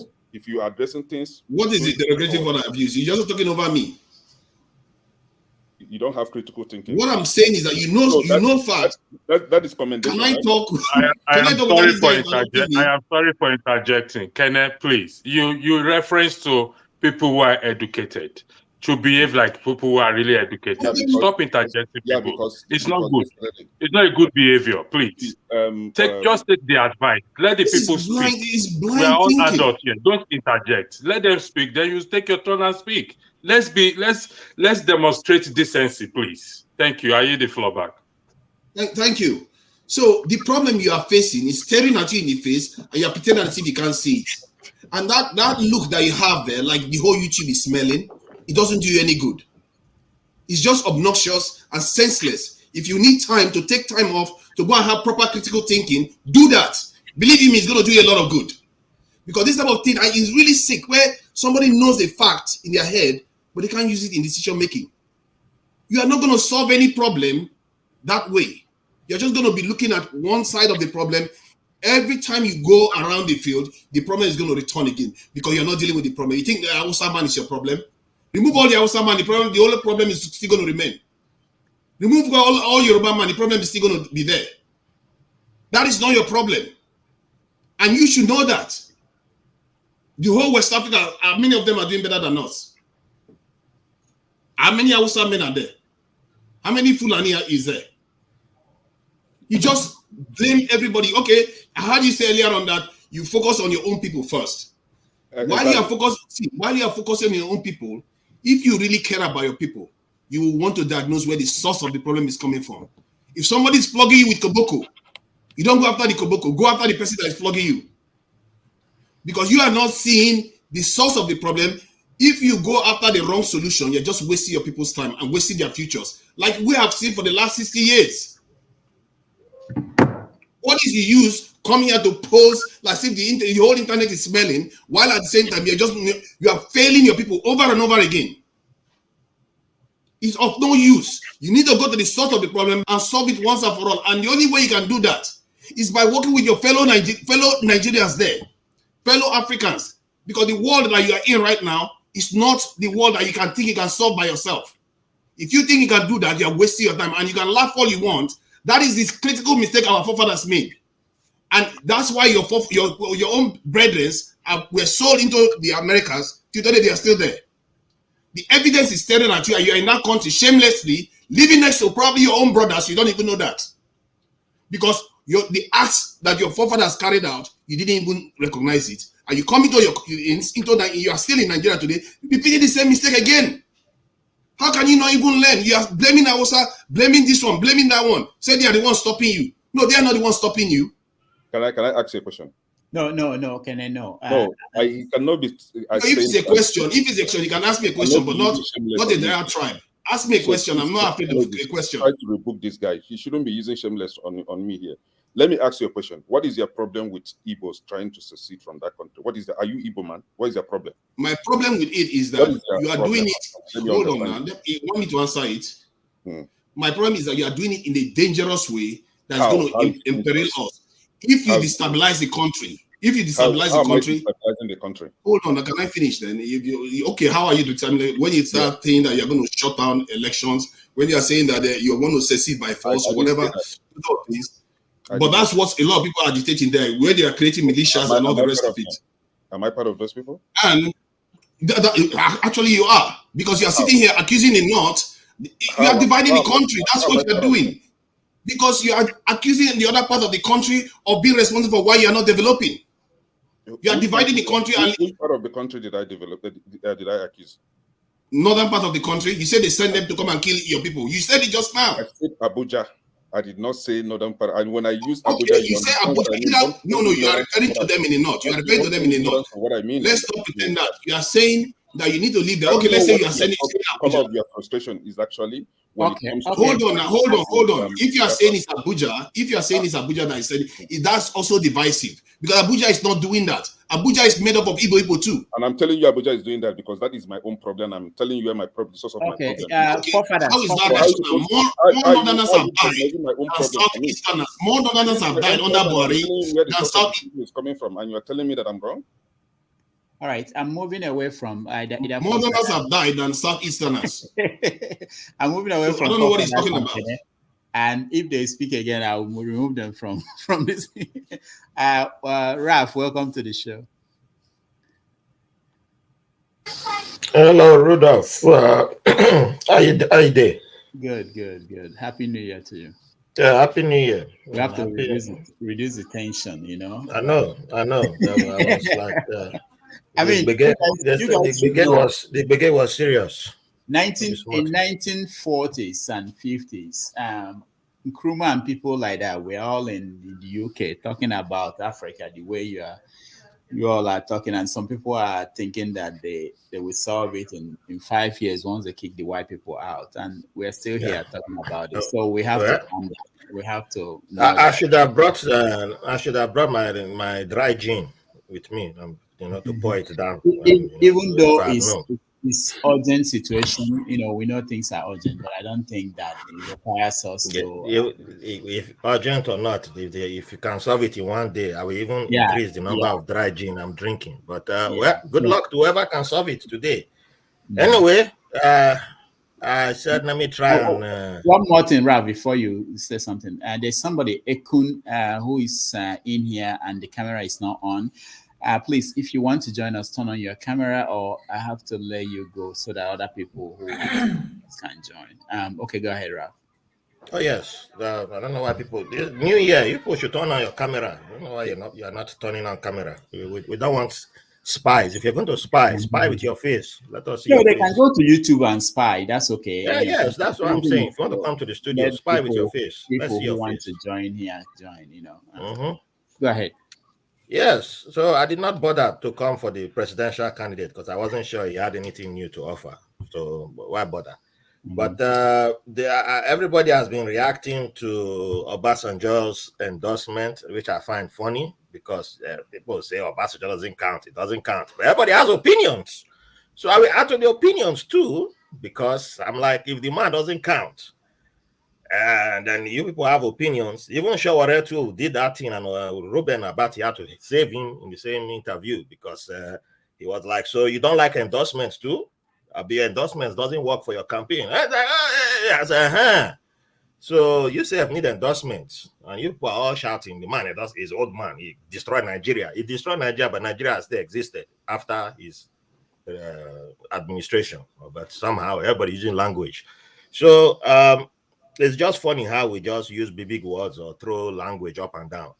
They say if Obasanjo doesn't count, so Obasanjo is useless, Obasanjo is this and that. You forget that Ethiopia Civil War, who was the person that went there to, who was the person that they negotiated negotiate the peace deal? It's Obasanjo. Give credit where it's due. He might actually get a Nobel Prize because of that. But Obasanjo no follow. Obasanjo this, Obasanjo that. I said, sure, that's why they can't win presidency, because he just gonna be talking like it's a boxing match you're going to do. I said, my guy, you have to, if you become president, will you not go and sit down with people who you don't like from other countries in Africa? Well, let's forget that other countries in the world don't exist. You're not going to be an isolationist. So yes, endorsements count, because he retracted in a way. He quietly retracted on that Arise interview and said, only endorsement from people that we want, that we deal with. I said, don't be shouting unnecessarily. You all seek for endorsements, and you got Peter Obi got the endorsements that he wanted. You don't want the endorsement, so it doesn't matter. Everybody wants. Tinubu wanted endorsement from Obasanjo, and it pained him. It pained the man that it went to Obi. It pained him. That's why you hear the words. He started cussing Obasanjo again. I said, okay, because before, when he weren't sure of getting, the words he's used for Obasanjo when he hadn't declared a presidency. After he declared a presidency, my guy's language changed. Then he went and greeted Obasanjo. Well, hey man, Baoni, could you better? Then as soon as he didn't get endorsement, then you turn to insults. So then PDP also released their own. Kwankwanso did his own thing. Over you don't run as usual. The Brimo thing, I find that funny that everybody is now like, he's right and this, that. You suppose not say, I be like, wait. We know they fear anybody. Hold on. We know they fear anybody. Hold on. I know they can, try that kind of thing with me. Try one. Everybody talks, when he reach Igbo, our prick goes a stand, like say, now we strong pass. There's only been one group in Nigeria that has taken over parts of the country, has run a government, a parallel government, collected tax with people local, with indigenes in support or not in support, but they actually paid taxes, and it's documented to the group. No other group has done that, and it's found in the Northeast.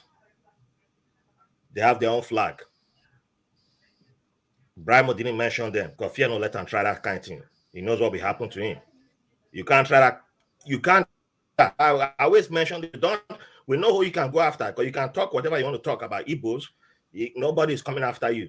You can talk whatever you want to talk about any other group. Nobody's coming after you. But if you go and try that kind of thing and mention Boko Haram and you mention the main group, you know what will happen to you. They will come for you. And nobody can point that out that, the main group that we have it, that they were collecting tax, they have a judicial system. And if you are serious, all the people who will be coming and be shouting at it's about national security and all this. Is that not national security? They have a judicial system. They run a parallel government. So your prick didn't stand for that one. Are you talking about Boko Haram? Your prick didn't stand for that. No, interrupt me, I beg. Nobody. I don't know what you're talking about. My guy, you should know. You are the one who is over Sabi, so you didn't know that one. Not so. All of you. No, but it's Igbo people want to lecture. Everybody want to lecture Igbo. Everybody having like, okay, you don't even know the one that's happening in your backyard. And Brimo went there, went and opened his mouth, and I looked at all the results. I saw that I wasn't even aware that he did a video where he wore G-string, and people were like attacking him on that one. I was like, oh, he was expressing himself as an artist. Okay, but it's just this same noise making where everybody is always having that ability to lecture Igbo people. Igbo people should have known this. The whole Igbo, all Igbo people, that's where everybody has the talent to tell Igbo people, you all should do, while all the whole Igbo people should know how to have a secession movement and all this and all. I'm like, well, where can't you go and tell everybody from the Northeast the same thing? Nobody can do that. It's like all of your mouth just all of a sudden, your mouth became the soap that you. Which people are you referring to? Because this looks like a straw man discussion now. What are you referring to? My guy, shut up.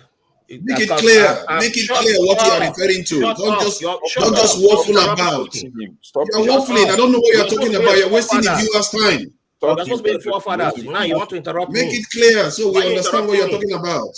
Okay, hold on, guys. You don't have common sense now. You're supposed to be answering forefathers. You don't answer your real name.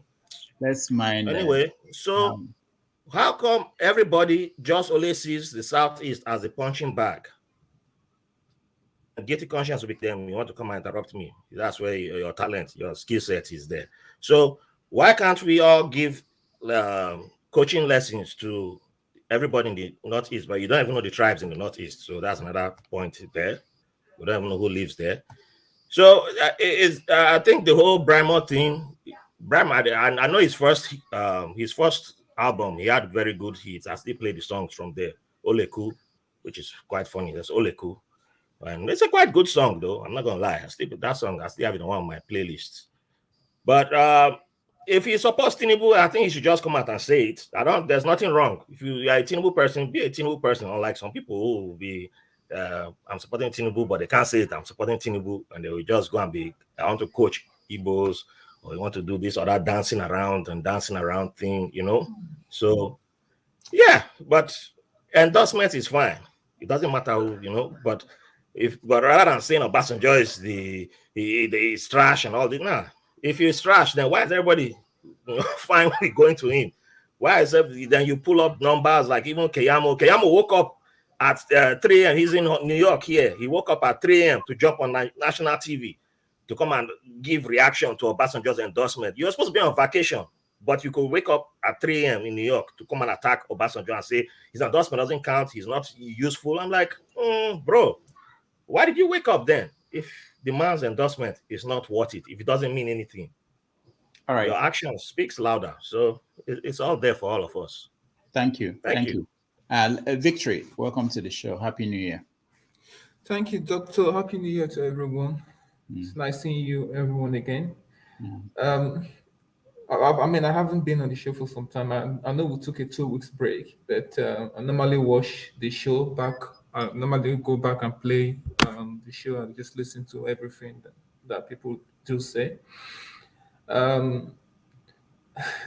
Ekene makes me laugh. Ekene, you need to tone it down, There's a lot of things going on in Nigeria, and like I remember I've told you this before, that the session that we had with Dr. Franklin, it was a golden session, and anybody that actually listened to that and doesn't still understand the issue, then I'm sorry, that person is beyond redemption, because he barely laid everything out as clear as anyone can understand.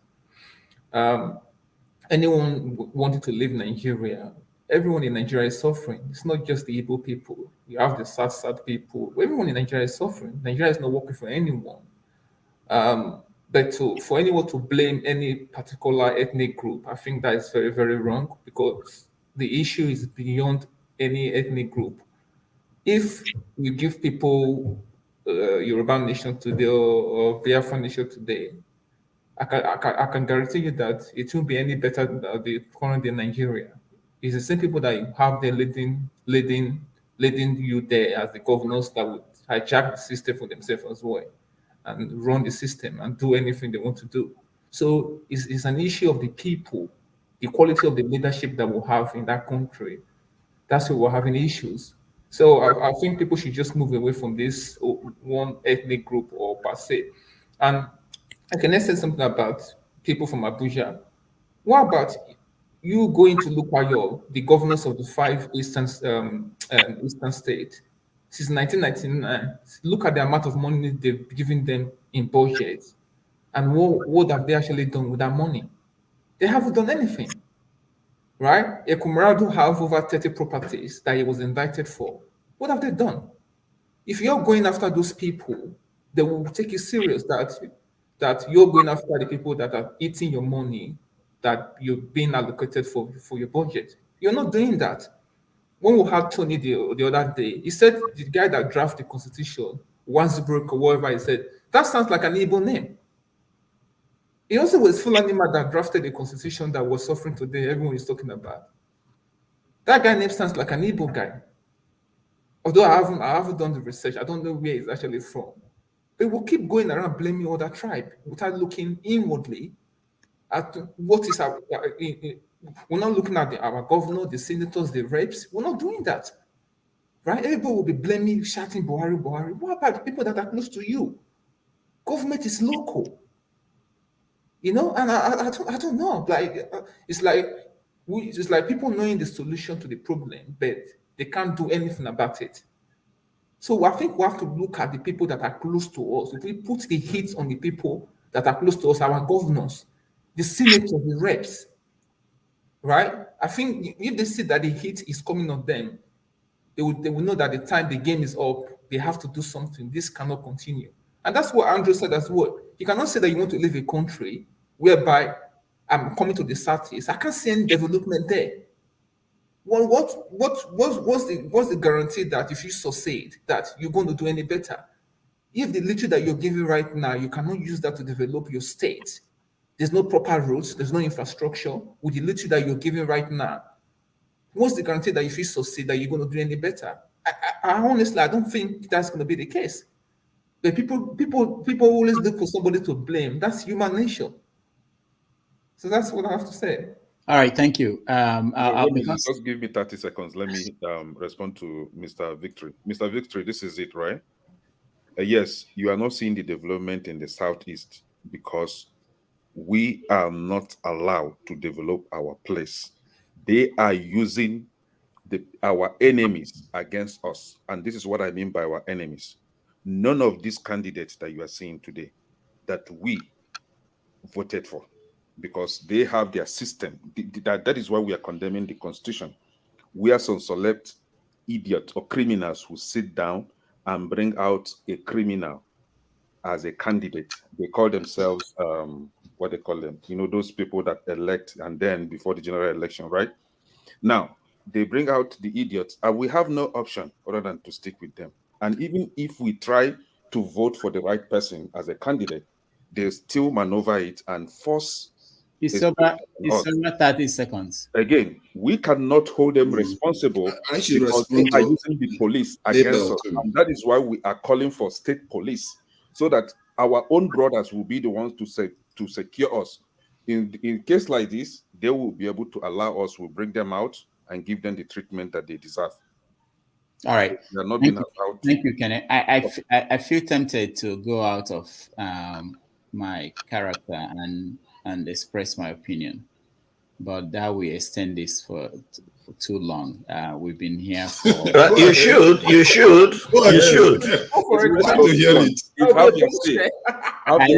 I've written an essay on this, and it pains me that Have your say. These people know they read, obviously. Yeah, so, but you should actually take. Let me just briefly. Let me try. I can actually take this argument of both sides. There are legitimate reasons on both sides. So on the side of Ekene, Victory, we are saying that you have to prove to us that you'll be better off if you develop your place, and then you'll be able to, then we can say you can go. I have had that argument. Let's say people say to me, South Sudan is the proof that someone said that if South Sudan, that Biafra will be like South Sudan. Well, that's true.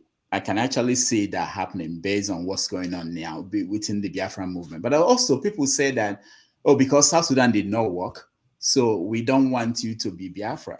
It doesn't, you don't make those kind of arguments. If, for instance, I actually feel that Biafrans should leave, we don't need them in the country, let them go. I don't care what happens to them when they go. They let them go and kill themselves. So there's an argument on both sides. But the point is this, and then the issue about developing your state. I've made the argument with the Biafrans. I said to them, if you cannot, can I mention something that was funny to me because I wrote about it? When you say you cannot, because they have the federal police, so you can't hold your people accountable, which is true. I understand that aspect. And then you say now that you don't elect these people, that they are people elected by Abuja. It means that you are talking as if the people in Yoruba land, they were elected by, it's the same process, the same system that puts people up anywhere, okay? But again, if you say to me that you cannot, because this is what I propose to the Biafrans, if you want Biafra, why not go in, run an election, elect people who will go to Abuja and say we are pushing for Biafra. And then it will be like what you have in UK, where these people from Scotland will be saying that we want more power to come to us. And what they say to me, the Biafrans will say to me, the election cannot be credible, they won't accept our votes, our mandate. I say, if you cannot make sure that you vote for somebody and that person is announced the winner, how are you going to fight a government that is so big that even your votes, you can't guarantee your vote? How do you hope to defeat that government in a war or in any other competition? This is just cast your votes, make sure that at the counting that the people you voted for are named as the winners. If you can't do that simple thing, what big thing can you do? How do you hope to now get that government to give you the bigger thing? So I'm saying the debate will be long. We'll go into that, but maybe one day we will discuss it. The point is that Nigeria is not working for everybody. There's an election coming up in 49 days. Now it's 48 days. Somebody will win. And the question is, what are we going to do at this point to make sure that whoever wins, okay, that we are going to get something better than what we've had? That's all that we have now. I'm happy 2 weeks ago we brought Tony to come and lay the argument about the Constitution, the failure of the Constitution, and where I think most people who watched felt that he failed was, what's the process? What are you going to do? You've said what is wrong. We understand you. These are the issues, but what are you going to do? How are you going to change that? I don't think he was able to. He said no election, doctor. That's what. Yeah, I know. He said no election. That's what I'm saying. But even that, how do you make sure there won't be any election? He couldn't. I don't think he convinced a lot of people along that line. So that's the challenge that everybody's having. No matter your position, whether you believe that Nigeria should break up or that we need a new constitution or there should be an election. You see the presidential candidate we have today. He's a smart guy. And he says certain things that actually answered some questions that people will have here. There was something that Kene was mentioning that I think he answered. He talked about state police and local police. He said, if you make a law, you should have the police to implement that law. Okay, if that is in place in Nigeria today, some of the concerns that Ekene has about holding people accountable will be easy. So what will happen is that, let's say Ateze comes into Anambra State, his own state, and does something wrong. The state police, the federal police, will not protect him from the state police from holding him accountable for what he did in Anambra State. That's an example. Okay, so there are things that could be done. The question is, how do you, which path do we follow, and how do we achieve it? Anyway, this is not today. For today, it's been 10 hours. Before we come on air, I spent another 4 hours maybe preparing for this. So it's been a long day, and we just have to round up. Let me hear. Emma, welcome to the show. I'll come to you, Kenny. Emma, welcome to the show. Yeah, Dr. Damages, can you hear me? Yeah, we can hear you. Yeah. Let me expand a little bit on what Ekene is trying to say. I can remember P2B said that you can never be rich when you are being surrounded by poor people. So the situation the eastern part of Nigeria find themselves is that other part of Nigeria, so mostly in the north, they are not trying to fight the government. Let me give an example. Could you just believe that River State is more poorer than Abia State? It's what? As in they are more poor than Abia State. Okay. River State. Yeah, if you check the latest MBI, you find out that the River State is actually below the poverty line to compare with Abia State. So what is happening? What is happening that the people are there, they are not fighting their government. They are not they are not getting educated. Nike is just building bridges. Nobody is trying to do the right thing. So without competition, we will never develop. So that's the thing. And now we are talking about state police. Let me tell you, it's simple. You can predict that state police will lead to division of Nigeria, whether you like it or not. How? So how? With this condition we find ourselves in Imo State and Abia State. So do you think when we arm our people, like give our people ammunition, I mean the police, do you think they allow somebody from Abuja to come and tell them what to do? Maybe what country do you live in? I live in Japan. Japan, okay. All right. I don't know about Japan, but no, wait. I know you live in United States. Yeah. With the mentality of the United States and with their constitution and with their culture, every year have the power to come and dominate the state, something like that. But do you think it will happen in Nigeria? Do you think that somebody will hold on. Is EFCC not doing it now? EFCC is federal. Yeah, that's what will happen. So that's what will happen. If we have EFCC state police, if you have EFCC state that take power from the governor, and you think that EFCC from Abuja will come and try to take over from them? Emma, look at this. We are actually going to. Emma, can you look now? Emma, hold on. Yes. Look at the structure. Nigeria is more like it's exactly the same American system that we copied. So you have the federal, you have the state, and you have the local. That's what we have in Nigeria. So the way it works here, and that's the idea of what they wanted to do. It's not done yet completely in Nigeria. Is that there will be a federal police force, a state police force, and local force. Okay. Good idea. And the laws would be if you make a law, if the state makes a law, the state police will handle that. If the federal makes a law, the federal police will handle that. Adebayo said it today, explained it. But that's exactly what it should be in Nigeria, because some people are afraid of having state police. And P2B stated that as well. Okay. Yeah, it's a good idea. So with the level of our education, do you think it will work? This happens everywhere in Nigeria. Everybody is suffering in Nigeria, right? But some people can withstand the harshness. Some people can, condone the nonsense. But when it comes to the Southeast, I don't think our people have that kind of patience with these people.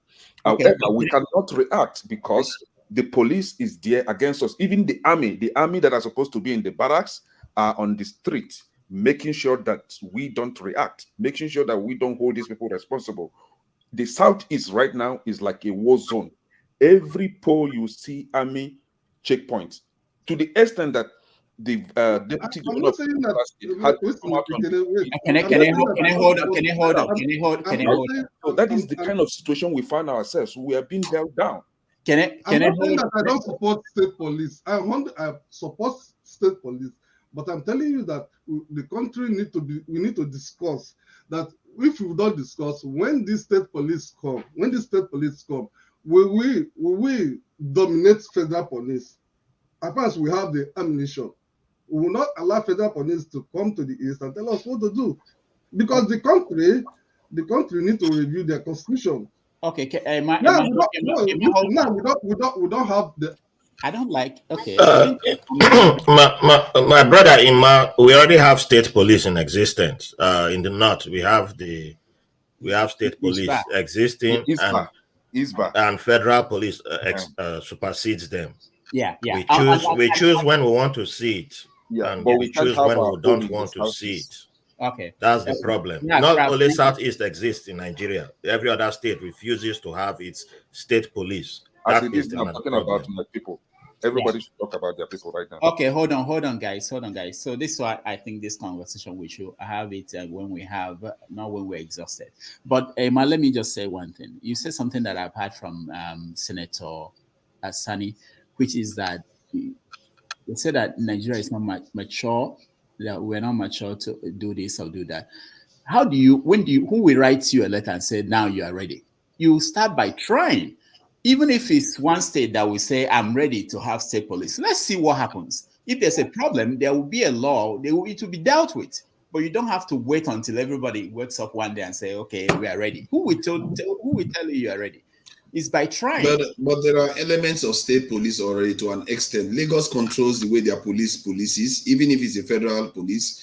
There are some states that use them efficiently, like this Peter Obi did use his police quite efficiently for his state. I think they said there was no robbery during his time in the office. So all these things Nigerians say, we forget that it's the same state government that didn't pay local government the money that they were supposed to pay them. It's the same state government that insists on their southeast children paying to go to primary school and secondary school, while the northern ones are having their children go to school for free, giving them food, giving them uniform and everything. No. Is it not southern governors that are doing that? Why are they not giving their students free education, free secondary school education? So they are not doing it. I don't like doing this. No, can I? No, don't do. Can I? Let me hold on. Man, you guys have to hold on. Let me tell you, everybody. When we speak, when I listen to people, I have reasons to stop them and correct them. Everybody. Yeah, but what you just said. Wait. If we do that, then you have this kind of thing, interruptions from one. I can interrupt everybody here, and everybody can interrupt me if I'm saying something. You hear things that may not be right, but wait for your turn, okay? Like forefathers now, what he said so many things that were wrong. I know, I heard them, but you don't have to. You have to talk. You must talk. What do you mean I said so many things that were wrong? What did I say that was wrong? that is false. I didn't say anything that was wrong. Let me pick on one. Okay. Let me think. Can we rewind this? Oh, hold on. No, but it's not because you don't. We all do that. We say things that are not, No, I don't. I think people keep making snidey remarks towards me. I don't like that. Tell me what I said wrong. Okay, repeat. Hold on, Ima, hold on. When I have to call Ima. I'm the moderator now. You want to take over? I can go and eat. I've not eaten since morning. If you want to take over, really, forefathers. Okay, I didn't want to. It's not something big, like you said. I can't remember. What did you say? There's so many. Lagos governor. Okay. Stop there. Okay, that's a good example. So when this police guy killed this lawyer, do you know what happened? And our guest today said it. Adebayo. He went to the governor of Lagos. Had to go to Abuja to see the IG of police before they could do something about somebody, a policeman who killed a Lagos citizen. And why did he kill the Lagos citizen? Because of a local law, not federal law, a local law about traffic. You are enforcing the local law. You killed somebody from Lagos, and the governor of Lagos State has no power to do anything. He has to go to Abuja. It shouldn't be that way. Did he have to go to Abuja or just make a call? Do we have to dramatize everything? Well, it doesn't matter whether he makes a call or not. But the same thing is going to happen in the same state. You can make a call to solve any problem. I don't know why. What I'm saying is this: it shouldn't be a federal agent, officer that you would be responsible. We have the final say for something that happened in a state, and it's about a state law, not a federal law. So that's why I said justice is still going to be carried out. What difference is it going to make? Yeah, I don't know whether there's a delay in bureaucracy. There's no delay.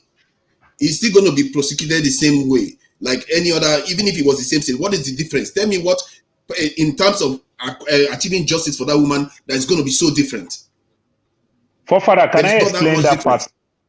Forefather, let me explain what you said. Yeah, Paul. Okay, so good evening, first of all. So, Forefather, when you said your first comment, you said Lagos State almost have its own state police. So if Lagos State almost have its own state police, why is he reporting to somebody? He should just take action. If he's the CEO, the COO, you take action, you fire, you prosecute, you arrest, you do anything, you pay for damage if he happens to say something that happened in your own office. That's how you are in control. But in this situation, Lagos State is not in control. Lagos State only finance the police, support them with logistics, like give them cars, support them, service their cars, do small thing here and there. But they are not in control. That's why you can see ordinary DSP can tell the same governor that you are talking about some 6 months ago that, sir, I don't take action from you. Did you forget the Magodo case? The house case? Yes, So how do you say he's in control when ordinary DSP cannot even respect the number one person of that state? So they are not in control. But we need state police. Yes, we understand that aspect. They're talking about the East, that education in the East is free. It's not free, they pay. It used to be so some years back, but it's no longer like that again.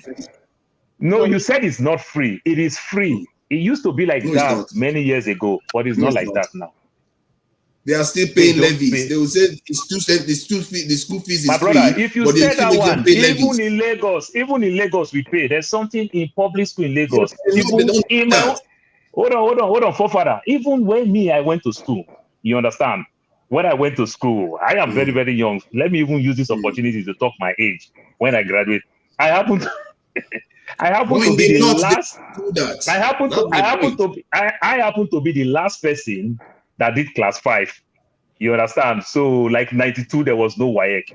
I happen to be the last person that did this SS3 thing. You understand? The 6334 system. You will understand if you are 6334. But what am I saying in respect of that? Why I even went to school, graduate in 1990, we still pay school fees, even when it's not called school fees. They say PTA, you pay PTA levy. So indirectly, they take money. But we say Lagos, we don't pay school fees. It also do that same thing in the East. It's just the same thing.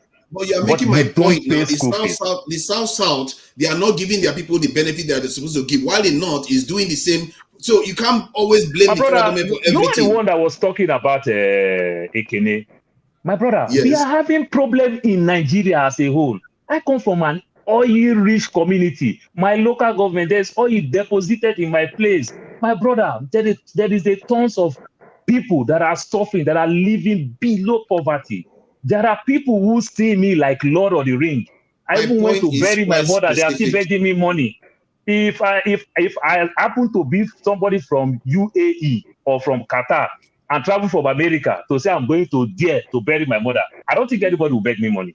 My brother, they are living below poverty. Don't say that. It's a Nigerian problem. But is it not so okay? Let's not pick and why would choose Ekene be one saying part and that? the other part. Then you should be agreeing with me now. Then you should be agreeing you are with me. doing the same thing that you blame Ekene for now. No, I'm not doing the same thing. I'm saying that we in the South, we are not even doing wielding the powers that we have for the benefit of our own people. Then we keep blaming the center constantly. That is the point. The reason why Nigeria is failing is not because we are not generating money, because we are not keeping the money in our country. Half of our people are running overseas all the time. Most of us are overseas here, aren't we? So let's not pretend that we don't know why we are facing problems in Nigeria. We know what the problem is. It's just that we pretend as if we don't. We start blaming it, and that is the worst one. Okay, where we start blaming Northerners, that's nonsense. Forefather, if you enter Edo State from Ogara, going to Delta State and the likes, there is a tons of deposits of rubber that we have there. Now I'm not talking about oil. Only the seaport, the rubber that we have there. I don't know how old are you. There is a song they used to sing back in the day. They say, "Don't touch government property. Now economic sabotage" is a song. So many of all these things, you don't touch them because it belongs to the federal government. These are the things. When MTN came, Econet came, Delta State, Edo State, buy shares in Econet, but they said it clearly that state cannot buy. State cannot own. State buy minimal shares from this company, which means Delta State cannot stand up and say, we want to get our own refineries. We want to do our own thing. These things are not there. So these are the things. So all these things also slow down the growth of a state. Most of the time They just make the state like tax collector. Just go Abuja, go collect money. I am telling you. Let me say something. We the Southerners, we think that we are very educated, that we know everything. But whenever I speak to Northerners, I hear them speak. They think far more clearly than we do. They can deduce things very quickly. They are very, very know educated, the answer. and We they keep are blaming Muslim them. in We nature, keep and they blaming them constantly. cannot turn the north to Dubai and Qatar. No, What are you but talking they about? know what the My problem brother, is. They the know educated, every one of what the us problem are in is that Nigeria. we do. My brother, my education, if I'm educated, I'm only educated because I'm an aviator. Just to get work, I work in the airline. You can be educated as an accountant. As a people, we all have failed Nigeria. Point blank. Exactly. That is the leader. As a people, we all have where is the failed source of that Nigeria. problem? Where did it start from? Okay, Paul, let me ask you, how did our people fail the whole entire country? How did we do it? You tell me, what is the core reason why we failed our own country? Because It's just like what my people are going through in the African America. They suffer us with education. When we take power, we don't even know what we want. You understand? My brother, let me tell you one funny thing. The first man we build face me and face you, we never make heaven. Is it not somebody build face me and face you for Nigeria? The rest of us begin follow, and they make man say, my papa na rich man because he built 10 house face me and face you, only one toilet. You understand? Not be everything the person they talk to understand. Bathroom. These are all the things. They failed us. You understand? We don't really know what we want. Let's be real. Paul, You speak understand? English for him. You don't understand everything. Speak English for him. You don't understand everything. How can we adults? How can we adults be blaming that our fathers have failed us? Aren't we old enough? When are we going to stop this blaming? I also failed. Now, if we just want to blame, the leaders a little bit. No, now we they produce the leader. The leader don't fall from heaven. We produce the leaders. We are old enough now. We should stop blaming people. We should take responsibility for our action. We keep dividing ourselves. That's why I think Prof. So has disqualified himself. All this divisive talk doesn't get us anywhere. Because when I look at this, there's a reason why I chose it. There's a reason why I chose that name forefathers. Because when I read through our history, it's replete with the same behavior I see amongst us every day. Every time we keep pointing finger at each other. Hold on. Constantly. Can I finish the point I'm making? We are already divided because we have a different perspective. Like what Paul is saying. All right. If I don't call your name now, you shouldn't speak so that we have we understand each other. Andrew, go ahead. Yeah, thank you very much. We see things from different perspectives. Doesn't necessarily mean it should divide us. That's number one. And like what Ovie said, we have to take responsibility. If I fail my children shouldn't point accusing finger on me for the rest of their life. They have to make out something for themselves as well too. If my father failed me, I can't continue to blame my father. I'm now an adult. I should take responsibility and fix my problem. We cannot actually continue blaming our forefathers. I have said this here before. I wish many Nigerians back at home are listening to this discussion, but unfortunately, they are not. And I think you mentioned it in the last 2 weeks, or the 75% of people to hear this discussion. But because of the issue of electricity and internet, they are not listening. They can't stay. We are staying here almost 10 hours because we have unlimited. I have my phone on charge while I'm talking to you, but it's not there in the country. So the fundamental problem is not just affecting the Igbo man, the Yoruba man, or everybody needs electricity in Nigeria. So the problem is across board. Now, Dr. Rudolph, I'm going to challenge you on one thing you said in respect to the lady that was killed, and the governor have to travel to Abuja to get certain permission to be able to prosecute. Is that correct? No. He went to make sure to talk to the IG of police to demand that the police officer should be held accountable. Okay. Now, here's my question. Is that the first woman that was killed, first person that was killed in Lagos by police officer? But that's a different subject. No, Dr. Rudolph, we're talking about the law now, please. Is that the first person that was killed in Lagos? It cannot be. And do they go to Abuja at every time to seek such thing to prosecute who killed somebody? No. Let me. I know where you're going to. It's not necessary. I'm not representing the governor of Lagos State. So the point is, no. So you are not framing the question for me as if. The point is this, okay? The whole reaction of people to that incident. You know why? This is a woman. It's a lawyer. She's pregnant. There's so many factors why people reacted that way, and the governor felt, this is one case I should not look away. I should show that I'm. Let me interject you for that, Dr. Rudolph. So you are my friend, for example, hypothetically, and I am short. Are you suggesting that woman is more important than me? I don't know why you're bringing these questions to me. No, you raised something up. What do you want I am coming to you. No. Listen, let me speak. I am coming to you on the angle of the law. The law should be blind. Justice should be blind. So everybody deserves a fair treatment. May her soul rest in peace. Whatever happened is unfortunate.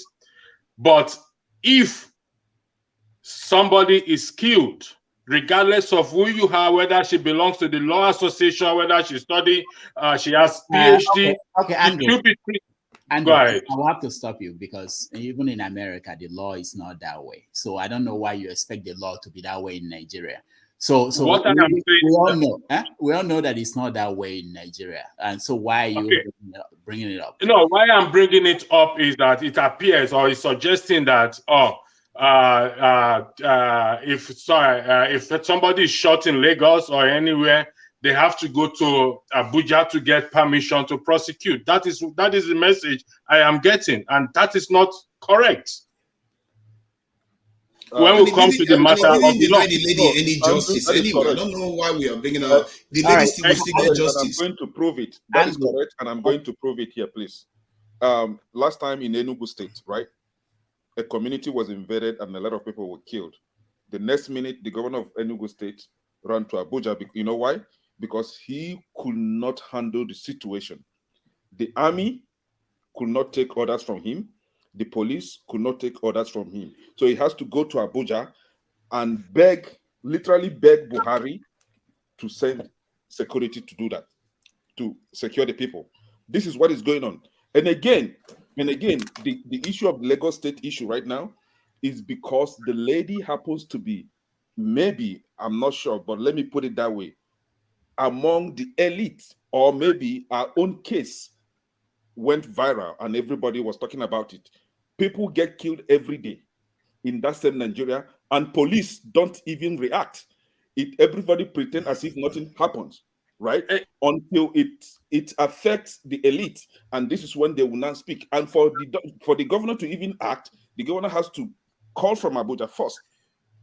So that is what is, whether you like it or not, the current constitution in Nigeria is crippling everybody. The governors cannot even act. You are wrong in respect to that constitution. Wait. Stop 1 second. Stop 1 second. Let me stop. I am going to tell you to stop 1 second in respect to that constitution. No. Please, can you respect me? Can you respect me? Andrew, I respected you. You can't right? Unless so the economy is crippling everybody. The governors cannot even act on their own. They are called chief security officers on paper, but they are not really chief security officers. And that is why we are calling for the change of that constitution. That constitution is a problem. is a cancer in that country. So you have to change it. So Look at the energy he's using. What a waste of time. How am I going to my constitution, my constitution is going to change anything. Jesus Christ. I am not used you guys to are interject. failures. Rudolph, can I say something about this? I'm sorry. You can't. Nobody should. Dr. Rivers, I'm pleading, please. No. I will call you when I feel like. You guys have been just disobeying everything. Ovie, go ahead. I think it's just sad. I said that because as a kid, our parents tell us that government be our problem. Now some others be our problem. As a teenager, we begin to say it. Now all of us here are adults. Some of us here don't get children, they don't old rich. And we are still blaming these people. We are making case for a state governor and police. Today, if you did Nigeria, you do anyhow against any of the governors. They don't need to go to Abuja before they use the same police treat your fuck up. In Edo State, apart from the state headquarters police, the most beautiful and the most sophisticated police station in Nigeria, they my village, my head brother built it like 5 years ago. You don't go Abuja, go and say, okay, see you won't do now. He went to the state after I not build and finish, he handed over to them. For the village, if the governors want to use the police for their own favor, they know they go Abuja. Why are we making case for these people? Why are we making excuses for them? Because they come and tell us that they don't get power to control the police, and we all jump on it. But if they want to deal with you with your own rights, they don't need to go to Abuja. They don't need to go. Instantly, order will be given, and action will be taken. But of course, we know they see that one. Just because, yes, the lady that was killed, may so rest in peace. Everything go viral today because of the season. Everyone wants to make political point out of it. Even as we speak, I think in one of the eastern states today, as we speak, somebody was shot and killed because they say now non government. And the guy na political, one of the front runner of the political party there. People are being killed every day. Nobody yesterday that they go out, they go make mistake. Now election they come so. All the police will go pay for our villages. Who they send them? So because we are so hell bent on making excuses and complaining, I thought we don't even know what we are doing. We don't. At this age now, at our age, they tell us that they may go on. They are already in power. But they make excuses. Who is going to change the country? The people where they criticize? It's not going to happen. All right. So we can make excuse as we want. When these people are ready to deal with me and you, they will not go to Abuja. They will use the same police for both me and you. And that's doesn't matter whether I contribute the police or not. Thank you. It's pathetic, man, that we are adults. We are hand bent on saying this. You are making case for governor when you don't even know how much they collect for security. If they use those police names, they collect money. Have you ever asked how much is it? How is it being spent? We don't care until something happens. So we don't control our own state police. We won't give them men with guns. We won't give these men with guns. We not even control them today. Our people we elect. We can't just say anything to them. And we expect that we'll give them men with guns. I mean, what we think this situation will be so. Ovie, thank you so much. Ovie is right, just like every other. These stories are not one-sided. That's the point you guys have to know. Okay, the fact that a governor can order his DSS attached to him to come and arrest me or send the police to arrest me. I can order police to arrest you. If I give police money, they can arrest you. So it's different. What we're talking about, when it comes to structural issues, that's when you know where the power is. If I'm in Nigeria and I know police officers, I give them money to arrest you, they will arrest you. I don't have any power to control the police, but I can get that done. So, but when it's an institutional issue, that's why the governor of Lagos State knows that he has no power to go and... Rudolph, can we control the governors? How is that an issue in the lives of people? The governors that we elect, how is that an issue in the lives of people? Can we control the governors that we justice? We cannot, but we are supposed to control the people that we elect. We are scared. Okay. But we talk about police that we did not elect, we did not even give employment. The people that we give power to rule over us, can we control them first? That's the first thing we should start with. We can come on, Councillor. Me and you know Peter to Councillor anyhow. You're right. Okay, hold on. Let me because Ralph wanted to say something. Ralph, go ahead.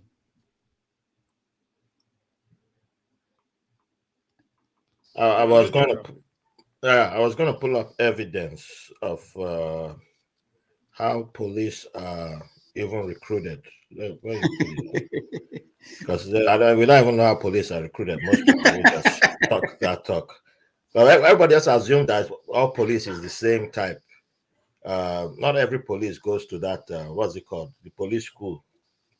That's like the 2 months that you do, and then the one that you become. What's it called? DSP or ASP. Inspector course. Inspector course. You can't buy form and go in there. You have to be you have like traditional ruler, state governor. You have to be on that particular list to go in there, and it's like, it comes from the top. Or guard the top has to put you on that list. Wait, Ovie, don't talk. I know interrupt. No be everybody now. No be everybody. I beg, Ovie, I beg. No be only you. We let you do your own. So Ovie, no, they muted, self. But you are making a wrong. You are making a. Wait. What you are saying is not right. You don't even know where they go. Let's make some correction. Let's make some correction. You know where they go. No, you started wrong. You started wrong. You started wrong. You started wrong. This Oloku don't start to talk too. You say calm down. Who is Oloku? You are making a mistake. Go ahead. See, I don't put mouth again. Wasabi. Anyway, so as I was saying, always trying to take. I think some people here have long history that I don't even know. It doesn't have history with me. I never meet her anywhere because it can't be in my circles. God forbid batting. I know they believe in any God, but with that one, I go call God.